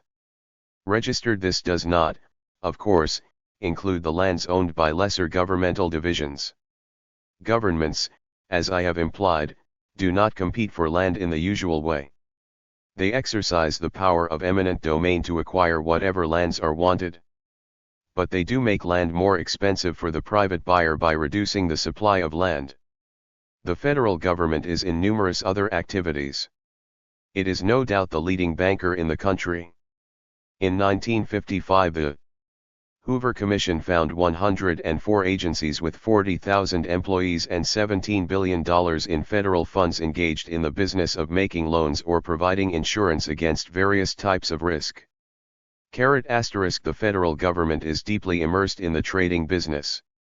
As one writer says, the government's principal trading agencies are the Department of Agriculture and the Defense Materials Service in the General Services Administration. Agricultural commodities acquired by the Commodity Credit Corporation are sold at home for interior uses or abroad in return for dollars, for foreign currencies, or for strategic materials. The Defense Materials Service contracts for expanded production of metals and minerals in the United States, for the development of new metallurgical processes, and for the maintenance of manufacturing facilities. As the same writer says, the government is also involved in manufacturing activities. The Navy builds ships and produces paint, rope, ship stores, and the like. The Army and Navy manufacture weapons, ammunition, uniforms, and other military goods. The post office makes its own mail bags. In addition to these activities, the federal government competes with private companies by providing certain kinds of insurance, by hauling freight known as parcel post, by providing electricity, and so on. A man trying to go into business may even find himself competing with a cooperative which enjoys special exemptions and privileges from government. Many, if not all, of these activities could be done by private entrepreneurs, and the fact that they are not forecloses many opportunities of the prospective enterpriser. A man who has surveyed the opportunities for going into business on his own, who has noted the government monopolies, franchised activities, and government competition, may decide that he could improve his chances of success by changing localities. Local and state interference with business do vary from place to place. Then, too, the grass is always greener on the other side. Anyone thinking in this way should make a pilgrimage to his prospective new local and look into the situation before making his move, however. This would be particularly true if his projected move took him across state lines. There is not only the difficulty of establishing a business among strangers, but there is also the rather unpleasant fact that states have erected various barriers to discourage newcomers. Some of these have the suspicious look of being deliberate obstacles erected by legislators to protect the loyal citizenry from competition. But whatever their intent, they can be quite troublesome to newcomers. There may be a large sign on the highway entrance to the ID bearing the legend that Middletown, or whatever the name of the town may be, welcomes industry, but even the good-hearted people who erected the sign may be largely unconscious of the obstacles their lawmakers have thrown in the way of such industry. These range from regulations and requirements that are insane to those that are very nearly prohibitive. One of the first obstacles that a newcomer to a state encounters is that state's rules, regulations, and restrictions upon owning and operating an automobile or other motor vehicle. These vary greatly from state to state and range from consuming some time and going to a little expense to involving a maze of requirements with one must comply and to being quite expensive. Pennsylvania's motor vehicle regulations, while not typical, are an horrendous example of the latter possibility. In the first place, the newcomer must establish ownership of any vehicle he claims as his. If the vehicle is old, this means traying backward to the bill of sale. If it has been recently acquired, it may be necessary to pay the Pennsylvania's 6% sales tax, though the vehicle was bought in another state. When ownership is established, the owner then has the privilege of buying a license plate. Before the vehicle can be operated on the highways and byways of Pennsylvania under the cover of that license, however, it must be inspected. There is a fee for the inspection, and if the car doesn't pass, there may be costly repairs to make. If, for example, there is a crack in the windshield, however obscure, the whole windshield must be replaced, at considerable expense. At this point, one is ready to go through the maze of requirements to become licensed as an operator. It is necessary, first, to purchase a learner's license, no matter how long or in how many states one has operated a vehicle.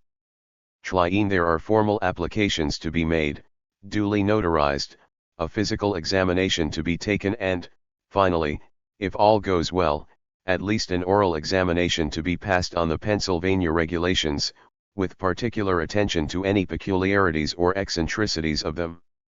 Those who have persevered beyond this point may find themselves suddenly and inexplicably, as it were, authorized to own and operate a vehicle on the highways of Pennsylvania. As often happens in the cases of those who have been submitted to an ordeal, they get a wry and sadistic pleasure ever after in seeing to it that everyone else in their former condition has to endure a like degree of hazing. This obstacle course may be quite amusing to old residents of the state, but it should be emphasized that it can be quite burdensome to poor newcomers who have come in as wage earners or to those starting into business who need all their savings for their new undertaking and their time for learning the intricacies of a business. Many states and localities have a great variety of restrictions and regulations for engaging in particular pursuits. It will be sufficient here to indicate the general character of some of them. Barbers may have had to be trained for a particular period of time, nurses to have undergone a particular regimen, teachers to have taken certain education courses, real estate salesmen to have served an apprenticeship, beauticians to have taken a particular course, saloon. 176. Keepers to have informed to attain moral standards, and so on. A particular locale may have zoning laws which prohibit the use of residences for the conduct of business. Some states and localities have health laws which restrict the moving of foods or the buying and use of second-hand dining equipment, and such like. Anyone who wishes to buy and sell old mattresses may have a shock in store for him when he studies the health regulations surrounding such commerce. Lawyers usually find themselves at a considerable disadvantage if they have not studied in the law schools of the state in which they wish to practice. Those in the medical profession must often submit themselves to the approval of their peers in a new locale. Each undertaking has its own set of difficulties. However desirable any or all of these restrictions may be, one thing they all have in common: they are roadblocks to enterprise. Let us suppose, now, that our prospective enterpriser has somehow managed to set himself up in business. However improbable it may seem, however much of at least a minor miracle it surely is, some men are actually able to begin new enterprises. Indeed, a considerable number manage to do so each year. They manage somehow to accumulate the savings necessary despite the inflationary thrust, the progressive income taxes, the burden of Social Security and other taxes. They manage somehow to settle upon an undertaking that is not monopolized by government, or that government competition has not made it completely impossible to enter. They get franchised, certified, licensed, authorized, permitted, qualified, or whatever, and actually find some land upon which to locate. By hook or crook, they succeed in satisfying the local authorities that they are citizens worthy to reside in the locality and carry on some worthwhile pursuit. Such an enterpriser is by no means out of the woods because he has managed to open his doors for business. It would be more correct to say that his troubles have just begun. The man who enters business discovers rather soon, if he did not know it already, that he has a senior partner government. More precisely, he has a committee of senior partners, composed of federal, state, county, and, depending upon the locale, township and municipal authorities. These partners may have thrown any number of obstacles in the way of his going into business in the first place. They may be in competition with him, they may have made low-interest loans to his competitors or even granted them special privileges which he does not enjoy. They will rarely have invested anything in the business themselves.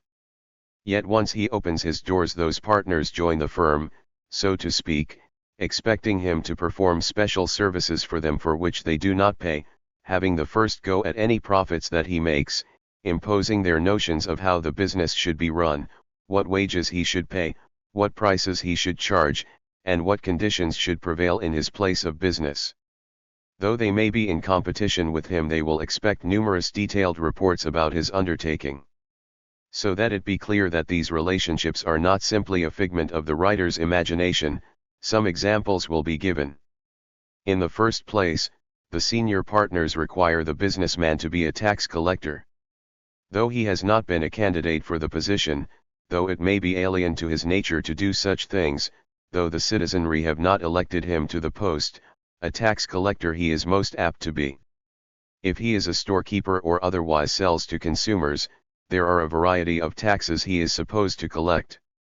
Both the state and local governments may impose sales taxes which he has to collect. The federal government imposes excise taxes which he has to collect on certain items. If he employs other people, he has to deduct income taxes from their paycheck. Under most conditions, he must collect the workers' Social Security tax by way of payroll deductions.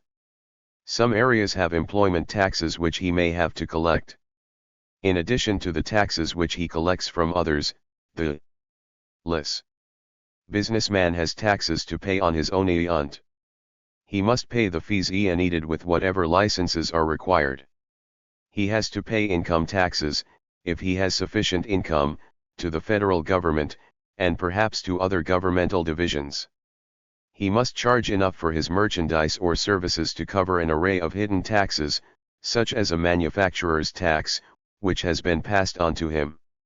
One writer points out that when small businessmen are asked for their own ideas on the best thing government can do for them, they are likely to think first of reducing taxes.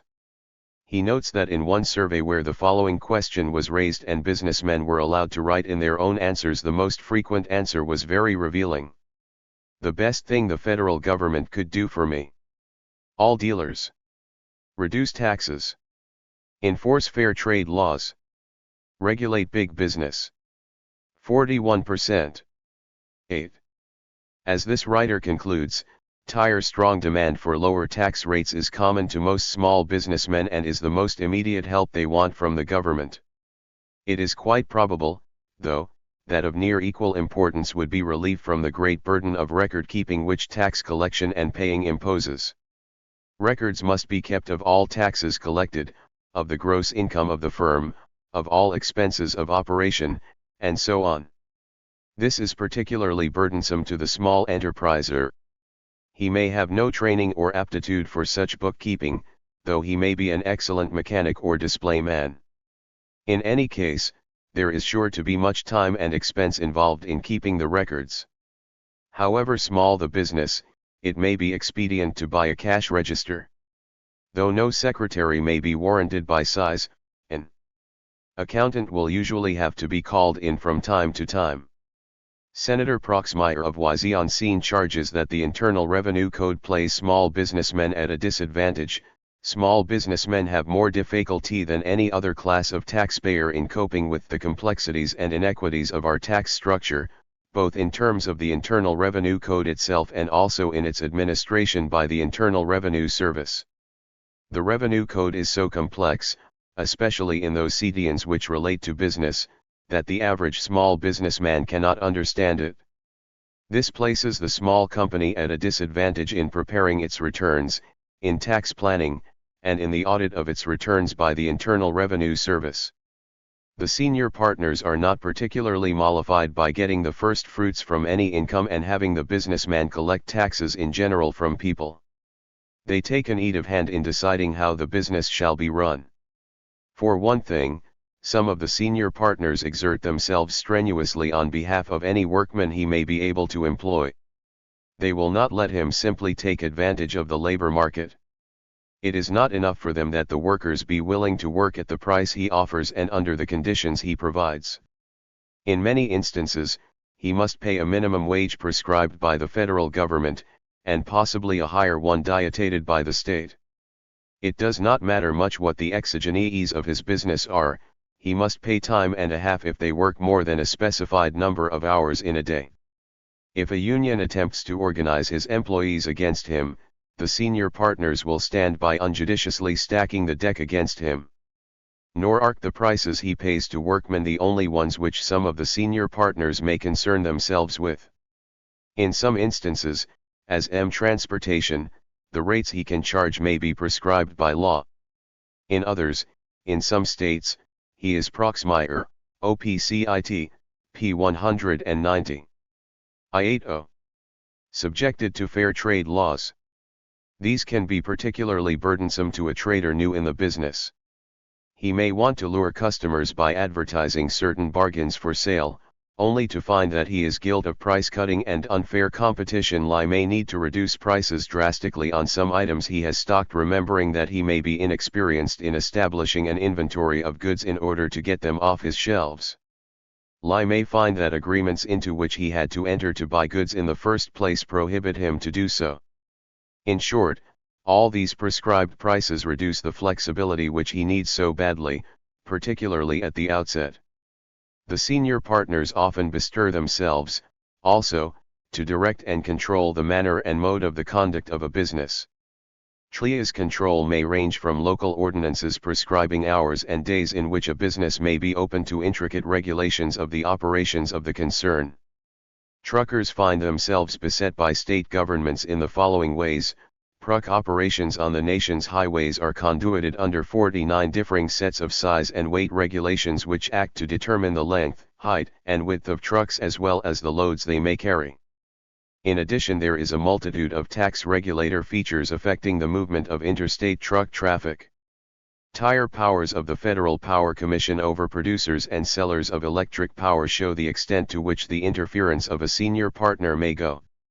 It exercises the following powers: prescribes and enforces a uniform S/stem of accounts for privately owned public utilities engaged in the transmission, or sale, or wholesale of electric energy in interstate commerce, determines the original cost and accrued depreciation of facilities for the generation and transmission of such energy, investigates and regulates the rates, charges and ICEs for such energy, passes upon application of such utilities for authority to issue securities, to dispose of, merge or consolidate facilities, to interconnect facilities, or to acquire securities of other public utilities, passes upon applications of persons seeking authority to hold interlocuting positions, evaluates applications for and, when in the public interest, issues permits for the construction, operation, maintenance, or connection of facilities at the borders of the United States. For the exportation or importation of electric energy. Passes upon applications for authority to export electric energy for the United States registered. There is much more in the same vein, but the above may serve /e to indicate the extent to which regulation may go. Not all enterprises are regulated to the same degree, of course. The regulation of the pharmacist, say, may be much more thorough than that of the operator of a newsstand.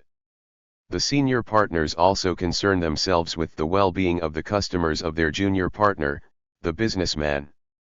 At any rate, federal and state governments have set up a variety of bureaus and offices to oversee and establish standards or compel disclosures in the matter of selling and purveying foods, drugs, use of food additives, use of coloring agencies, modes of advertising, descriptions of contents, advertising claims, interest charges, packaging, and so forth. Probably, the aspect of all this which makes it most difficult for the new enterpriser is the establishment of standards which preclude new materials or may require extensive testing or even court action before a product may be introduced on the market, the bar to innovation, and the possibility of the manipulation of these standards by established companies. One probability seems ever and again to elude the awareness of interventionists who favor and promote the establishment of government standards and bureaus to enforce them, the probability that these will come under the sway of or be influenced greatly by the large companies already in the field. Yet, it is not difficult to understand why it should work out this way. Professor Milton Friedman has explained it in connection with the recent government automobile safety standards. He points out that consumers will shortly return to somnolence from which only an occasional scandal will reawaken them. Tire car manufacturers are in a very different position. They have billions at stake. Sooner or later they will dominate the agency as, despite well-publicized tips, railroads and truckers have dominated the ICC, radio and TV networks, the FCC, and so on. They are the ones most concerned, and they have the expertise. Tire effect. Several small specialty car manufacturers have already complained that complying with the new safety requirements would put them out of business. The 1931 Ford that one company replicates has less glass in total in its windshields than the windshield wiper standards require the wipers to clear. Happy face, however well-meaning government efforts, they result in making fields harder and harder to enter by small businesses, or for them to stay abreast with developments. Tire senior partners of the businessmen have many favors to dispense. The federal government is today the largest purchaser of goods and services in the country. When it is joined by states and local governments, the role of government as purchaser is an immense one indeed. Politicians have long expressed special concern that small businessmen get their share, or perhaps more than their share, of government contracts. Presidents have proclaimed that they would, and Congresses have exerted much effort to see that they did. Yet the record is somewhat discouraging. As Senator Proxmire points out, small business participation in this government spending has not been great. With 95% of the firms and 40% of the employment, the high point of small business participation in defense prime contract awards was 25.3%. In fiscal 1954. This percentage has declined a year until 1961, when it had fallen to 15.9%. Registered the chances are that few government contracts go to really small firms, or to those new to the business. This is not due simply to favoritism, to the lobbyists maintained in Washington by large companies, to the employment by some co-earns of retired generals and admirals, to the graft of 5-pair enters, to gifts of deep freezes and vicuna coats, to well-placed government officials, or to any other malign influence. Even if all these things were put to naught, if they could be, there would still be in the nature of government as pure hauser that which would make it difficult to give new or small firms much of the government trade. Government undertakings are usually large, they are usually on the order of a housing project, say, as opposed to a single building for of private business. Governments are responsible to the citizenry for prudent expenditure. they should concern themselves with ability to perform. Ability to perform is something that established businesses have demonstrated but that newcomers to a field rarely have done. A man acting in his private capacity employing his own funds take a chance, can rely upon his confidence in the ability of man we has not yet been demonstrated in the particular undertaking, even favor a low builder, say, over the large entreater, take the lowest bid and gamble on performance. These are options usually denied to governments, and quite rightly so. However much the senior partners may wish to aid their junior partners among small businessmen, they are frequently enjoined from doing so by the public character of their undertakings and the rules surrounding them. Even after a business is somewhat established, after the proprietor has learned to cope with his role as tax leader, is able to pay the ubiquitous taxes, has come to grips with the labor problem, has informed to the standards and regulations, is charging the proper price and advertising in a sedate proxmire, OPCIT, P203 manner, the businessman is not done with obstacles from his senior partners. The Small Business Administration may provide low-interest loans to his potential competitors. The rules of the game are subject to continued variations which he must learn and adapt to. If the business is a success and he becomes expansion-minded, the owner will have to be aware of the antitrust laws. If he decides to go out of business, to sell to his competitors, they may be stopped from moving by anti-merger activity from the government through merger. Little if anything is ever said about the small business which is denied its purchaser. Indeed, if the business is in that area referred to as public utilities, the owner may not be permitted to abandon their ISs, and be allowed to go out of business only most reluctantly. If he is having labor trouble when he tries to close his firm, he may be the subject of court suits by the union. Finally, the government may suddenly drive him out of his place of business, if his establishment stands in the way of an urban renewal project. The above account does not begin to exhaust the number of roadblocks to enterprise placed there by governments in contemporary American society. Virtually of ex-businessman could no doubt add others to the inventor businessmen are not likely to disagree with the thesis in the least, though most of them may be disappointed that their particular pet gripe or difficulty has not been mentioned. Enough has been said, however, to demonstrate the hardships surrounding going into and operating an independent business todav. The attrition among small businesses is great. A large number of them die out each year. 1W Titer notes that a third of all businesses die out within the first year, and about half fail to reach the 2-year operational mark. The share of discontinuances among small businesses is greater than that for all businesses. Figures for 1948, for example, show that 86% of all discontinuing firms employed fewer than 4 persons. There is no way of knowing how many of the discontinuing firms result from failures, inabilities, or frustrations in futile efforts to cope with the governmental roadblocks to enterprise.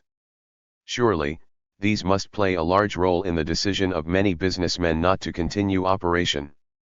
Nor would the full impact of government intervention be measured if it were possible to calculate accurately the number who have discontinued operation primarily for this reason. The empty stores, the abandoned filling stations, the small factory no longer in operation, the fading signs on the premises which tell of the proud aspirations of the man or men who founded a business which once was, tell only part of the story. There are the hundreds of thousands of others who never accumulated enough savings because of inflation and progressive taxation, who backed out when they contemplated the expense of record keeping, who never got franchises, who found their fields preempted by government, whose innovations never got past the government bureaus, and so on. They are not in business, and we do not have their services. The roadblocks to enterprise were too much for them. Registered Bunzel, OPCIT, pages 40 to 41. Chapter 7. Sacking the Cities. The building in which you now live is located in an area which has been taken by the Boston Redevelopment Authority according to law as part of the Government Center project. The buildings will be demolished after the families have been relocated and the land will be sold to developers for public and commercial uses, according to the land assembly and redevelopment plan presently being prepared. You have shoved out the poor to make homes for the rich.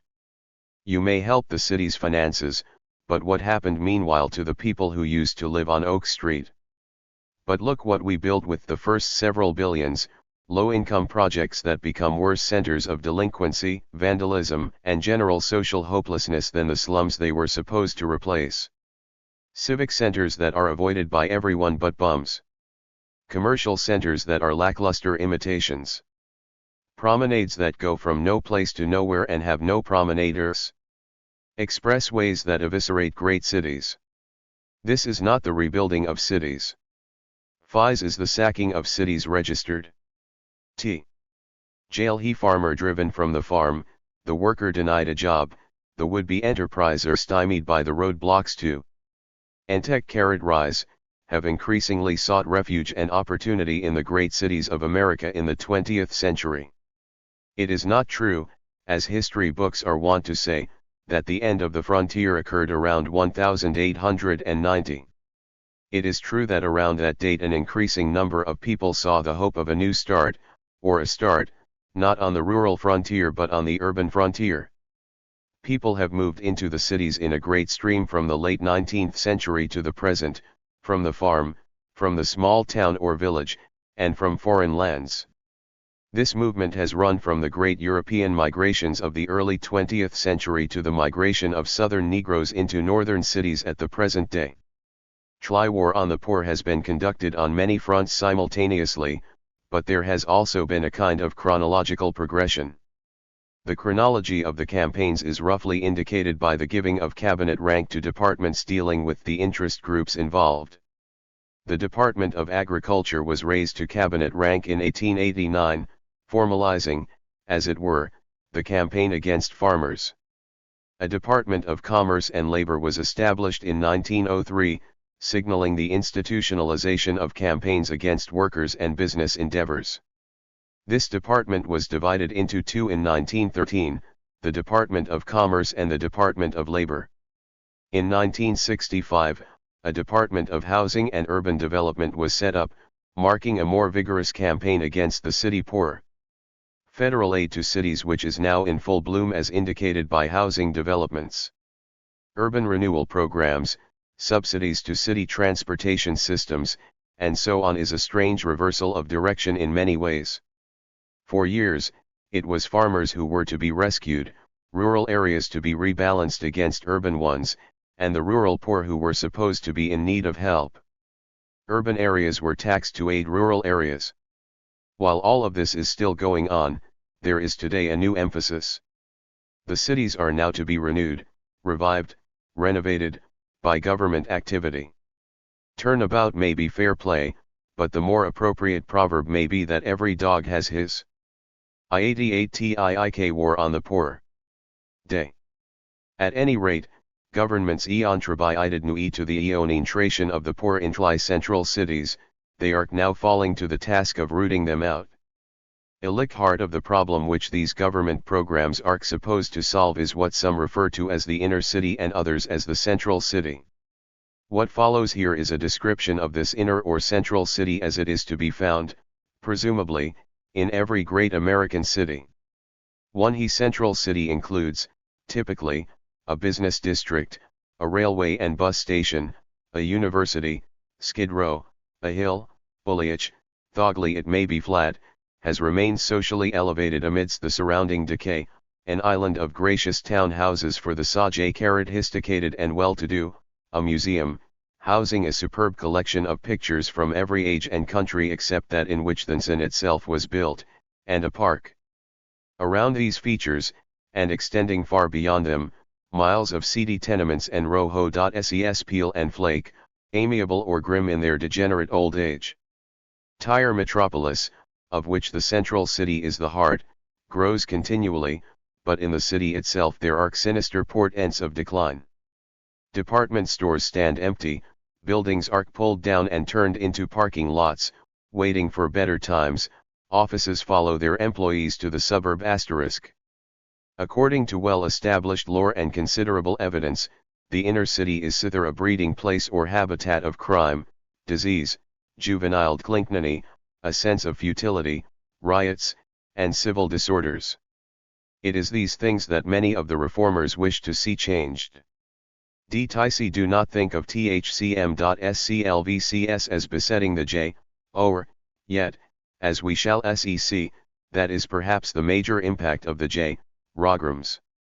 Actually, of course, the concern of reformers and the J-ro motion of government programs for city dwellers and slums did not suddenly emerge in the IQ6OS.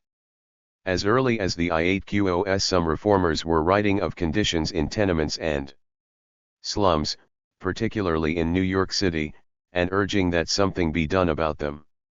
One of the first revelations of life in New York tenements to make any impact was a book by Jacob Riis, How the Other Half Lives. The following is an example of the evocative power of his descriptions. Enough of them Ivineware. Suppose we look into one? No Chair Street. Be a little careful please. The hall is dark and you might stumble over the children pitching pennies back there. L/YT that it would hurt them, kicks and cuffs are their diet. They ha/e little else. Here where the hall turns and dives into utter darkness is a step, and another. A flight of stairs. You can feel your WA, if you cannot see it. Close. Yes. /tat would you have? All the fresh air that ever enters these stairs comes from the hall door that is forever slamming, and from the windows of dark bedrooms that in turn receive /e from the stairs their sole supply of the elements God meant to be free, but man deals out with such niggardly hand. Here is a door. Listen. That short hacking cough, that tiny helpless wail, what do they mean? They mean that the soiled bough of white saw on the door downstairs will have another store to tell o. A sadly familiar stoire before the day is at an end. The child is dying with measles. With half a chance it might have lived, but it had none. That dark bedroom killed it registered. His crusade, and that of others, bore fruit /carrot shortly by the appointment of the Tenement House Committee of 1900. The work of these, in turn, resulted in the passage of new building eodes and other legislative provisions regarding tenement building and upkeep. The thrust to do something about conditions in ein slums melded into and became a part of the general reform movement of the early 20th century. We historians yield the progressive movement. From this angle, the work of Jacob Riis was an early example of muckraking, to be joined by a steady stream of others in a decade or so, of such works as Robert Hunter's Poverty, John Spargo's The Bitter Cry of the Children, Edwin Markham's Children in Bondage, and Linny Olnstephen's Shame of the Cities. So far as slums were concerned, government was undertaken at the state and municipal level. Other states joined New York in passing enabling legislation for IDs or adopting general eodes. An historian of the development says, New Jersey enacted a statewide measure M 1904*. We followed the New York law in most RESPs. Connecticut's law of 1905 was adapted from the New York eode also. In Wisconsin a state law enacted in 1907 was deemed uninstitutional, but was succeeded by another measure in 1909 we applied only to first-class IDs. In the same year Indiana passed a housing eode whose provisions were similar to the New York law. Other states were soon to follow this lead, Kentucky, Massachusetts, Pennsylvania, California, Michigan, and so on. High federal government did not get into the urban housing situation until the 1930s. PHE Homeowners Loan Corporation was established in 1933 to aid homeowners in refinancing two mortgages. In 1934, Congress authorized the setting up of the Federal Housing Administration, which provided government insurance for long-term low-interest mortgages. But it was the Housing Act of 1937 which got the federal government into slum clearance and support of low-cost housing directly. Slums were to be abolished by local housing authorities set up by the cities, which would build good housing on the sites and let it to the slum dwellers at rents within their means. YHC federal government would provide the necessary annual subsidies. THIRD next major act along these lines was the Housing Act of 1949. It provided for further slum clearance and construction of public housing, but the emphasis under this law was to be on construction by private enterprise where feasible. Another act was passed in 1954, this and the one that preceded it provided the heart of the program which became known as urban renewal. In 1965, the urban renewal program, as well as so many earlier programs, got a new impetus from presidential and legislative activity. THIRD above, in sum, is a very truncated history of government effort in housing. Legislative history is complex, there is much overlapping of activity provided for and many twists and turns in policy. However, it may be useful to read the various phases of the war on the urban, over to 3, and to keep in mind that these 3 have occurred roughly in the same chronological order as named. I may have been, F1, the adoption of housing EOCs and /1ing laws by Nigealitics under state direction, an effort which got underway around the 1890s and continued vigorously through the I-92s, the federal government's slum elirani and Jamblai housing program, from the late 1930s through the 1940s, the urban renewal program, from 1949 to the Gyre.scnt. The urban renewal program was joined by the interstate highway system in the 1950s, Dalis 2 are the ones most deserving of the title, the sacking of the cities, but they are definitely related to the earlier interventions, as we shall see. THIRD reformers did not set out to sack the cities. Even today, as the federal bulldozer, as Martin Anderson has called it, is leveling city block after city block, THO.SE who favor such activities do not think of them .SCLVCS as warring on the inhabitants of the cities. Some of them still speak in glowing terms of the city beautiful that will emerge from the wreckage. Idle notion that they are engaged in people removal is foreign to them. True, some reformers do not appear to like cities, even more of them have a heady aversion to what they call slums, an aversion probably shared by now by most Americans. Much of this aversion has long since spilled over.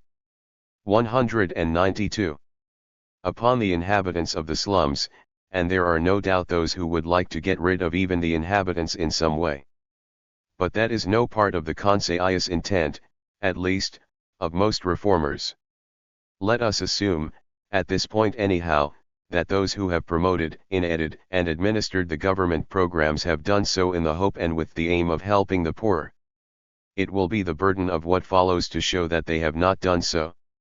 On the contrary, government programs have perpetuated slums, built slums, prevented people from improving them, and finally torn them down after driving the inhabitants out. They have failed because they have misunderstood the nature of the city, have misconstrued the needs of men, and ignored the claims of economy. They have sought to make over cities according to abstract notions of what a city should be like, notions that have little enough to do with the way any city is or ever has been. They have operated in clear violation of the wants and desires of people as they were expressing them in the most direct fashion. And they have set up codes and regulations which make it increasingly difficult for the poor to provide themselves with decent habitations. All these generalizations should gain meaningful content by an examination of what has happened. First, however, it will be useful to make some observations about housing. The quality of housing which an adult has is a product of choice and economy in interaction. The first choice is the one of where to live. This makes a great deal of difference in the sort of accommodations which can be had in a given price range. If one chooses to live within the inner city of a great metropolis, for example, the range of choices of housing is limited by the high cost of land, by the demand for housing in the area, and by the many alternative uses for buildings and land. Within any location, however, there are many potential choices, at least. TLRCSC choices are made in terms of or conditioned by the value system of the person making them. Strange as it may seem to some, not Vervon has the same order of priorities. There are people who prefer owning a boat to a bathtub. There are people who, when faced with the choice, prefer additional room to costly plumbing or heating facilities. Chlira are those who would prefer an automobile, or gambling at the racetrack, or large contributions to their church, or expensive toys for their grandchildren, or stock car racing, or some considerable amount in a savings account, to any but the most limited housing facilities. There are even those, to all appearances, who prefer a certain amount of squalor to, say, antiseptic cleanliness and rational order in their environs. They must certainly prefer it to the exertion of the necessary energy of cleaning up, for anyone but the bedridden or absolutely incapacitated can have neatness in their immediate surroundings. The fact that many people do not is a reflection of their order of priorities, not of their lack of money or facilities. On the other hand, there are, let it be said, those whose incomes are so small that, as things stand, they can afford only the most rudimentary shelter. This, too, is a conditional statement. Except for the bedridden and the totally incapacitated, a tiny faction of the population in this day, government policies have contributed mightily to this condition. Restrictions upon farming, the erosion of the purchasing power of savings by inflation, compulsory school attendance and child labor laws, the enforced retirement of older people, minimum and union wages with their concomitant unemployment, the difficulties of operating small businesses. Social security limitations on earnings, high taxes, have made it difficult, if not impossible, for many to have and maintain dwellings which contain many of the conveniences which most of us desire. In any case, dwellings have a price tag on them in the inhospitable climes of the United States. Moreover, the higher the quality and the greater the variety of conveniences and appurtenances they contain, the better their location, the more costly they are. The point would appear to be so obvious as not to need making, but reformers have quite often managed to ignore the most obvious facts in pushing for their reforms. They have quite often advocated and caused to be passed regulations and restrictions which have made it increasingly difficult for the poor to afford any habitation, and then bemoaned the lot of the poor who were disfurnished without apparent awareness that their reforms had done much to produce the condition. This is well illustrated in what follows. The first wave of assault upon the urban poor, a wave that has not diminished but been augmented over the years, was housing and building codes. Reformers in some big cities, notably New York at first, saw that the dwellings which many of the urban poor rented lacked many of the amenities which the reformer considered necessities. The solution that occurred to them would be to require that landlords provide the facilities, and the means by which they sought to accomplish this was by codes.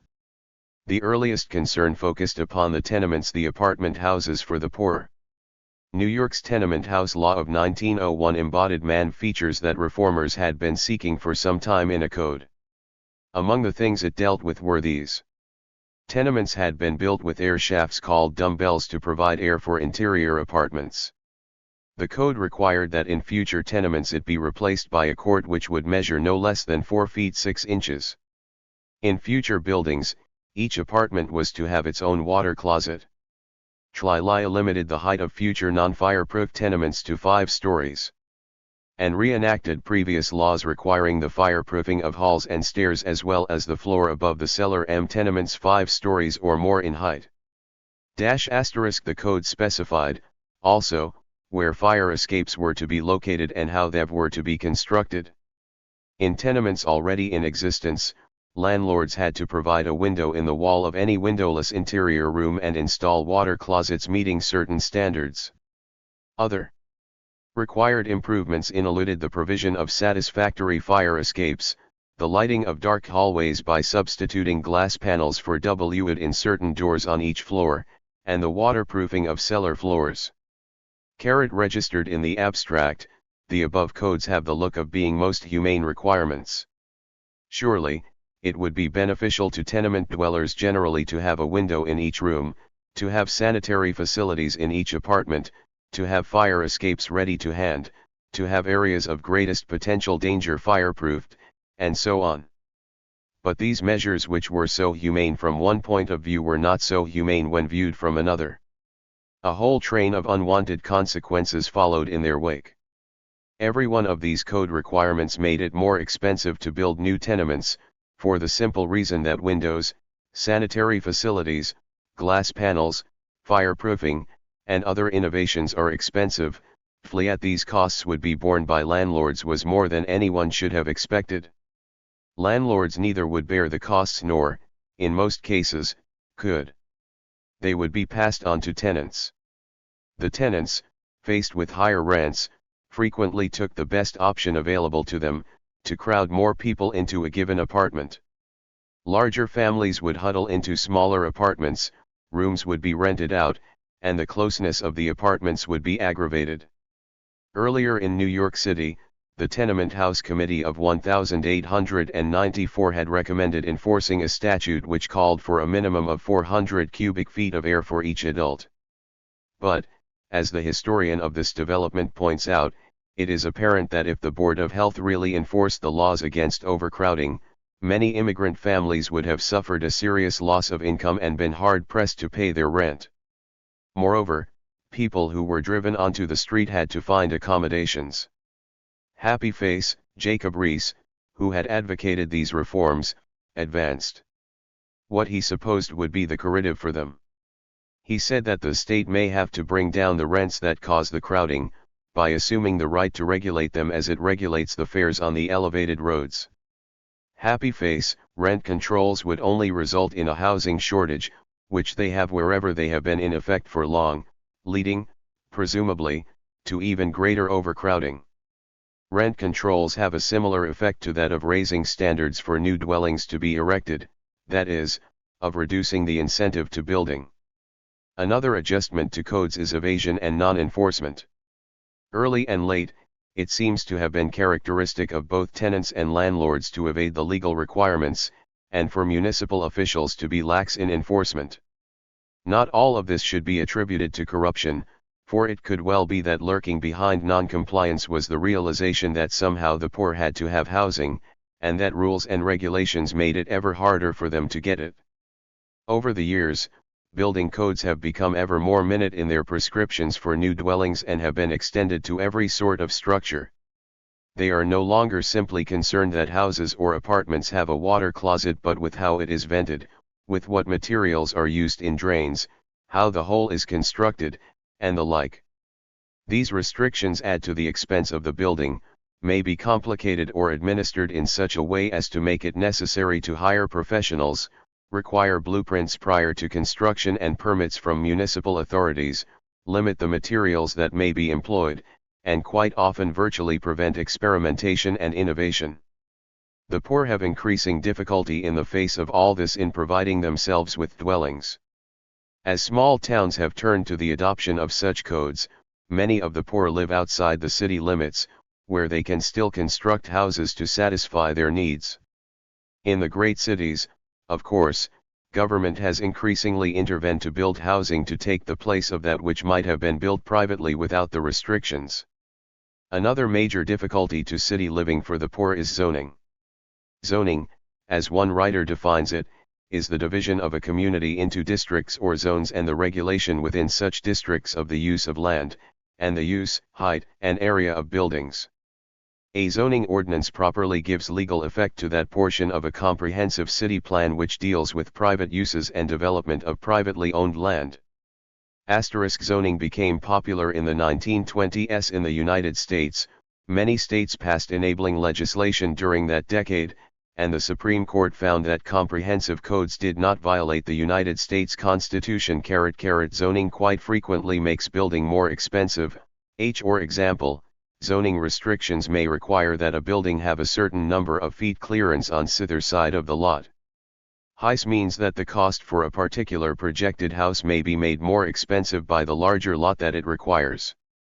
Restrictions as to height means limitations on the use of land so that less housing may be provided on a particular lot. Zoning restrictions may even prohibit certain types of dwellings. Illy borough in which I live prohibits house trailers or mobile homes as dwellings within its limits. 11 milliseconds.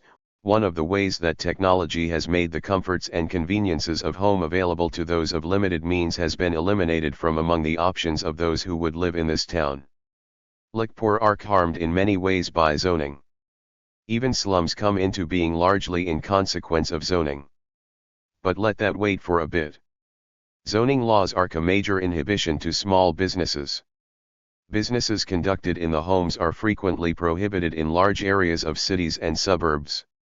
One of the liameligst victims of zoning has been the neighborhood grocery store, along with a great many other neighborhood businesses. Many have noted the decline of small stores and the rise of supermarkets and chains of stores. Now some, or even much, of this would have occurred in any case, we may believe. But zoning has kept many stores from coming into being, as it has driven others out. And, it has contributed to the development of large stores. It is not simply an interesting coincidence that chain stores and supermarkets became more ubiquitous in the 1920s as zoning became more widespread. Zoning encourages large concentrations of dwellings not intermingled with stores. It places stores and shopping areas at a considerable distance from almost everyone. The adjustment which has been made to this has been the development of shopping centers with huge supermarkets and stores equipped to handle large numbers of customers. Such stores require large capital investment, sophisticated merchandising techniques, and large volumes of sale. Small businesses find it most difficult to compete with them when they are denied the advantage of being located near their customers. It is worth noting here, too, that zoning makes the automobile much more of a necessity, increases the number that are needed, and contributes to a much more extensive use of it. The separation of dwellings from stores and factories frequently makes these inaccessible except by motor transportation. The relative deconcentration of population makes frequent and convenient public transportation costly to provide. Husband and wife will both want automobiles in this case, and may use them extensively. Tire relation of this to the sacking of the cities and will be taken up in connection with the Interstate Highway Program. Zoning actually contributes to the deterioration of parts of cities, to the perpetuation or making of slums. This is the main historical lesson to be learned from a brilliant book by Jane Jacobs, The Death and Life of Great American Cities. Miss Jacobs does not single out zoning laws as the chief villains, but this is a logical deduction from her analysis.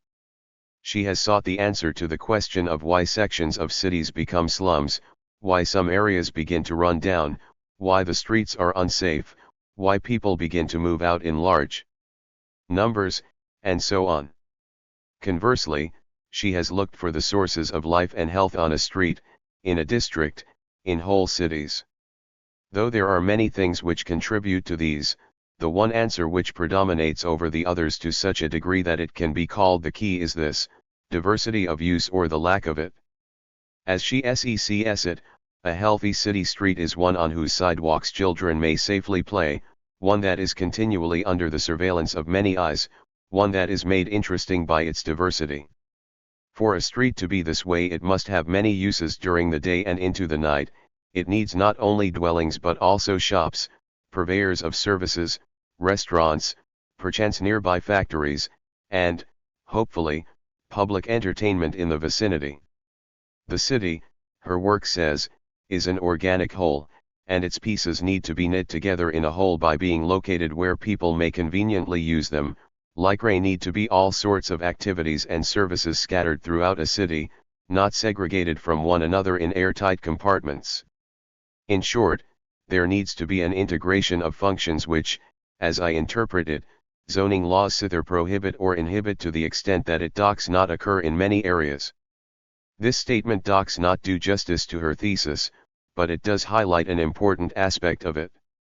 Besides building codes and zoning, the other major local deterrent to the provision of housing and its maintenance is the real estate or property tax. As one book indicates, the property tax has for many years been the mainstay of local government finances. In 1956, local governments collected $11.3 billion from property taxes in the United States, which constitutes 87% of their total tax revenues. Registered TLI rate varies, of course, from state to state and locale to locale. In some, it is almost prohibitively high, in others, it is low enough that it probably has little effect on deterring new building and renovation. The general effect of the property tax is this: it penalizes the man who builds the more expensive house than the one he had, and it discourages the renovation of property. This latter feat is most important for the erosion or perpetuation of slums, for those who improve their property significantly are often paid with higher taxes. If the neighborhood is upgraded so that it becomes attractive to buyers, the tax assessments may rise to take into account the higher price tag on property. It is of no consequence that for renters the tax bill goes to the landlord. If he is to continue to operate, he must usually pass along any rise in taxes to the tenants. Registered if the rate of property taxes is lower in the suburbs than in the central city, this will contribute to a migration from the city. According to the lore of reformers, there came a time when private enterprise could no longer provide housing for the poor. This has the same quality of truthfulness as the statement that a man with an anvil tied to his legs cannot run in a foot race. Private enterprise was severely handicapped in any effort to provide housing for anyone, and especially the poor, handicapped by building codes, by zoning restrictions, and by property taxes. The poor were deterred from providing for themselves by all those government impediments to enterprise which have already been examined. So, in the 1930s the federal government entered the housing situation, presumably to help those who could not help themselves. There followed what might be called the housing project era, overlapping with the suburban development era. The basic idea behind the housing project was twofold: 1, to clear away and demolish city slum housing, and 2, to provide low-rent modern housing for low-income people. This aspect of the federal housing effort was supplemented by subsidized loans to private home builders through the FHA. Together, these programs were efforts, in the minds of some, at rehabilitating cities, perhaps remaking is a better term, and providing standard housing for those who could not afford it under the conditions that prevailed. There was hope, I suppose, that the massive intrusion of money from the federal government would upgrade neighborhoods in the vicinities in which projects were constructed, along with the environmentalist notion that the inhabitants would be redeemed by better, or standard housing. Whatever the purpose of the housing projects may have been, they have surely failed to achieve it. They failed to transform cities into wholesome livable places, failed generally to upgrade neighborhoods, failed to alter significantly the habits of their tenants, and failed to provide attractive housing. The only person I have ever encountered who was enthusiastic about the achievements of housing projects was a guide on a tour of New York City. According to his spiel, almost all of the private housing which he pointed out in the city consisted of slums. By contrast, he could wax almost poetic on the marvels and wonders of the projects. The chances are good, however, that his spiel was memorized, possibly taken initially from some pamphlet issued by the city. At any rate, most of those who have studied the projects seriously appear to agree that they have failed. The following are some comments taken from those who have in some way surveyed the subject. One book describes a project in New Haven, Connecticut, one called by the attractive name Elm Haven. It was completed around 1940, and was then new, shiny, functional, and presented as an appealing example of the better life that was coming at last for New Haven Negroes. By now, Elm Haven had come to have a negative meaning to many New Haven citizens. A proposed 100-unit project for a nearby town could be criticized because you are building another Elm Haven. The writer goes on to generalize, the projects have too often been miniature cities of poverty and social disorganization cut off from the surrounding neighborhoods, multiplying difficulties by collecting them in one spot, and by providing an unappealing institutional setting. Another writer notes that the usual product has a sameness of look which labels it as the project. Irrespective of an architect's genius or his passion for originality, he could not create either a private or an individual appearance. Towering and prophylactic, these structures often overwhelm the mortals who live in them. Registered perhaps the most telling indication of the failure of the projects is that those for whom they were meant frequently shun them. Jane Jacobs declares, nowadays, relatively few people enter low-income projects by free choice, rather, they have been thrown out of their previous neighborhoods to make way for urban renewal or highways, and especially if they are colored and therefore subject to housing discrimination, had had no other choice. Registered another W title, speaking of families to have been relocated by public authorities, indicates the judgment of the poor on public housing in one city. In San Francisco, a third of both white and Negro families have been estimated to be still living in slums because they refused public housing. There seems, then, to be a widespread prejudice against public housing among the families relocated. As for the assault on crime and the transformation of cities into peaceful and safe places with housing projects, Miss Jacobs makes some disturbing observations. Street gangs do their street fighting predominantly in parks and playgrounds. When the New York Times in September 1959 summed up the worst adolescent gang outbreaks of the past decade in the city, each and every one was designated as having occurred in a park. Moreover, more and more frequently, not only in New York but in other cities. 2. Children engaged in such horrors turn out to be from superblock projects, where their everyday play has successfully been removed from the streets. The highest delinquency belt in New York's Lower East Side, where the gang war described above occurred, is precisely the park-like belt of public housing projects. The two most formidable gangs in Brooklyn are rooted in two of the oldest projects. Nor did the vast government guarantee of loans to house buyers result in the salvation of IDs. On the contrary, it made it possible for an increasing number of people to leave the inner city and build in suburbs, depopulating inner cities and contributing a vast amount of traffic to the other troubles of those cities. Indeed, government programs of slum clearance have contributed to the blacklisting of whole districts of cities by those with money to lend. The FHA has been a major source of the subsidization of suburban building. The tendency of these programs was to make life increasingly difficult for the poor in the city. Building codes made habitations more expensive and zoning restrictions often confined them to ever narrower areas. Real estate taxes pressed upon them. Housing projects built for them, however well-meaning their builders, became so intolerable as living places so quickly that the poor often avoided them when they could. It was as if the government's air saying to the poor, "We do not want you in the cities. Your houses are an affront to decent people. Your small businesses are eyesores. You live in such circumstances that we wish we could somehow be rid of you." True, government officials have not used such language, for it suggests that the people are to blame.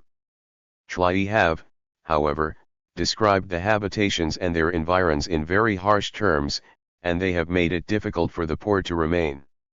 Even so, the poor clung to the inner cities.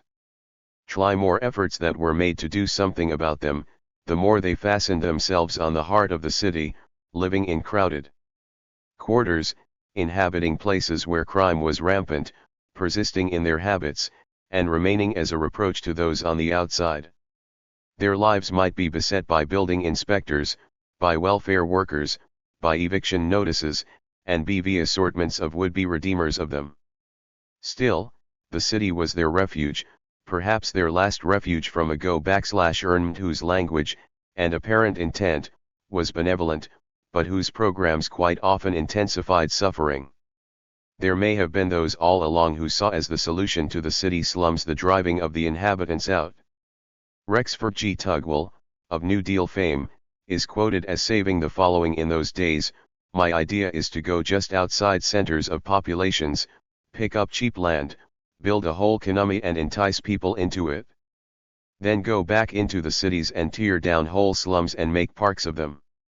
At any rate, around 1950 a shift in action began to take place. The Darrell government has not abandoned housing projects, but it has intensified the assaults on the slums. It has undertaken people removal on a vastly expanded scale.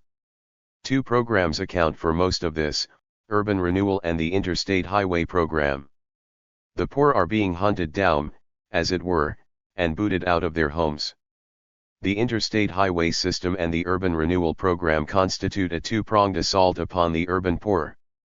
That is, they have resulted in a vast amount of demolition of city property formerly owned or occupied by the poor, Deluxe 2 programs may be considered jointly because they were begun on a considerable scale at about the same time and have had many of the same effects. Much more that is critical has been written about urban renewal programs in this respect than has been said about the interstate highway system. Not much attention has been paid to the interstate highway system development in relation to cities. Yet there is something very strange about it. In state after state and locale after locale, interstate highways converge upon and thrust through the heart of large cities. The Rand-McNally Road Atlas for 1967 tells this story graphically state by state. Interstate highways are projected for Alabama to go through the center of Birmingham, Montgomery, and Mobile, for Arizona through the centers of Phoenix and Tucson, for New Mexico through Albuquerque, for Arkansas through Little Rock, for Louisiana through New Orleans, Shreveport, and Baton Rouge, for Mississippi through Jackson, for California through San Francisco, Oakland, Sacramento, San Jose, Fresno, San Diego, and Los Angeles, for Colorado through Denver and Colorado Springs, for Connecticut through Hartford, for Massachusetts through Boston, Springfield, and Worcester, for Rhode Island through Providence, for Maryland through Baltimore, for Virginia through Newport News, Norfolk, and Richmond, for Florida through Miami, Jacksonville, Lampa, and St. Petersburg, for Georgia through Atlanta, for Illinois through Chicago and Peoria, for Indiana through Indianapolis, for Iowa through Des Moines, for Kansas through Topeka and Kansas City, for Kentucky through Louisville, for Tennessee through Memphis, Nashville, Knoxville, and Chattanooga, for Michigan through Detroit, Grand Rapids, and Flint, for Minnesota through Duluth, Minneapolis, and St. Paul, for Missouri through St. Louis and Kansas City, for Montana through Butte, for Nebraska through Omaha, for Nevada through Las Vegas, for Utah through Salt Lake City, for New Jersey through Trenton and Newark, for New York through Rochester, Syracuse, Albany, Schenectady, New York City, and Niagara Falls, for North Carolina through Winston-Salem, for South Carolina through Charleston, for Ohio through Akron, Cleveland, Columbus, Toledo, Canton, Dayton, and Cincinnati, for Oklahoma through Oklahoma City and Tulsa, for Oregon through Portland, for Pennsylvania through Scranton, Pittsburgh, and Philadelphia, for Texas through Dallas, Houston, Fort Worth, San Antonio, El Paso, Austin, and Beaumont, for Washington through Seattle and Spokane, for Wisconsin through Milwaukee. It does not make sense in an interstate system for the main highways, in most INSTs, to go plowing right through the center of cities. It would be much more convenient for the interstate travelers if the highways skirted the cities, as the Pennsylvania and Ohio turnpikes, as well as the New York Railway, did. More, it is fantastically expensive to build multi-lane limited access highways through cities. It complicates the traffic problems of those within the city, for they must compete on the interstates with long-distance travelers, as well as for those just passing through. Politically, what happened makes somewhat more sense. The concentrations of population are in the IDs, and the program was early turned to use as we planners for cities wanted. But there is more to it than that. An example may help to show what has been done. In Nashville, Tennessee, the state capital was once ringed around with what are usually called slums. It had the outward appearance of what is sometimes denominated as the rotting inner core of a city. Historic buildings have been demolished now, and the capital is nearly surrounded by a grid of bypasses and interstate highways built or a building. In short, the system has been used for the demolition of dwellings, places of business, churches, and so forth that were not deemed desirable by someone. Generally speaking, the homes and businesses of the poor are the ones destroyed in the wake of highway building as well as urban renewal. Floating amidst the myths that all of us imbibe is the notion that urban renewal is a part of the war on poverty, that the poor are somehow the beneficiaries of this. It does not work that way. Clearly, it is their property or dwellings that are confiscated and demolished, but it is by no means clear that something is generally built for the poor instead of what was destroyed. On the contrary, little is done along these lines. Professor Martin Anderson examined the figures for new construction begun under the Urban Renewal Program through March of 1961. He found that 56% of the new construction was of private residential housing. Since this is apt to be very expensive, he says that we can reasonably conclude that virtually all of this new, privately owned construction is destined for a completely different group of people than those who originally lived in the urban renewal area. By contrast, 6% of the total construction started was devoted to publicly subsidized housing. This housing, because of subsidies, could be rented eventually, perhaps, by some of those displaced. The remaining 38% of the construction was devoted to non-housing uses. As to the character of this very considerable portion of new construction, he says, approximately 24% of the total was devoted to public works, such as parks, schools, libraries, roads, sewerage systems, and other public facilities. Happy face, this character of what was happening began to be apparent as early as 1954. It is revealed in the following colloquy between Senator Paul Douglas of Illinois and a Mr. Fallon, Commissioner of Urban Renewal. Senator Douglas: have any of the slum clearance or urban redevelopment sites been made available for public housing? Mr. Fallon: in a few instances. Senator Douglas: how many instances? Mr. Fallon: probably 3 or 4. Senator Douglas: out of how many? Mr. Fallon: how many out of how many projects? Senator Douglas: yes. Mr. Fallon: there are 52 projects that are under contract. Senator Douglas: almost all the projects have been cleared and they have been used either for business or for residences for upper income groups, but the people who were displaced from these areas are not rehoused in the areas themselves. Mr. Fallon: only to some extent. Senator Douglas: to a very slight extent. Mr. Fallon: yes, sir. Registered. This pattern has continued. Tire homes and businesses of the poor are torn down and in their stead are built public buildings, highways, shopping centers, high-rise apartments, and dwellings, many of which are too expensive for most of the poor. In view of the failure of the earlier housing projects, it would not appear that even when these are true at any boon to the poor results. In any ease, the impete of all this upon the poor makes clearer than any of the material studied thus far that this is a war on the poor. Let us examine now the fate of those whose houses and businesses are condemned, acquired by some government authority, razed or demolished, and the barren land turned over to or sold to those who will put them to approved uses.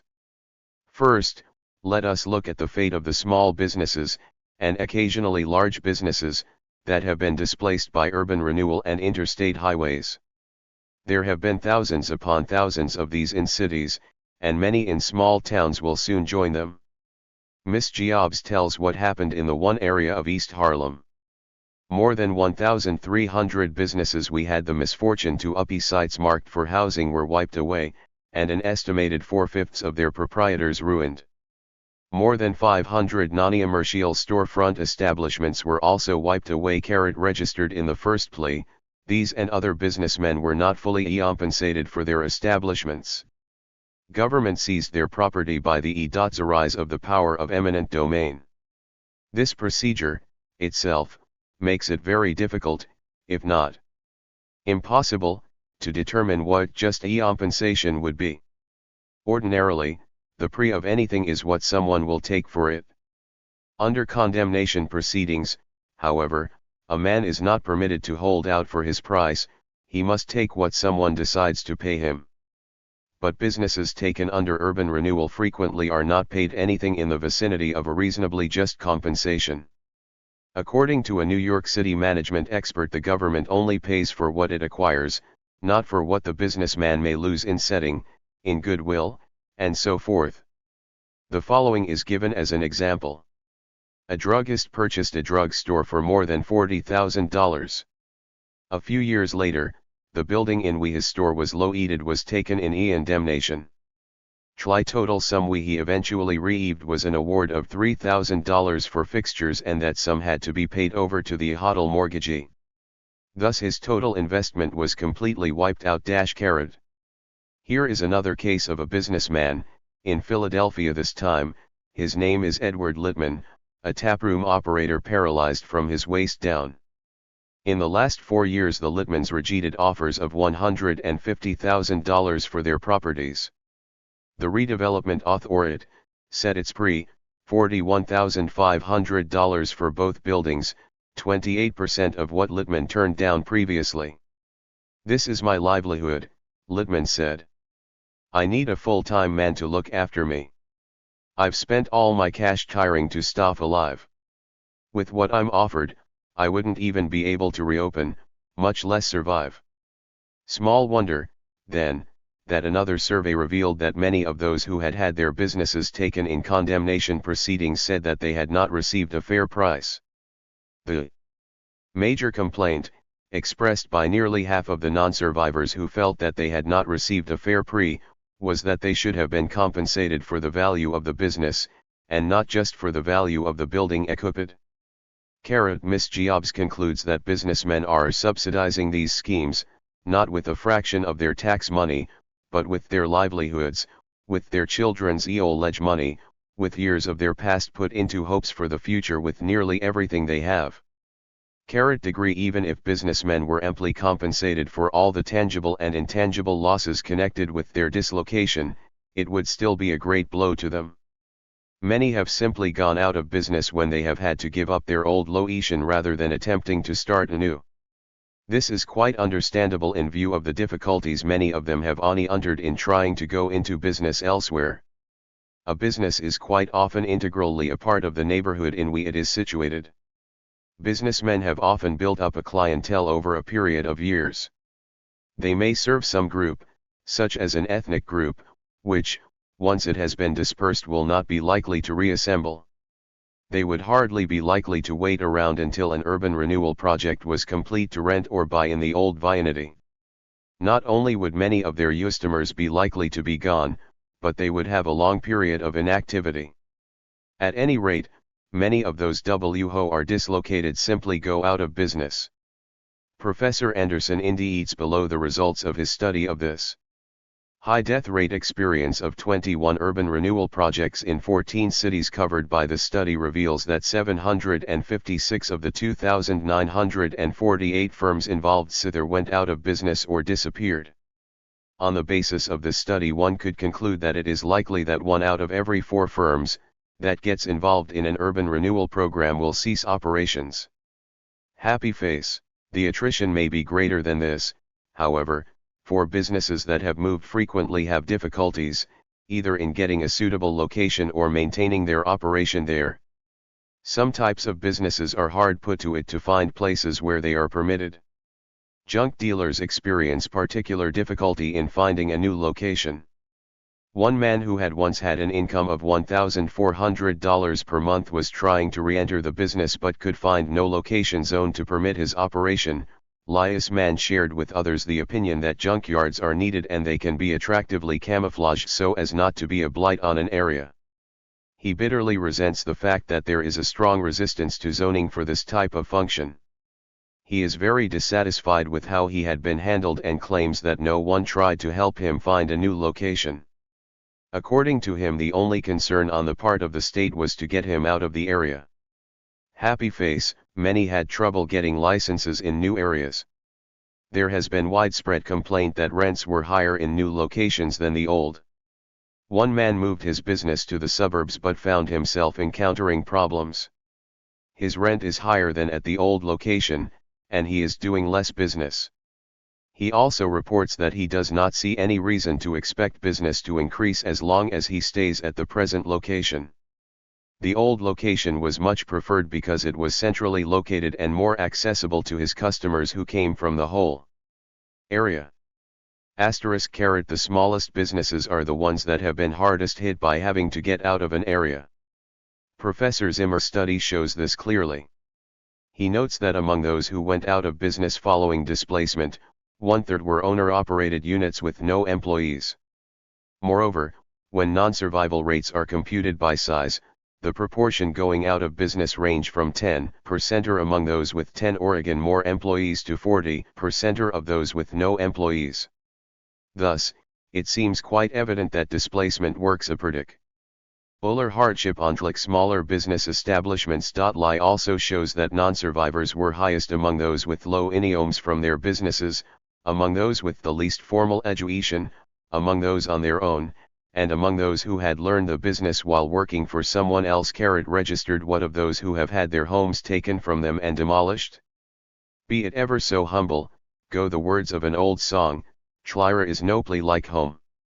But if it is ever so humble, it may not be home for long, for interstate builders and urban renewers have a penchant for humble dwellings. A man's home is his easel, is a familiar refrain of Anglo-Saxon jurisprudence and lore.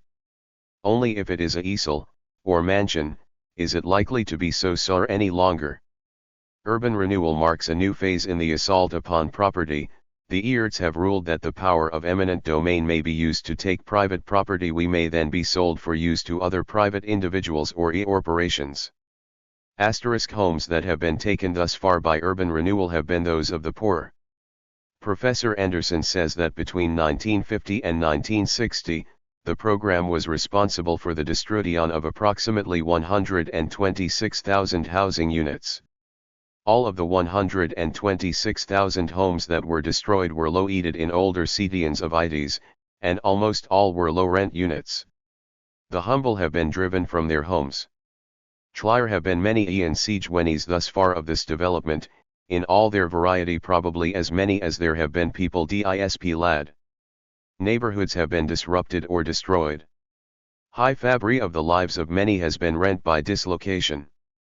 There have been the difficulties of finding another place to live, of moving, of getting to work from new locations, of making friends, and so on.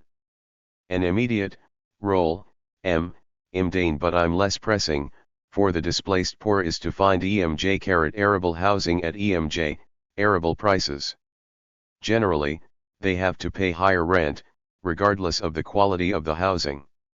One study indicates how this worked out in some cities. Chicago found for all families relocated in 1953 and 1954 that gross rents in off-site shelters rose $30 monthly.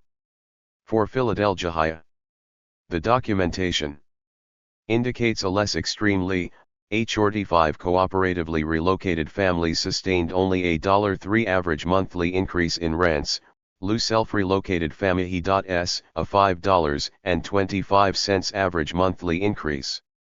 A study of 100 families relocated in New Haven showed that they paid 16.8% of their income for rent before relocation, 20.3% afterward. Ibis is as shouldly have been eat. Urban renewal destroys housing a great deal faster than it replaces it. In many cases, it has not even scheduled housing to replace that destroyed. Even when it has, it is rarely low rental property. In Sliort, there are more, LC wanting houses, and less housing of the lad were given units in public housing. Fbit conatally about 1/4 slipped back into, ad housing, according to the local director of the program, and most of those CHO.SE the slum next to their old slum. Admittedly, Southwest Washington was cleared only at the price of creating the need for additional clearance in parts of Northwest Washington and a spread of blight in a segment of the Northeast. When the rats moved from the demolished areas to surrounding settlements. Miss Jacobs says, unless they are exterminated. The rats simply move into the next inhabited area. One of the severe problems in the Lower East Side of New York is the influx of rats and other vermin from the demolished buildings on the site of a huge new cooperative project, sewered houses. The case of the aged who are forced to move is often particularly pitiful. As one writer points out, because many of these people live in old housing, they are also among the first victims of demolition through urban renewal, public works, or code enforcement. What should be the cocktail hour of life becomes their bitter evening. Happy face. The following story was told at a public hearing in Washington, D.C. Mrs. A, age 67, university graduate, retired minister, member of distinguished Boston family, had a fine old brick home on Virginia Avenue SW, facing the mall and Freer Art Gallery. Her main source of income came from rental of rooms in her home, which gave her an income of $195 a month. Tenants were ordered out by RLA as soon as the house was taken, instead of being left until owner moved, which made it necessary to take her only child, a daughter, out of college. The daughter, aged 26, suffered a nervous breakdown from shock and worry over the loss of their small security. The condition appears to be permanent, and her mother says she cannot earn enough to support both of them. No suitable home was found for them by RLA, and just before they were due to be evicted, the mother took the only place she could find, a house in a bad neighborhood on Youth Street. NEIT rent was $100 a month unheated plus $60 a month for fuel in cold weather, but one of her tenants had agreed to share the house with her and pay half of the rent. The house was in bad condition, but the owner, through her agent, promised to make all necessary repairs. Mrs. A moved in, but most of the repairs were not made. Heat did not reach the upper floors, and the electric wiring was so inadequate that appliances could not be used, so the young lady who had promised to share the house did not come. Mrs. A had $1,000 in cash above the mortgages. When her old home was disposed of, but that went for medical and other expenses for her daughter and for part of each month's rent, as the $42 a week she earned in a bookstore could not nearly cover her expenses. When that sum was gone, she fell behind with her rent and was evicted. She took a 2-room and kitchenette apartment at $71 a month, which she thought would be large enough, as her daughter was in St. Elizabeth's Hospital at the time, but soon after that her daughter was sent home from St. Elizabeth's not cured and without having received any treatment. The apartment is too small for both of them and too expensive. We have tried to find a better paying position for the mother, but so far without success. She is a gentlewoman of courage, but grows more frail from week to week. After her first move, she was brutally attacked by a man with a knife late at night and robbed of all the money she had in the world. That was a few doors from the house to which she had moved, and there was later on a murder in the next house and a knifing in the one beyond. All this greatly increased her daughter's fears and made her condition much worse. Many people interviewed were deeply grieved by having had to leave their old neighborhoods and friends. A researcher elicited such comments as the following: "I felt as though I had lost everything. I felt like my heart was taken out of me. I felt like taking the gas pipe. I lost all the friends I knew. I always felt I had to go home to the West End. Even now I feel like crying when I pass by. Something of me went with the West End. I felt cheated. What's the use of thinking about it? I threw up a lot. I had a nervous breakdown. 2i6. In general, among 250 women, 26% report that they still feel sad or depressed 2 years later, and another 20% report a long period of sadness or depression. Altogether, therefore, at least 46% give evidence of a fairly severe grief reaction or worse. Registered housing codes made it increasingly expensive for the poor to find adequate shelter. Zoning pressed severely upon small businessmen and added to the costs of house building for those seeking improved dwellings. Real estate taxes have penalized renovation and discouraged new building. Government housing projects failed to provide attractive housing for the poor, but have themselves, in many instances, been centers of vice and crime. All these made life in the city expensive or perilous, or both, but still the poor clung to the inner city, apparently seeing no hope elsewhere. Since World War II, a massive demolition of the inner city has gotten underway, by way of urban renewal and interstate highways. Vast areas have been leveled, homes and businesses destroyed, and the people moved out. Tire sack of the cities has left many homeless, disenchanted, without businesses, grieving over lost communities, but the war upon them goes on. Chapter 8. The Battle in the Streets. A Civil War. He war on the poor was in most respects metaphorical. Until the mid-ios. It took on a full-fledged warlike character, then, as some of the poor moved into the streets to do open battle. Here is an account of one of the skirmishes at what's in Los Angeles in the summer of 1965, on Imperial Highway. Los Angeles County deputy sheriffs who went to the assistance of police that night, along with highway patrolmen, fought off a mob which had overturned a Volkswagen driven by a pretty young woman. TLI deputies remember that particular incident because the young woman was French and newly arrived in this country. They'd already pulled her from the little car and struck her. God knows what would have happened if we hadn't been able to force them back, said one young sheriff's officer. There was little reason the mob should have spared the young French woman. No car bearing a white motorist was spared. Hanover 1 entered the neighborhood, word spread like wild here comes white F, get him illy illy. 2 Their elders what in the background, urging them on, young men and women rushed the cars. Kill! Kill! Bystanders chanted. It was a miracle no one died that night. Some were saved by the intercession of ministers. In one instance when a mob jumped 2 white men and felled them, several ministers rushed to the beaten Caucasians. One had an eyeball hanging from its socket. The ministers carried both white men into a nearby apartment building and called an ambulance. Another Negro clergyman saw a mob set upon a car occupied by a terrified teenage couple. The crowd threw bricks through the car's windows. They dragged the young man into the street and began beating him.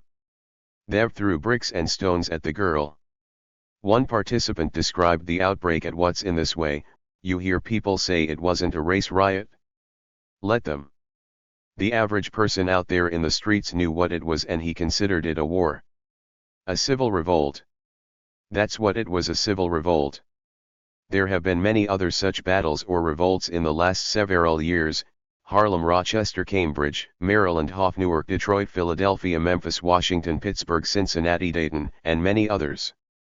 Associated with them are such things and events as Molotov cocktails, looting, overturned cars, burning buildings, policemen in helmets, National Guards, paratroopers, sniping, dead, wounded, imprisoned, and hundreds of millions in property damage.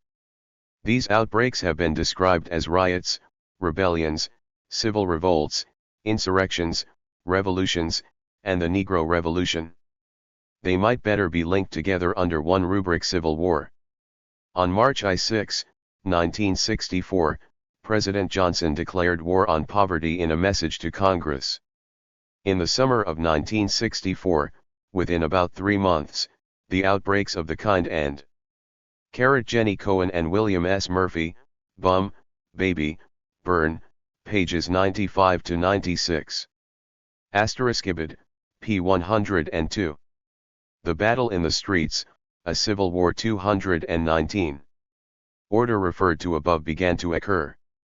They have seen assumed a regular pattern, though the intensity of them has picked up and havoc wrought appears to increase rather than diminish. The following are a part of the generic pattern that has emerged. They take place in the summer, usually in the midst of a heat wave. There is usually an incident: a Negro arrested, youths halted in a car, someone killed at the outset which becomes the ostensible cause of the outbreak. Stores are broken into, looted, and burned. The authorities, police, firemen, National Guard, are beset by the rioters, stoned, harassed, and even shot at. There is usually a vast amount of destruction of property, stores, houses, buildings, and the like. It is almost invariably in Negro sections and otherwise in some of the areas of the city occupied by the poorest of the inhabitants. Those who are most obviously hurt are the poor Negroes in this case. Stores that serve them are destroyed, the houses in which some of them live are burned or wrecked, and services to their communities disrupted. Their areas take on the aspect of a battleground with the dangers, disorders, disruption, and destruction that the phrase no man's land connotes. These things are fresh enough in our memories not to need documentation or even illustrative examples. To say that many, perhaps most, Americans are baffled by all this is to understate the case. As the war on poverty has mounted, so has the discontent it was supposed to allay. Nor were President Johnson's words simply empty rhetoric, unbacked by legislative action. On the contrary, rather quickly in 1964 Congress began to act on Johnson's proposals. He was able to sign a civil rights bill on July 2, 1964. The most sweeping civil rights act in American history, the new law enlarged federal power to protect voting rights, to provide open access for all races to public facilities, to sue to speed up lagging school desegregation, to ensure job opportunities in businesses and unions with more than 25 persons. Congress continued to follow the president's lead in August of 1964 when it hajared nearly $1 billion for 10 separate anti-poverty programs to be supervised by the Uvri of Economy Opportuna set up by the bill. Key features included a job corps to train under PRI/ILGed youths for the labor market, a work training program to employ them, an adult education program, and a domestic peace corps to enlist the PRI/ILGed on behalf of the poor. FIS was but a JN allude to the action taken in 1965, when the President and Congress plunged into legislation on a seal not experienced since the famous 100 Days of the New Heal in U, itself a unique occurrence theretofore. In addition to pro-enacting nearly $4 billion in federal aid to education, Congress took the following major actions, as tinnarized B/1 book, /antipo /CRT /funds were doubled. 1. He minimum wage was again raised. /cultural /a, workers and more than 8 million other eniplo /ees came under N9 on wage coverage. National foundations in the arts and in the humanities were established. Basic hospital care under Social Security for those over 61, was provided, supplemented via voluntary INSNR, MCE inogram for PA/ing laboratory and doctor fees. /ennoting rights.xct outlawed poll taxes and literacy tests and permitted federal registrars to be used in a state if less than half the potential /hitters were registered. Flood of legislation did not cool the fires of rebellion, instead, it seemed to feed them. As Congress and the President too, aired more and more sympathetic and willing to open the national purse to the poor, particularly Negroes, the resistance picked up momentum. Some Negro leaders began to talk of black power, to become more militant in their, Whitney Young of the Urban League tailed Laura Marshall Ilan Lo Yponl, Overty in Amerie. Li Sedlhul we've gol lo give the war on poverty the same priority we have given the railroad strike, the war in Vietnam, IHESN, Arsene Plain and IHE Spae, Rogram to Impleniani he suggest ions, he yield for IHEX, endatunra $ol billion a year over IHE next 10 years. Il air is SIL no widespread regional ion, ILI here is any at all low s, ECOV, that IHE war on I overly is IHE and linolian of a long-term war on IHE, or, a civil war we has finally executed IHE bounds of assembly of, Ia evenelness and earnpld in IHE cereals. There are aspects of the Bailey in the streets we this work does not purport lo desirib or explain, sna as IHE role of IHE agilolers, IHE revolutionary intent of IHE agitalian most notably by Slocley U Armia Hell and R.A. Brown, IHE partlhul hoodlums have played in IHE racial eliuraler of IV, and IHE history of IHE literal governments onion regini any low sit-ins, lie-ins, walk-ons, civil disobedience, nonviolent resistance, and IHE like. It should be clear, too, that IHE explanation we follows does not condone IHE violence, or free individuals from responsibility for crimes they have connilled or wrongs they have done. BNL this work does alter an explanation for IHE ernial economic aspects of what is behind IHE Bailey in IHE cereals. The war outlook poor is, and has been, a overt civil war, that is tly conclusion that follows from the C/it of this work. It can be likened to a civil war because it musters some of the people against others.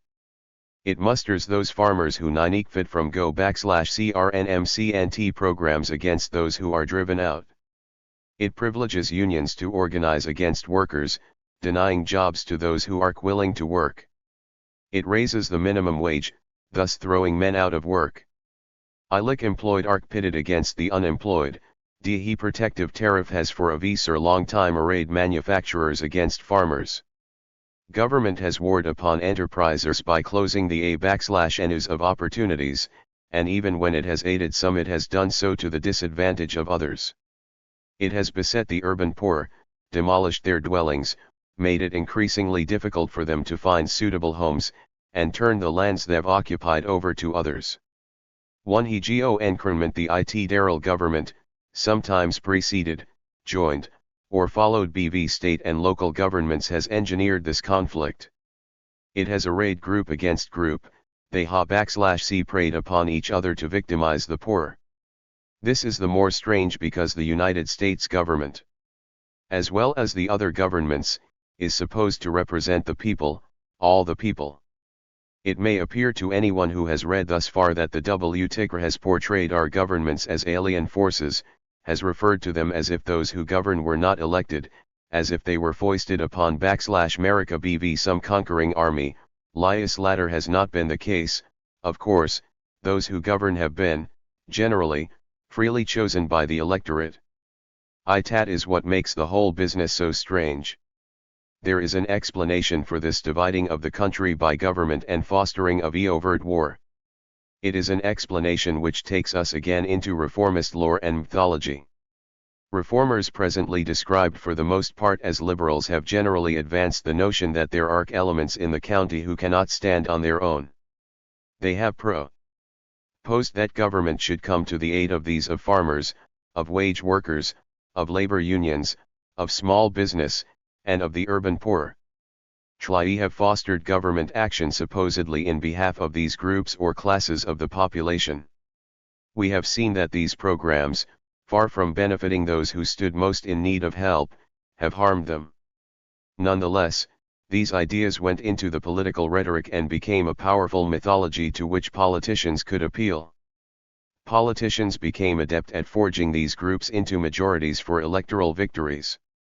They would say that they were for the farmer, for the worker, for the small businessman, for the labor union, and for the urban poor.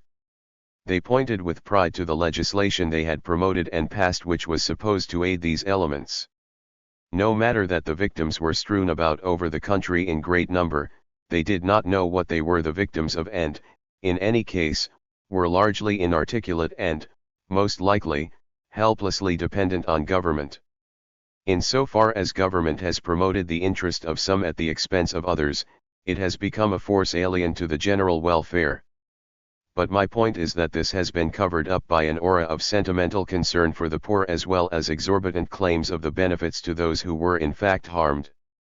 These programs have not only pitted group against group for benefits, pitted those within one category against others of the same category, pitted coalitions of groups against the population as a whole, but they have also pitted each man against himself. In economic terms, they have arrayed one portion of a man's interest against another. This is best seen in connection with the war on the consumer. The war on the consumer is a part of the attacks discussed in earlier chapters, but it is sufficiently different to warrant a separate discussion. In the first place, while the war on the consumer does afflict the poor, it is not the poor alone who are hurt, ever/one is. Secondly, all the developments discussed thus far are parts of the war on the consumer. And, thirdly, it is in its character of a 224 war on the consumer which makes essentially a civil war. Some little discussion of this side of the matter is in order. To see how government intervention results in a war on the consumer, it will be helpful to explore both the mystique and reality of what and who a consumer is. One of the ideas which interventionists kick about from time to time is that consumers need representation in government agencies. Indeed, they go farther than merely mulling over and advocating the idea.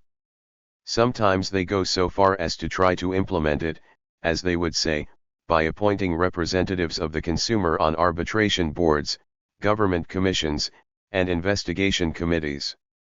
It is quite probable that we shall shortly be treated to a vigorous pressing of the proposal that a Department of Consumers be created and raised forthwith to cabinet rank to join such other departments as Agriculture, Labor, Commerce, Housing and Urban Affairs, and Transportation. Now if consumers could be represented, a case could certainly be made that they ought to be. Those who claim that consumers are frequently injured and in need of protection within government and government-sponsored agencies and organizations are right. When big labor confronts big business, when regulatory commissions meet to decide upon gas or transportation or electricity prices, when farmers vote on acreage controls to get crop subsidies, it would be most helpful if consumers could somehow be represented. THIRD assortment of government programs that have been examined do have as a major consequence the short-changing of the consumer, of making war on the consumer, as we shall see. But no one seriously maintains that consumers are represented in government agencies, and no one has ever explained how they could be. There is a very good reason for this which will emerge from an examination into the nature of what is involved, an examination which will also show why the programs in effect are harmful to the consumer. The notion that consumers can be represented is derived from the extension of an idea that has been much acted upon in America. This is the idea noted above, that the people are divided into various interest groups to which politicians can appeal and in the interest of which they can act. Some of these interest groups have been given official status by having a secretary in the president's cabinet. It is possible, of course, to divide people into many categories. Economically, they may be divided into such classifications as farmers, wage earners, and businessmen. Sexually, there are men and women. Ethnically, there are those of European descent, African descent, Asian descent, and so on. By religious denomination, there are Methodists, Baptists, Presbyterians, Catholics, Jews, and so on. That any of these categories encompasses all that a man is doubtful in the extreme. Each of us is different from and much more than any single classification that can be devised. As I have pointed out elsewhere, a man may be not only a worker in a factory but also a husband, a son, a deacon in his church, a mason, a golfer, a property owner, a debtor, a creditor, a consumer, a seller, a hunter, an army veteran, plus all those tangibles and intangibles which make him the unique individual he is. There is great difficulty, in any case then, in a man's having his interests represented by anyone other than himself. Still, the imaginary man described above is a wage worker in a factory, and this does distinguish him and his interests in this regard from those who are farmers or shopkeepers. It is conceivable, at least, that someone else might represent him to others in the matter of this peculiar interest. But there is no special interest group made up of consumers. No one may act as a representative of consumers in a government agency, any more than any one could be the especial representative of mankind on a committee. Truth is that we are all consumers. Labor union leader is a consumer, the housewife is a consumer, and the child is a consumer.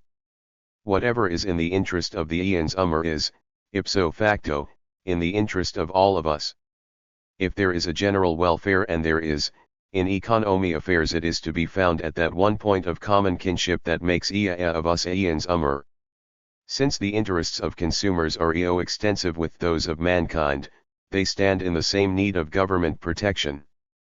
It is, consumers need protection from fraud and violence, and a system of courts for the administration of justice to settle disputes we may arise among them. This is the office of government itself. No special department for Ians could perform it, and none is needed. Under the conditions of peace that would prevail if government performed its proper office, every Ians is a king, of sorts.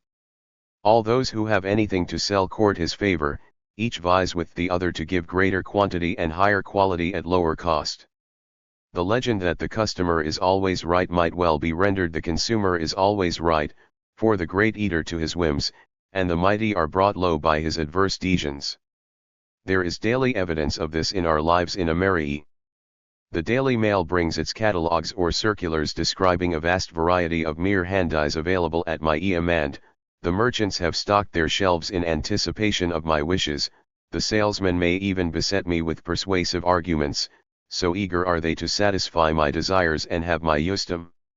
Indeed, advertisers wax poetic in the description of their wares, thinking by some means to lure my trade their way. Try business which does not serve the desires of its customers will lose out and fail, no matter how great the name of its founder, how far-flung its establishments, or how numerous its salesmen. If men may not use fraud and violence, the consumer is king. But each of us is not only a consumer, many of us are also producers or servers. We are both of these during the course of most of our lives. It is this that enables government to divide each of us against himself, as well as to pit one group against another, or against all the rest of the population. No doubt, it is better to give than to receive, to serve than be served, as Jesus said, but most of us are not in the state of grace that enables us to perceive, accept, and act upon this constantly. On the contrary, we prefer to be served rather than to serve, to receive than to give. In our fallen state we find the idea of being served without returning service in kind most appealing. IT benefits of economy appeal from that angle of our view as consumers. The discipline of economy weighs upon us heavily in our capacity as producers. As producers, we can see the great advantage to ourselves of being relieved of the burden of discipline, of being relieved of the necessity of serving, of being served without serving. This is the appeal of the government programs of intervention. The attraction of the protective tariff is that it frees the domestic producer from competition with foreign producers for the home market, that it relieves him of part of the necessity of making a better product, of serving more expeditiously, of watching costs, and of maintaining the highest quality. Franchises and limited licensing free those who hold them from the necessity of serving as effectively as they otherwise would in order to get and keep their customers. Crop controls and subsidies enable some farmers to make a living without attending carefully to economy. Workers who can compel a wage will not serve their employers as readily or compete with other workers as vigorously under equalized pay scales, and thus serve consumers as they would without minimum wages and union organizations. In short, men have been drawn into support of these programs because of the extent to which they believed that they would be relieved of the need to serve others in order to prosper. The consumer benefits from an abundant supply of goods and services. The government programs are devoted to making these scarce and hard to obtain. The most dramatic instance of government-planned and authorized scarcity occurred in 1933 when farmers were paid to plow up crops and 228 to kill animals. This was the sort of thing that caught the eye, but it was different from a host of other programs only in that it dealt more with actualities than potentialities. If government programs work so as to inhibit or prevent the availability of goods and services that are potentially available, no one may ever see the goods and services. Yet the one is as destructive of plenty as is the other. The difference is this. In 1933, the government reduced production by paying for cotton to be plowed up. After that, it operated to discourage the planting of the cotton in the first place. Both are scarcity-making operations. The general tenor of a great variety of the government programs has been to make goods and services more scarce than they would otherwise be. The protective tariff is an attempt to reduce the goods available on the domestic market. The crop controls are attempts to reduce production and bring about artificial scarcity of farm products. Labor unions try to make workers scarcer to employers and generally operate in ways to reduce production. Franchises, licenses, special restrictions upon entry to a field, all have the effect of limiting those who would provide goods and services. The consumer wants goods and services at the lowest prices he can obtain them. Government programs have been devoted, generally, to trying to raise prices. This followed from the analysis which reformers made of the situation. According to them, farmers needed higher prices, workers higher wages, the small businessmen higher prices, and so forth. Thus, government attempted to accommodate these and others by inducing scarcity and raising prices. Scarcity was not the goal but rather the means employed, higher prices were the object. Artificial scarcities of farm products, produced mainly by controls and subsidies, presumably raised the price of these. Artificial induced labor scarcity, induced BV labor unions, by prohibitions against child labor, by fostering early retirement, by exemptions from the armed SER/X during college attendance, and so on, were to raise the wages of workers. And, of course, the price of what they produced or provided to consumers. Roadblocks to enterprise inhibit competition and keep goods and services off the market where consumers might obtain them. An example of how government intervention thwarts the aims of the consumer may make the matter clear. Pennsylvania has a milk control commission dating all the way back to the 1930s. According to the lore about it, this commission was supposed to be for the protection of consumers, to see that the price of milk was held down. It has not worked out that way. Milk is more expensive in Pennsylvania than in surrounding states without such a commission. Moreover, sellers of milk are hamstrung by restrictions. The commission has been under fire in recent years. Those who claim to speak for the consumers say that milk is too expensive, farmers claim that the price they get for raw milk is too low. Despite the apparent contradiction, both of these claims may be correct. Some enterprisers have attempted to correct the situation by selling milk at lower prices, and, in one instance at least, paying farmers more for it. The most recent instance is a most imaginative effort at getting around the controls. 6 dairy farmers have opened the C&D budget dairy in the West End of Pittsburgh.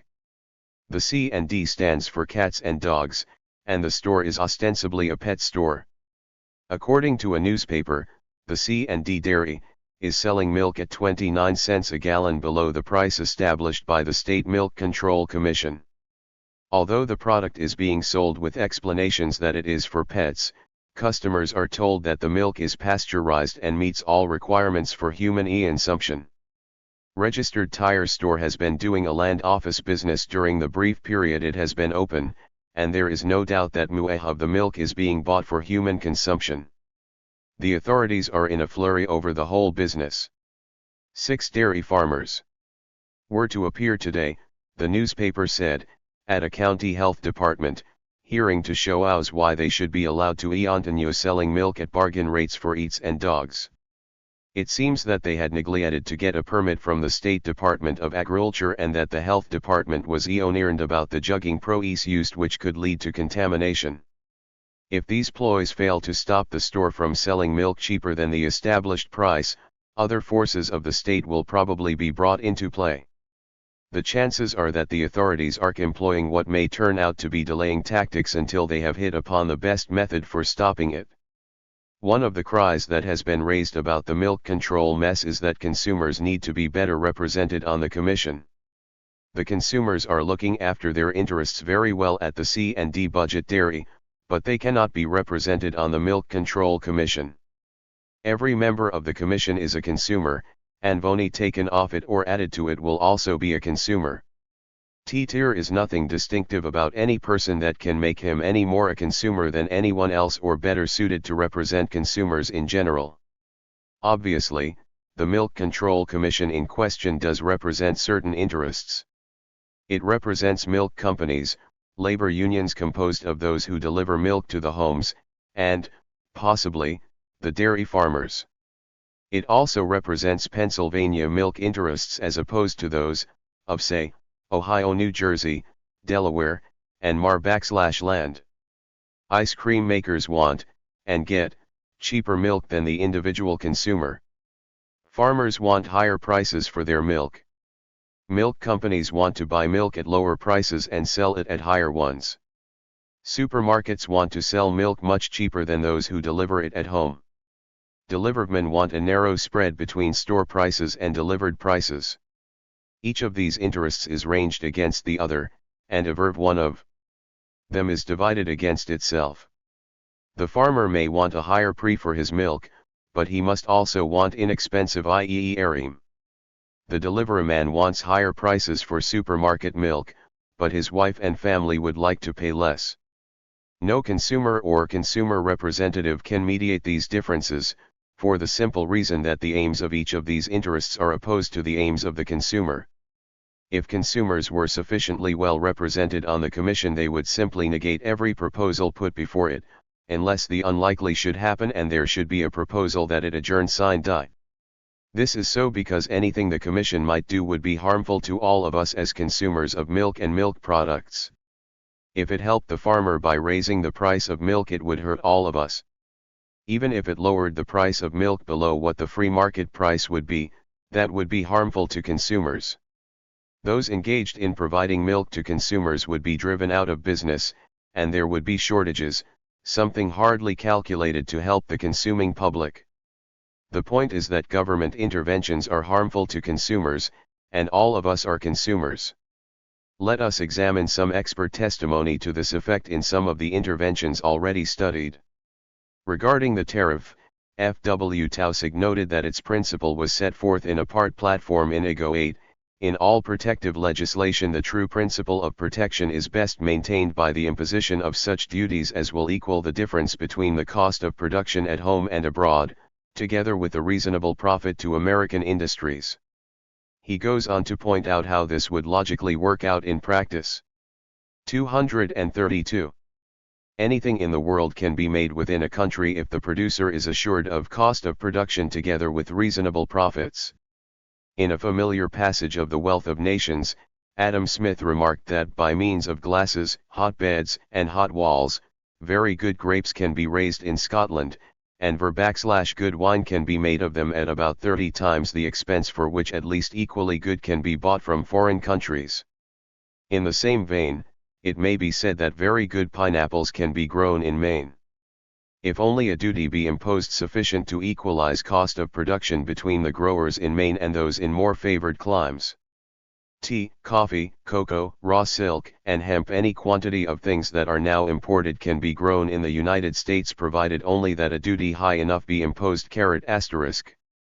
Obviously, tariffs have not usually been so prohibitive. Nonetheless, this shows that the one who bears the ultimate expense of such interventions is the consumer, that is, all of us.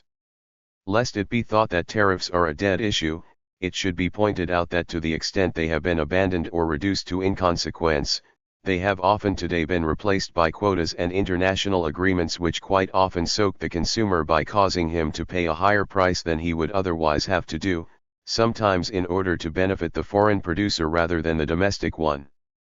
The Agriculture Department has been highly successful in virtually pricing some farm products off the market. Cotton is a notorious example.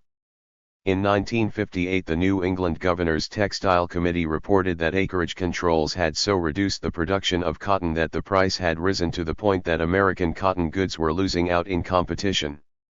They said, regarding the reduction of acreage and cotton production, that this inevitably has raised the price of finished goods, with the resultant reduction of purchases. American manufacturers are quite properly aroused over the shortages of good cotton at reasonable prices for 1958. A considerably larger crop is required in 1958 to 59 if prices are to stabilize. The raising of wages by labor unions and government edict is another aspect of the war on the consumer. An economist says that the more fundamental clash of interest in any particular labor dispute is between labor and consumer of the product involved, and not between labor and the businessman or corporation who employs it. Another says, the contest of strength, insofar as the most powerful unions are concerned, is with the public, the firms in question acting chiefly as intermediaries. It is the public the unions are really battling and impoverishing, not the managements with whom they are ostensibly contending. Happy face, he suggests that where a whole industry is unionized, that collective bargaining then moves increasingly toward a syndicalism in which unions and employers collaborate to fix wages, prices, and output to mulct the ultimate consumers. It would be more precise to say that the initial impact of unions is upon other workers, but that if they succeed in raising wages above the market level, that the consumer pays for it in one way or another. In any case, union wages and minimum wages are a part of the war on the consumer. Ways that the poor as consumers are harmed by government programs are not only so numerous that no one may be certain he has enumerated all of them, but also so subtle and remote as to almost defy detection. Here is an example of subtle and remote ways.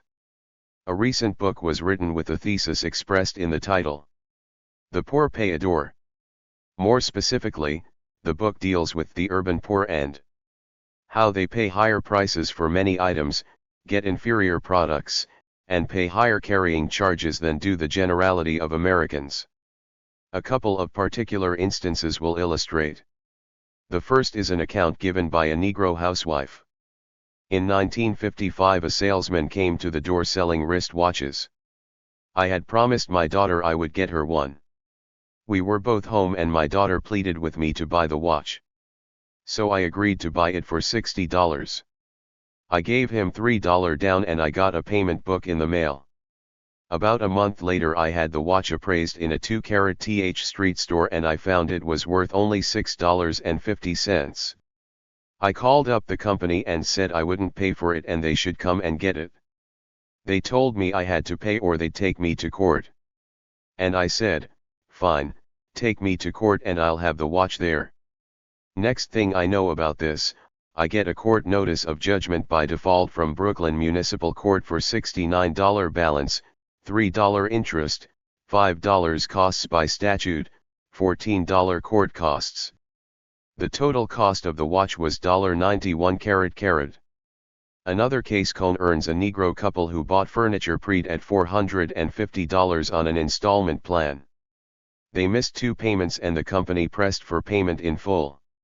When they yield not do so, the husband's wages were garnished. According to the woman, we were cheated because we'd already paid $250, but on the garnishee we're paying $490, although the furniture was originally valued at $45. There is much evidence, both in such charges as the above and by more direct investigation, that the poor do indeed pay more frequently.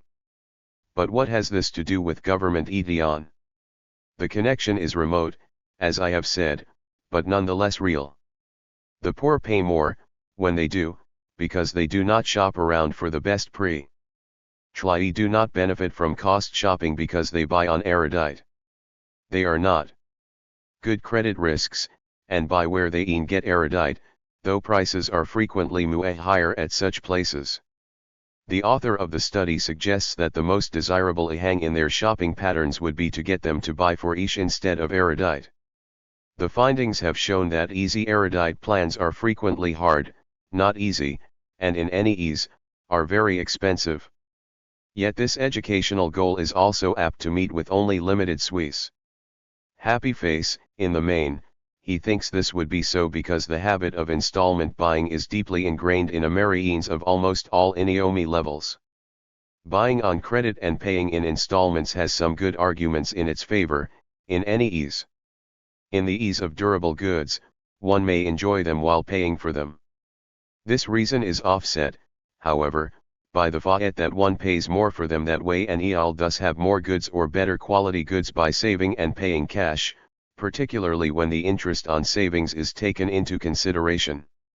The claim that one will not save in this manner is not an argument for installment buying, it involves only a question of individual values. What tips the scales in favor of installment buying is government action. Mainly, it is inflation.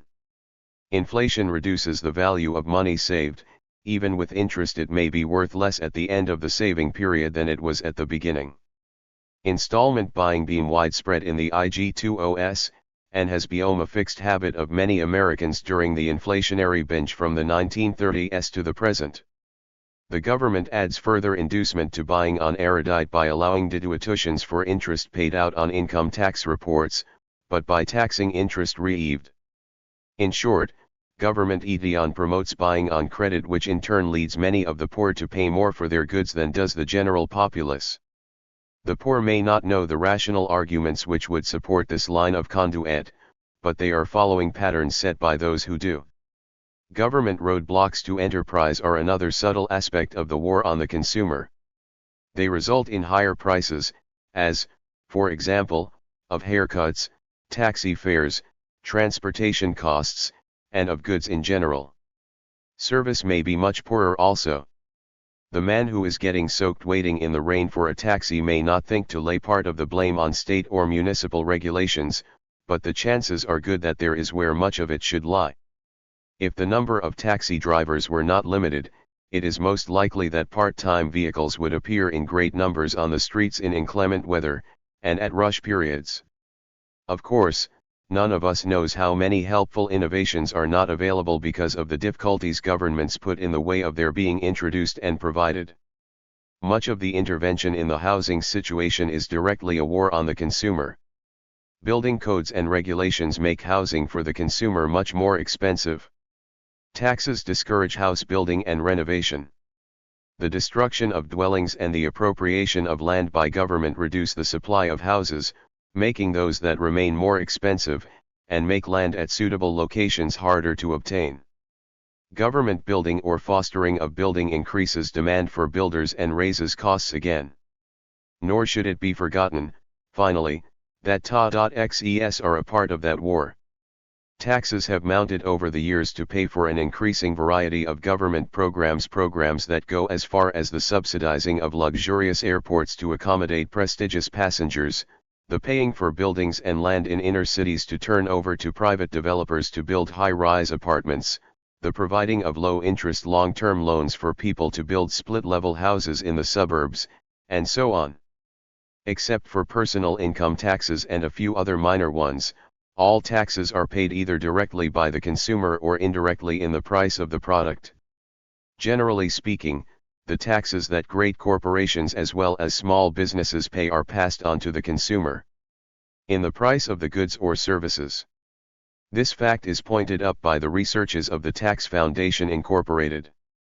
They took one product in 1967 and reckoned taxes hidden in its price paid by consumers.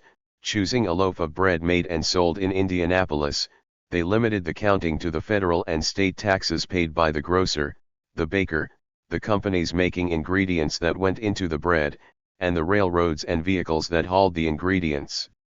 The sleuths found the grocer paid 4 federal taxes: individual income tax, telephone tax, transportation tax, and safe deposit box tax. The baker, a national company owning its own trucks, paid 7 federal taxes: corporation income tax, stamp taxes on its security transfers, telephone tax, transportation tax for its salesmen, transportation tax for its product, and safe deposit tax, and the Social Security tax. The grocer and baker also paid 15 state taxes, the researchers learned, with the bakery paying most of them because it was a corporation and because of the gasoline and motor vehicle taxes on its trucks.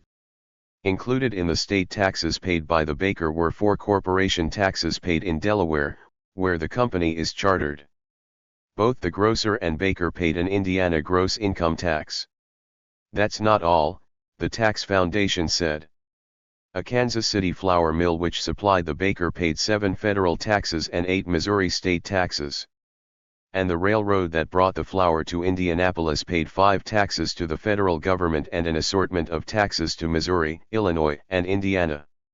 The sugar that went into the bread came from a New Orleans refining company that paid 8 federal taxes and 6 Louisiana taxes. Then there were taxes paid by the railroad that hauled the sugar to Indianapolis, the salt warehouse in Chicago from which the salt came, the salt company in Chicago, the shortening manufacturer in Cincinnati.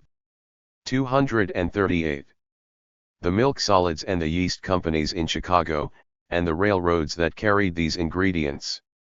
Assuming that all these outfits passed along part of their tax burden in prices, there were at least 151 taxes on the single loaf of bread, the Foundation report said. No wonder the price of bread has doubled in 20 years or so. Politicians often speak as if they were soaking the rich when they levy taxes on corporations, but rich and poor pay the levy alike when they buy a loaf of bread. The war on the consumer has not been confined to the United States. No more has we it entails. American restrictions on foreign trade, on the one hand, and American foreign aid, on the other, constitute a war on the foreign and domestic poor. In so far as foreigners only are earned, these results are tangential to this work. But there are 2 reasons for taking the matter up briefly.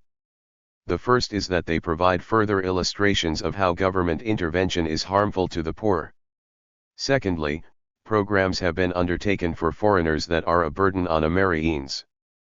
That there is much hardship and suffering in the world, no one should doubt. That poverty is widespread and well-nigh universal is true beyond doubt. Barbara Ward has said that if you fix the level of wealth of wealthy communities at a per capita income of about $500 a year, then 80% of mankind lives below it. Again, she says that in some countries one thinks particularly of India per capita income may be as low as $60. Yet between 0 and 500 million people live in India, something like 2/5 of all the poor people in the unemitted world. Another writer reports of another part of the world, in Ianziding Latin America, one soon realizes the problem of survival, more than half of its population is undernourished. While more advanced countries consume 2,750 to 3,280 calories daily per person. In Brazil the average is 2,350 and in Honduras, 2,030. The market has a way of ameliorating and improving suas circumstances. The methods by which it works are epital investment flowing from riher countries to poorer, introduction of new techniques from technology more advanced to other countries, by trade and by population movements. Charity may be important in emergencies, but the market is probably more helpful in ordinary circumstances. But the ameliorative work of the market has been mightily hampered in this century. Protective tariffs and international agreements have made price of American exports higher than they would otherwise have been, if not prohibitive. T-bus, foreign countries have harmed their own peoples. Moreover, American policies of planned security Europe restrictions, subsidies, production controls have made it difficult if not impossible for foreigners to buy our goods. Doctrinaire socialists around the world have elarmed against international epital investment and described its results as exploitation and fastened upon certain of its treaties as being associated with the despised colonialism. As socialism has spread with its property restitution and confiscation, it has become increasingly perilous for Americans to invest abroad. Immigration restitution in the United States, as well as in other countries, has restricted population movement. The free market way of dealing with hunger has not been permitted to work its beneficent results. Governments, both of the United States and foreign countries, we have followed these policies have warred upon their own and the citizens of other lands. The hampered and mutilated market is the proper context from which to view the American foreign aid program. Since World War II, the United States has long had a massive foreign aid undertaking, the cost of which has now gone far beyond $100 billion. The associated programs have been government intervention by one nation into other nations to attempt to do the work that otherwise would be done by trade, investment, and population movement. Since most of the countries involved have been more or less socialistic, these programs have been a subsidization of socialism. To put it another way, the governments of most of these countries, probably all of them, were already making war on their own poor in a similar fashion to that of the United States as well as in ways unique to each of them, and the United States government has come to their aid to enable them to do so more effectively. Some examples of the malfeasance of these programs are in order. The aid to Laos is a particularly poignant story. Millions of American dollars have been poured into that interesting country. With these interesting results, as one reporter tells it, sleek Cadillacs, Buicks, and Fords have been imported by the dozen, although the principal highways still are hardly more than jungle trails. Tea trees and other such items are hardly for the delectation of the poor. More, there is a lush building boom going on. Leading traders and government officials are huddling with architects and contractors for lavish new residences or flashy additions to formerly modest homes. Both the Lao Viang Bank and the Bank of Indochina are preparing to move into sleek new glass brick and concrete structures. The Finance Ministry is constructing an ultra-modern building right next door to the newly completed Ministry of Plans. The reporter says that it is generally agreed that some 200 or 300 leading families in Laos are getting most of the benefit from the massive import program. As to the rest of the population, the rank and file of the Laotians live much as they have always lived, oblivious of the U.S. help. Their flimsy shacks are built on stilts to protect them from snakes and flooding during the rainy season. They farm rice and a few vegetables and raise chickens. In the torrid climate only the scantiest cotton clothing is needed and hardly anyone wears shoes. Here are two examples of programs in Peru. The first was an irrigation project known by the name of Pampas de Noco. The United States spent $125,000 on it, though the engineer's report indicated that the undertaking was not feasible. When the money was spent and the project completed, it was useless for the simple reason that there was not enough water to fill the works. Much more distressing was the mismanagement of a drought relief program. In 1956 a 50-day drought occurred in a region of Peru. The United States sent 106,000 tons of grain as a gift. The auditor who eventually investigated found that only 5,028 tons, or 5.7% of the shipment, were actually distributed free to hungry people in the drought area. The rest was sold, and more than 60% of the sales proceeds were spent for purposes that violated the intent of the agreement. One of the glaring examples of misuse was the construction of 8 houses which were sold below cost on the installment plan to prominent persons in the town of Puno. A third of the grain was eventually sold to millers who disposed of it in the normal trade channels, and 28,000 of these 35,000 tons were sold to a single mill that was outside the drought area. Happy face, the foreign aid war on the poor took on a more open and ominous character in Indonesia. As two reporters tell the story that with one hand Sukarno had been accepting our predominantly economic assistance. With the other he had been bleeding the economy to build up a war machine. By late 1963 he was more than $1 billion in debt to the Soviet Union for military hardware. Registered not only did he spend lavishly for military hardware but also for foreign luxury materials. Senator William Proxmire said, "The nation is bankrupt, yet Sukarno pure hazed some 7,000 midget sport ears from Japan for luxury purposes." Registered what had happened to the poor Indonesians in the meanwhile. Indonesia, once a major rice-producing area and exporter of rice, was forced to import 1 million tons a year. Only the world's major rubber supplier, she had fallen behind Malaya. Once a major producer of tin, her production had dropped about 2/3 over a period of 15 years. Sugar production also fell. Retail price rose almost 8 times in 8 years. In 1962 the price of rice, a staple in the Indonesian diet, had climbed 17%. Eggs were up 139% and sugar was up 239%. Yet the United States is fostering and subsidizing socialism abroad. It'll be demonstrated by numerous instances. One example will suffice. The International Cooperation Administration, one of the organizations to dispense foreign aid, reported that India's 5-year plans encompass almost every phase of agricultural, industrial, and commercial life and also set goals for progress in education, health and social welfare. This is a fair enough description of a socialist undertaking. THIRD also say, U.S. assistance, on authorization basis, amounted to about $330 million as of June 30, 1956. Registered that should be enough said. Those who report the malfeasances that occur in the foreign aid programs frequently allege that these are only abuses resulting from corruption that could be straightened out with better administration. They hold out the hope that the poor can still somehow be aided if the United States administers the program more prudently, if corruption in recipient countries is rooted out, if better projects are chosen, if Soviet practices are imitated, if pressures are brought to bear on recipient countries to straighten out their affairs, and so on. Unfortunately, there is no reason to suppose that such contingencies will ever be satisfied. It is probably true that better contrived programs honestly administered would provide fewer dramatic instances of wastefulness.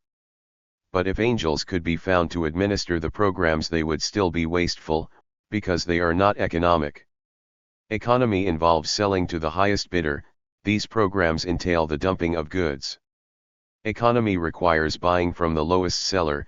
These programs attempt to remove price as a consideration, and in so doing remove the means of determining what is most wanted. Of course, no angels have been found to administer the programs. All known human frailties are fully in play, so far as can be determined. Moreover, these are not economic programs at all. They are political programs.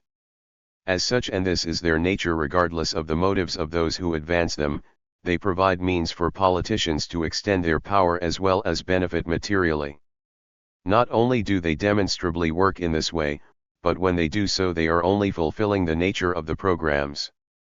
The foreign poor suffer because they labor under the restrictions of interventionist programs, because they must not only continue to support themselves but their swollen governments as well, because they continue to pay high prices for the goods they buy, and because little if anything is done to increase markets available to them. American intervention in foreign trade and by foreign aid has harmed the American consumer as well. In the first place, Americans have been harmed by the interventions which hampered trade and population movement. They have been denied goods and services of a quality and at a price which they might have had. Secondly, American taxpayers have had to pay for foreign aid. The poor have again been hard hit. They are the ones most in need of bargain prices for goods. 244. And services. Moreover, they can least afford to pay taxes to make gifts for others. And, the American poor do pay taxes which support such programs. At the least, they pay sales taxes, excise taxes, hidden taxes, and so on. A war is likely to have its victors and its vanquished. The vanquished in this conflict are the conquered poor. They are the ones whose cause appears to have been lost, who often appear hopeless and helpless. They are officially recognized in America today as being defeated, and spokesmen rush forth to proclaim their helplessness in our society.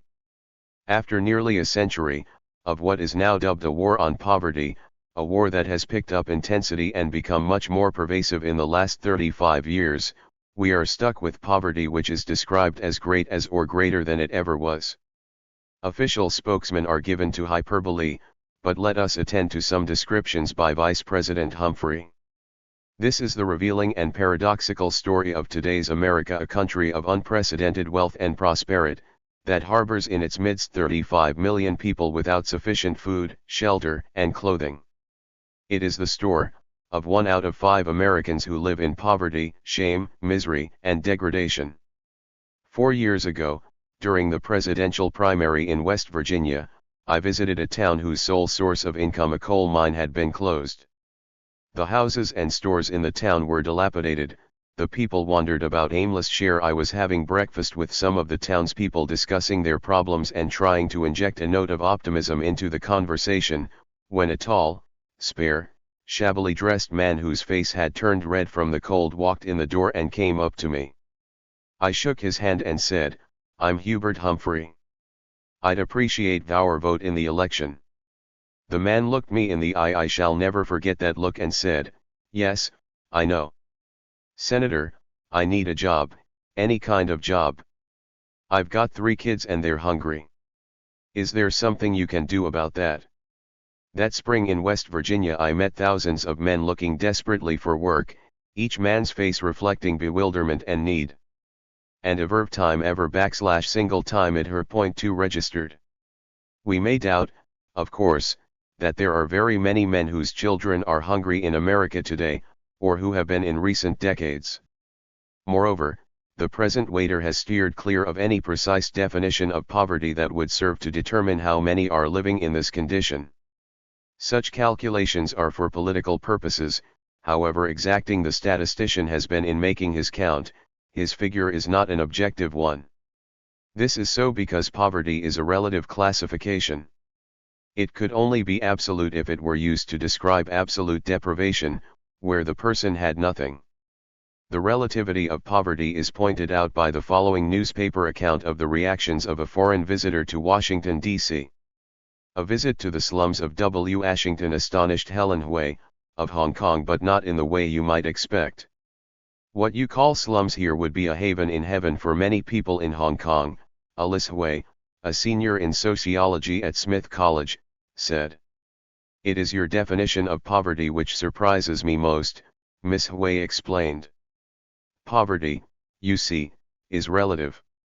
In Washington she visited people living in eroded two-story houses yesterday.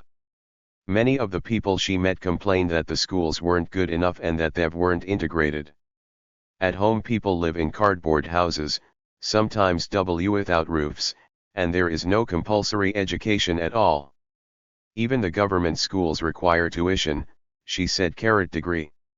"When I say that the poor are conquered, then, I do not mean that they are without material goods, that they are any." See Hubert H. Humphrey, War on Poverty, p. 17. 248. Modicum of security for himself and his family. Many wish to provide for themselves in their old age, for themselves and their families should they become incapacitated before old age, for their survivors should they die before their time. The inflationary policies of government make this increasingly difficult to do. Money that is saved may lose value through inflation. Insurance will become increasingly inadequate as prices rise. The knowledgeable know that common stocks may provide a hedge against the ravages of inflation, but this is not much of an option for the poor. They are not likely to wish to risk their hard-earned savings in such fashion, even if they have the know-how to play the stock market, which is unlikely. Social security does appear to provide for them, minimally at least. That is, the political powers may find it expedient, as they have thus far, to increase payments to compensate for inflation. Those who rely upon this have become dependent upon government, are hostage to the whims of a Congress which mediates among the various interest groups which play upon it. As they have become dependent upon government, the poor have had their dignity and of the meaning of life stripped away. There is a deeper dimension to life than that which immediately meets the eye. Paradoxical as it may seem. It is better to give than to receive, to serve than be served/ed. If this formulation is unacceptable, then it should at least be granted that in human terms it is equally good to give as to receive, to serve as to be served. To put it another way, work is a necessary and rewarding experience for man. The chances are good that the W.est Virginian was exaggerating when he told the then Senator Humphrey that his children were hungry. It is much more likely that the hunger was his, the inner hunger to work, to do something useful, to provide for his family, to rejoin the society of men in mutual help and exchange. Whiting Williams, a lively and energetic nonagenarian, spent much time WLTH workers of all sorts. His conclusions point for him to one central fact: men do not work simply to be paid, jobs do not simply mean a livelihood, there is more to it than that. He says, regarding his experience with many men under many circumstances, every blessed one of all these was giving one identical testimony. "My job proves I'm important. I belong. I count. The world needs me. Sure, it puts money in my pocket and bread in my stomach. But it also lets me look every other son of a gun right square in the eye."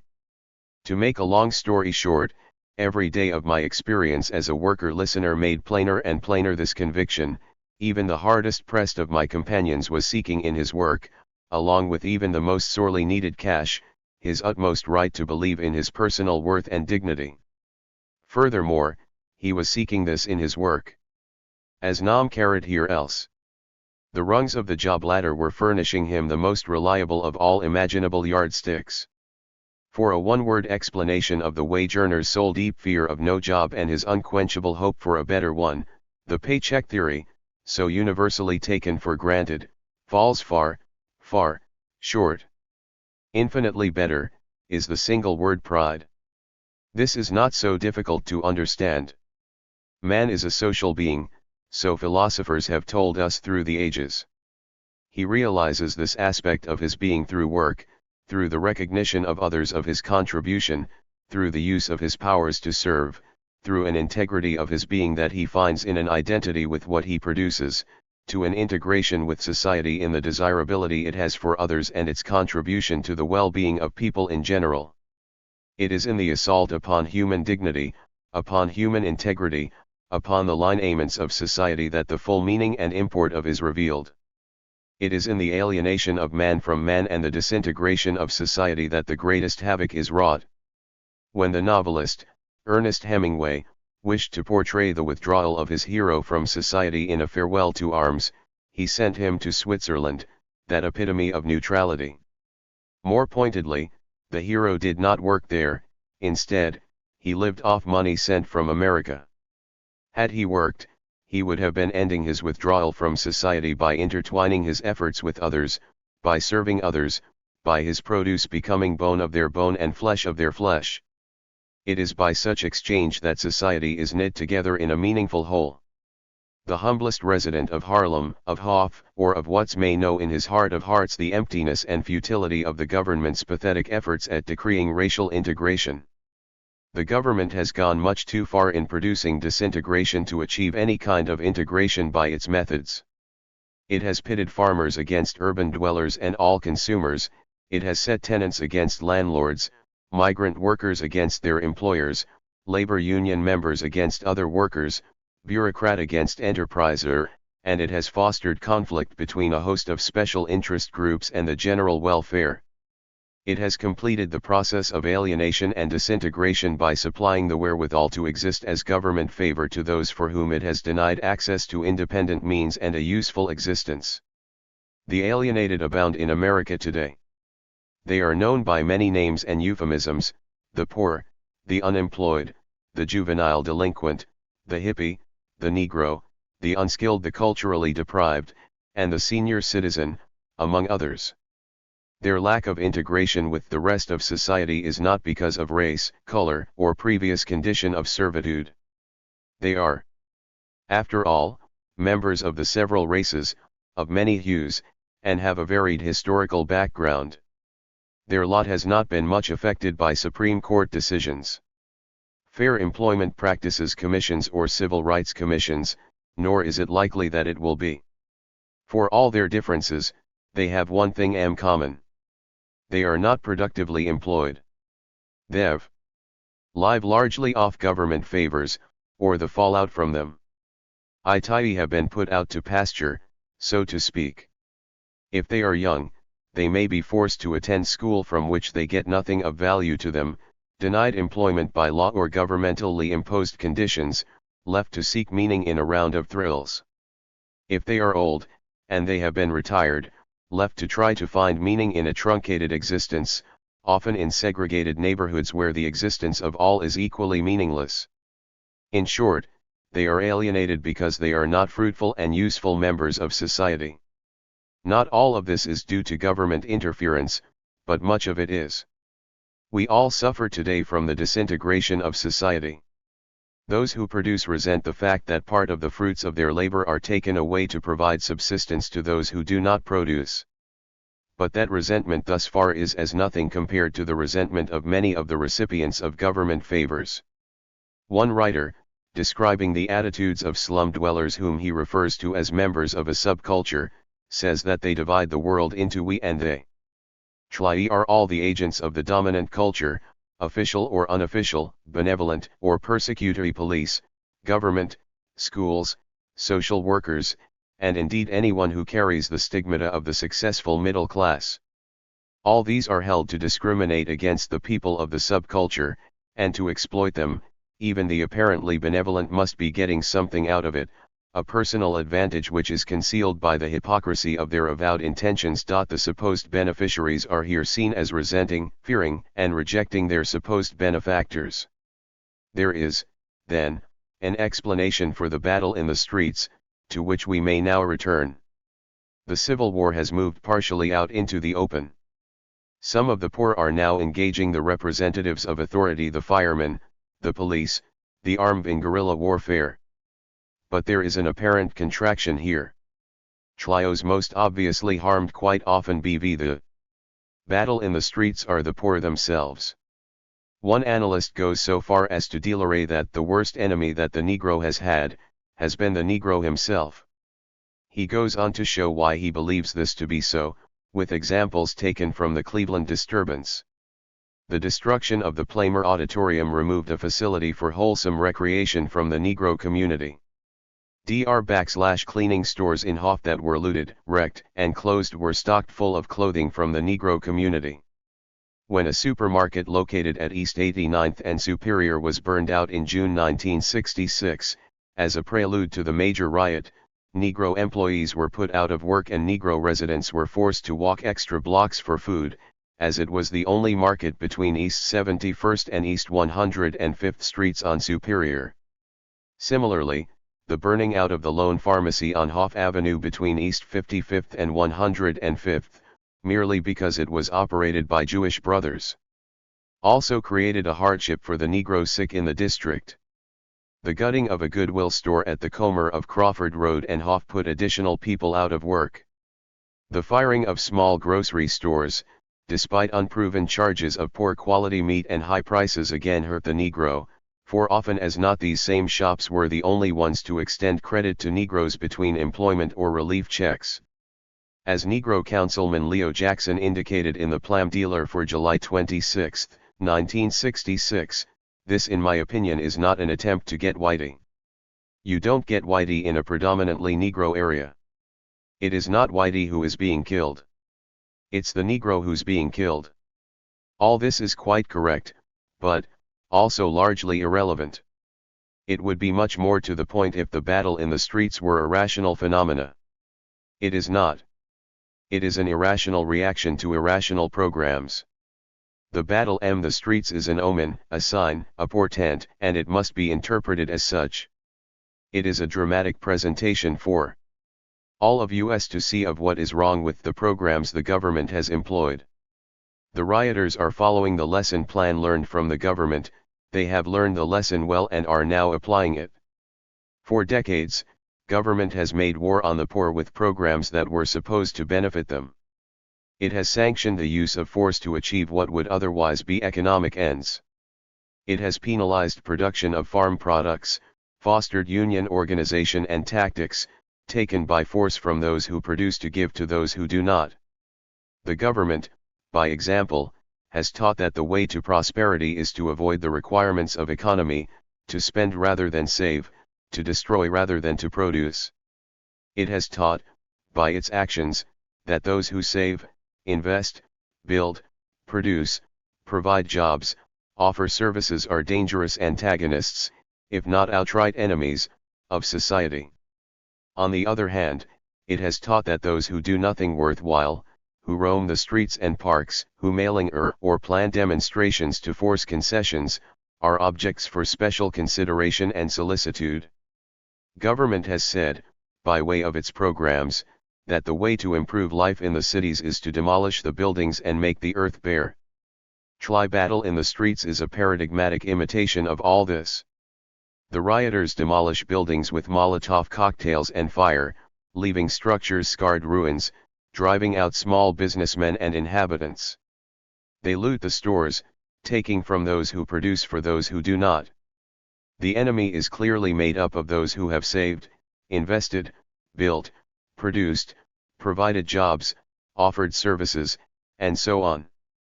The work of years is undone in short order by the rioters. All this is clearly diseconomic, but then government had shown the way.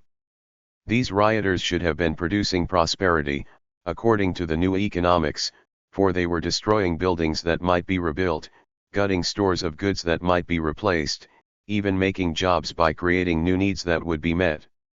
The 254.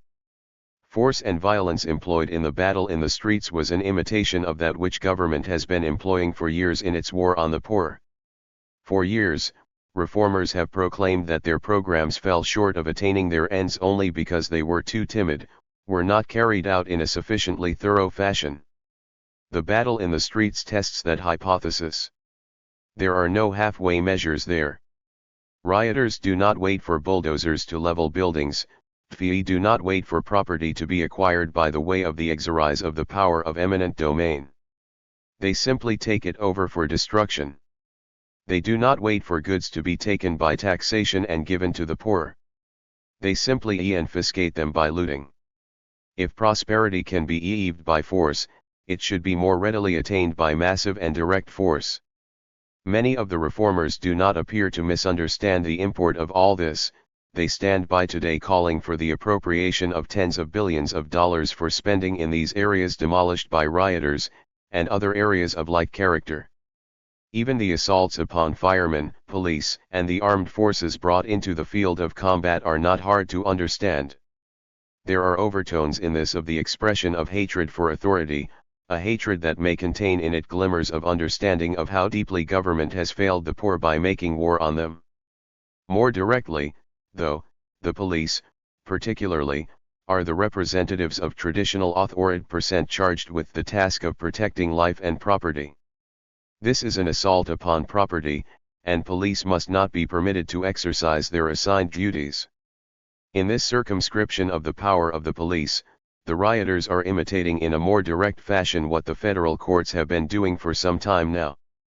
It is true that the battlers in the streets are making war on themselves. In this, too, they are following the pattern set by the government. The government has set citizen against citizen and group against group.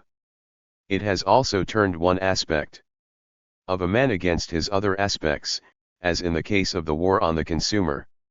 Trios who have taken to the streets demonstrate this same behavior. It is quite likely that sometimes a man may have thrown a Molotov cocktail which set fire to a dry cleaning establishment where some of his own clothes were. This interpretation is not at odds with the fact that the battle in the streets has been spurred by agitators, that various and sundry radicals have fomented it. Instead, these agitators share much common ground with the reformers who have promoted the government programs. Both have wished to transform society by force. The reformers would do so by using formal government, the agitators pursue their course more directly. Of course, those in control of government cannot and do not condone rioting and insurrection, but so far as they reward it by government appropriations into the ruined areas, as they did at Watts, they show a remarkable affinity with the aims of the rioters. It may be appropriate to complete the answer here of a question partly answered earlier. Who are the victors in this civil war that results from? This is not the story of the victors, so the question will not be dwelt upon here. But there are many who have benefited and do presently benefit from the government intervention. Many have a vested interest in the continuation of the government programs. It will only be necessary to allude to some of them. Among the victors, thus far, have been the politicians. These range from presidents of the United States to the local favor dispensers. Many politicians have become accustomed over a good many years now to getting elected to office by promising favors to various interest groups, to farmers, to labor unions, to the aged, to the young, and so on. In effect, they have become used to buying their way into office by promising benefits bought with the tax money of all of us. For those who desire power, there seems to be no better way to attain it than to cater to one of the basest of human desires. 256. The desire to get something for nothing. It does not seem to matter that the bulk of the population does not and cannot benefit from such practices.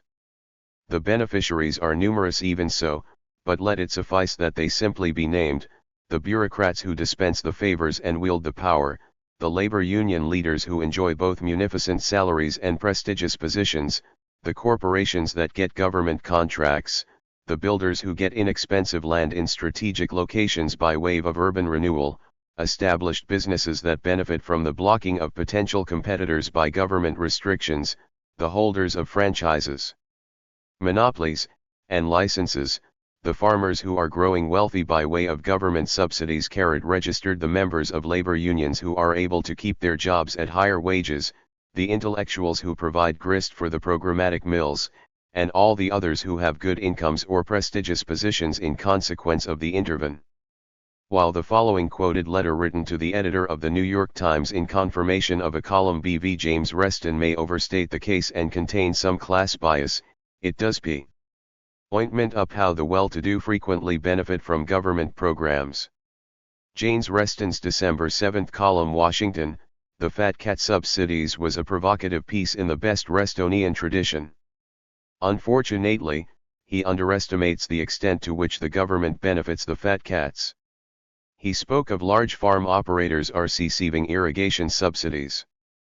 But he made no mention of the fact that the farm price control program also works to their advantage rather than serving the needs of the marginal small farmer. He underlined the subsidy that taxpayers are making to the owners of private and business planes, but he overlooked the much more gigantic urban renewal program, which subsidizes corporations to build stores, office buildings, factories, and high-rise high-rent apartment dwelling facilities that will be patronized BV, or worked in, or lived in by the relatively fat cats. He indicated that Congress was objective to eliminating the subsidy to the school milk programs that included middle-class children, but he failed to note that the federal government has for some time been subsidizing the purchase of homes by middle-class families. Likewise, he was critical of the federal government's aid to public schools in impacted areas, but he said nothing about the fact that the overwhelming share of federal funds for scientific research goes to a relatively few of the largest and richest universities in the nation. When all these are joined with the millions upon millions who are now dependent upon government for subsistence, who believe themselves helpless without the government aid, their number is probably sufficient to form electoral majorities. This is not to imply that the victors are necessarily conscious that they are victors over the poor. There is every reason to believe that many of the politicians really wish to help the poor. In any case, charity demands that we give them the benefit of any doubt and believe that even now many of them do not know how badly awry their programs have gone. When Vice President Humphrey declared that it hurt him to hear a man pleading for a job, it is greatly to be doubted that he understood, or understands, how his own efforts may have contributed to the plight of the man in West Virginia. Mr. Humphrey has long been a vigorous supporter of organized labor and has benefited at the polls from their support of him. Yet it was the labor unions which demanded so much pay that coal was largely priced off the market for many uses. To put it another way, these men were disemployed by their demands, or the demands of their leaders. Mr. Humphrey would surely feel much worse than he does if he ever accepted the evidence for the consequences of the programs he has fostered. The war on poverty, then, has not resulted in the conquest of poverty. It has, instead, resulted in the conquest of the poor. Government has divided the populace into contending factions, has empowered portions of the people against others, has lent its force to the cause of some and turned its back upon others. The incipient civil war that is an inevitable result of such policies has finally broke out in the streets. Strictly speaking, there are not yet victors, for the war is not over, there are only those who have been advantaged by the conflict. Even so, it is surely time for the work of pacification. 258. Those who have been contending are not natural enemies. Farmers are not at odds with urban dwellers BV nature, capital with labor, government with the poor. Tire battle in the streets is not even a logical consequence of or response to poverty. On the contrary, the various peoples in a country complement one another. Specialization of function requires and begets cooperation. The appropriate response to poverty is not destruction, but economy. The work of reconciliation proceeds from this understanding. Chapter 9. Reconstruction, the hope for the poor. VT the end of a war which has been a quill conflict. Comes the time for reconstruction. It is surely time for the war on the poor to end. With that, it is time, too, for reconstruction to begin. But what has been described in what has gone before is both more subtle and more complex than war and peace as they are ordinarily conceived. Nor is the reconstruction which could follow simply a matter of physical rebuilding. It involves a reconstruing of reality, for it is misconstructions at this level that led to the ill-begotten war. Some basic instruments for man's use have been misused and abused. To get to reconstruction, it is necessary to reconsider these instruments. An instrument can only be effectively and constructive used in the sort of operations that are appropriate to its nature. A hammer, for example, is an excellent instrument for driving nails into wood. But it is ill-suited, for instance, to the work of a hairdresser, being worse than useless for inserting hairpins in a woman's hair. Nor would it be of much use in 260. Putting water under pressure, the material being inappropriate to its method of exerting force. All instruments, from the simplest to the most complex, have their appropriate uses and their inherent limitations. One of the instruments that has been misused in the war on the poor is government. Government is an excellent instrument. No substitute has been found for it as a means of keeping the peace and settling disputes, nor is there likely to be. Indeed, so necessary is government to our well-being and so determined are men to have one that if the established government fails to perform its duties another, or others, will rise to take its place. But government, too, is limited in what can be done effectively with it. It provides an essential framework for production and trade, but it is ill-suited to the producing of goods or to the delicate fabric of trade. It can cause men to cease and desist from injuring one another, but it cannot make them love one another.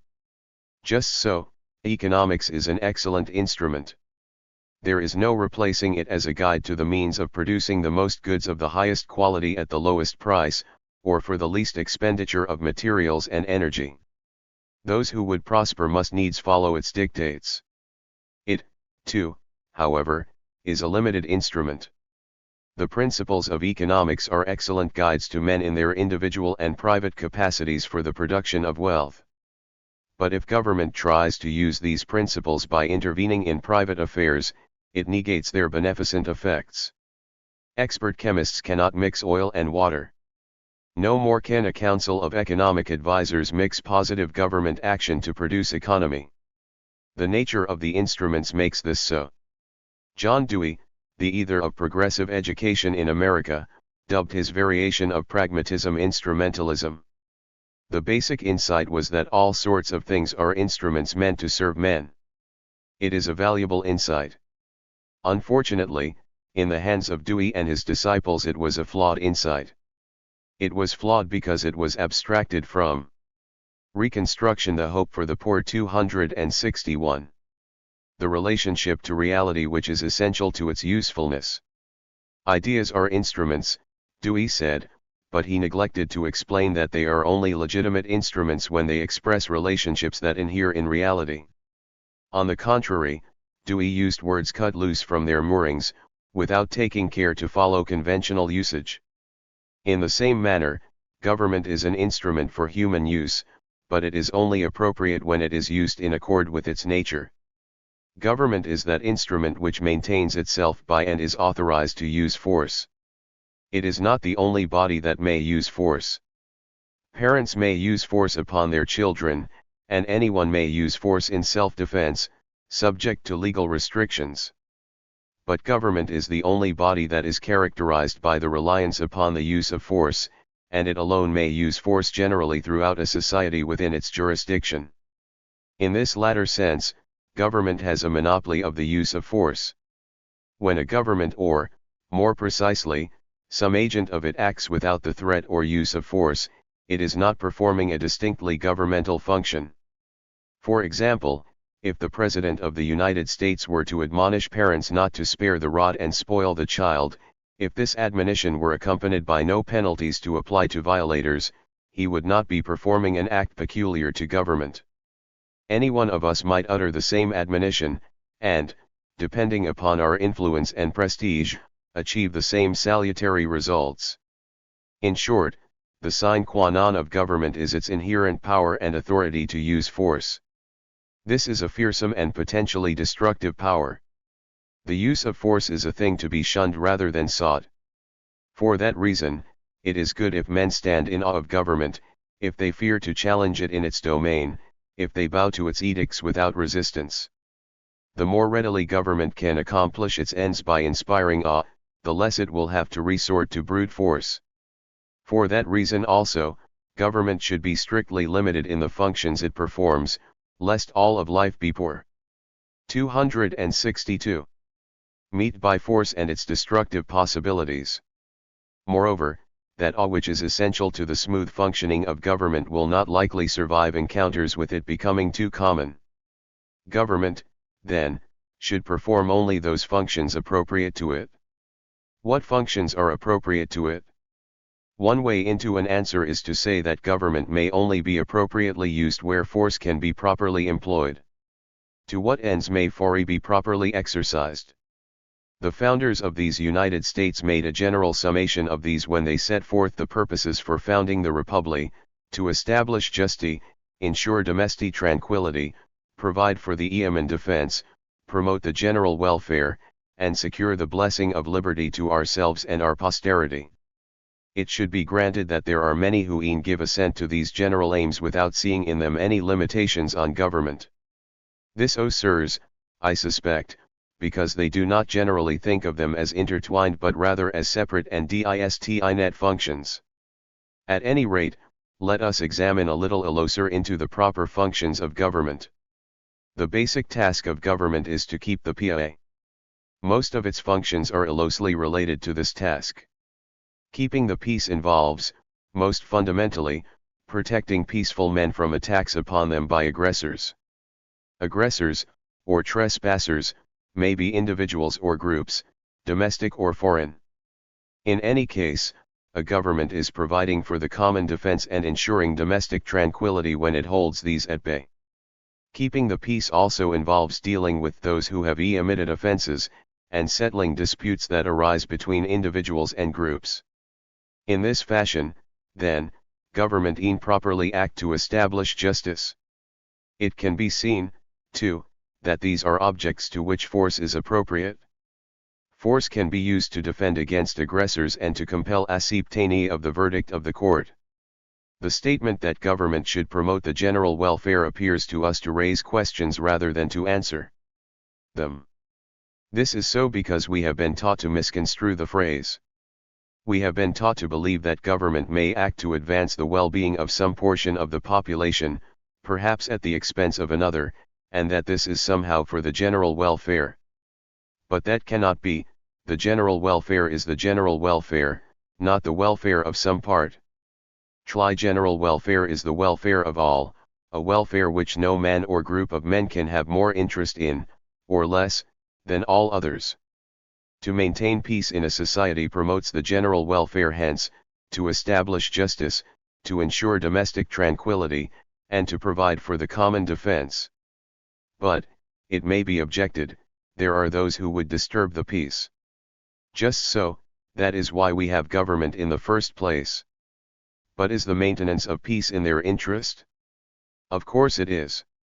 There is another order of services that a government may provide that can be said to be for the general welfare. They are those services of general use and benefit whose costs cannot readily or equitably be divided among individual users. Many types of roads, such as city streets, may fall in this category, but the maintenance of means for fighting fires in towns and cities is an even better example. Fires are a danger to all the inhabitants of a town. It is, therefore, for the general welfare that some means for dealing with them be maintained at public expense.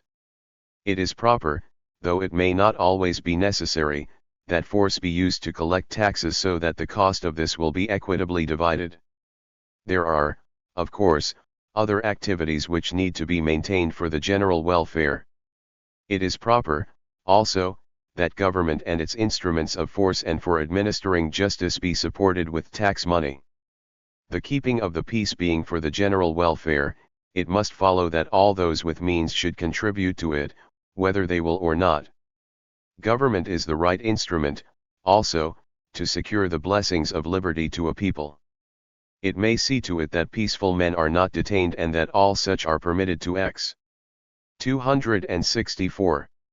Their faculties without restraint, so long as they do not injure others and that they exercise them on their own facilities or on those of others who have hired or invited them or in public places and at times appointed to the particular uses.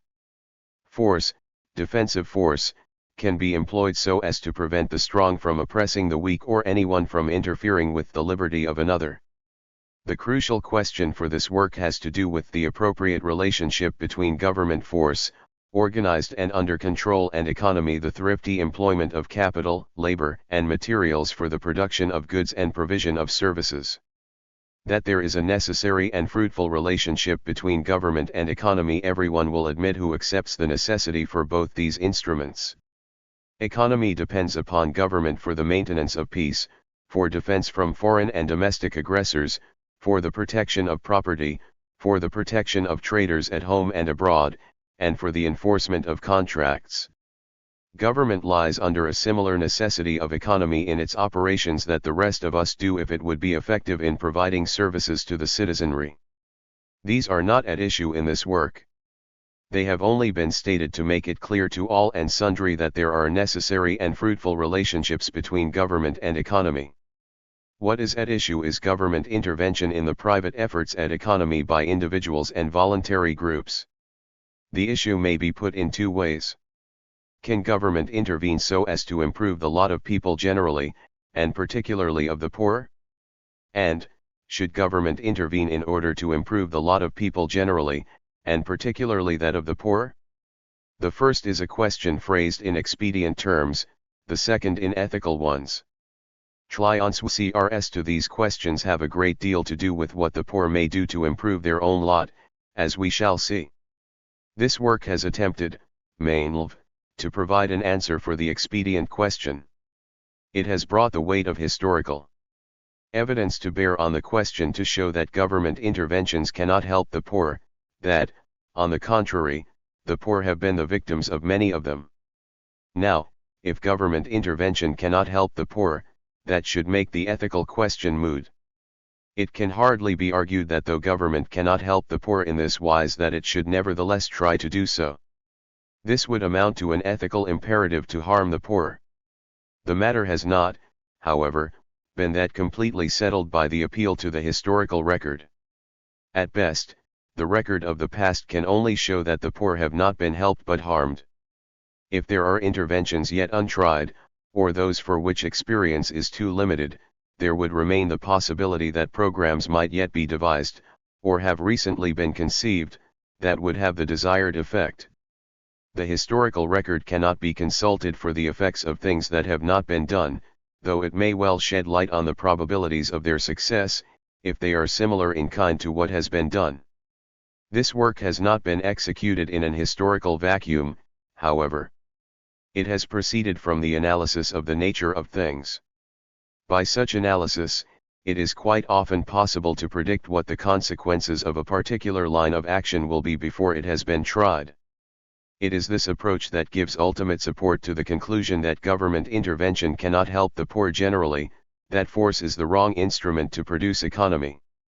Before going into this farther, however, it will be helpful to look into the ethical question. The ethical question may be restated to give it as much vitality as possible. Should government intervene in the economy if by so doing it could help the poor? To answer this question, we need to have in mind in what way the proper function of government may be ethical. The founders of these United States declared, in effect, that it is the function of government to establish justice. Since reformers have usually advanced their programs by claiming that they were to bring 266 about social justice, it will be sufficient to explore the ethical question by way of government and justice in relation to economy. The most obvious thing we know about justice is that it is blind. Representations of justice show it blindfolded, and it is a matter of long-standing prescription that it should be. Justice, that ideal of it that has guided men in Western civilization, cannot see. It cannot see whether those who me before it are black or white, rich or poor, farmers or industrial workers, old or young, men whose hearts have generally been pure or are as black as the ace of spades. Justice is concerned with but one thing, to give each man his due. To put it in economy terms, justice is concerned with seeing that a man gets what is his. To this end, justice must attend to the character of acts and transactions, ignoring all else. What is a man's due, or what is his? A man is due what has been promised him, and that is his he has made for himself or has acquired from others bv purchase or gift. In determining any question of ownership, justice has been done when it has been decided who made the objet question and whose it is, otherwise, by transfer from the original owner, and restitution has been made. Therein be, properly speaking, no question of race, color, previous condition of servitude, class, or other features which distinguish one man or group from another. Ties are irrelevant. Justice holds, roughly speaking, that he who does not work shall starve. He who does not earn his keep shall be deprived. Justice will not allow the excuse that a man was hungry / that his family was hungry, that he had been ill, or that for any other reason he may appropriate the property of another. The rules are firm and inflexible. A people who attempt to establish justice have undertaken a formidable task. Justice is blind, mercy can see. Mirror see the helplessness of children, the plight of the aged, the ravages of disease, the suffering from deprivation, the discrimination because of ill, the hard work that has not been rewarded with produce, the hard hike with which some are afflicted, the lame, the halt, and the blind. Mercy can distinguish between the deserving and undeserving of pity and of charity.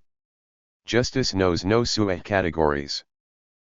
Dispensing of justice and mercy are incompatible functions when exercised by the same person or body at the same time. The question of whether justice or mercy shall be extended is an either-or proposition in every particular instance.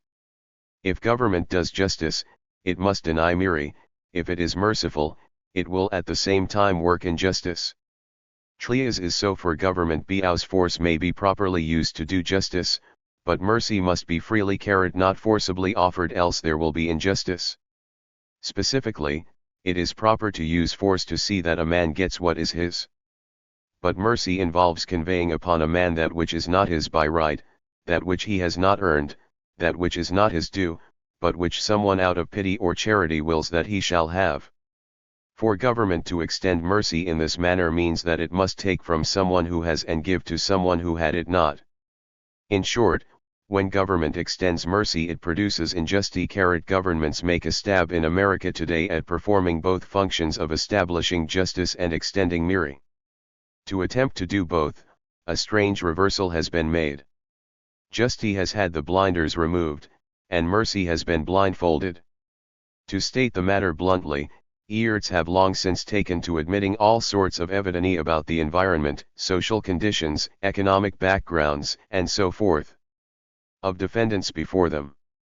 Such evidence when compiled is known as a social brief, and its successful introduction in American jurisprudence is credited to Louis D. Brandeis. In this manner, the blinders have been removed from justice. On the other hand, social welfare advocates have worked to remove means tests from the determination of who receives welfare payments. Indeed, some of those in the city government of Newburgh, New York found themselves pilloried in national publications some years ago when they proposed that all able-bodied recipients of welfare should be put to work by the city. The tendency of these things is to blindfold mercy, to extend it without discriminating between the deserving and undeserving. There is a kind of perverse logic in this. Welfarists do not call what they do mercy or charity, they prefer the rubric social justice. They attempt to merge justice and mercy by dissolving them in sentimental goo. Mercy is blinded by the goo, and justice can see. In consequence, injustice becomes pervasive, and merciless government preys upon the citizenry in the name of justice. We have already examined the consequences of this confusion in this work. Programs that were supposed to aid the poor have harmed them instead. Justice with eyes wide open has discriminated among the citizenry, has selected farmers for special ministrations, has looked with favor upon labor unions, has bestowed privileges upon some businesses, has gone with its bag of goodies into the hearts of the cities. Mercy blinded has taken from the poor to give to the rich, has taxed the generality of people to pay subsidies to wealthy farmers, has driven workers away from the gates, has priced the poor, the unskilled, the disabled, out of the labor market, has driven small businesses to the wall, and has forced the urban poor from their habitations to make room for multi-lane highways and high-rise apartments. Crudest and most deceptive of all, government has raised false hopes and expectations of the good which it claims can be done by its methods. The employment of force was Reconstruction the hope for the poor 269.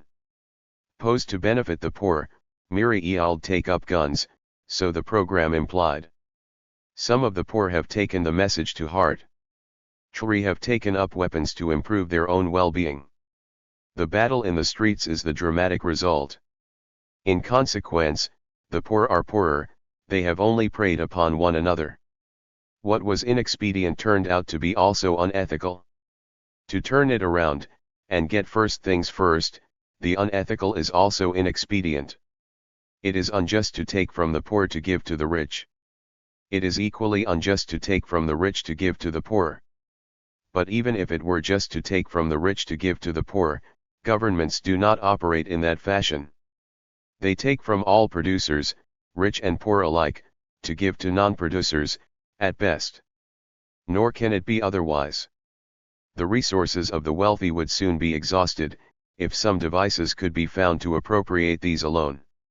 In that case, we should all be impoverished, however, for the distributed wealth would be used to vie for the decreasing supply of goods that would result from the decline of investment. There is no hope for the poor from government intervention. The reason is that government is not the right instrument for increasing wealth. The results of the massive governmental programs thus far illustrate the fallacy. Large numbers of the poor have been made perpetually unproductive, dependent upon government, and perennially poor. To pay for this, the productive have been reduced to servility to government by way of taxation and regulation, and those who would rise by their own efforts have had the way made harder. Nor is this failure due simply to corruption, malfeasance, or even the tendency of men to pervert the programs to their own ends. This work has generally steered clear of tales of corruption. Readers might have been titillated by accounts of the doings of Billy Sol Estes, Jimmy Hoffa, or Bobby Baker, to name a few. Sergeant Shriver provides an all-too-human goad for the doings of the Office of Economic Opportunity. 270. The political shenanigans of petty local politicians grasping for war on poverty funds would no doubt make interesting reading. But to focus on these would be to suggest that the programs have failed because of incidental corruption. It would leave the way open to hope that with better administration and some improvements the programs would work. There is no reason to suppose that this is the case. PHE programs have failed because they misconstrue the nature of government and economy. They have attempted to employ force to produce economic results. Men cannot be forced to be economical, yet when left to their own devices, men will be economical. Economy results from willing effort, from willing innovation, from willing exchange, from free decisions, and from voluntary combinations. Government action tends to produce rigidity, to keep things the way they are, to make it much more difficult for the poor to improve their lot. It raises costs, raises prices, produces surpluses, goods that will not be bought at the prices it decrees, causes unemployment, reduces competition, removes opportunities, and results in shortages, depending upon how it is employed. The poor cannot benefit from all this because they need economy. The war upon the poor will be ended when the numerous interventions are ended. TTs is of a piece with what is needed for the reconstruction. Governments must be restricted to their proper sphere in order that the poor, as well as everyone else, may be freed to improve their own condition, if that is their desire. To suppose that the poor would be clever enough and have the perseverance to manipulate government to their advantage is to suppose something contrary to what has ever been or is ever likely to be, in any case. If the poor were that clever and persistent, they would not remain poor for long in any conditions. Government intervention has ever been a device to give additional advantages to those who already have power and wealth. It was an illusion that it could be otherwise. Fact that wealthy men predominate as national political figures today and advance these strange welfarist notions. Such figures as the Kennedys, the Roosevelts, the Rockefellers, and so on should have alerted us to the power quest that is involved. The hope of the poor lies with freedom. The politics of expansive government is not for the poor. Politics is the arena of influence peddlers, of batteries of lawyers, of 5%ers, of special tax exemptions for oil millionaires, of cost-plus contracts, of those who have the inside track, of demagogues who feather their nests at public expense, of the powers that be. Poor have neither the resources, the background, and education, nor the time to spend on such quests. They cannot compete in this arena, T best, they will only get some of the crumbs that fall from the table, at worst, they will have television sets with which to view the political SP0 tackles put on with their money. The hope of the poor lies with restricted and limited government. It is indeed a work of reconstruction to regain this condition.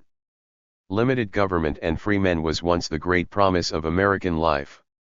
The founders of these United States constructed a government of separated and balanced powers so that hungry politicians might vie for power against one another rather than the populace. They limited governments and specified their powers so that men might compete in an arena of freedom rather than contest for political spoils, so that industrious men might have the fruits of their labor, and so that the indolent might be spurred to labor by their needs. And they perceived that it was better for all that charity proceed from those who were concerned than that the poor receive government favors exacted from the industrious by power-seeking politicians. The Jacksonians, in the mid-19th century, demonstrated this insight at the height of its fulfillment. Andrew Jackson was a most successful politician, and many of those who labored in his shadow were also. Jackson had great appeal for the poor farmer and the city worker.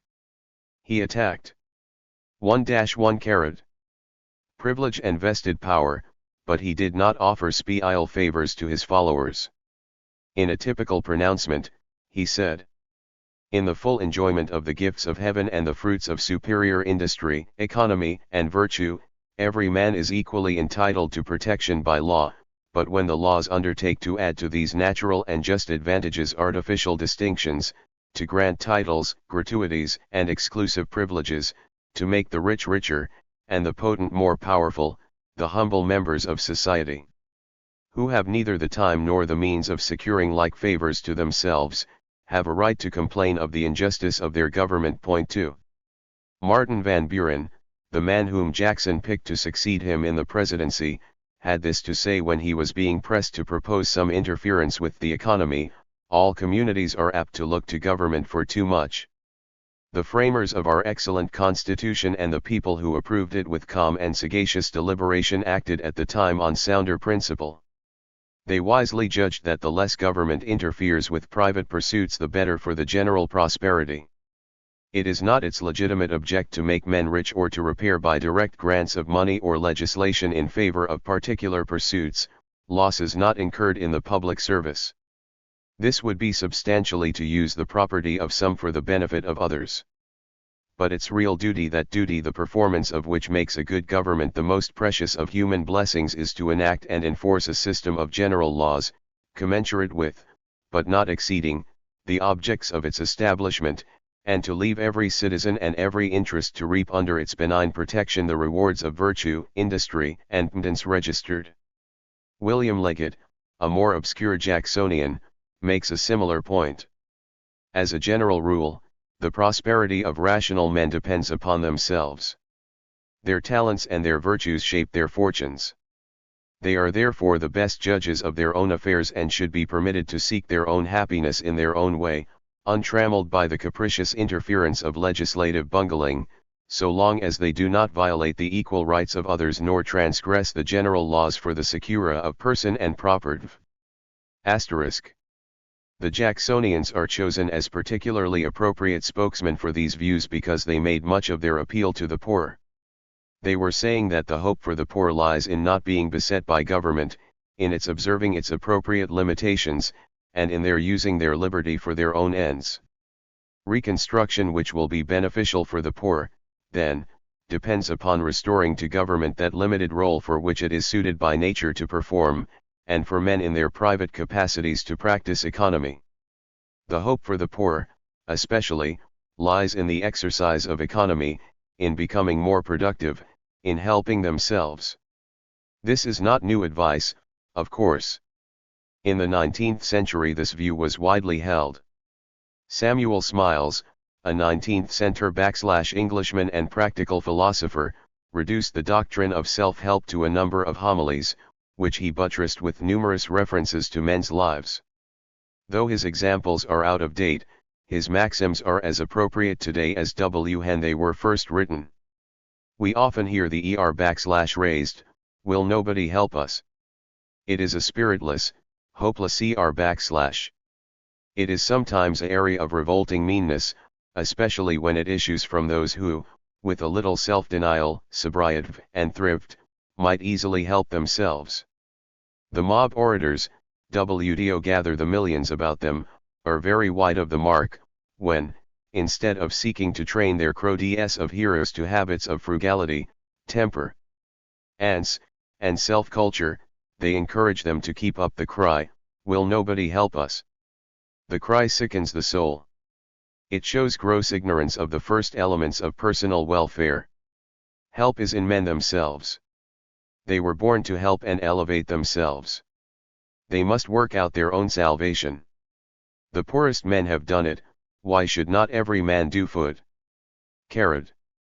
Smiles continues in the same vein elsewhere. Heaven helps those who help themselves is a well-tried maxim, embodying in a small compass the results of vast human experience. The spirit of self-help is the root of all genuine growth in the individual, and, exhibited in the lives of many, it constitutes the true source of national vigor and strength. Help from without is often enfeebling in its effects, but help from within invariably invigorates. Whatever is done for men or classes, to a certain extent takes away the stimulus and necessity of doing for themselves, and where men are subjected to over-guidance and over-government, the inevitable tendency is to render them comparatively helpless. Even the best institutions can give a man no active help. Perhaps the most they can do is, to leave him free to develop himself and improve his individual condition. But in all times men have been prone to believe that their happiness and well-being were to be secured by means of institutions rather than by their own conduct. Hence the value of legislation as an agent in human advancement has usually been much overestimated. Moreover, it is every day becoming more clearly understood, that the function of government is negative and restrictive, rather than positive and active, being resolvable principally into protection of life, liberty, and proper laws, wisely administered, will secure men in the enjoyment of the fruits of their labor, whether of mind or body, at a comparatively small personal sacrifice, but no laws, however stringent, can make the idle industrious, the shiftless provident, or the drunken sober. Such reforms can only be effected by means of individual action, economy, and self-denial, by better habits, rather than by greater rights. Registered. Smiles was, of course, an advocate of economy. To secure independence, the practice of economy is all that is necessary. Economy requires neither superior courage nor eminent virtue, it is satisfied with ordinary energy, and the capacity of average minds. Economy, at bottom, is but the spirit of order applied in the administration of domestic affairs. It means management, regularity, prudence, and the avoidance of waste. Economy also means the power of resisting present gratification for the purpose of securing a future good, and in this light it represents the ascendancy of reason over the animal instincts. Economy may be styled the daughter of prudence, the sister of temperance, and the mother of liberty. It is evidently conservative of character, of domestic happiness, and social well-being. It is, in short, the exhibition of self-help in one of its best forms. But can the poor help themselves? Can they by the practice of economy raise themselves from the condition of poverty? The answer would appear to be in the affirmative. History is studded with examples of men who have risen from the most abject poverty even to riches.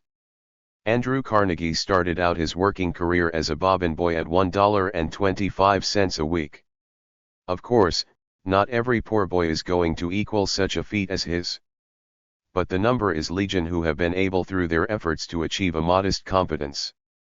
Any man who does not live in surroundings of abject poverty may discover examples by inquiring a little into the background of his neighbors.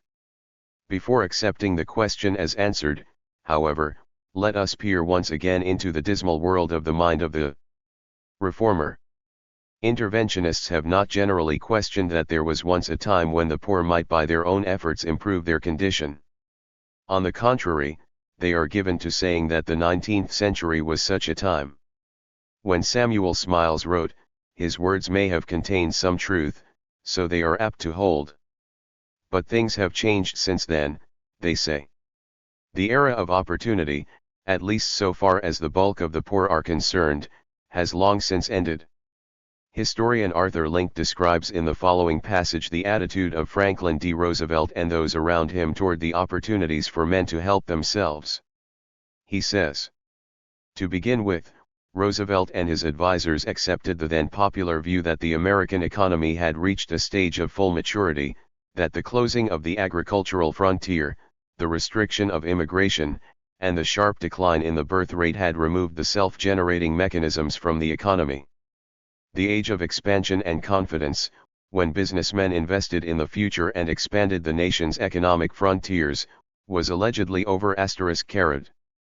The touchstone of this view was the notion that when the lands of the West had been taken ajade the end of the frontier thesis, the era of opportunity had ended. This thesis was joined with the one that large trusts had found monopolies, and that there was little chance for newcomers in the field.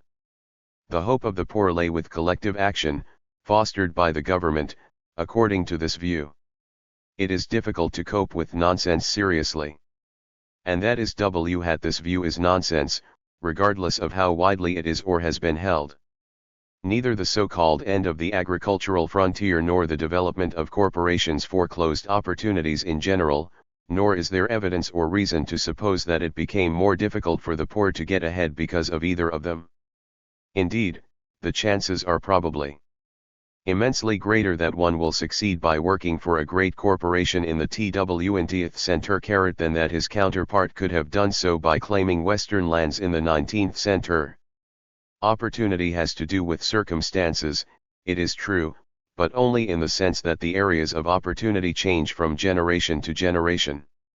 Opportunity is a matter of seeing some human need or and finding eyes to fill it effectively. The only way to end it is to end human ants or forbid the satisfaction of them. Even freshmen in college are often able to see the fallacy in the notion of the end of opportunity with the end of the frontier. I have sometimes thought to pose the question to a class of whether they think opportunities for their succeeding today are better than they were in an earlier America, or worse, whether it will be easier for them or harder. Those who have expressed themselves have invariably done so to the effect that it is easier today. This is opinion only, but there is some rather impressive evidence available to show that men can start poor and become wealthy today, just as they could in the 19th century. Time magazine made an interesting survey of the millionaire situation in America recently, and included in it some profiles of men who had risen to wealth in the years just past. They noted that the number of U.S. millionaires has swelled from 40,000 in 1958 to nearly 100,000 at present. Registered the stories of some of these men parallel the rags-to-riches tales of the 19th century. For example, Arthur Julius Desio started in the garage behind his childhood home in Elkhart, which is next to and on the wrong side of the New York Central Railroad tracks. His father, an Italian immigrant grocer, sank some savings into mobile homes in 1951, but did poorly and begged son Art to either to rescue or liquidate the small company. Desio, then a steel salesman, put in $3,200 of his own, recruited 3 friends and started to work. At the age of 35 in 1965, Desio was president of Skyline Homes, the industry's biggest producer, and is worth just over $5,000,000. Another interesting example is a man named Charles Bloodhorn who came to Manhattan from Currapee at the age of 16. He went to work as a $5 a week clerk in a cotton brokerage house. At 23, he invested $3,000 and started his own export-import business in a small Manhattan office. At 39, Bloodhorn was chairman of Gulf. Show the possibilities that still exist. That there are opportunities at the more mundane level for those who will work is illustrated daily in the want ad sections of city newspapers. The following are a few selected advertisements taken from the want ad section of such a paper on a weekday. Men full and part-time watchman work. Uniforms furnished, $70 weekly. Telephone contact work in fiberglass company. Experience not necessary. If you have a good telephone voice, we will train you to contact customers by telephone. HRS, 12:30 to 9 p.m. Sala, $80 per WK to start, $110 after 6 weeks. Male clerk. No experience necessary dash. High school grad. Large downtown co. Opportunity for advancement. Salary $300. Plumbers helpers and plumber's apprentice. Must be able to drive truck. There are many other such advertisements in that paper for one day, though they frequently do require skill and experience. The hope of the poor, I have said, lies with economy. If they would prosper, they will find it in working, in saving, in prudent investment, in innovation, in seeking out opportunities, in applying their energies to their own betterment. That there are opportunities for those who are willing to work in America today is clear from the evidence. But the situation is as nothing compared to what it might be. Those who speak of the diminution of opportunities in America in the 20th century are right, in a sense. But this diminution had little, if anything, to do with the end of the frontier or the rise of corporations.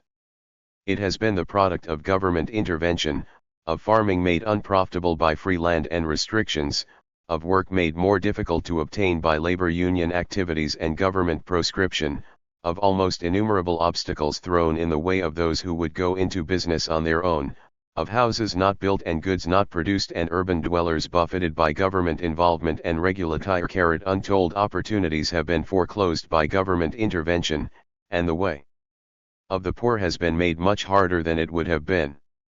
American ingenuity has done much to overcome the baneful effects of intervention.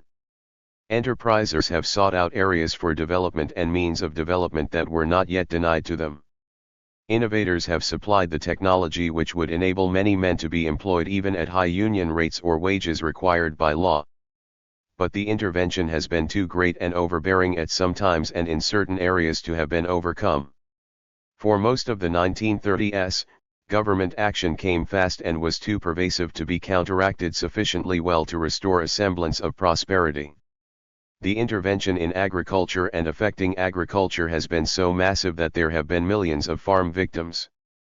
The unskilled, the inexperienced, the young, the aged, the Negroes, the farm workers, do not find nearly so much opportunity as they might. American ingenuity has not yet found satisfactory ways to ameliorate the condition of many of the poor in the large cities by offsetting the vast assortment of government interferences. The poor are, as has been above 28 dandy shown, the ones least able to eopy with the situation created by the interference.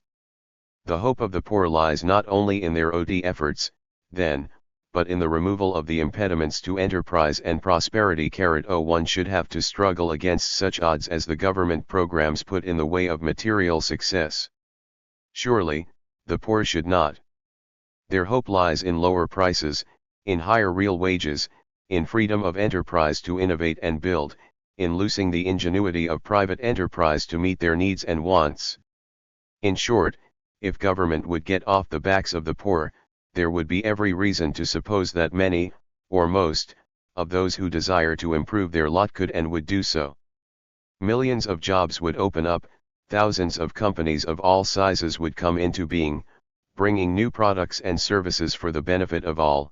Pockets of poverty would be apt to get so much new industry that before long real wages there would approximate those elsewhere. Juvenile delinquents would, in many instances, become productive workers. The tasks of law enforcement would be greatly diminished, an integrated society would emerge, integrated because its members would be serving one another, not organized against one another. Let us recapitulate some of the essential points about poverty. The restriction of government to its proper sphere, or even a reasonable facsimile thereof, would do much to enable men to help themselves. It would not produce utopia, no system can or will. There would be great disparity of incomes, of course, depending upon the productivity and service involved, and the fickle STEs of the public. Poverty would not be likely to disappear. There are those who, in the best of circumstances, will not earn enough to make them affluent. There are those absolutely incapacitated to produce. There would remain the sick, the lame, the halt. There would no doubt be those who would prefer considerable leisure to strenuous work. These would be likely to remain poor. Others, due to failure of some enterprise, would be at least temporarily poor. It is not the purpose of this writer to make moral judgments about the condition of poverty. He does not view it either as a reproach to the society in which it exists or a sign of moral inferiority for those in that estate. Great teachers of the past have been by no means united in abhorring poverty or in praising wealth. If they are free to do so, men may choose where to exert their energies. If they do so to improve their material lot, whatever the rewards or punishments for that may be, they should surely receive them. Men of good will may agree, however, that those who cannot help themselves are the proper objects of concern of those who can. It is the part of pity, charity, mercy, to render aid to such in their need. However, it does not follow that government is the proper instrument to provide such aid. On the contrary, government action is flawed for this purpose because it is accomplished by force rather than by free will. Those who administer it are actuated by the demands of political expediency rather than out of concern for those in need. And, government aid is derived from taxes, some portion of which must inevitably be levied upon the poor who need help as badly or almost as badly as those to be aided. Mercy is properly the prerogative of moral individuals, many of whom have ever shown themselves willing to help those in need when they have been left free to do so. The wealthy exert great energy to keep what is theirs where taxes are involved. They have sometimes exerted as much or greater energy in works of charity when they have been left free to do Sq3. The most pressing problem, however, is to remove the government restraints, restrictions, interferences, regulations, proscriptions, obstacles, and impediments which make it so 282 difficult for those who otherwise could to help themselves. The poor will be with us always, but their lot should not be made harder by making war on them. Life is a struggle at best, but there is no reason why those for whom this is especially true should have to struggle against their government. Offenses must needs owe me, Jesus said, but woe to him from whom they owe me. For a whole people to give offense to the weak and struggling is a thing unpleasant to contemplate. This writer believes, in charity, that Americans have not understood that if they had, they would not have willed it so. To do wrong unknowingly is forgivable, to conspire in evil revealed is a perilous thing. Thomas Jefferson said, regarding the existence of slavery in his time, "Indeed I tremble for my under, when I reflect that God is just, that his justice cannot sleep forever. The war on the poor is equally reprehensible. We, as Americans, may well tremble before a just God for what we are doing." But the last words of this work should not be despair but hope. There is hope for the poor. There is hope for them in the restoration of liberty and their return to useful service, to bringing forth crops from the soil, to making and ing goods, to providing much needed services. When the disaffected poor learn again to serve rather than to bribe, their labors will result in providing healing ministrations to society. Let this work show, too, that it is not only interventionists who are concerned with the poor. Certainly, those who entertain grave doubts about the beneficence of government programs may at the same time be deeply concerned about the poor. That parent who does everything for his child does not love more than others, he is only more indulgent. He is equally denying the ehiled experiences that would lead to needed progress toward being able to look after himself. Love not only gives generously when the occasion warrants but also withholds wisely for the good of another. The greatest gift that America can bestow upon the poor is that liberty by which they may receive the fruits of their toil. The promise of American life, as Thomas Jefferson put it in 1801, is a wise and frugal government, which shall not take from the mouth of labor the bread it has earned.